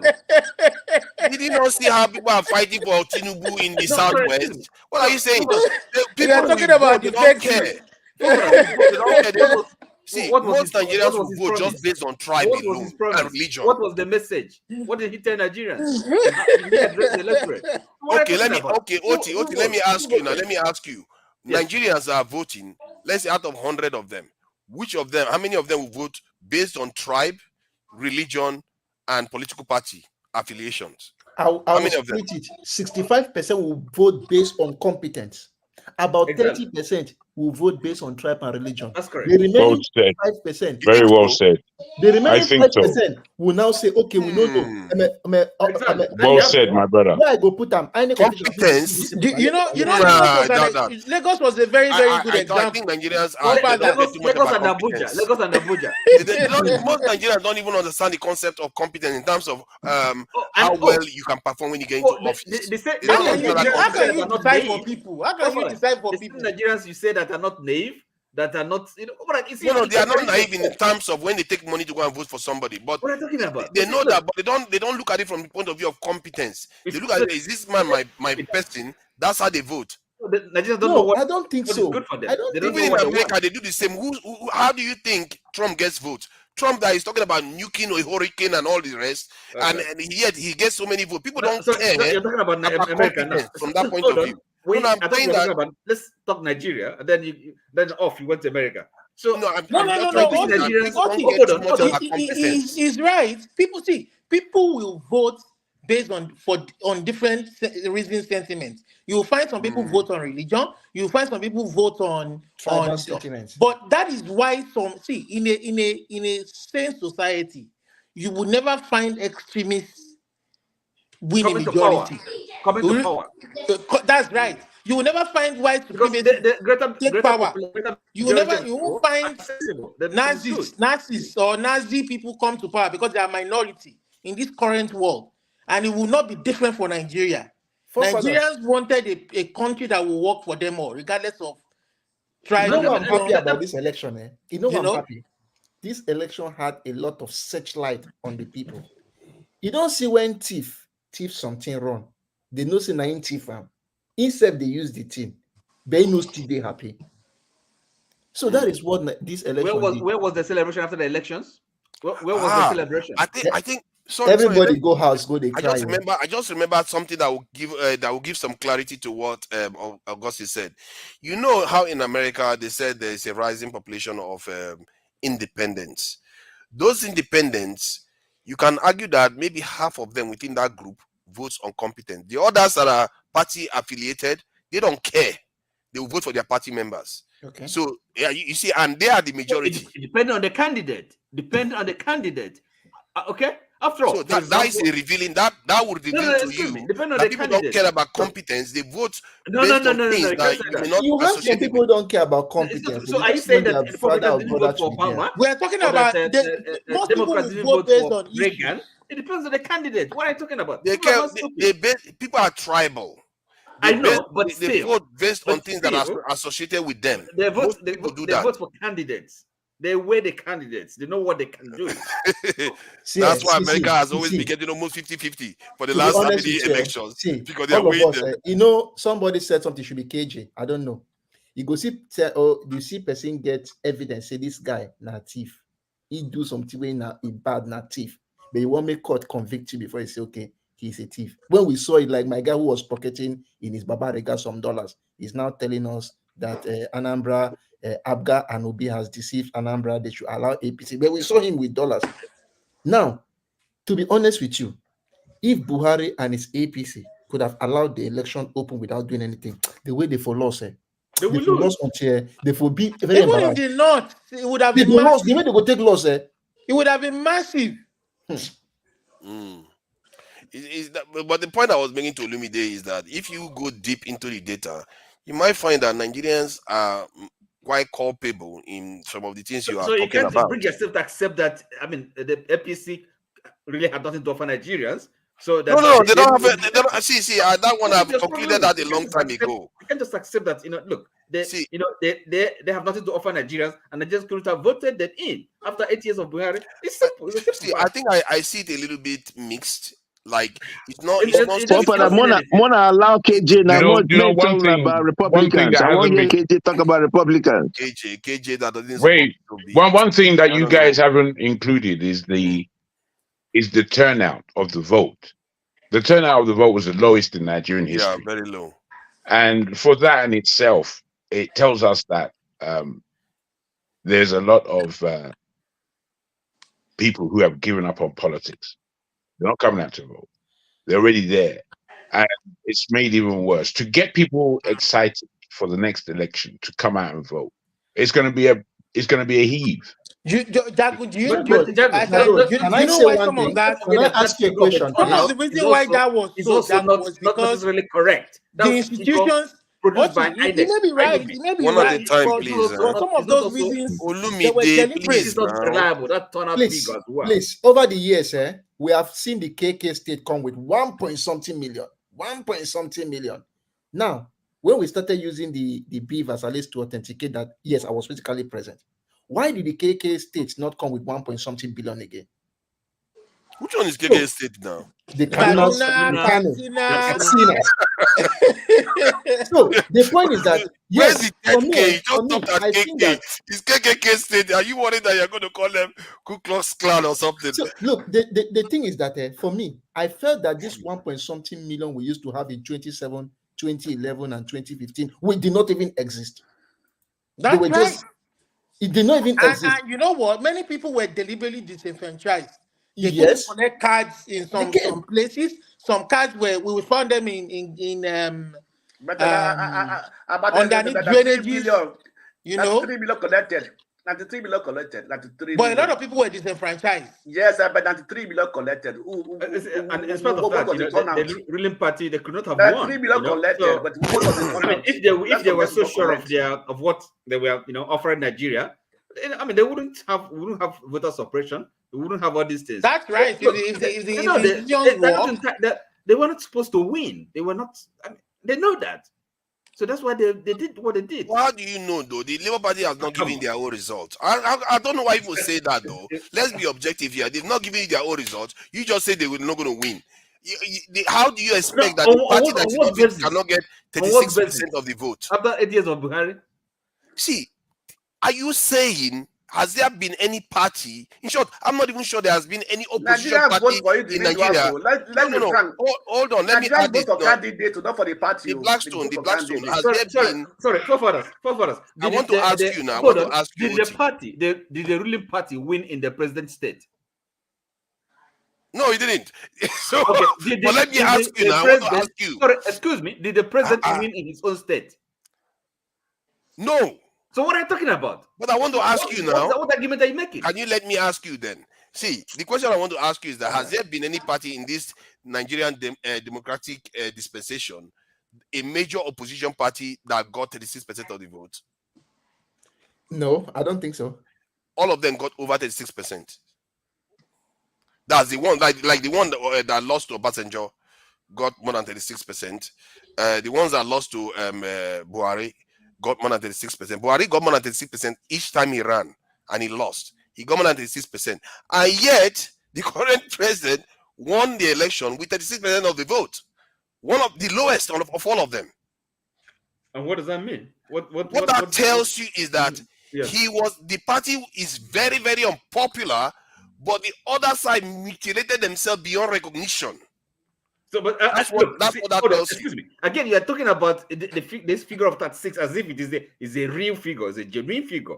So no, I'm taking it that based on Nigerian politics, allocation, okay, by INEC, that is the rigging. That is switching of the beavers. And I'm talking about INEC says, okay, take the example of Rivers State now. INEC says that you can see that they make that argument to international observers. If they make that argument to international observers, it will have merit. If they take that argument and say, look at the election, how it happened.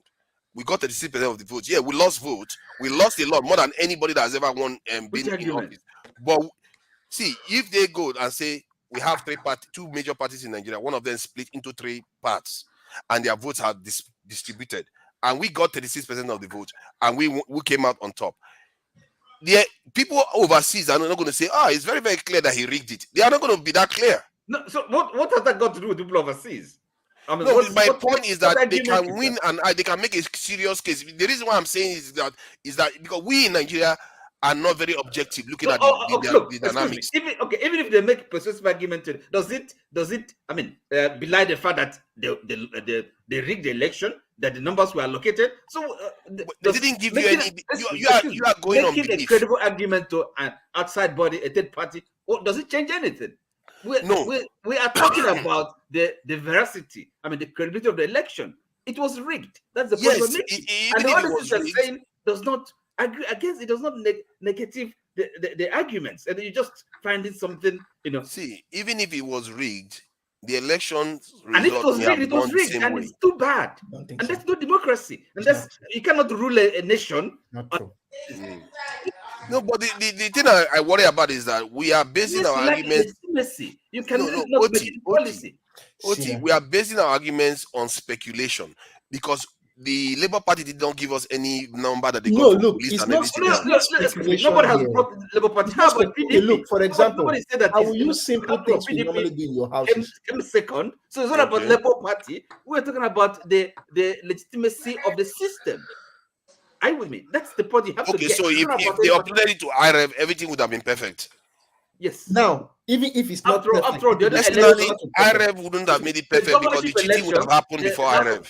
House of the assembly. Not assembly. So, House of Assembly. forefathers, see, you are We're forgetting that uploaded. what So that are we having the machine arguments does about is them? Thank what you. that machine does is that How the many beavers, cases were being submitted to the court about House of Assembly members? what that machine does, the beavers is that it don't will know. register the number of people who came down to vote that day. The IRF will give us the number of people who voted. You now compare. You now compare both. Yeah, but why But did when they you not give it to you? And why did Only you me not ask there. Labour How for can the number? IRF give you the number of people who I don't understand why Labour. No, Labour they supporters upload. They don't- upload the voting. Sorry. So it's what people has INEC giving you you see, giving you an explanation why the IRF didn't work? Yeah, they gave me an explanation. Most people missed it. What They did gave me Sorry, an Blackstone, what did you say? The explanation I was said that it's what is uploaded let me to explain so I IRF. don't So have they to will explain check though, because the Olumide number might ask me again. people who So voted. yeah, the number of people before that they got uploaded accredited through to the IRF. beavers and the number Let displayed on them IRF, you complete the compare argument. both. That is how you catch overvoting. That is how you catch you know the number of people who validly voted or whether they read numbers. But you can post any number on IRF. Okay, without let us knowing me how many answer the people you are question. accredited. The argument that INEC gave for the reason why, which I found not credible, why the server went down was that there was a permissions issue within the application that was supposed to operate for this presidential election. That's meaning that the application was supposed to create folders and keys and stuff like that, but it didn't have permission to do that. That's internal permission Who was system. supposed to give that permission? Who took the permission away? No, who took the permission away? They tested it before Yes, they had a election. run. So what are you talking about? This German guy, anybody from Germany, watch yourself. What did you say? If you have No. all these German people. See, They can I had answer the a test question? run and everything worked well. Why on the election day now the permission was taken away? That's why I said it's not credible. Announced at 4 a.m. Why was And the it was, result announced at 4 a.m.? it was not taken away for the House of Assembly elections. Or the Yes, Senate. of course. Not taken away House of Assembly. The other Because, it worked. see, when the judges were reading that this, and I was listening closely to that. What they said was, you see, that's the thing. You nobody asks critical questions. You don't pay attention to what is going on. What they said was that the program that was running, it wasn't able to create the necessary things, because normally when programs are running, like your Windows program, you log in. Where do you think it saves the password? It has permission system that uses to save the password somewhere that no other application can be able to get into. Does your Windows system save your password every day? Anytime you log in, save it, or save it once? Yeah, but I'm just giving you an example. So that's a wrong example. See, Black you're looking for my trouble.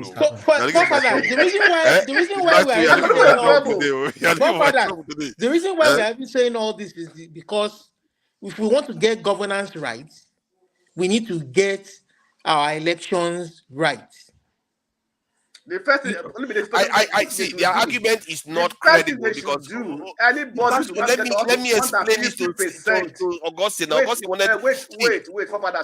Okay, finish talking then. Any candidate or president who do not get more than 50% should not be declared a winner. That should be one of the things that will solve Nigeria. So if you don't get it, let them go back to Blackstone. You won't solve the problem. Then somebody will come out and say that they won 90% landslide. It will not be. Blackstone, this is your fan, yeah. Somebody will come and say they won 99% landslide. Yeah. They will give you the numbers. With the beavers, and everything, it cannot be. And see, any candidate that actually imposes himself on the people, how do you expect that this person is coming to serve the people? See, one. Let me track back. It doesn't matter the intention. If you think you have a good program, you want to serve the people, you have to sell yourself. You have to sell your policies. People have to accept you. There's no way you can impose yourself, steal it, and then come around and do right by the people. It doesn't work that way. It's not possible. Yeah, let me just track back and answer Augustine's question, because I know Augustine will remember this, and I need some other person to remember this. The permissions issue, you know, sometimes you're using your computer to ask you for permission to do certain things. You want to install programs. So programs have a way of writing files, folders into stuff. So they said the stuff broke down on the day of the election. How did that's what I find problematic. I don't even want to listen to all that. That's the problem. That's the problem. It's just like if it's just like people knew that, you can go after them based on that, but nobody went after them based on that. Oh, Olumi, they let me talk. This is the reason why somebody missed it. Oh, stop it, Jare. That's why people missed that fact and they didn't go after them for that thing. If there have been people who knew, or the judges, the lawyers knew very well, this is their excuse, you would have told them that there is no way any application will go past the testing stage with that permission issues not resolved. Because you can't test it. If the permission issue is still there.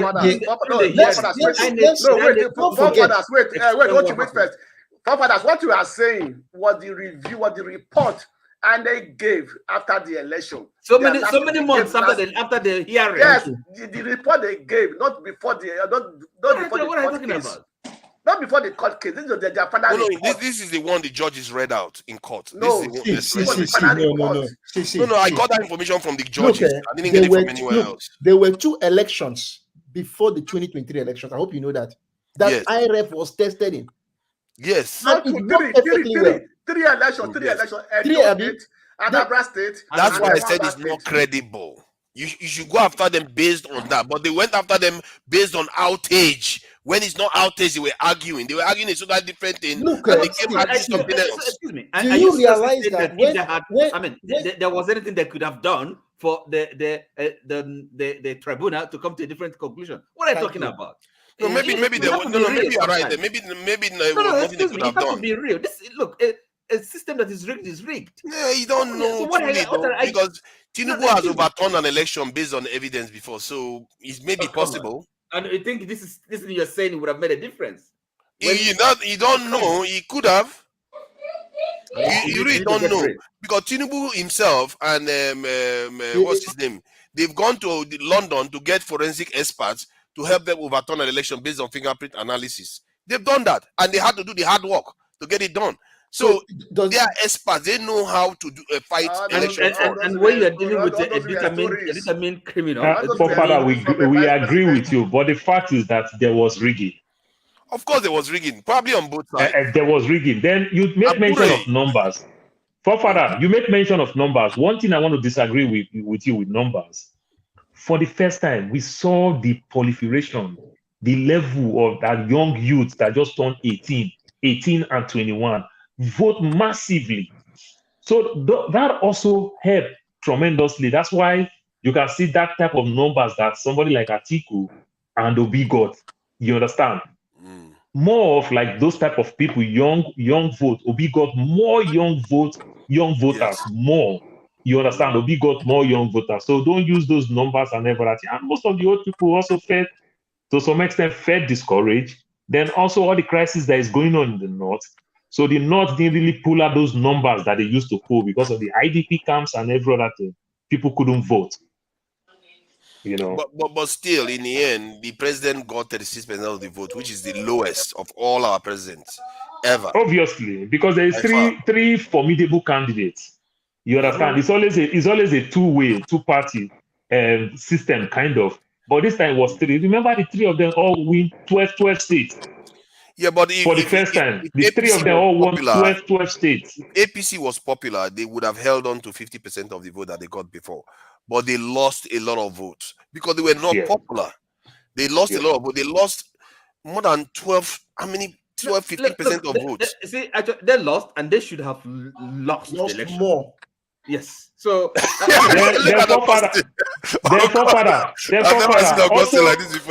also, like Augustine even said, also again, when you look at it from another aspect again, remember the Northerners, they don't really believe those Tinubu type of Muslim. You understand? So we also want to be a little bit biased with Atiku to say, let us give Atiku. You understand? But because Atiku also was not strong, that PDP's strongest base is Southeast and South-South, which Obi take those zones. You understand? So look these at are that also affect Atiku. Look at River State. Definitely rigged it. You know, Who voted for Atiku? Look at the River State. Yes, for me, Atiku is a mystery. Exactly, Who River voted State. for Atiku? In Atiku North. is a mystery. That guy he ran that party to the ground. He divided the party, and he was barely in the country. He barely even campaigned, and yet he got so many votes. How did he get all those votes? Yeah. If Atiku can get votes, how can Atiku. Tinubu not get votes? Atiku is It's one. also it's also the sentiment of the Northern and want to vote for their own. There you go. You see, if somebody like Atiku can get votes, that was horrible. Even the PDP that he held together, he broke it up in half because you have G5 separated from him, and still he got 12 states. How did he do that? Yeah. That should tell you what's going on in this country. If there's a big rigger, that's Atiku. Atiku doesn't deserve 5 states. That guy was useless, man. He came, divided the party in 2, then the one that he kept, he still divided that one too. Atiku is not a politician. Atiku is a big man in Nigerian context. He's not a politician, he's a big man. So he uses his bigmanity. He doesn't deserve 5 states. I think Atiku overperformed, if you ask me. And that is true. I agree with you. That's the game the APC played. People are thinking that they rigged directly with P2B. Maybe what they did was got Atiku votes. Because if Atiku get more votes, maybe from P2B, I don't see any reason why PDP got up to 12 states. I really don't see any reason why. They were divided like all in more than 4 places. How did they get 12 states? So forefathers, you are indirectly telling me that probably Atiku did not even win as much states as they claimed he won. That majority of the votes that Obi won was allocated to Atiku. Atiku. See, I don't know how Northerners. Maybe Northerners are very, from what you just said. Maybe they are very tribal. But Atiku shouldn't get 12 states. It's still rigged by the ruling party. Okay, Atiku shouldn't get 12 states. By putting the Labour Party in the 3rd position. It's just give votes to people. Give this. Look, let me tell you, that rigging was done in such a way as to make P2B not to even come second. Because I know what they were afraid of. If P2B came second, I was just a little bit closer to Tinubu. It's that part was the game. And outreach. So they made him to 4 3rd. So that they talk, even if we need to sack Jagaban, no be you did next. Maybe Atiku was even ahead of Jagaban in the That's why they give him. That's why they give him Lagos to make it look real. That's why they give him Lagos. Exactly. Yeah, okay, he won Lagos with just 10 with 11,000 votes. You know those type of funny things. If not, ordinarily they would have rigged Lagos neat. You understand? So they give him Lagos just to make it look a little bit decent. The thing is, this election is a little bit is quite confusing because, but in my mind, I thought PDP would collapse and Labour would take most of the place. They did that in everywhere else, like Southeast, South. As a matter of fact, the PDP held up in the South too, which is crazy. I think they won one of the between Cross River and Akwa Ibom, which is crazy. I didn't expect that one to happen, and I think they also won Bayelsa too. I didn't see that one coming. So PDP held up. I think they won Bayelsa. I think Bayelsa, Akwa Ibom, and they also won Osun State. Yeah, which is crazy. They won Osun. You know, he got married to a Yoruba woman in Osun State. So that's all it takes now. That's all it takes. Yeah. But his first wife is from Osun State. People, when you think people are voting because of competence, they are not. It's what they feel they are closer to. That's the people they vote. If they say that's my brother, I'll vote. That's my sister, I'll vote. That's what people are doing. And this is why our election, when Peter Olumide keeps saying, free and fair election, who told you these people are not consciously voting these people? You are the one judging them. Most people in Nigeria are playing the same game. They are all in the same game. They are all reaping money off each other. Any Nigerian gets a chance to make money, they try to make money. So why do you think they will judge their leaders so harshly? They are the ones taking bags of rice from them. They are the ones taking wads of cash from them to go and vote. What makes you think they are not voting these people in completely? Because was it somebody that came on this panel? There was a guest that came here, and the guest was testifying that people, that's voting inspectors, the ones that are at the voting stations, they were going house to house, political party to political party, asking them to bribe them so that they will help them get votes. That like your job is to make sure the election is impartial, and yet you are the one going out to go and tell political parties to settle you so that you can help them with their so, and so we should forget well, forefathers, if what you are saying is right, then we are going to have to go and reach out. We have to go and reach out to the people of Abia State to come and help us in all our various states to come and see how we can the people can elect who they want to lead them. You understand?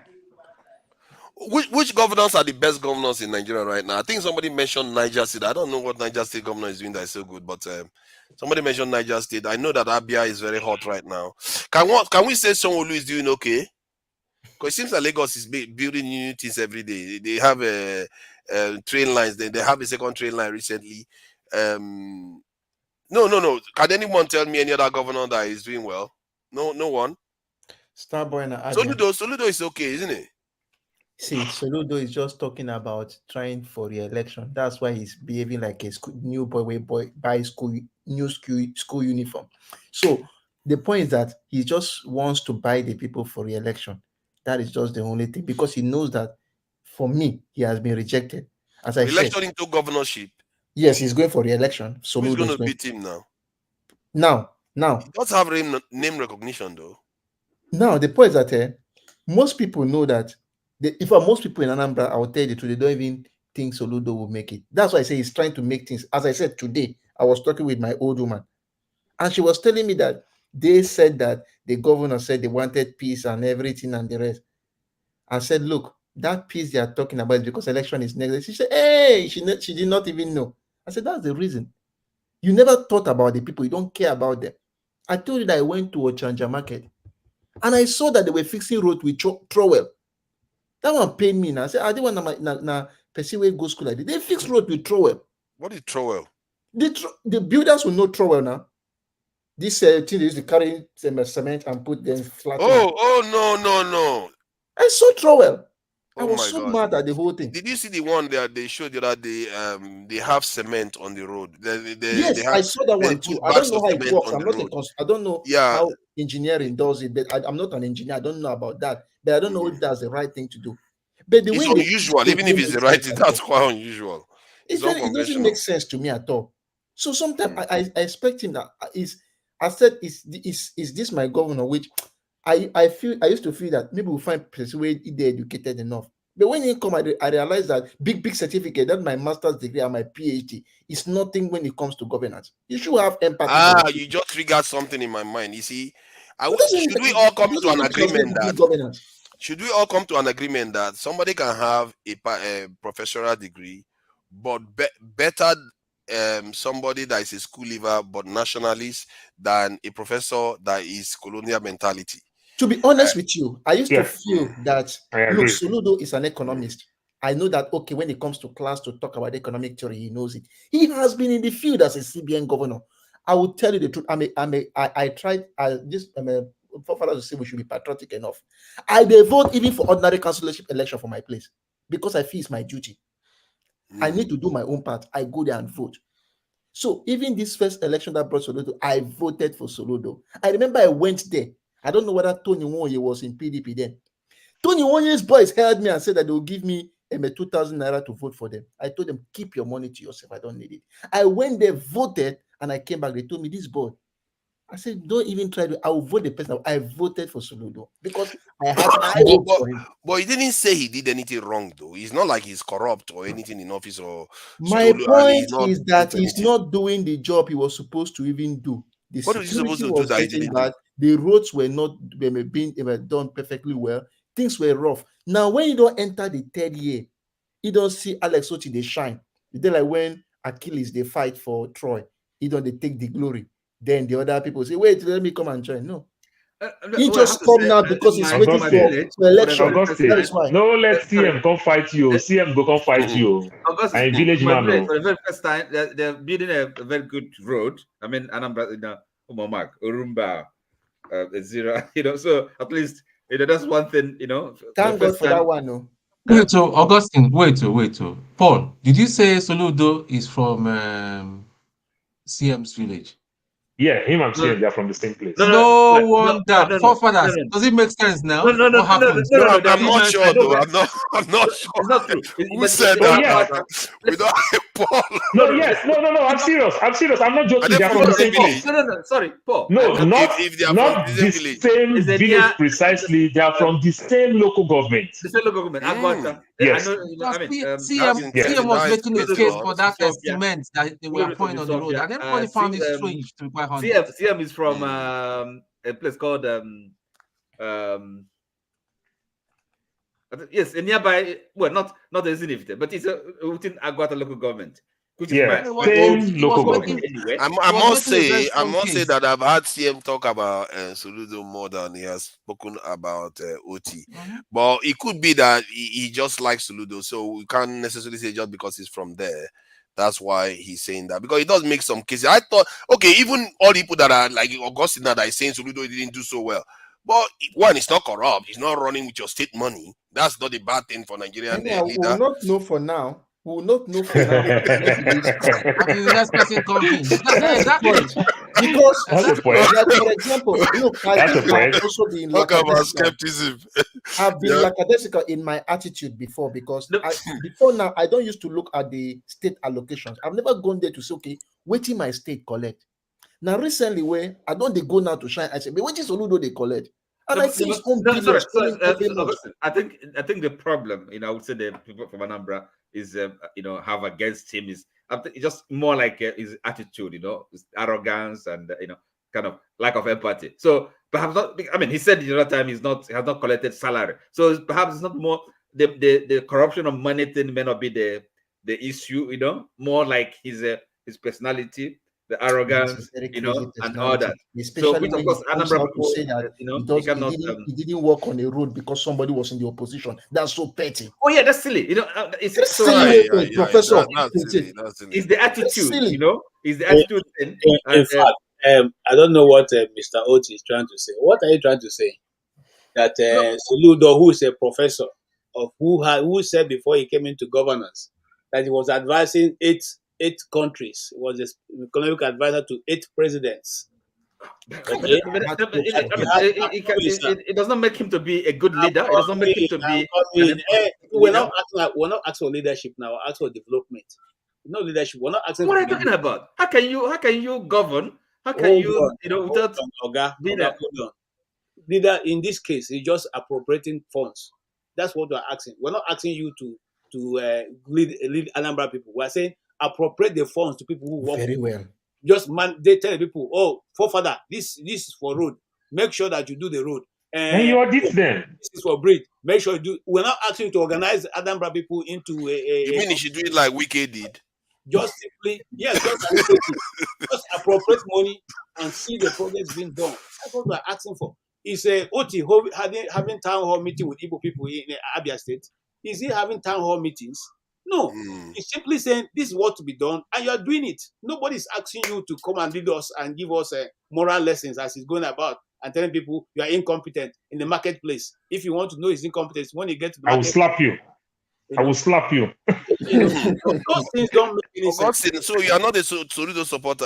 No, sorry, KJ, you are not a Soludo supporter. Support him for what? No, the point is that KJ, who do you support in the southeast, really? See, you support anybody? If you do well, we'll support you. If you do well, we'll support you. No allegiance. As you see me, so I know. See, if Paul does well, I will support Paul. I don't get the person who does well support you. The only person KJ supports is Kanu. Nobody else. He doesn't support anybody. KJ, so how come you attack Soludo and you still attack Udumeje, my pastor? I don't understand. I beg. I thought that we were going to get to that point. It was earlier on. But we never got to that point. Ikola, I see you there. You can join in. This is these people. They are not going to give you time, but I'll watch them and I'll bring it to you. Their problem in the east now is that short man in the Abia State. Thank you. It's their problem now. They don't go to sleep. If they go to sleep, they are calling each other. What are we going to do to this man?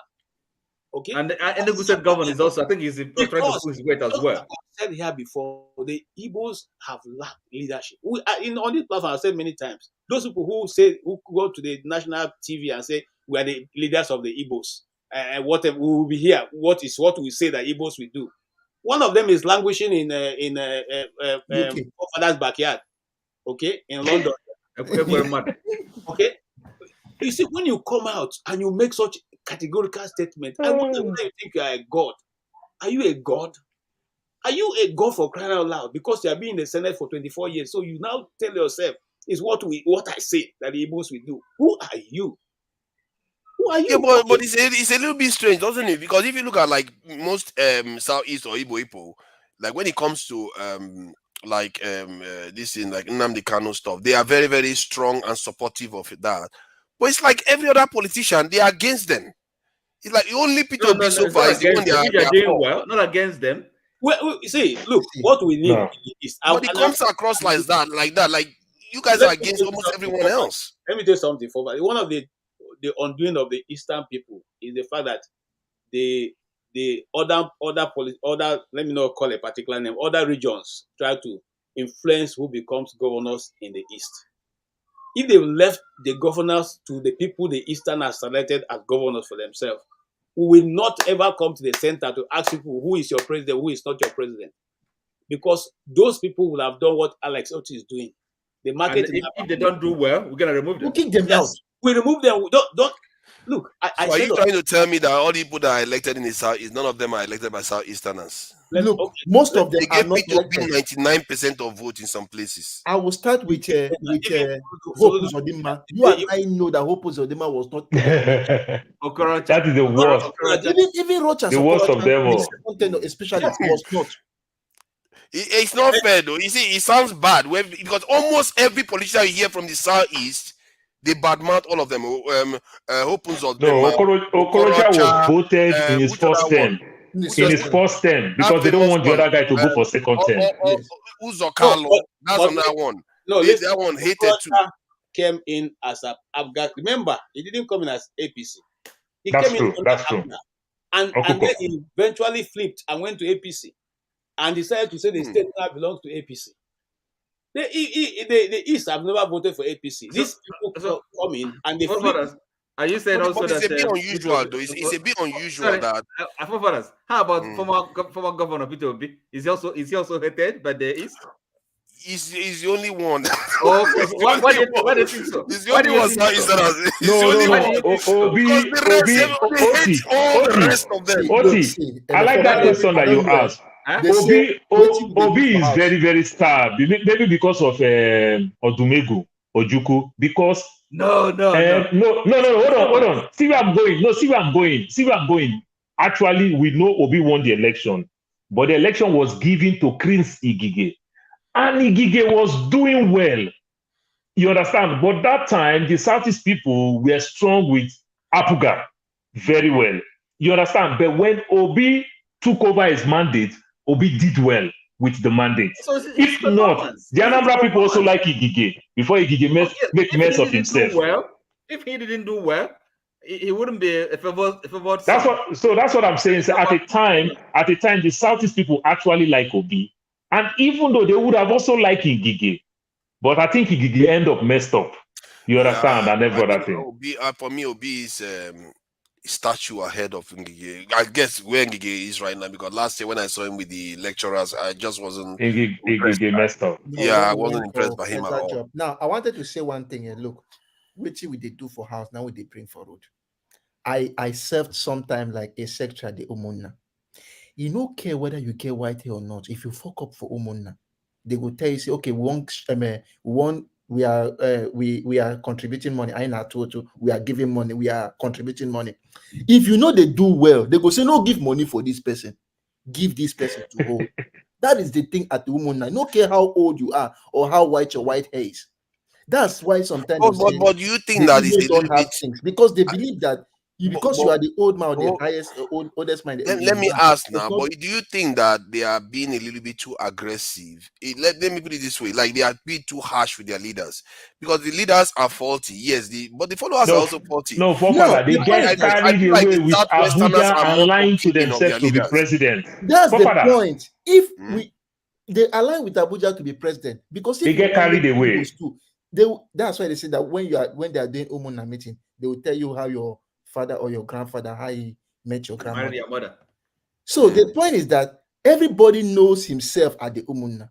And so if we are supposed to send somebody, they will know the person they will point. The same with the governor of the state. They know how he behaves. I always say this thing, a man that has never been good will never be good if you make him the king. It's not true. Let me tell you, there are some things.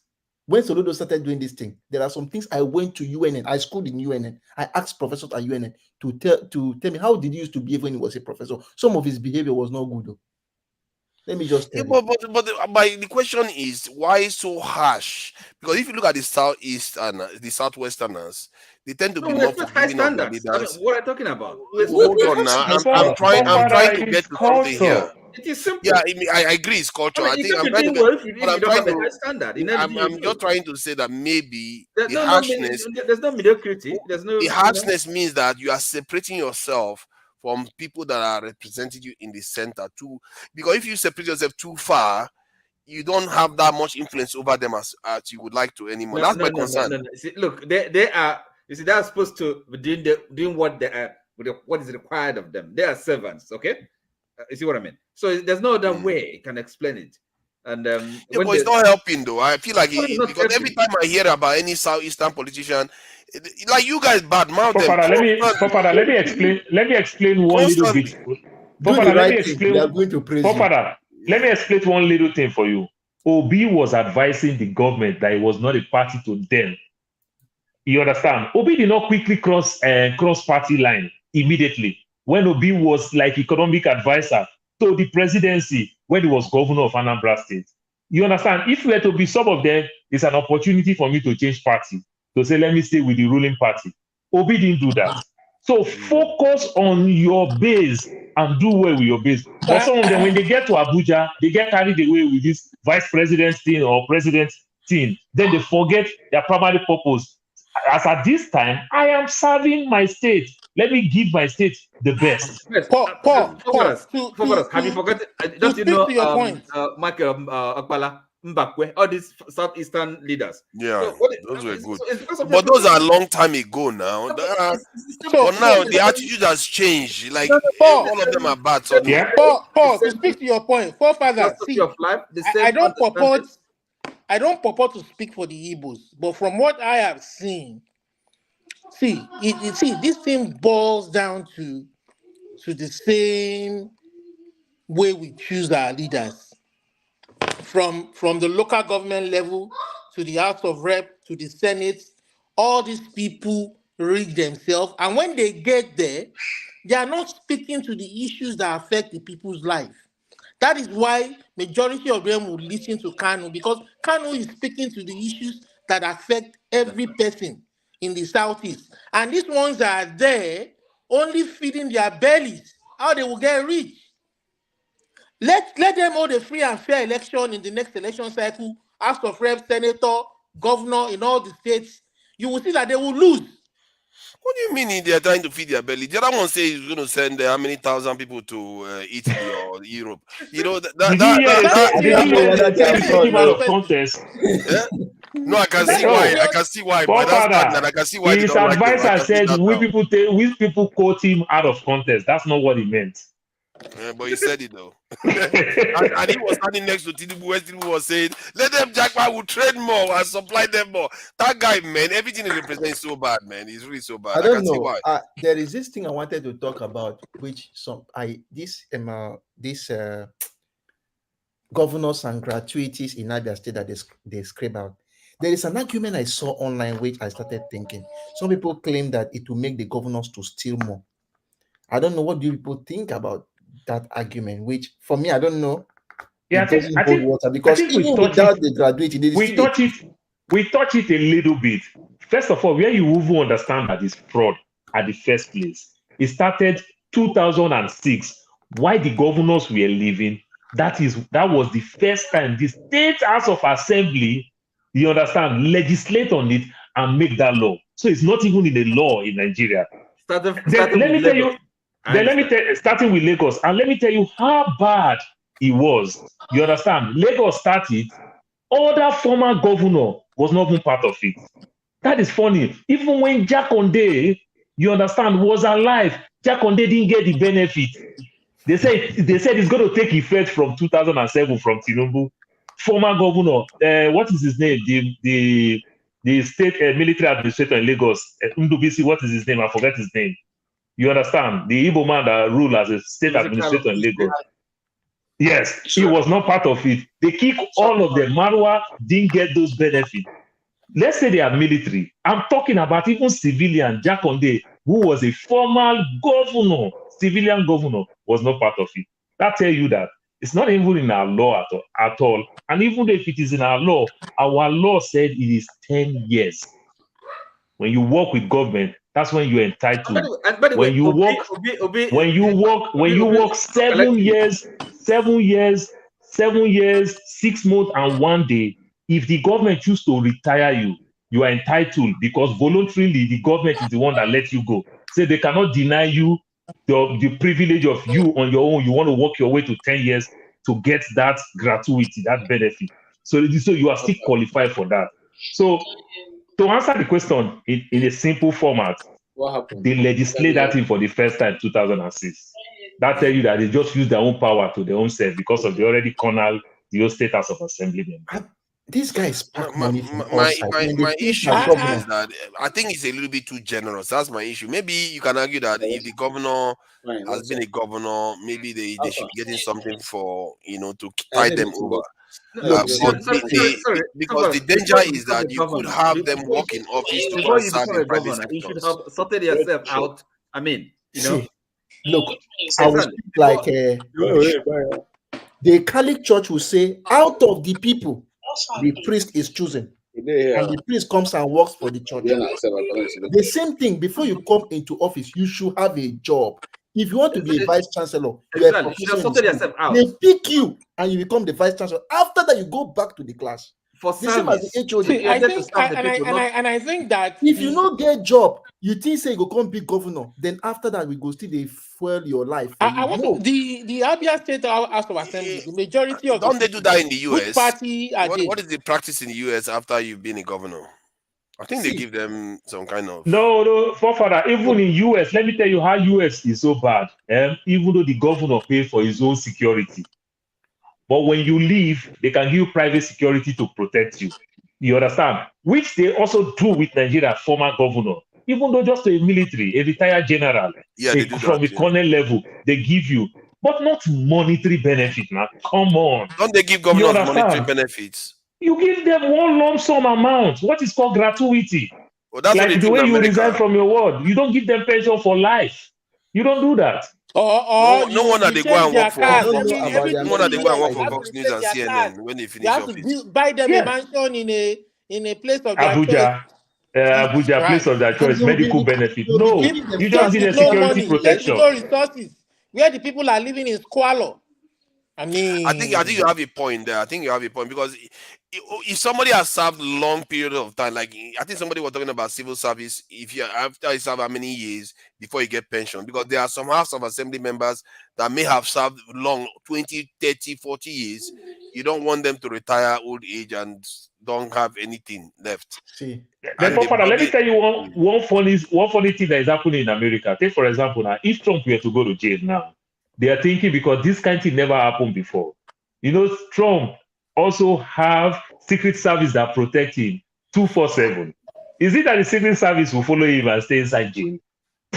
I'm telling you, when they deliberate it, it's so funny. Will the Secret Service say, I want to be inside jail to protect this man? No, they put him separate. They are not going to put him in general population. But the fact is that you're in jail. A Secret Service that is going to be heavy. If that guy is going to prison, man, the whole world will be wrapped up watching that. Can you imagine if he wins the election from inside jail? Oh my goodness, it does. I think people's head will explode. They would not believe this was possible in history. And now That's another because funny the truth is that in America, in short, in the all Western countries, most of them, even if the president the president is in jail, they can still be president. There's no law preventing them from being president. It's only in Nigeria. If you have a criminal record, you are not allowed to be president.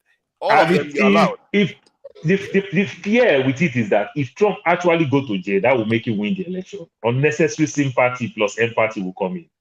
And to your point, Augustine, You understand? it's a good thing that the Abia people, the Abia state government they expand that thing from their laws, because even if they don't remove it, they don't remove it, it doesn't stop anybody who wants to steal from stealing. That's true. It doesn't stop. Ikolala. It just means more money Let's bring Ikolala money for the people. Ikolala and Jonaba into the conversation. Not that they needed permission. You guys don't need permission to get into the conversation. You can just jump in. But I know it's all right. Jonaba just want to be patient to blast all of us and leave. That's what he's waiting for. Ikolala, please go ahead. What do you think about what you've had so far? As you can see, we went from one topic to another all over the place, really. You can start from anywhere you want. It's been a good. I woke up, so I decided to join you guys and listen to you. But what actually brought me in most was your assertion on the election and that it wasn't. It was okay the way it went. I don't know if that is what you are saying, but I mean, if you are playing a card game with anybody and you make a rule that this is how the card game would go, and at the middle of the card game, somebody the rules change. Then it's you're shifting the goalpost. It's fraudulent. I don't care what excuses you give at the end of it. So that was my view of the thing. But you guys are having a very good conversation, so I'm enjoying listening to it rather than. We don't have to give opinion all the time. Yeah, sometimes it can be interesting. Listen, sometimes I do that too. But though, what if the rule change is inconsequential to the outcome of? Because don't forget one thing. The rule was this: if immediately from the polling booth, upload the results, take a picture of it and upload it. It wasn't given, and the aim of that was to make sure there's no room for manipulation. The agents will be there. You upload it right there and then, such that even the voters will see it. Some people have their phone. That is why the IRF was also made to be publicly seen by everybody. So if you register, immediately they are uploading. You can hear if what is being pronounced by the INEC representative tallies with what you are seeing on your screen. You understand? Yeah. So it was meant to give a double check, whereby the people are checking the officials at the same time. So if all that rules changes, so forget what the court says. Forget the normal thing to do is to say, okay, we are scrapping it. And don't also forget one thing. When they make these budgets for elections, people will say, oh, it's going to cost money. When they make these budgets for elections, they also consider what if there's going to be a rerun.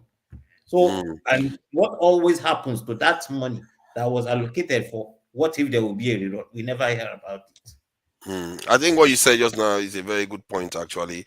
I think I've made that point before, whereby I said that at the point where they finish counting and the pictures and everything are taken for it to be uploaded, that point you can make sure there's no rigging, because what was counted is everybody's present taking the picture. But I think when the IRF didn't come on, then it means that don't forget one thing. You see all this IREV and computer idea that was placed in wasn't INEC's idea. It was I think it's a part of the UN's designation for them to be acknowledged as a democratic state. So it wasn't only first used in Nigeria. Kenyans have used it. Some other African nations have used it. And it has gone as not perfect. No, they all had their problems. But they came to a resolution that is not as bad as ours. As somebody telling you there was a glitch and coming by 4 o'clock to Why must our own thing be always? Okay, be but always? what if though? What if the upload still came up with all the pen changes and all the No, you rubbing can't. up You of see. numbers? This Yeah, it is still where you came are up with trying the to. same way. This is where you are trying to play the devil's advocate. There's no point playing the devil's advocate. Because those No, you people that are at cannot. the police You station, cannot. they were taking bribe. No. If me, UKG, John Abba, Augustine write 4, and I call out 4, and then I upload something in 2 minutes, and I am seeing 4. Well, what is the problem? We all agree. Okay, how many of you agree? 4 of you in the police station. So all of everybody, people stay there till 2 a.m. now. Exactly. No, But but the they couldn't officials, they are the upload ones that anything. have to agree. How many of them? Ikolala, Yeah. hold on, Ikolala.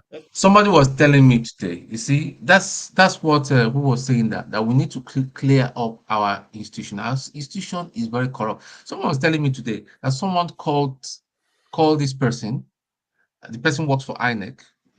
I called this person and said, I've got business for you. So one of these agents job and all that. I can register you. Send me your details, but you don't have to turn up. The money that they will pay you, I'll get 50%. I'll wire you 50%. And the person said, okay. And it was done. And that is You real. know, You should thousands. And expect these something like are that in Nigeria. exactly. Let him And do you finish, know please. how many millions that would have been defrauded? And yet we'll say there's not enough polling agents. Yeah. It was Yeah, built. but your point does not look. INEC is corrupt. That's what I'm If trying to say. Yeah, but this is what I'm trying to say as well. You see, Nigerians if are a system is foolproof, it doesn't matter how corrupt you are. If That's the what I'm system saying, is but foolproof, they it know makes what it to work. do. They know what to do to make it foolproof, but they will not implement it. That's the whole point. Exactly. They Okay. know what to do. You know how to make it foolproof? When the people cast their this in paper vote, they too should also cast it in the device so that they have a correlation between them. Because if you allow the individuals, the moment you allow the workers to tamper with it, you are done for. And then they will go after the individuals that are voting too and bribe But you, even get they out are of not them enough. too. How about all those grabbers, all those people, those remote places that they will come with cutlasses and all that and threaten them? What do you do? How do you deal with that? How can they? I can They can't according to vote them, now. you Are they say going to vote with you their can't have fingerprints? you can't have armed security in polling polling Collection centers. But you stations. know how why that one will fail? If you have to vote with the device, because you have to vote with your fingerprint, they can't vote. Even if you come with your machete, except you want to cut all the voters' fingernails when you are doing that, while they are busy running away from you. So you see, if you have to make them vote on the device and vote these hard copies too. That way you ensure that's double redundancy, isn't it? To an extent. I feel like if you go It's in that going to be direction, you stand a better complicated. chance. It will be complicated, but Nigeria, if you want to defeat Nigerian corruption, you have to make it a bit complicated. It boils down to the leadership, people at the top, that the person who's going to be the president, the kind of message, the atmosphere. When the candidate is already telling you that he's going to be steal it, catch and run, it's all do and that. What do you expect? It shows you know where you are correct. You know where you are correct. You see, it shows you this Okay, guy is tell not me how coming you to are serve correct the on people. this. Tell me how you are correct on It's this. not about power, naked, grab for power. Can you imagine No, but you Soludo say at the top. You say at the that top. he It comes hasn't from the top. collected salary? So, Olumide, I wanted. Olumide, I just wanted him to Wait, flesh it out. You said at the top, if the top is not corrupt, so how should they make sure that there's no corruption in the electoral process? First of all, when you get the candidates, those who want to hold the highest office, they're people of a good moral. That want to be public servants. They actually believe in what they're saying, the democracy and the ethos of democracy. The way they're talking, campaigning, are you with me? So it's not. But he's not responsible for choosing the candidates. He may not be corrupt, but he's not responsible for the people choose the candidates in the political parties. No. Look, people choose, but you have to present yourself. Okay, so are you with me? So you have to present yourself. INEC can disqualify people. Okay, well, listen. All the political parties, for example, okay, PDP, APC, Labour, and others, they had their candidates. So I'm saying the quality of the candidates and the quality of the candidates determines the quality of leadership. Are you with me?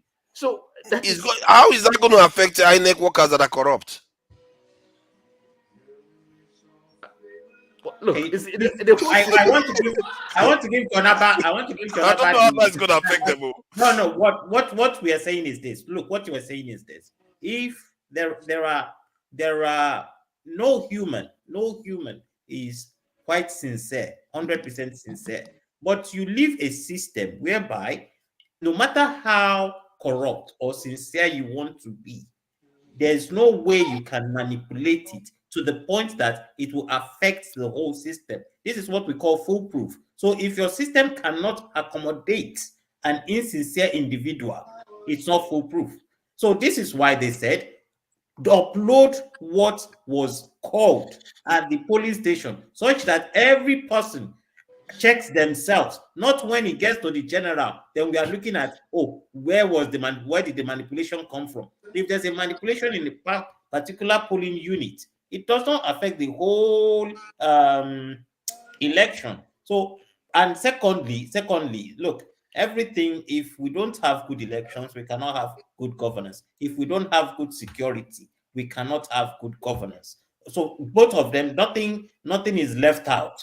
So what we say that somebody took the ballot box and ran away, it's because we don't even, I mean, some of us cannot go to Nigeria now and open a shop without building a whole prison in front of it. You first get a blacksmith or whatever to build you iron gates. You can't put glasses on it. That shows you that you're working in an economy that is not safe.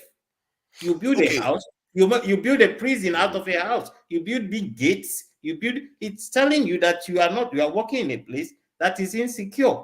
And all these things affect our governance. So when we are talking about corruption, these things are fundamental. Even the West you live in, they are not very sincere, but it's because the system is foolproof to a level whereby it accommodates your insincerity.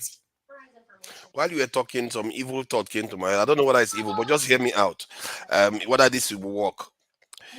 Set an example with corrupt election workers. First, you want them capital punishment for anybody that messes with this stuff. They might think it's a joke, but if you catch somebody that does any nonsense in an election and you try that person and execute that person, don't you think election fraud is going to drop very quickly?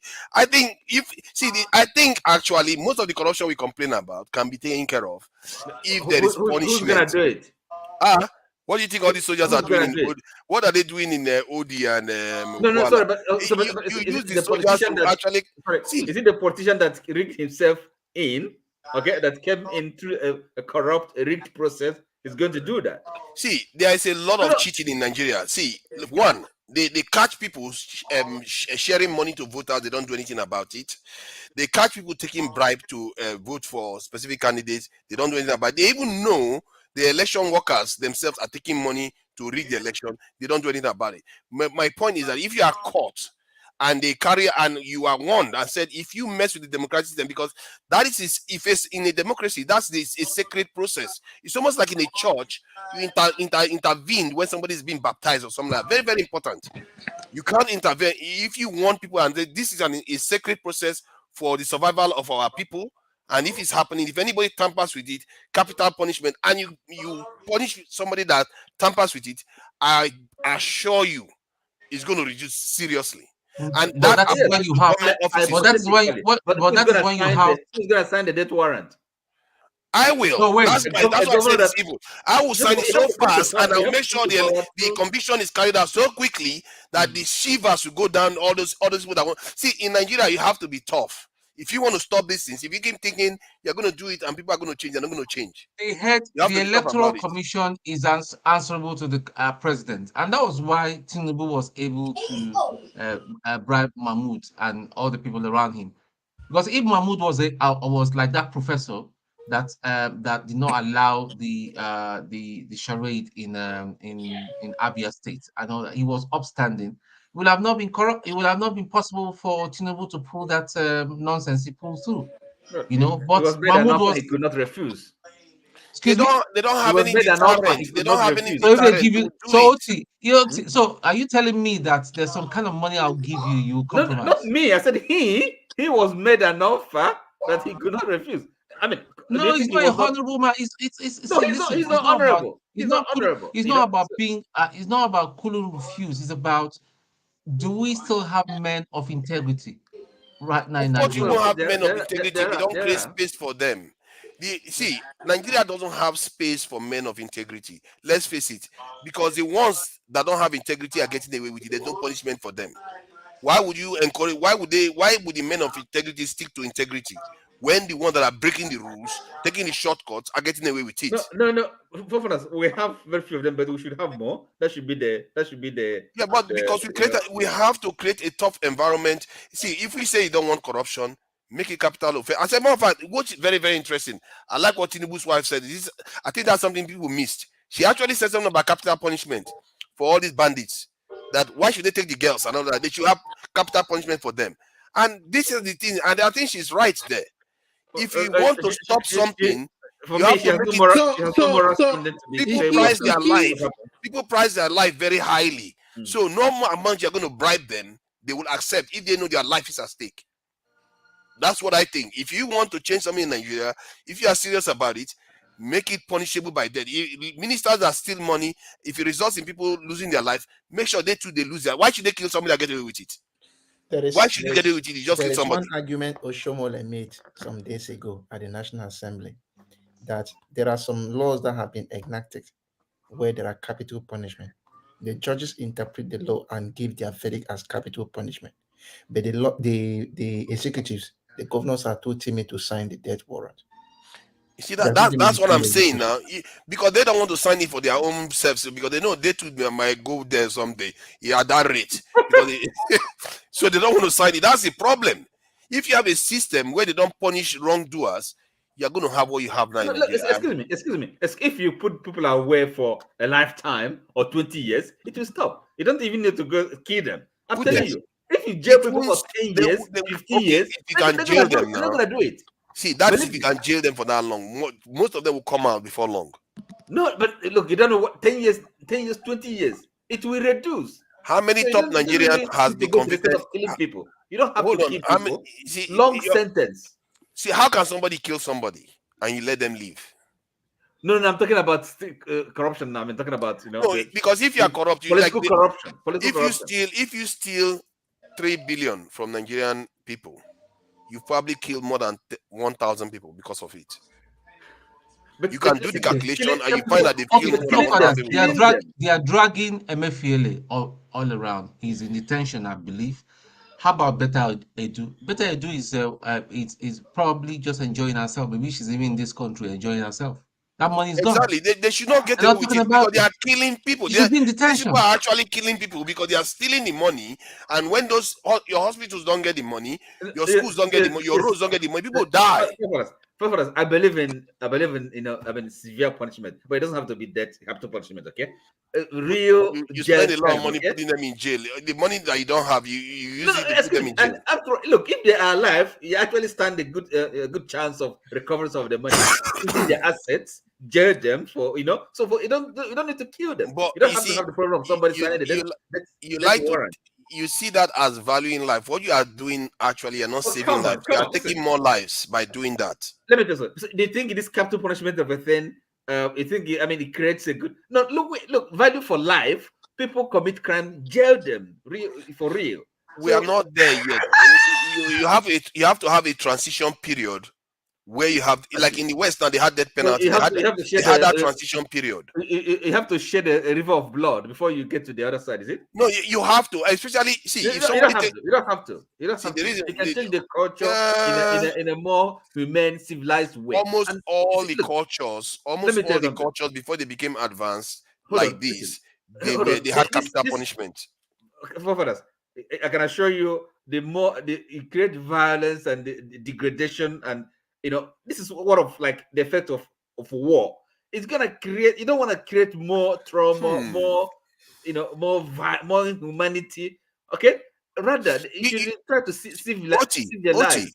I'm beginning to think that it's almost essential. You have to have it. The reason why I say that. Hold on, let me explain why I'm saying that. I'm beginning to think you have to have a period where you have capital punishment for certain crimes. Why I'm saying that is because what is happening in Nigeria now. because what is happening in Nigeria now is that the wrongdoers don't have any disincentive to do what they are doing. What that creates is that you don't have enough space. You don't create enough space for people with integrity to appear, for people with principle to appear, for good law-abiding citizens to appear. You don't have enough room for them. And I think you have to have that, create that space. No, and the way you create that space is to have capital punishment. Look, Favourite, you see, yes, I agree with you. But what I'm saying is this: they have a rule of law, having consequences for when you commit a crime. Okay, there are consequences. It doesn't matter any offense whatsoever. So the idea is like you don't have to go to the extreme for every little offense, capital punishment. No, come on, man. I'm not saying that if you run a red light, it's capital punishment. It's not you a number. People that kill people. Capital punishment. No, I'm shedding blood. No, listen. No, I'm saying this is where I've shed blood. Yeah, look, but it's not by shedding more blood. You're not gonna stop it. Okay, so but Oti, if you look at it, if you look at capital punishment as it has worked in China compared to the United States, you could see how strict they are in China. They're trying to do things to the books compared to the fraud that goes on in the so-called democracy of the world. That's correct. But it depends on the kind of society you want to build. It depends on the kind of society you want to build, you know? Yeah, but if don't forget, China was look at it. No, look at these things practically. Let's stop always putting all these big ideas or trying to play by or trying to be politically correct. China was very poor 30 years ago. 30 years ago. Capital punishment placed them where they are today. They have more billionaires than you have in your United States. Capital punishment? Oh, yes. Yeah, because you have to create room for law-abiding people. They did chop people's head off. I mean, like you see, Oti, you have to create room for law-abiding people. If you keep allowing the lawbreakers to thrive and you keep them in prison, as much as you keep too many of them in prison, and in the case of Nigeria, they own the prison. Okay, look, we should punish them, and people should also kind of actually from their punish them by just sending them to prison. No, when they've killed somebody. No, listen. I'm not talking about people more. I'm not talking about punishment for murder. We're talking about political corruption. Okay, and so first of all, they have to seize their assets. You know, I mean, you shouldn't allow them to profit from the crime, and also sentence them. You know, so that's good enough. I mean, killing people or for the sake of maybe I don't know, instilling fear or creating unnecessarily violent society. I mean, it's not really. I don't see how that helps. You know, you want a society that is humane. There's rule of law. There's respect for human life, for human dignity. Even people where people. So don't what you're arguing just now is also supporting capital punishment. You are respecting the life that has been lost. If somebody takes life, do you know the consequences of if somebody takes somebody's life within 10 generations? I'm not talking about punishment for murder, okay, or homicide, corruption, political corruption, right? But if you deduce that corruption led to lots of life, which is real, because some women may not be able to have children, and the young children too may lose their life because of the behavior of some of all these people. I don't feel sorry for people that are no, excuse me, for us, you cannot. I mean, there's a difference, you know, between different offenses, okay? Homicide, capital offenses, and other offenses, corruption. So we cannot, because maybe corruption is going to lead indirectly to somebody. The debt. You know, debts, and therefore you have to class all of them as capital offenses. But if not all of them, you can do your evaluation, mitigation and factors. Whether your crime deserves capital punishment or not. It is not for us to judge. If it exists, it is there. Then that is where you have the courts to judge what you have done. It's for a society. It's for us. It's for a society. Exactly. No, he's not saying. I don't think he's saying that. Look, if you are corrupt, that you should face capital punishment straight off. It is left for the judges to say, okay, this is a part of the law that they could apply to what you have done. Because what you have done will deserve capital punishment. And if it does, why not? But first of all, as members of the society, we have to Remember, I mean, like we send representatives who make the I law. think you're just trying to look good anyway. But No. I appreciate that. No, excuse me. If you ask me, in principle, I mean, I'm against capital punishment, okay? In principle, right? So, so that's a different matter entirely. It's not about looking good. I'm looking at it, in the round, in all the merits and demerits of it. I believe adequate punishment for offenses, it will still correct people. And again, I mean, if it achieves the purpose, so why go to the extreme? Are you with me? Is it just for the sake of And again, No, the it's idea of to deter people, because bribe, when somebody wants to bribe you, let me explain this to you. When somebody wants to bribe you and you know your neck could be at stake, don't you think the price will become priceless? You don't have to cut people's neck for them to know to be deterred. You want to deter people. No, excuse me, but you see, a long time in jail, 20 years, 25. So, for example, you are in your 50s, a politician, and then you know that you're gonna serve 20 to 25 years in prison. You think you're gonna be corrupt? You think that is not enough deterrence? Come on. No, it's not actually, because you know 25 why? years. So at you know why? you go to jail. You go to jail. They come out 25 years. Because The what they are money going to do you've is looted. that the money. What's the use of it? One, I mean, the you're money not gonna be in public life they will be again. enjoying the money in prison. They will be come sending on. the money to their side chicks and everything. They will own the prison half of the time. So, excuse with that money. Not only that, they will Let's from hear from prison. Jonaba. They will Let's hear from from Jonaba. not only that, from prison they will sponsor and kill anybody again. Exactly. So these people are not. I understand Okay. where the Catholic man is coming from. OT. Catholic man. Because they believe that is stuck with him, which is okay. But in Nigeria, we are not a healthy society whereby you let these corrupt people, when while they're in prison, they sponsor more of evil outside. In fact, prison is a break for them. So they do more, they can do anything. So if you really want to work on that, whatever you are calling, whether it's a cut of head or chop head, or is the best way to tame them, because with fear, and that's why I say we are not ready for democracy where we even are right now, because we are not a law-abiding citizen. So we need a rugged and a tough hand to put us in the right place, like China, like where China was before. But let me not jump into the bar. I have my reason of coming. So this is just a distraction for me. Thank you for fathers, and thank you, brothers, and the panelists. I'm hopeful when I hear people like Man of Prestige, Blessing, and so many of you talk that Nigeria one day will see a hope, because the toxic, the belief, the rhetoric, the message we send out that do us more, divide us more than uniting us, it's not going to help the next generation.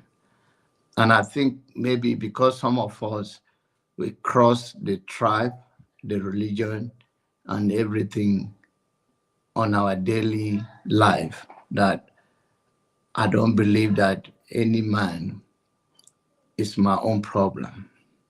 Rather to turn the mirror on myself and also have opportunity not to look at tribes as an issue. I don't know whether help me in my judgment and looking at the whole thing. And I hope, I like the fact that people like Blessing today stood her ground, even when some of the brother here was trying to tell her, this woman live day after day in Nigeria. She knows the consequences of her words. And if we can have people like her speak truth to the power, even facing living in the community where such thing is not popular.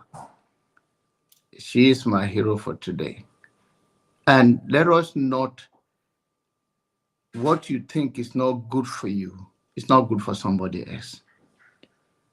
We're all going to have a different perspective regardless as a human being. I used to look as our body language, I'm not exempted. Sometimes things just get at you and you take it the other way. But in most cases, I used to caution myself, not because I'm trying to be manipulative, but because I'm trying to be sensitive to how the people see it.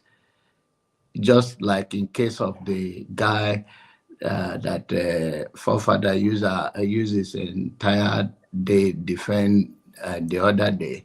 The guy that owned that food company that I said, I don't know the tomato paste or tomato sauce.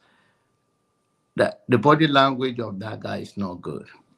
I don't care whether she's fighting for his life, but no life is much precious than the other.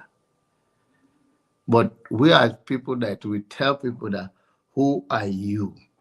Simply because you assume you are better than the other person. And we cannot survive or make a great impact for the next generation when we cannot tell people that it doesn't matter your status. It doesn't matter how much is in your account. What matters is humanity. And the fact that you have it today doesn't mean somebody will not have it tomorrow. So it shouldn't get into your head. I don't believe in to live long. I just believe in getting fulfilled. So why should I consider a fellow human being is not as important, or their word is not important like mine? So let us send a message of unity.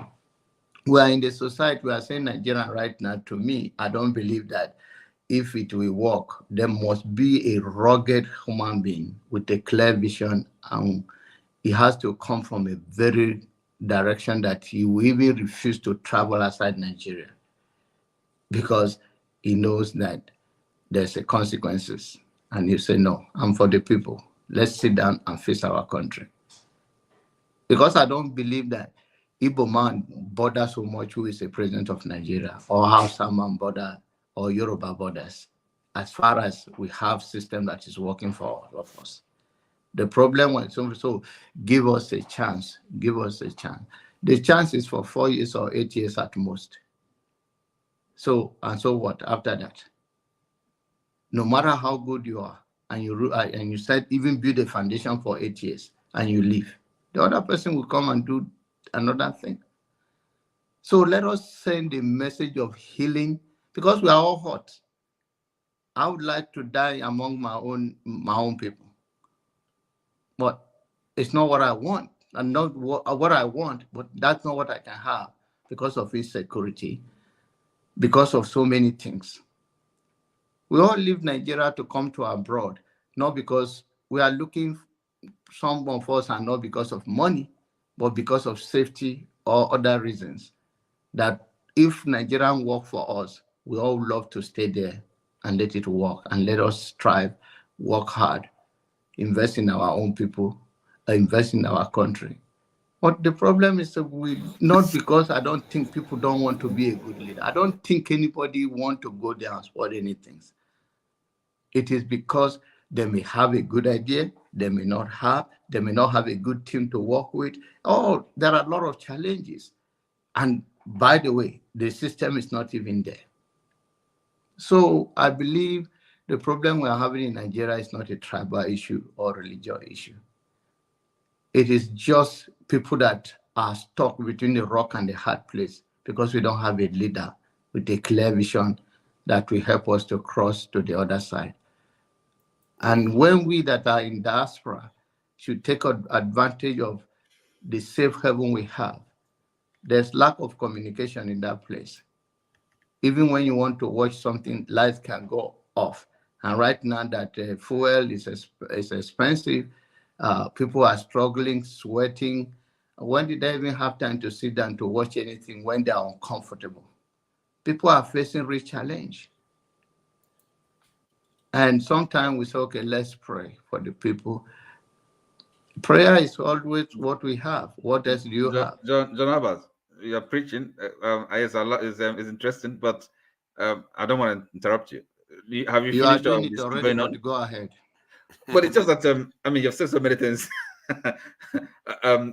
One would argue with. Okay.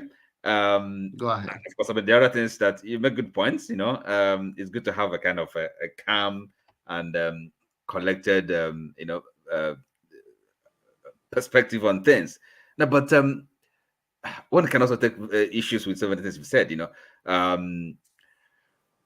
right. For example, you know, okay, you talked about, you know, we need a good leader, right?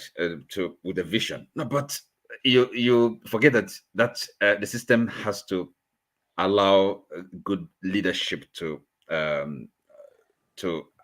assume power. You know, in other words, leadership is not something that is. I mean, it can, you know, it can. I don't know, appear from nowhere, right? So the system has to make it possible. And when I talk about that system, what you should not overlook is, you know, the problem we have. It may not be tribalism. I never believe it's tribalism, but it's foundational. Foundational in the sense that, you know, we have an entity, so there has to be a kind of a balance, you know, that make it work.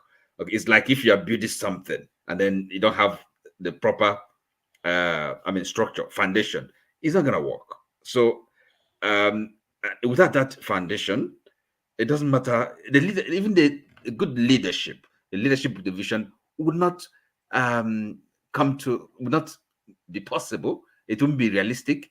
Okay, so you know, it's not good. I mean, talking about these things, you know, with good intention and goodwill, but it's never enough. Okay, good intentions is never enough. So that is I don't know. Again, you're talking about. I think if you have finished, Oti, since you said you don't know, this is what I want to add to. This is what I want to add to John. What John Abba is saying. You see, like I've always been saying, foolproof system, foolproof system. If I believe Nigerians are not the most corrupt people in the world, Nigerians are just humans. They are just acting like any human would do when you have a system that encourages you to do the wrong things. You know, imagine if we have a devolution of power. This is why I know that this system is not going to lead us anywhere. Imagine if your councillors had as much power on the economy of the area they are governing. Their constituency. Exactly. As their constituency, you would never care who the president is. It would never matter to you who the governor is, because you can hold your councillor liable.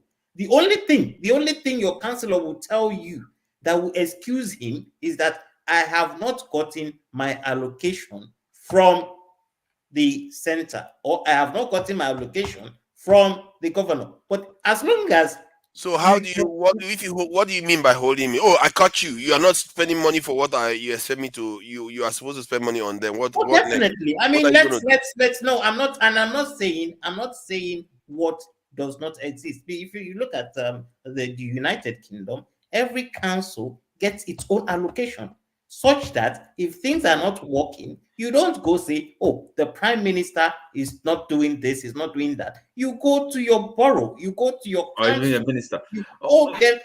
Exactly. Well, we are all waiting for that moral high ground president to come and fix. The only thing the president can fix is to make sure that and let's not forget one thing. Although we might say Buhari is very bad but he tried fixing that area of things to make sure that the councillors, there's a devolution of power but Nigerians don't follow. No, we actually saying the same thing, you know. So that's why when I say foundational, okay, that's the problem. So what is the way? What do you? I have said there is no right now, no institution that support our way forward right now. What we have, because it's about oppressing and oppressing and oppressing. So what do you think? Since you say that even when a man with a good leadership skill cannot get there, right? Because even if he get there, the foundation is not right to work. So where do we start from? No. Sorry, no. Let me correct. What I'm saying, you know, I'm not saying that a leader is not going to make a difference. No, but it's hard, if not impossible, for a leader, a visionary leader, somebody with the right right purpose for the nation to become a leader in the first place. So it's not, like, okay, a leader would even make the change, the structural change, the devolution of power we're talking about possible. If a leader makes it possible, so invariably, I mean, no, I just think Nigerians are not looking at what matters, because if Nigerians know what matters, they would forget all this. Oh, my tribe is the president, my tribe is the governor, and face that devolution of powers. If they have to go and sit at the Senate such that law passes, rather than giving money to the governors, because the governors get all these allocations, rather than giving money to the governors, they give it straight to the councillors, so you can hold your councillors accountable. Please let me finish. And one thing is this: the councillors have no powers over police. So if your councillor is not doing the right thing, he can easily be lynched. And this will make them see this is the capital punishment the other man is talking about. It could be straight justice. He could be easily lynched, such that they would sit up and make sure that things that has to be done for the community is done. Yes, and that's the reason. What they really need to face. For example, today I've kind of brought up this issue of the discussion that has begun. It's not the first time; it's been ongoing, but at least there's a kind of a sense of urgency to it. This week at Lagos. So, and to me, that is really the most important thing. Because if you don't get it right, you see, nothing else is work. It's gonna work. Because what do you think? What are you when you say that? What you are referring to? Get it right. I mean, there was a conference in Lagos. Under the auspices of they call them the Patriots. Okay, so I think you're not aware of it. I mean, you had people like Oti, can I weigh in on what has been said earlier on? See, when I do not entirely agree with the assertion that Nigerians are not focusing on what they should be focusing on.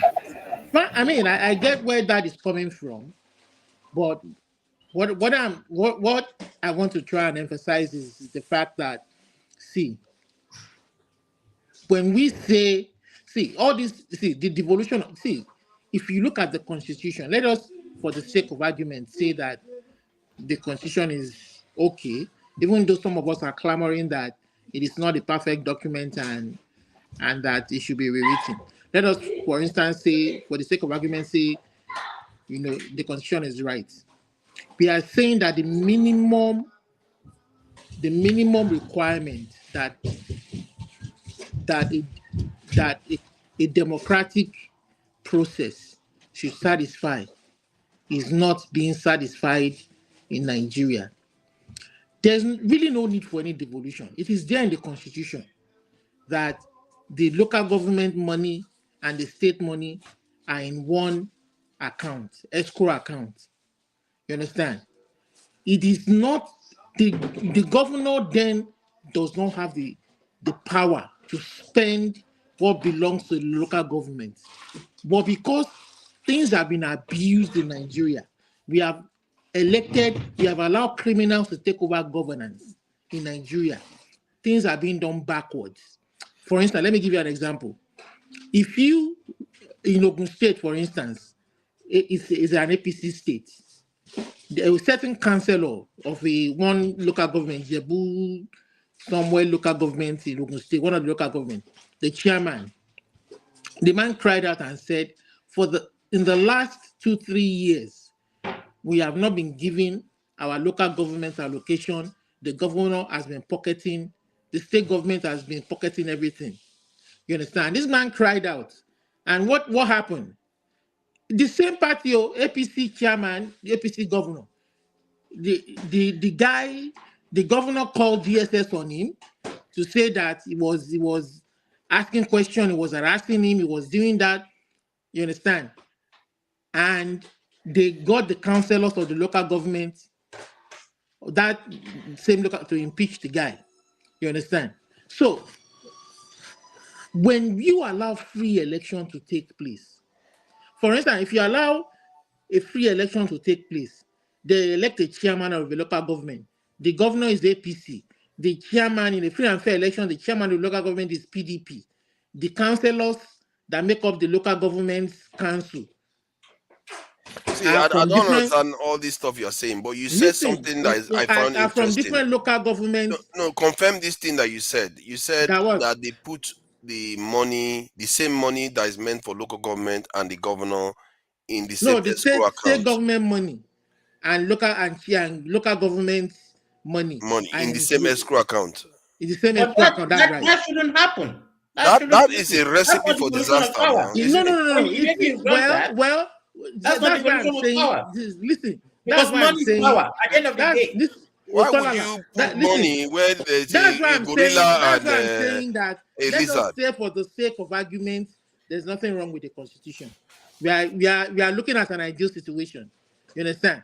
Let's say, for the sake of it, if the governor wanted to follow the letter of the law, you can give the local government what is their own money and write a check and give them their own money now and monitor how they spend the money. Why did they not make an account for local government? That's why we are saying. That's why we are saying that there's a lot of problem with the Nigerian constitution, but some people say leave it Because because the president is granted. They can amend it now. That's something they can amend. You understand? But what we are even saying is that even if, for the sake of, let's say for the sake of argument, the constitution is perfect, the democratic process is supposed to allow for checks and balances. But when one party governor, because they want to steal and rob the people blind, they conduct elections, and the only people that they put that occupy all the posts are from their political party, whether PDP, APC, or I'm here to see Labour Party. I'm still waiting for the governor to set the standard in that direction. You understand? Allow people to choose who they want. They allow for checks and balances so that all these things, there's no manipulation. But because he wants manipulation, he wants everybody, from the councillor to the chairman to the state of House of Rep, to be in his party so that they can kowtow to him and say yes, so that they don't question him when the money is spent. You understand? Yeah, but look, this is where you can I just immediately you say, look, money is power. Let's no. Let me finish with Olumide, please. I agree with you that it should be separate. Okay. Hold on. Let's slow down. There's a new comma here, and at the same time, he's of the opposite gender. We give preference to her whenever she wants to speak, because she's underrepresented. We don't want to marginalize. I'll definitely do that. So, you never do the same thing to me. I'm Immediately you put money of the father and his son in the same place, then you are depending on the goodwill of the father. Hello, everybody. Welcome. Forefather and the rest of the panelists. Who tell you, sir, be underrepresented, sir? There's no women here now, so you are the first lady to join us here. So I appreciate all that, but you are there for me. I mean, you are there and you represent me. We represent each other. To an extent, we still need to hear from you. Thankful, very, very thankful that I am learning. Like I said the first time I came, I am learning. And I don't think I will stop learning until I'm not in this part of, life anymore. But believe me, I am learning. And I thank you all, the way you are really going into your reserves to bring out what you think will help. I said to myself the other day that what does it take to have a family? And what does it not take to also have a family? It doesn't take choice. You can see the most upright parents give birth to what they gave birth to. which wouldn't in any way represent the type of legacy they wanted to leave. And whether you like it or not, is family. And sometimes, really, when you think somebody is the bad reason you didn't do what, and you really lay down and walk back how you have acted the whole day, you will see that the person you were pointing at is even better than you. And I think until life is lived that way, it's a big joke. Thank you all for the way you've been going on. I just came in here, forefathers, to support what you said. I am a mother, a very passionate one at that. I don't think I want any of my children, which, do not be offended, some of you might be the age of my children. I don't want them to suffer. I don't want a hair on their skin to suffer. But the way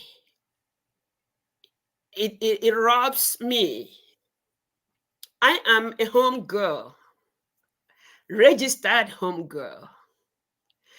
I would rather be home in Nigeria, Biafra, whatever the name of that hamlet is, where I eat original food. I drink spring water. It doesn't matter how many vehicles you have. I have the pleasure of walking down to the spring, getting the water. And in fact, sometimes I fetch it. And the women go, I want to carry. I said, no, I'll carry it. You do not know the blessing it gives me to be able to put it still on my head and carry it. It recreates you. It makes, you feel so healthy that for over 3 to 4 months, you'll be bitten by mosquito and everything, but because you just went and partook in where you were born, the elements there, you interacted with them. So to see the level of criminality from that grassroots, the extent to which children are corrupt. Now, earlier on with Dr. Damages, there is a clip they played where the young man from Okuoma, where that massacre took place, came and said all that he said. In many instances, the gentleman that came and that featured in that clip, from what I learned at home when I went home, might be paid for by a politician to come and say what he said, that you don't know which one is the truth anymore. So if what will fix Nigeria is understanding that we are one family, the best of us and the worst of us, we are one family. And with that understanding, we carry together sacrosanct the well-being of each other. Whatever they call the Bible says, instead of one of your fingers to put you in where they call hell, cut the damn thing and throw it away. Now, if the way things are in the villages, nobody knows anymore what is what. And what will fix it is people knowing that, because among everything that could not work for them, when I made a display for them to see the laptops and everything I brought, so that whoever, 30 of them for 4-story pupils to come and, you know, learn how to. They were planning on how to. Somebody wanted to come get the vehicles, sell them, and that is the level of understanding they are at. If anybody will, okay, what I found that is still valuable to them is their lives. So if they come to the understanding, both the top of tops to the list of them, that if you misbehave, your life, you might lose your life. If that doesn't do anything for them, at least it will scare them away from trying whatever that is. If it worked for China, I don't know, forefathers, did you say it was China? It worked for China, India, Saudi Arabia, almost all the Middle Eastern countries, North African countries are all at it. So, yeah, even these Western countries, they were practicing it until recently. They just changed to non-capital this punishment. See, okay, let me just say something quickly about life. About life.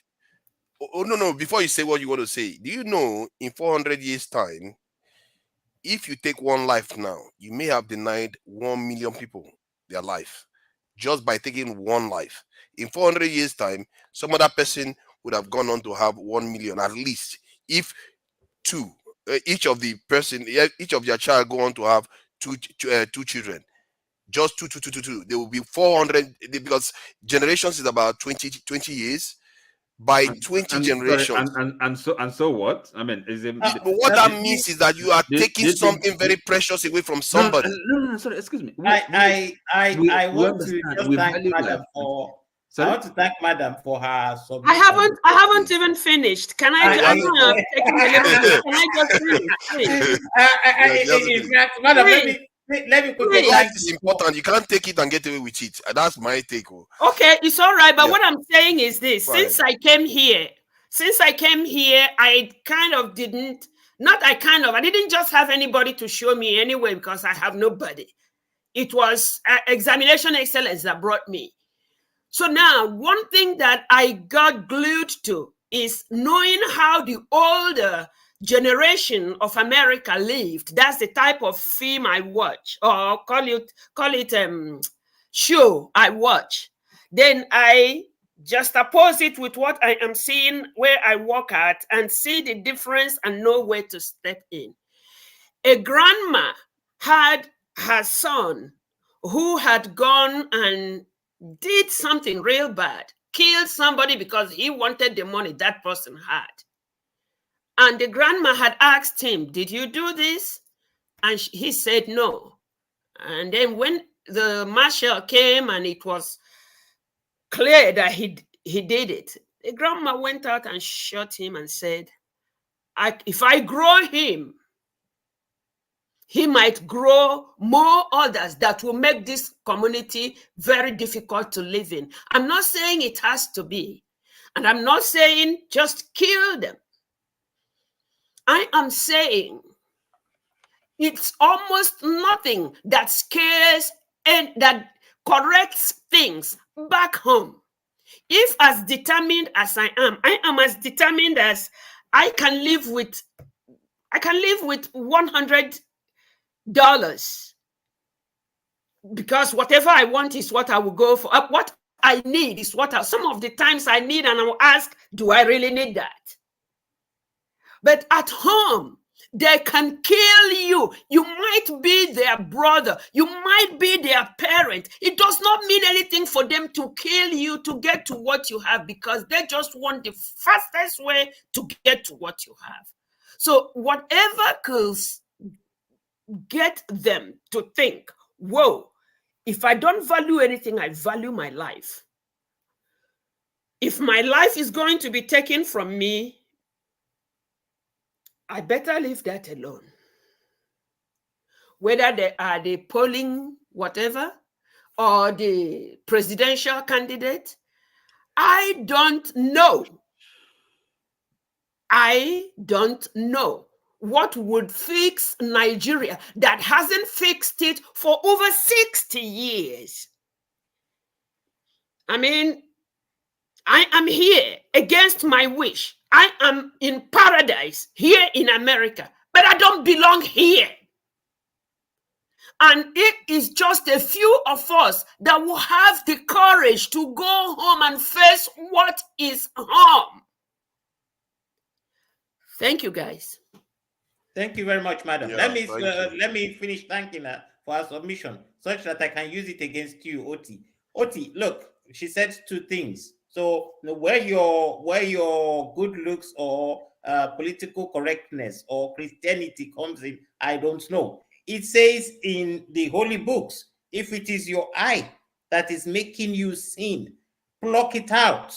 That is one. And secondly, it says this. Look, if you are found to be a politician who has supported one way or the other in your corrupt attitude, terrorism, you have not killed anybody, but your actions has resulted in many deaths. Are you telling me that, we should follow Oti's way and wait, I'm going to finish. We should follow Oti's way, paint him good, put him in prison so that we don't look bad ourselves? It doesn't work like that. I'm going to listen to you. I want to just. What woke me up? What woke me up? No. Let me answer the question. So I'm going to listen to Oti and thank you all before I leave. But I'll listen to you. When I talk and I try to, I mean what I'm saying, and really I take this conversation we have here seriously. I'm not playing games. Look, and first of all, we have to kind of first things first. Okay, sometimes we just kind of mix up things. Now, because first of all we accept, I believe, in principle that when people commit crime, I mean, there got to be consequences. That's the starting point. In other words, the rule of law. So it's not for us to, I mean, having a debate about what the nature of the punishment for any particular offense. It's kind of a second order thing. That's important, but it's not for us to determine whether, for example, if a polling agent, corrupt the process of election, what punishment is going to be meted out to him. I mean, that's kind of going to the detail. Okay, that is unimportant at this point, on this forum. Okay, we agree and accept the principle, quite a solid principle, that crime, corruption got to have consequences, serious consequences that we deter people that want to indulge in them. All right. So I think that is we can leave it at that, and then of course maybe move on to have other discussions. Okay, we'll leave it at that. He said move on to have other discussions. What of course I'm doing about. You see, I'm doing about. It's like you don't want a response. No. The thing is this. I think it's having the argument where, I mean, the merits and demerits of capital punishment. We can have that argument, but it's not. I mean, this is not the right moment. I think Oti, the way you are looking at things, I tend to look at it from a more distant view. If you look at election processes, I look at it from the point of view of a transition of power. Transition of power historically has been very, very damaging to our communities in Africa. If you look at the Sahel nations, Mali Kingdom and all, it led to secession and succession wars. And democracy is this is why democracy is very beneficial, because of the transition of power is one of the smoothest you tend to have in most nations. And it has given them a lot of advantage. And now we are practicing it. If you have a system that you're putting in that place, you have to understand why it was put in place. And if people are messing with it, what they are messing with. Because if the process breaks down, you're going to get a military regime that doesn't even believe in any else, and that will be taking lives left and right. And that military regime will be removed by another military regime that will cost lives too. So while you are busy being lenient, you are costing people more lives. Are you trying to kind of educate me on the value of democracy, or no? I mean, no, because I'm trying to let you understand that when you try to say you are saving lives, you're actually costing more lives. By doing what? By not saying you want to. Sorry, Yes, by by not saying you don't agree against with the capital punishment at punishment, certain, is that? yes, at certain stages in your development, because you need that space for people with integrity to emerge. But if you don't have it, those ones that are breaking the rules will be getting away with it, and they will saturate the system like we have now. No. I don't want anybody to get away with anything. Okay. See, the only that is a wish, but you don't want to act to stop it. I'm not. I don't want anybody to get away with anything. Things have consequences, and the crime, corruption, any infraction of the law ought to have its consequence. But it is for the society to decide what those consequences are gonna be. But in principle, we have to accept that they have to be severe, adequate, and severe enough to deter. Okay, don't forget, punishment is not only about deterrence. Also there has to be the element of correction. Okay, improving the society overall. Okay, so it's not all about blood and. No, I agree with you. See, okay, if somebody says, okay, let's say for the next 20 years there's capital punishment, so that it allows for a new culture to emerge, a new culture of integrity to emerge, then you can rein it back. If in a way that's what the West did, they had a new culture emerge, and then they started reining back the capital punishment. You see, but again, look, you see, that's taking us away from maybe the other argument, the thing about structure and foundation. And I think that's really what we were discussing before came to this subject about. So the question about the structure, the foundation, in other words, the real problem, really, or the basic problem. So the election and but what you know, I may disagree with you on that. This what we're discussing now may be more fundamental than even the structure, because if you whatever structure you create, if there's no accountability, you're going to have a problem. The electoral process, okay, is so fundamental, that is so central to the democracy, and in other words, it's part of what we talk about, the foundation. Okay, are you with me? Now, for example, don't you think that this election, or the entity, the institution that organizes election, should also be devolved? It shouldn't be something that is just one place, is being pretended by one man at Abuja. See, so it's also a question of the foundation. If they will still be corrupt, whether you devolve it to the street level, they will still be corrupt.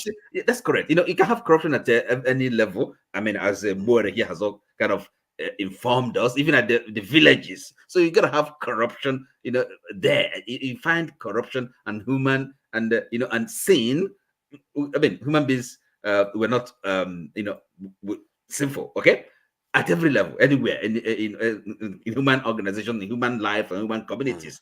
So, but the thing is this, at what level? That's why maybe we have what is called subsidiarity. Things are better handled. Any problem at all, any problem in human society, is better dealt with at the appropriate. You have to, design the appropriate level. Okay, where that problem, is no, I agree with you on that. But certain areas that is of critical problem to the society, you can tackle it, like in government officials stealing public funds, and people messing with the election process that is actually sacrosanct to the government, the type of government we run. Can you imagine, like Obaronwe or the Oba of Benin, the process that they used to appoint him, or by somebody goes and messes with it?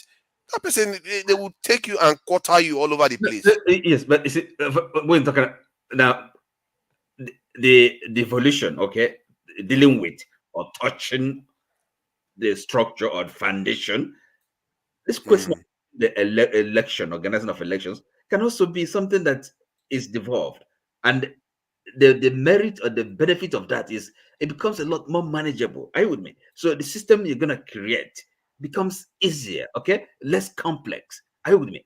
As against maybe having one one institution, a central institution that is being managed by one man, so that is all part of what we are on YouTube that billions of people are on. Why Nigerian complexity is not the problem, is it? What do you mean YouTube? And I'm talking about, say, for example, the INEC. Look, INEC, okay, INEC is one, okay, even though you have maybe branches, regional, whatever, electoral, whatever, okay, but is one body, and then you have one chairman, okay, whose word. I mean, so if you have, it can be decentralized, just like maybe even the Supreme Court, okay, the highest court in the land. Doesn't have Okay, to be let's say one it's Nigerian Supreme Court. decentralized. How does that solve our problem? Because it's decentralized. It's part of the structure. It's part of the structure, the foundational. Yeah, but Okay? how does that make us better society? How does that stop that person that wants to be corrupt becoming corrupt? How does that make your local government officials do their It job? makes accountability. It makes accountability easier. Okay. Well, it's easier now. It's already easy now. We know How is what it the easy? state governors get every month, and nobody's holding them accountable. We literally know what they get every month, and nobody's holding them accountable. So you might as well say, what do we need to look state governments? You know, I mean, if that is the argument you're making. My argument is that it appears you are saying just breaking it down is going to solve the problem when there is a bigger fundamental problem of the corruption division of power for one right thing, there. so that one man or a few individuals are not going to have all the power, and then Can you imagine Wiki having devolved government? Wiki. No, excuse me. Don't you see, for example, how even our state governors, how the amount of deference they show the president, and then as if he's the almighty emperor. Are you with me, Mr. President? This is Mr. President. So yes, it's part of the problem. Are you with me? So in the same way, the governors, and then when they're there, then you have maybe also very powerful local or government chairmen and chairwomen that have power, okay, and control their, so that way you have less corruption, you have more accountability. All these things you're talking about, you're proposing, it's cute on paper, but Nigeria have not evolved to that level. Okay, so what is the solution? How do you make Nigeria evolve? I agree entirely with forefathers.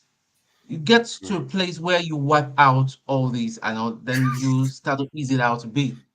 See, Who's a season in life? There's a season for everything. Wait. Imagine someone that's stolen, say, like $300 million, and you put him in prison. You see that the chief warder will be his part. It will be, in fact, will almost be greeting him good morning every morning. Trust me. No, listen. Look, okay? As I said, I may be against capital punishment in principle, but if it is proven, I mean, if, for example, in our case, in a situation that's the only solution, that's what's gonna set the match. I don't love capital punishment, but it's the only solution like to save lives. Though, there's some kids when they are growing up. There's some kids you don't need to smack them, and there's some kids that you need to apply the cane. In fact, the good book says Some that people are just spare the rod and spoil the child. Well, fine. I mean, whatever. If it works, okay. So if that is the but first of all, there has to be that realization, that awareness, that desire, hunger for change. Okay. So because even with the capital punishment, you have to ask the question: what next? What comes in? I with me. So you have that good system. You have the good structure. Now, for example, in the Nigeria of today, the way things are, I mean, with if like the level of distrust, okay, you think you're gonna have,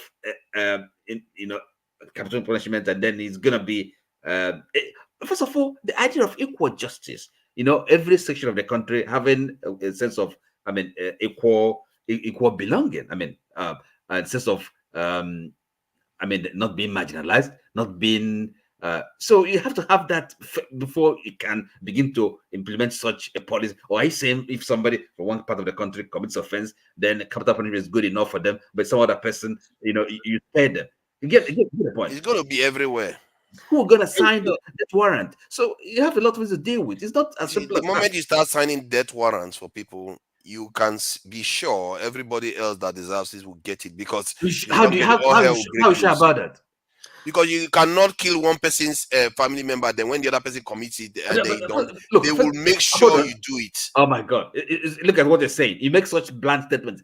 Even with our system, the judicial system now, it has to be seen to be transparent, fair, equitable.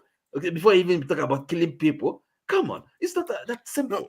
No, I think you are bringing an argument that appears fair, that if is not applied equally, to be fair, the truth is most of all these things are never applied equally. The rich people are not, they It's not generally about don't rich get people now. executed. Where you No, come no, from.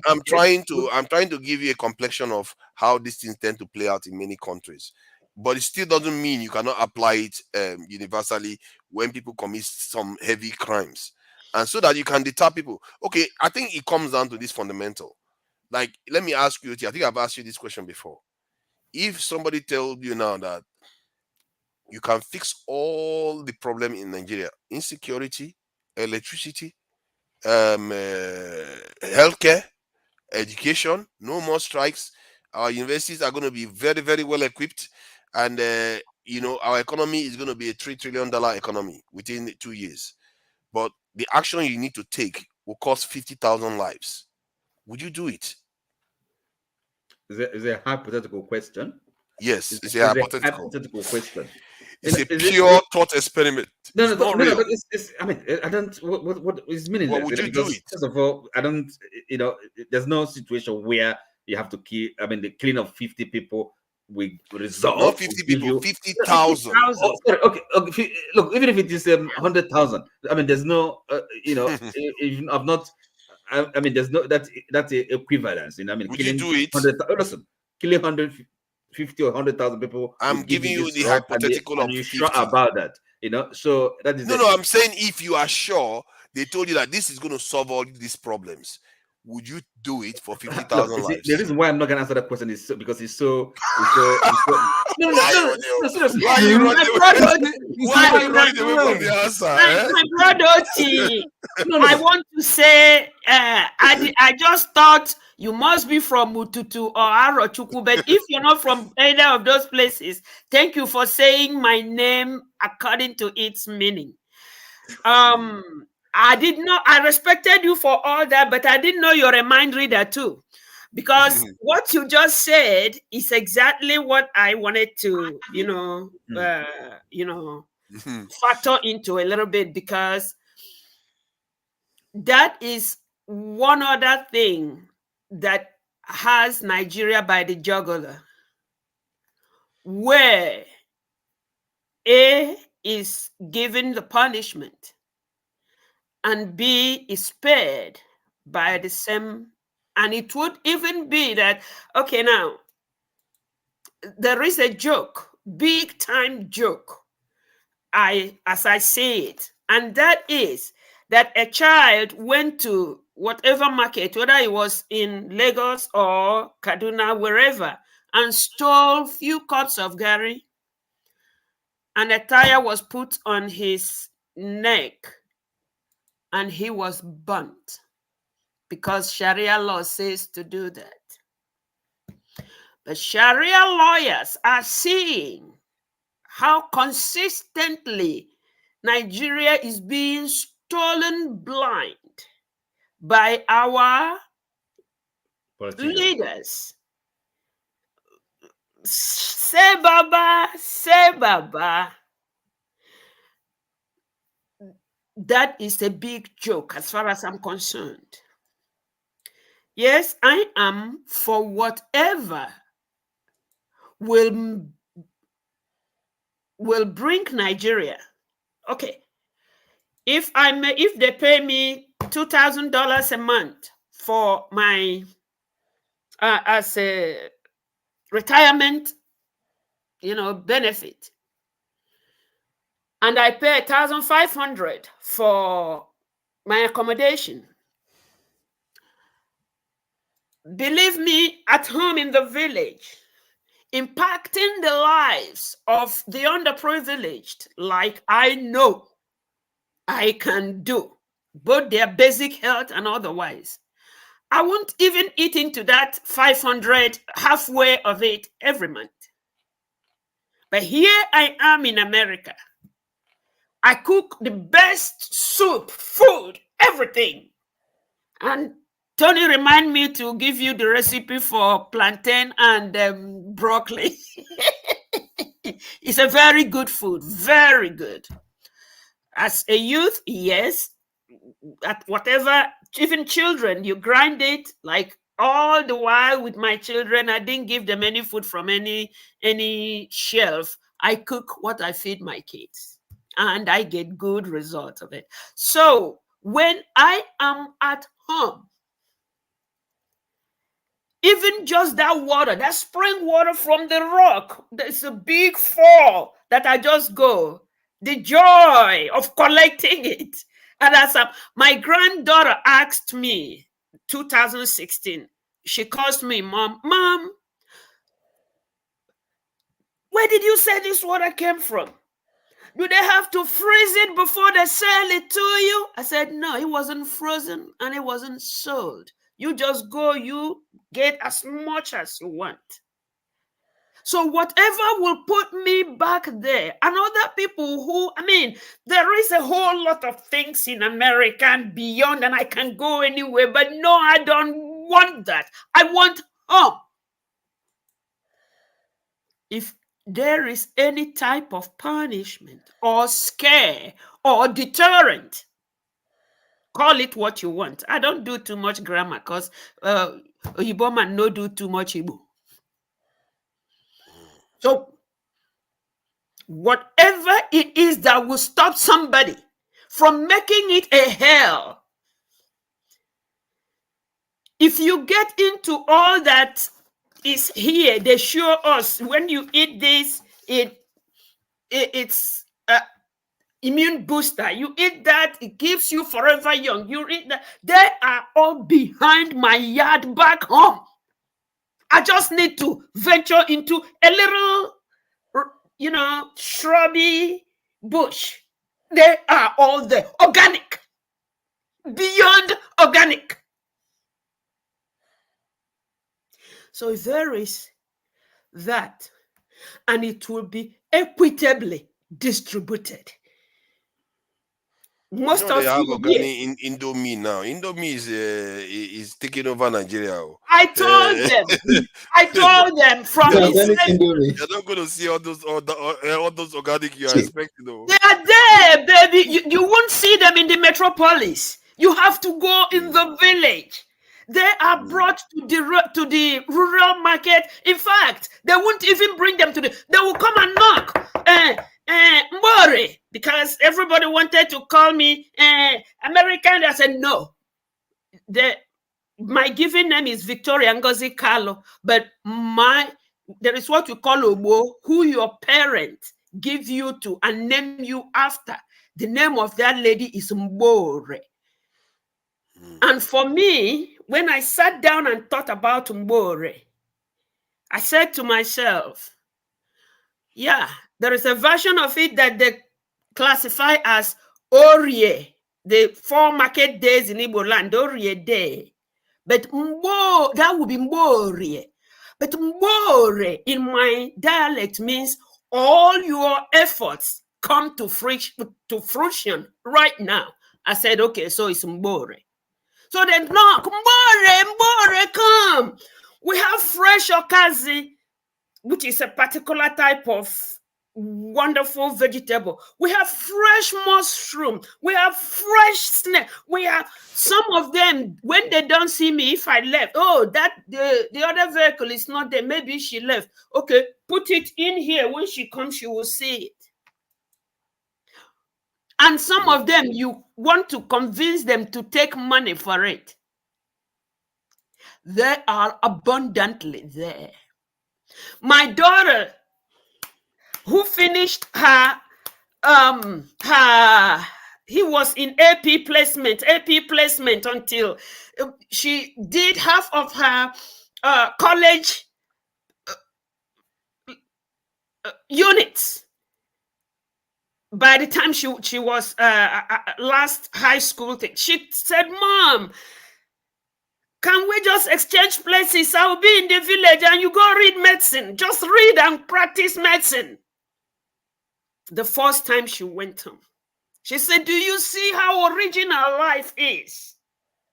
So if there is anything that could be done that will be followed, like you all know me, my other name in this platform is Where Every Child we have the same opportunity. Whether it does not matter who was the parents. Equal opportunity. So if such a deterrent would be made irrespective of whose child it is, see, somebody, was it, I think it's, they call it papana, something, fake news, mock news. Parana was saying about 15 universities were graded in Africa or West Africa. Nigeria didn't come close to in fact, Nigeria wasn't remembered until about the 13th. No Cameroon, no Ghana, no, almost from the first place to the 7th place was by South Africa. So you look at yourself and ask, what a joke! What a joke Nigeria is.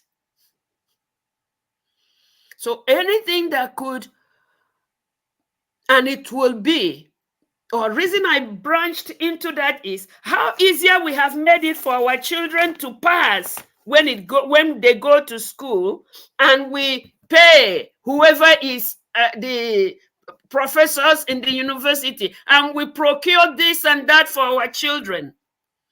No wonder nobody wants such child that graduated in medical school to touch them in Nigeria. They run all out knowing that what they have prepared is nothing close to what anybody would want their pig to be looked after.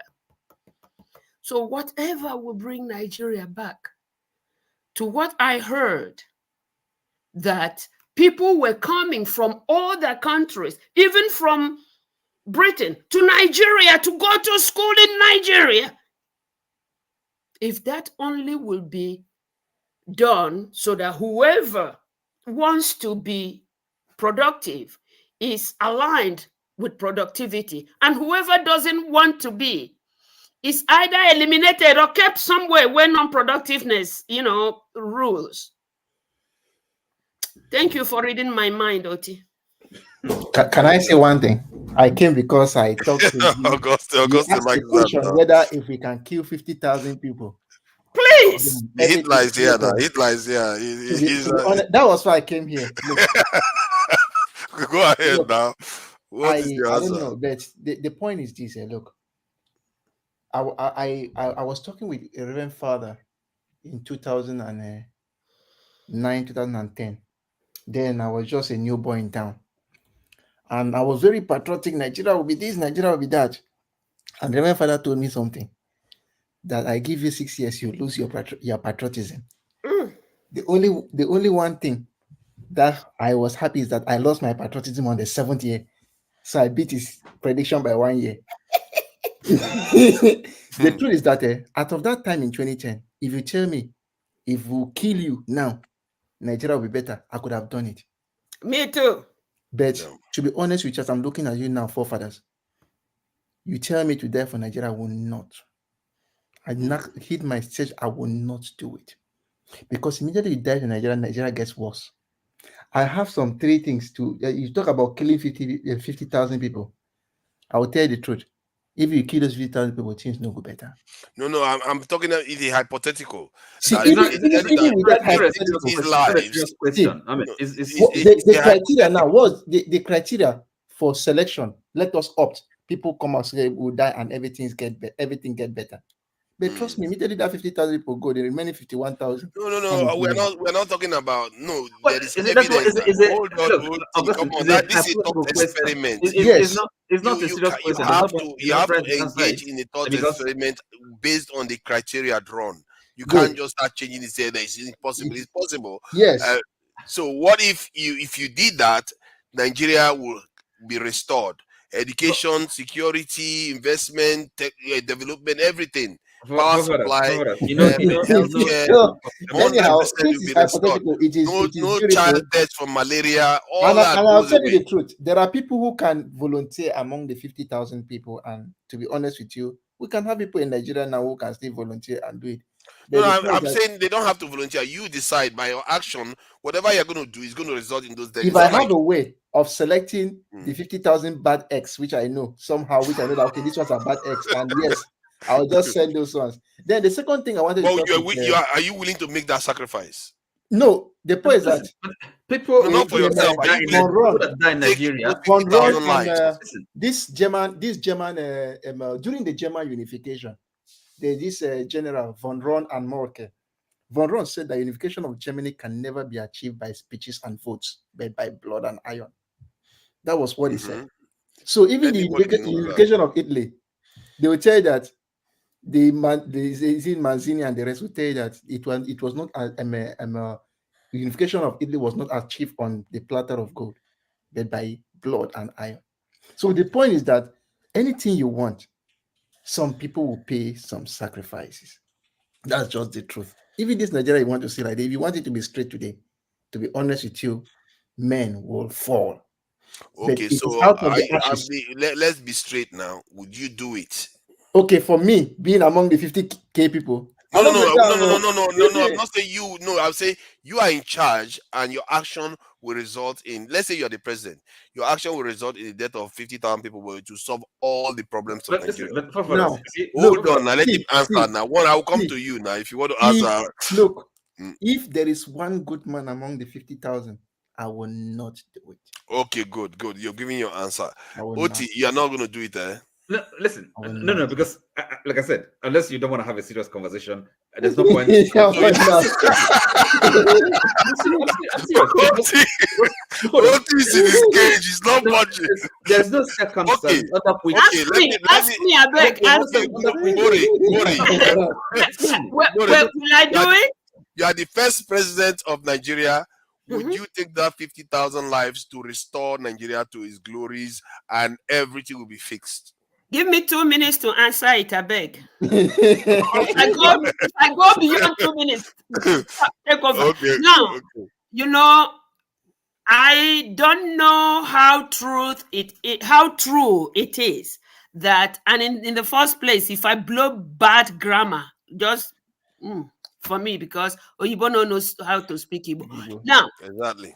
If I have such a position, and what I was told is true, that a faction, a set of people are still being paid, were paid before independence, and are still being paid to skew Nigeria the way it is. And that is why it does not matter what you do, Nigeria is how it is. When you think of the fact that everybody is asking, why is the repentant Boko Haram in all the forces in Nigeria? And how come all this is happening? They cannot go where the insurgents or the terrorists and all that is. And then some presidents say, I have them here with me sitting in Aso Rock. Okay, such people, I think there are more than that 50,000. Same thing I said. Pick them. If those, to be very frank with you, there are not only such people and my own governors and wannabes who are not letting anybody breathe because they wanna be. I'll fish them out. I guess I won't be Rollins, but I will be Mbore. Yeah, she's gonna do it. She's gonna do it. Yes, indeed. So let me Oti, you made your point very clear. You're not budging. You don't even want that penalty. So I don't think you're gonna start. Hold on, listen. Remember the question he asked. He didn't say people that are deserve to die. Okay. In other words, no, it's just kind of random people. Random, actually. It's not. You can't select. You don't have options. I will select the ones that have made Nigeria. The ones that have made Nigeria impenetrable by any good. The ones that have made Nigeria make money the highest. In that case, those innocent people people are will be dying caught. because Some they of the deserve to actions you will die. take That's a will different lead thing. innocent people to still die. Like you could send police people or all those people to go and take action. They too will lose their lives. So you cause the loss of life of even innocent people. So the point is, you see, OT wanted it to be comfortable, but I'm not going to make it comfortable for you, OT. No, it's not making it comfortable. You see, as I said, OT. unless So what do you think? unless you don't want to have a serious, It's conversation. more than 50,000. I know where Tone is, so I don't need to ask Tone. I know where million. Tone is. So, but let me say this. I think to be quite serious, by saying you are not going to do it, you've actually killed far more people.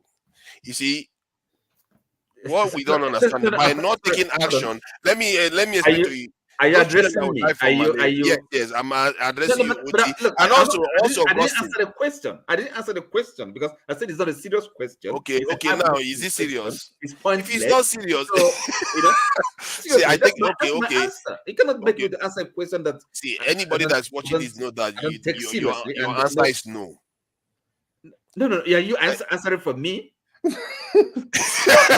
No, anybody watching this knows that your answer is no. For me, you see, first of all, if for example, as a More tried to, is the kind of people that actually deserve to die, and their death realistically and consequentially will bring a change, any change at all. Then we have a discussion, but it's not telling me just 50 people 50 random from nowhere. 50,000 random. There are more than 100,000. Those people are more than 100,000. You know. Don't you know that a lot of innocent people are dying already? You see, what I'm trying to get you to understand, you need to see through. Just No. Look, you see, what you don't realize is that even today, that Nigeria being together. And people are dying every day. So, and the deaths of those people, what's the result? What's the consequence? But my point now, you are making my point. You are making my point. They are dead. Hold on, now you're making my point. Is now you are deliberate. You actually want to commit murder. Exactly. Okay? Hold on. Let me explain people why. Are dying. Can you let me make the point? The point I'm trying to make is that those people that are dying now every day as we speak, they are not. It's almost like their death is for nothing. That's correct. It's of no purpose. And secondly, even nature inflicts death or not when it comes to malaria and all the rest that kills us, and we accept it constantly. But when somebody says that okay, this death that is already inflicted on us, we are losing more than 100,000 due to malaria and all the others per annum, and they gave you the option that if you lose 50,000, all this problem will go away. And you choose not to do it. If the Nigerian soldiers or whatever die or a natural disaster, 50,000 die, then they've died for some. Well, they've died by accident or by whatever act of God. But by telling you that will solve all the problems, that's for something. Die, okay? It's not about deserving to die. It's about the greater good. Listen to me. What I'm telling you, there has to be a context to it. You can't just say people die and then you have a result. So it's about the greater good. It's meaningless. I can't answer such a question. I would because you could be a leader tomorrow. You need to start understanding how the minds of people work. It depends on if, for example, you have to go to war, you can have 1 million people. Okay? Exactly. Yes, then you're fighting war. You are. But yet I gave you a scenario that a war, you are not even guaranteed to win a war. But yet I give you a scenario that will fix your entire country. You won't even choose that. But then look, you fight war, okay? Is the necessity? Is it not by easy choice? People don't go to war. Actually, it's a choice. You could choose to surrender. No, look, no. No. Excuse me. It's a choice, but not an easy choice, okay? Because human lives are involved. Okay, but then if a nation has to fight a war and then you lose 500,000 men, okay. I mean, if that's what it takes for a country to survive, that's a sacrifice. That's a war. Why are you against the 50,000 then? No, because there's no context to it. That's why I gave you a context that it doesn't matter. The context it doesn't matter. 50,000 people will lose their life, innocent and guilty alike. No, I'm giving you a context. I'm giving you a context. Context doesn't matter. That's the point. You choose the one you like. You could have said, okay, yes, I will send innocent soldiers to war, and if they die, fine. No, no, See, no, no. Excuse me. see, Excuse me. That's there what are I said. some victories that Hypothetical are question. too, It has to be a they serious cost a question. lot. Now, for example, it could be war. Okay, it could be these people are actually guilty. They are maybe saboteurs. They are, Soldiers are guilty. they've committed. They are enemies of the state or whatever. Then okay, then we have a discussion. But it's not 50 people, random people, because and then Yeah. it's gonna lead to. No, I think you are missing the point. I'm not That missing the by your point. actions, okay, hold on. I described it like this, that by your actions, 50,000 will lose their lives. Mhm. So in other words, if you declare a war against insurgents and you send thousands of people and throw thousands of people in and give their equipment, destroy this village, destroy everything in sight, it will destroy innocent people. Those soldiers too will lose their lives, and the bad people will lose their lives. So it doesn't matter. Whatever you do, 50,000 people will lose their life. Would you go for it? Oh, look, excuse me. Warfare nations or leaders engage in war. If you're a leader of a country or whatever, a tribe, and people die. I mean, it's a pity. It's a sad reality of life. But you have to take the decision. If it comes to that. But it's something serious. You have to take seriously. It's not in a cavalier manner. Are you with me? Yeah, but So it's the same question I asked you, just that No, you you didn't recognize it. you didn't ask a good question, a right question, and then you would expect You me to want me ask to a question. contextualize it for you, but you could have just. But in the end, it's still the same thing. You are still willing. You are willing to sacrifice 500,000. The difference is this. I mean, you are willing to sacrifice 500,000, but you refuse to agree to sacrifice 50,000. Listen, the difference is at least people have to understand. I mean, that we have value for human life, okay, and it's not something we take kind of No, but talk about dying or whatever. No. You see the point. There's no. I think we are looking at it as if by stating that if you lose 50,000 life, we don't value human life. Well, The premise of my question. That's how it sounds. Of course, that's how it sounds. But the premise and of as my I said, question is that is the opposite. That I value human life so much that you shouldn't, by not taking decision. That's the point I'm trying to get to. And okay, that's why I said hypothetical. If you put context to it, if you ask the question, then I can answer it, and then I'm giving you a serious answer. Because I don't just so you are willing to, for the sake of Yeah, talking. I don't know. The second thing I wanted to talk with. So, but Augustus says he's not going to commit anything if one innocent person would die. Look, once one person there who is innocent, I will not do it. You're a killer. You don't know you're already a killer. Don't worry, we'll handpick them. Nobody innocent will die. He's already killed somebody by not doing that. That's why he doesn't understand. So, Augustine, all the people that will die from malaria is on your head. See, when you're a leader, that's what happens. You don't have an excuse to escape it. If you're a leader and then an enemy attacks your country, what they're gonna do? You're not gonna fight. No. If an enemy attacks my country, this is territorial integrity. Oh my God! Men must come out and fight. Sure. Then you kill innocent people. Then you are willing to kill innocent people. Then no, this one you are defending your home. And defending how about the innocent people that are going to die that you're going to send no, to fight? Nobody will name the innocent where you go kill. You not go kill anybody. But the scenario was the same as defending if your you don't home. fight, you will be captured. Forefathers. So, but hold on, those people are coming to kill you.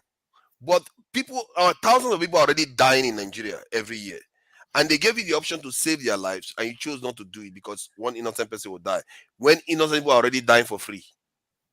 See. Anyhow, that's why it's hypothetical. But the point is that if I'm attacked by a foreign power, I'll always try as much as possible to defend. People will fight for their lives and fight for their home. I guess that's where we all are at. That's the point. There's one thing I wanted to talk with Nembori about. He mentioned about education. You know, see me, I be person where I like school too much. Say it again. What was it? You talked about education and the ranking of universities. Yep. So this is one thing I love so much, to be honest with you. Look, I schooled in the then Anambra State University. Wow. And I also went to the University of Nigeria and Nsukka. To be honest with you, the university is a hub of corruption. The best brains are being chased away. I know. Now, to be honest with you, that if a child graduates and is good enough, those who are at the helm of affairs frustrate that child's life just because they don't want him to be in the system. I have just one moment, sir. 1 moment. Yeah, I won't take up to 2 minutes. Just 1 moment, and you will continue. I told this panel I went to school in the interiorest of interior. I didn't know anything about interview. Only that when you mean business, you must be guided, whether you like it or you wouldn't even know that you're guided, but you're guided. So now I came to my brother's place, and he stuck illiterate, but I love him. And I said, brother, please, can I have 5 kobo to buy home studies? They said we have interview tomorrow. He gave me 5 kobo. I went bought home studies, and I used to like science and stuff. Then I bought it and I read biology. In biology there was heart, the physiology and anatomy and physiology of human heart, and I read through it. I mean, I read it like when you read what you like. Then the following day we went to the interview, and they asked me, with your result and testimonial, what can you tell us about the human heart? Do you now see what I said by being guided? They asked me, what can you tell us about the human heart? Yeah. Human heart is a muscular structure, stays in the left chest wall, divided into 4. 2 parts is the atrium, the downside is the ventricle. They said, stop. I stopped. And the other man said, there were 12 of them. The man next to who said I should stop asked, is that all for her? And the man that asked me to stop said, if she continues, you will be lost, because nothing of what she is saying that you understand right now. So they all had lists of people that they wanted to take. And they asked me to leave. When they asked me to come back, they told me I was 16 and a half years. No, please, 17 and a half years. That in 6 months' time, I will be 18. I should come for another interview. Now, the 12 men panel had one female that was a Caucasian. And the Caucasian said to them, no, like I told you, I will take her to my own school. She is already enlisted. This was a Caucasian. My own people of the same skin, Igbos, refused for me to make the list. The lady said, I cannot, even if she was 14, I still will keep her for those years. I cannot let this get lost because I just cannot. That's how the Caucasian lady gave me, when my results came back as a midwife with, oh, she's the best in Nigeria, I couldn't see, I'll find out where her name is. Barbara Quast. I couldn't find where Barbara Quast was, just to say Barbara. But that is Nigeria for us. Continue, big boy. So the point I was trying to make here is that I have never heard that knowledge is transmitted in genes, where professors will give birth to children who must be intelligent. I was at the University of Nigeria, Nsukka, and I even saw some of their recruitment. That is why I wish tomorrow I'll be going for mass around noon. The person from University of Nigeria, Nsukka, is coming here around 11:30. I wish I could meet him and have some questions for him, because his topic is talking about the future of the Nigerian people.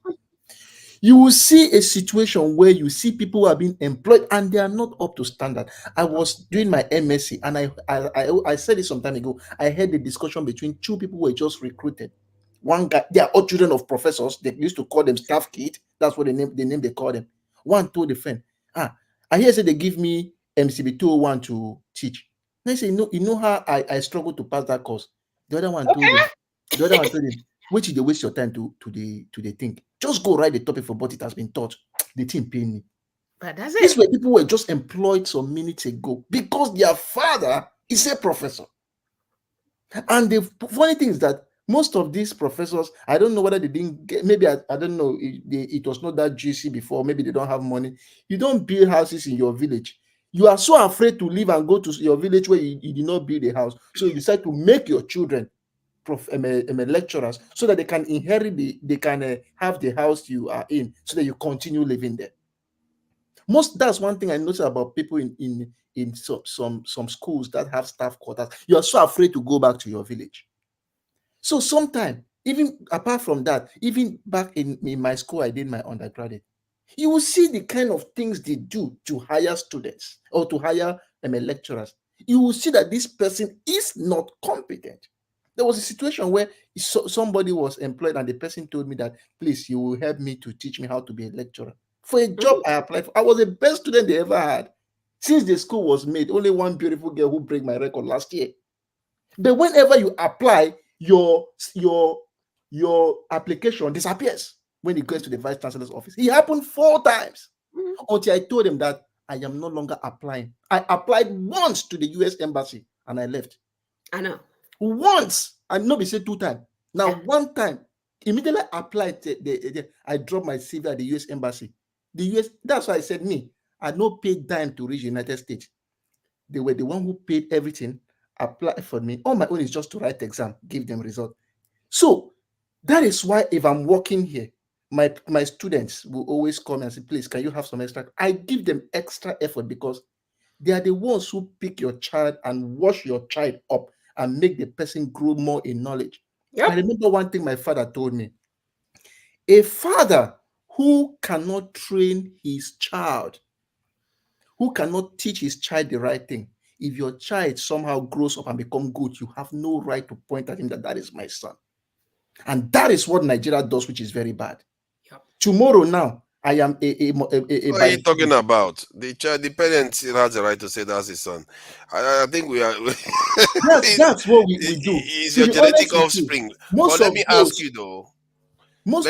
Okay, go ahead, explain, then I'll ask you. Most of those who come to the Western world, we have friends here who have patents.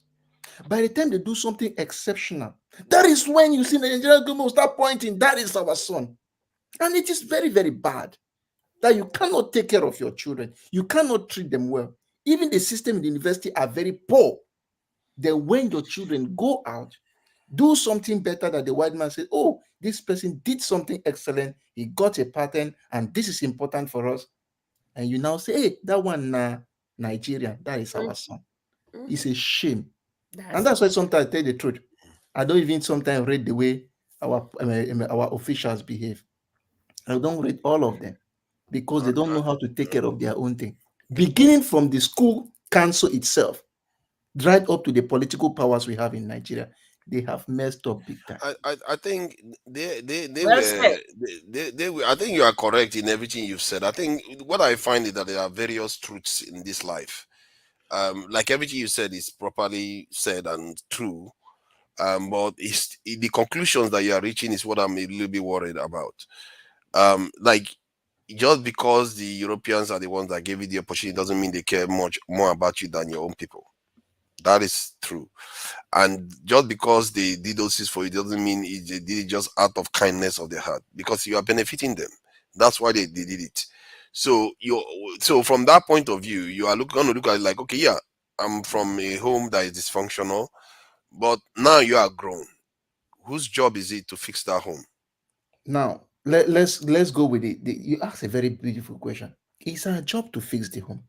But to be honest with you, you cannot contribute to humanity if you are not skillful enough to do that. And who gave you the skills? I believe that if I train a child to grow up very well and be skillful in what he does, he can do more and train humanity, more people, than giving him a car. The car may just be something you used to just move around, but if you train him, he can even make more cars for you. We should learn to fix our own things. Nigeria, we know they do. I'm not okay. See Amajiri all over the place. Do you think if we could have given them small skills, what they could have added to national development? Yeah, but you are now a man, and you to shape things in the way you prefer, that you wish you had when you were growing up. It's your duty to fix it now. So we can't shirk that responsibility. By doing that, you are maybe even worse than the ones you left behind. At least they stayed and they tried to do their best and they failed woefully. But by abandoning it and going to the other family, that's probably enemy of your family. It doesn't. You're killing your own line. Look, you know what I'm saying, so I had friends, I know say yes, I will say this one, they were talking pidgin English. This one gets sense. We had people who were good. The one thing I am so unhappy is that most of them did not have the psychological stamina to survive the traumas we had then. Yes, I'm the type, as I said, my friends will always tell me, you too like book, your own and way, always book. And no matter the kind of trials and tribulation we had back then, there are a lot of times, like what Nembori said, there are some times where I went for an the same thing like this. And a man looked me into my eyes after presenting and told me that I want to give you this scholarship, but I cannot do it. My hands are tied. That happened in Alexandra Hall in University of Nigerian Suka. Let me simplify it because it looks like we may be getting our wires crossed. So if they give you the opportunity now to fix those things, you will take it to fix. If they give me the opportunity to fix it, as I said, there are people I know I want to help and I want to fix it. Great. I will want to do it. Like me, let me tell you what I have in mind. What I'm trying to do now is to see if I can find books which I know will be very good. You know, people who donate books, gather a lot of them and ship back to my alma mater. That's what I have in mind, which I know I would like to do. I'm not doing it because Nigeria should be benefiting even from it. I'm doing it because there's one person who may need that book to read it and also grow better and become better in life. Okay. So, but the things that we do, to be honest with you. So, are you heading out, OT? Yes. Good night, and thank you for joining us, our in-house philosopher. that doesn't like hypotheticals. He doesn't want to be trapped. I'll be off to bed as well. Yeah, we'll be rolling up soon. DMO just showed up, so we have to give him a say and all the rest. You have not finished, Augustine, have you? So that's just what I was trying to say. But to be honest with you, if we can, Peter will always make one statement that we should always reward each person according to your efforts. We should see your wealth with enterprise. Not be people where you go to see wealth without enterprise. Hiring the wrong persons. If you are hiring the wrong persons who are, one thing I don't like joking with academics and healthcare services, because it is in academics that you train people. There was one time I was doing something in my village in Uli, and one child was, I think he was supposed to fail WAEC, and he made one statement: "Papa, I'm gonna walk here, I walk." So your papa can walk WAEC for you? No. So a child of that age no say my papa feel welcome. Wow, that's terrible. Come on, that's terrible. That's not a good example. You see, and I really worry that many Nigerians walking around with masters and PhD inside Nigeria, they don't have good education at all. Thank you. To be honest with you, they don't have. That's scary. Even people who are doctors of the one thing I will tell you: if you are a PhD holder, what it makes you is that you are an independent thinker. I throw you a question, you're supposed to think and say, okay, this is how we'll solve it. That's why they call you an independent investigator, a doctor of philosophy. You can think wide in your field. But if you go to Nigeria, people stay in their houses and just one day get $500,000 Naira, throw it to a professor, and the professor arrange defense for you with manufactured results from somewhere. Trust me, to be honest with you, I'm not gonna lie you. Me, I like book. That's why they think they pay me. If they pay me, I can tell you the truth. If they pay me, you are a natural. So since you come here, you seem to stick to that point, and people like you are the pillars that one can build on. How will you, Augustine? How will you deal with your students with AI now flying about? Because that's what the problem in the academia. Yes. A lot of people Look, use the AI. To be honest with you, the AI is flying about. I would thank you for that question. I had a student. We have some assignments and the rest. I had a child who I gave an assignment. We gave assignments in class. They know what they're supposed to do. He used AI, ChatGPT, to write a report for me. He immediately sent it to me and started laughing. Because when I read, for me, That's why some even back in Nigeria, when I used to teach in my school, people hated me. They talk say this teacher don't get time. I go read every dot and I will make comments on every part of the paper. What you when I give you a paper, if you get 10 over 20, you will know why you scored 10. You cannot even come and ask me. You go no, because I will be putting comments that this is where half a mark went, half a mark. So when a child did it, I came and I did the thing and I gave the scripts and I just started laughing and I told them what happened. So one thing about ChatGPT is that it's a robot.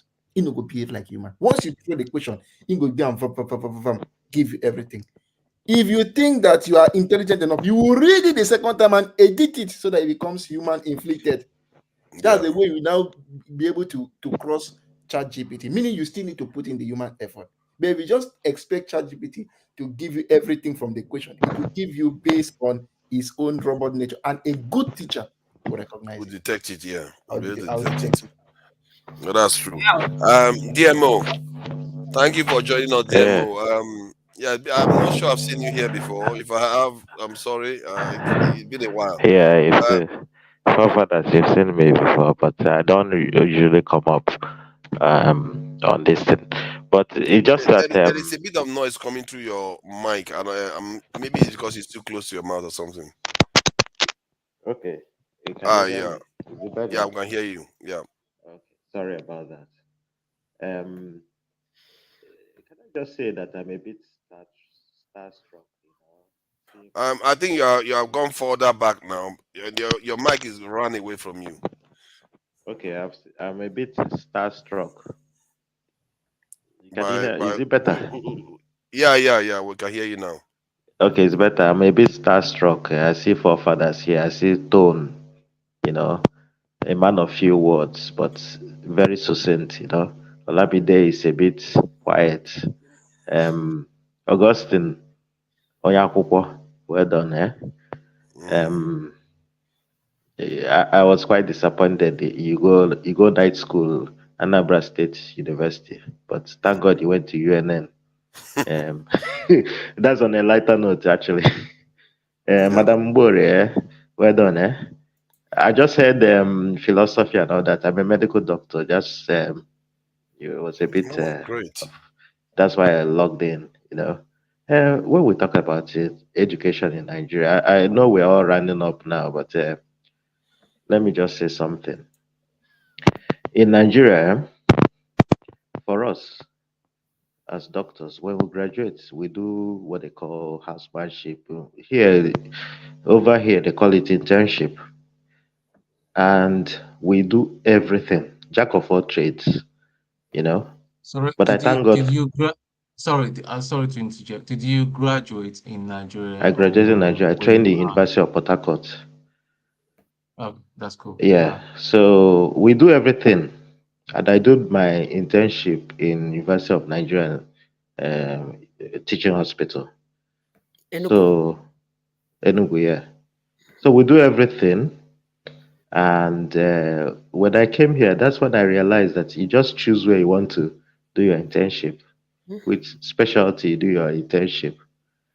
I called it lazy until I became a lecturer here. And I realized that what they do is that if you're specialized in nail is all you know.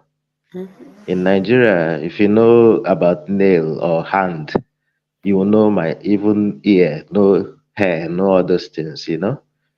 Nigeria is trying in a bit, but there is a lot of emotional attachment to it.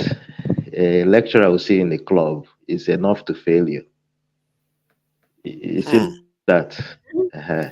So, but a lecturer might know your mom or your dad, and that's it. You're gone from medical school. But again, another thing again, I realized that when I came over to Europe, I realized that we learned about bedside manner here. How to talk to a patient. How do you just break bad news? How to just talk to a patient. Nigeria will be like, a patient will ask you, what's wrong with you? Just write nonsense and give them. They say it's a doctor's handwriting. That's nonsense, really. Your writing is meant to be legible Yep. You understand? So legible and very understand. Like you write a medication, make a prescription, and you have to explain to the patient what you prescribe to the patient. Nigeria will write there say, "Oh, the doctor writing this. What did you give this person? I don't understand. I don't know. You know. No, what did the doctor write to you? I don't know. You know." And you will find out that doctors in diaspora and Nigeria, there is this adversarial relationship. Your relative is in the hospital. You're telling the doctor, I beg, what's wrong? Let's talk like colleagues. Is this what is wrong? Is this mitral valve? This, what type of stroke? This. The next thing they want to discharge your relative. What I came to understand is that the lecturers in Nigeria, majority of lecturers in Nigeria or our educators want us to believe that they are gods. Yeah. Over here, if my students fail, it's my own failure. Nigeria, you're the best lecturer if you have so much failures. Some of us who are lecturers in Nigeria know this thing now. So, what are we going to do? I'm sorry, OT have left. Solutions, if I want to be honest with you, majority of you might not agree with me. If I want to be honest, the solution is a bit theoretical, you know. But I just wish it can be realistic. I just pray or hope that it is realistic. The example is that I was invited to as a lecturer in Nigeria. I tried to do what I can do and did an exam, and I tried to do what I can do. The head of department, who is actually my classmate, kind of like, this one no be abroad though. You understand where we're coming from now? So what can we really do? The rot is quite deep. It's deep. If you notice now, the So, generation is getting dumber. the question you ask is, what can we really do? Do you have like a solution? What is the solution? The solution is kabash now. The solution is really to cook, to be really, I suppose, to keep forcing it and hope for the best. Keep, okay, I'll give you an example now. Europe now, you have to do what they call their competence test, just to update yourself. Yeah. What we learned when I was in medical school, HIV was one of the rare diseases. You Yeah. see? Well, here we are. You understand the thing? Nigerian doctors can only treat malaria and typhoid and everything you come with. I've not done a proper research, but I would say confidently that about 60 or 70% of diseases in Nigeria is diagnosed as typhoid, Malaria and malaria. typhoid. If you're diagnosing malaria, it's a bit criminal because everybody in Nigeria has malaria parasites. Start. Like standard. Because there's mosquito there. Treat it. Find out what the problem is. Now people die for just little things. UNTH Enugu, a lot of people have died because there's no oxygen. In Europe, people carry oxygen at home, carry it in a wheelchair. So what can we really do? There's a political solution to this. What is the budgetary allocation for health? What is the budgetary allocation for education? Now, if you look at what is the United Nations recommendation for education and health, I don't have it on my head. In terms of your percentage of your budget, what Nigeria is allocating is criminal. I will invite you to go and research it and see. What Nigeria is actually allocating is criminal. Again, if you allocate what is really recommended as the minimum for United Nations, Give it to me as a now this is actually kind of a sample. Give it to me as a clinical medical chief medical director. I'll pocket it. Yeah. You understand? And disperse 2%. So what is the mindset? These people really know that this thing can affect your relative, extended family? The But reason they are a not lot of treating the my people in the healthcare a lot of my system. And most of the lecturers DMO, then in DMO, Nigeria used to say, DMO, most of the people that use the system, they don't have their family members in the system. That's why they can afford to spend rubbish on it, and because they treat themselves in private healthcare or overseas. well, Mm. forefathers. The reality is that in terms of the intellectual resources in private medical facilities in Nigeria, what you have is beautiful building with it's just like private schools. You know, you have very good facilities, very nice, very beautiful. But do you have the brains to run it? Teaching hospitals have consultants, senior registrars, you know, senior house officers, medical students, but less. One of the reasons why I left Nigeria was one of the surgeries we were doing, they took light. And people started bringing this, what they call that in again, rechargeable lamp for very important distance. We had a very good we had very good generators. What happened? You can't use it. There's no fuel. Somebody has already pocketed the money for the fuel. You understand the thing? So private So hospital you left doesn't Nigeria really because they took light, indicate. eh? Because they took light No, no, no. in One of theater. no, no, You live in Nigeria where there no, no, is no. half. Which one did they call half power? I don't forget what that word is. That way they bring in the light is halfway. Low current. They're Low like current, cigarettes. eh? We Half have low current. current, we have Half high current. current, and you have all these things, and you are shocked My that brother likes calling you it that go it's out like of the country cigarettes. because of that. Fathers, fathers, fathers, Mm-hmm. fathers. Yes. Did you? I mentioned earlier. People have died because because there's no oxygen.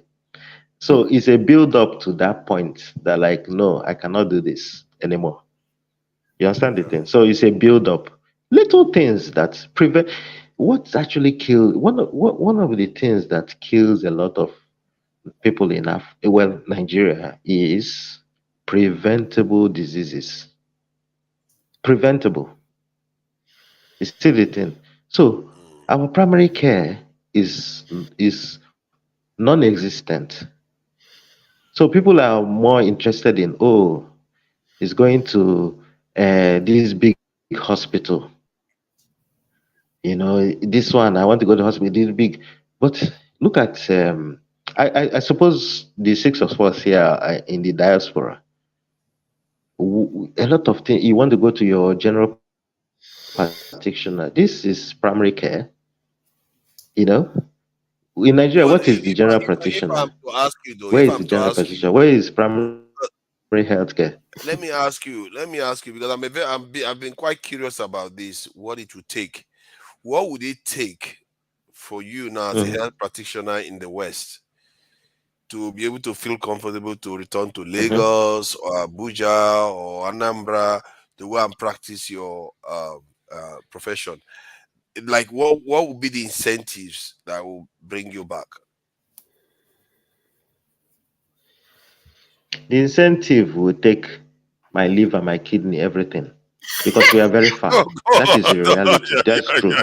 That's not me being Oh my pessimistic. goodness! Oh It my is true. goodness! No, This is that's not awful. me being pessimistic. No, No, it's that's not me true. being pessimistic. No, how That's many heavy. of us in Nigeria has seen our case files? No, how many of us, when you go to hospital, has seen our case file or our relative? How many of us have seen our case file? In the Western world, it's But who is called going to this create that case file patient. if you don't come This back now? your case file is your own. No, Who no, is going to that's the create it if thing. you don't come I'm back? telling you. the rot is so deep that the doctors in Nigeria are gods.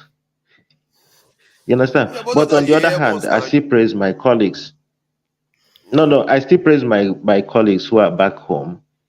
They are performing magic because they are not, they are working within the little that they have.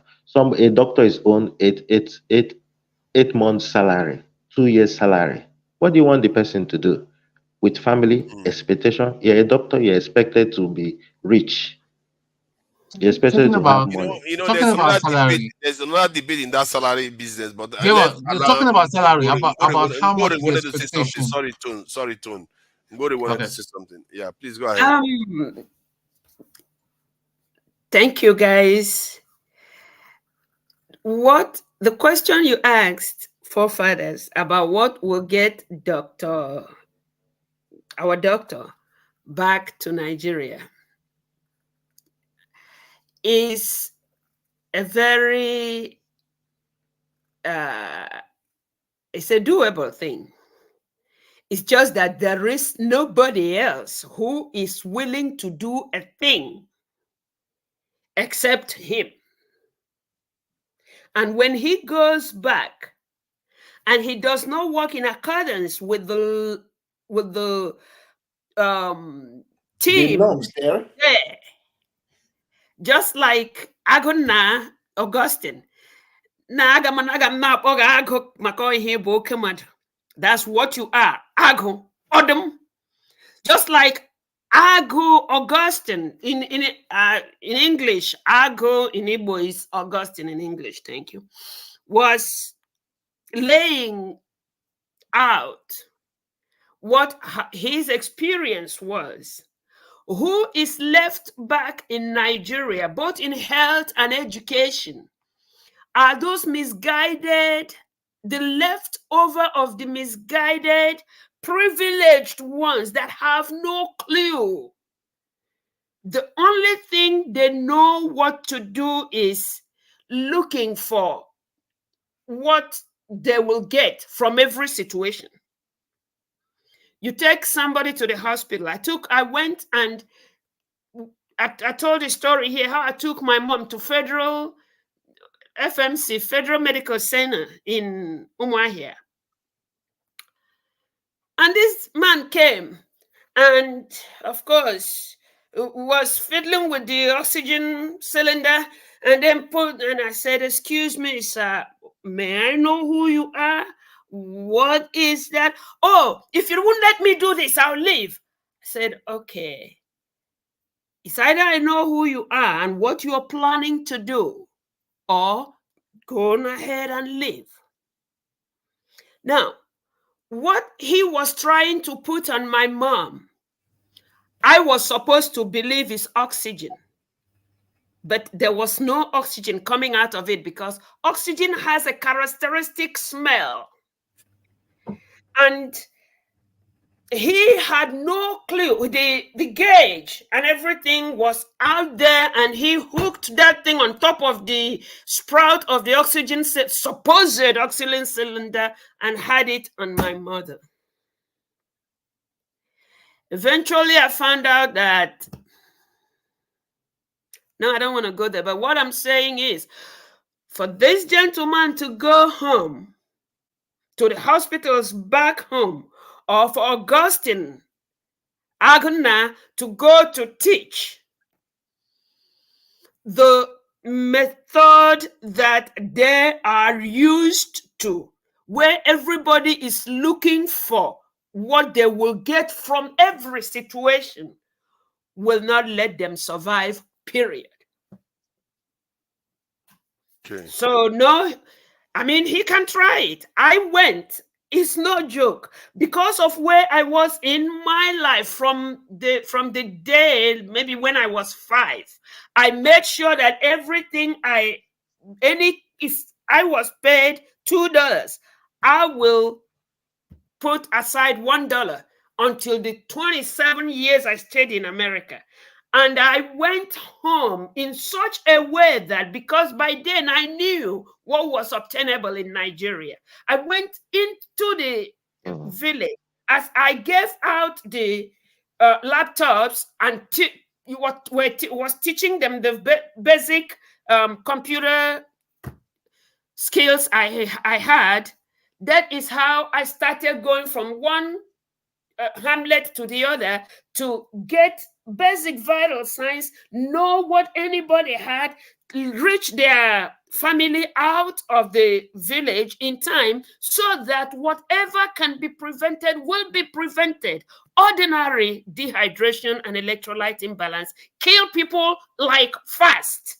And they will tell you have typhoid. Nobody tested nothing.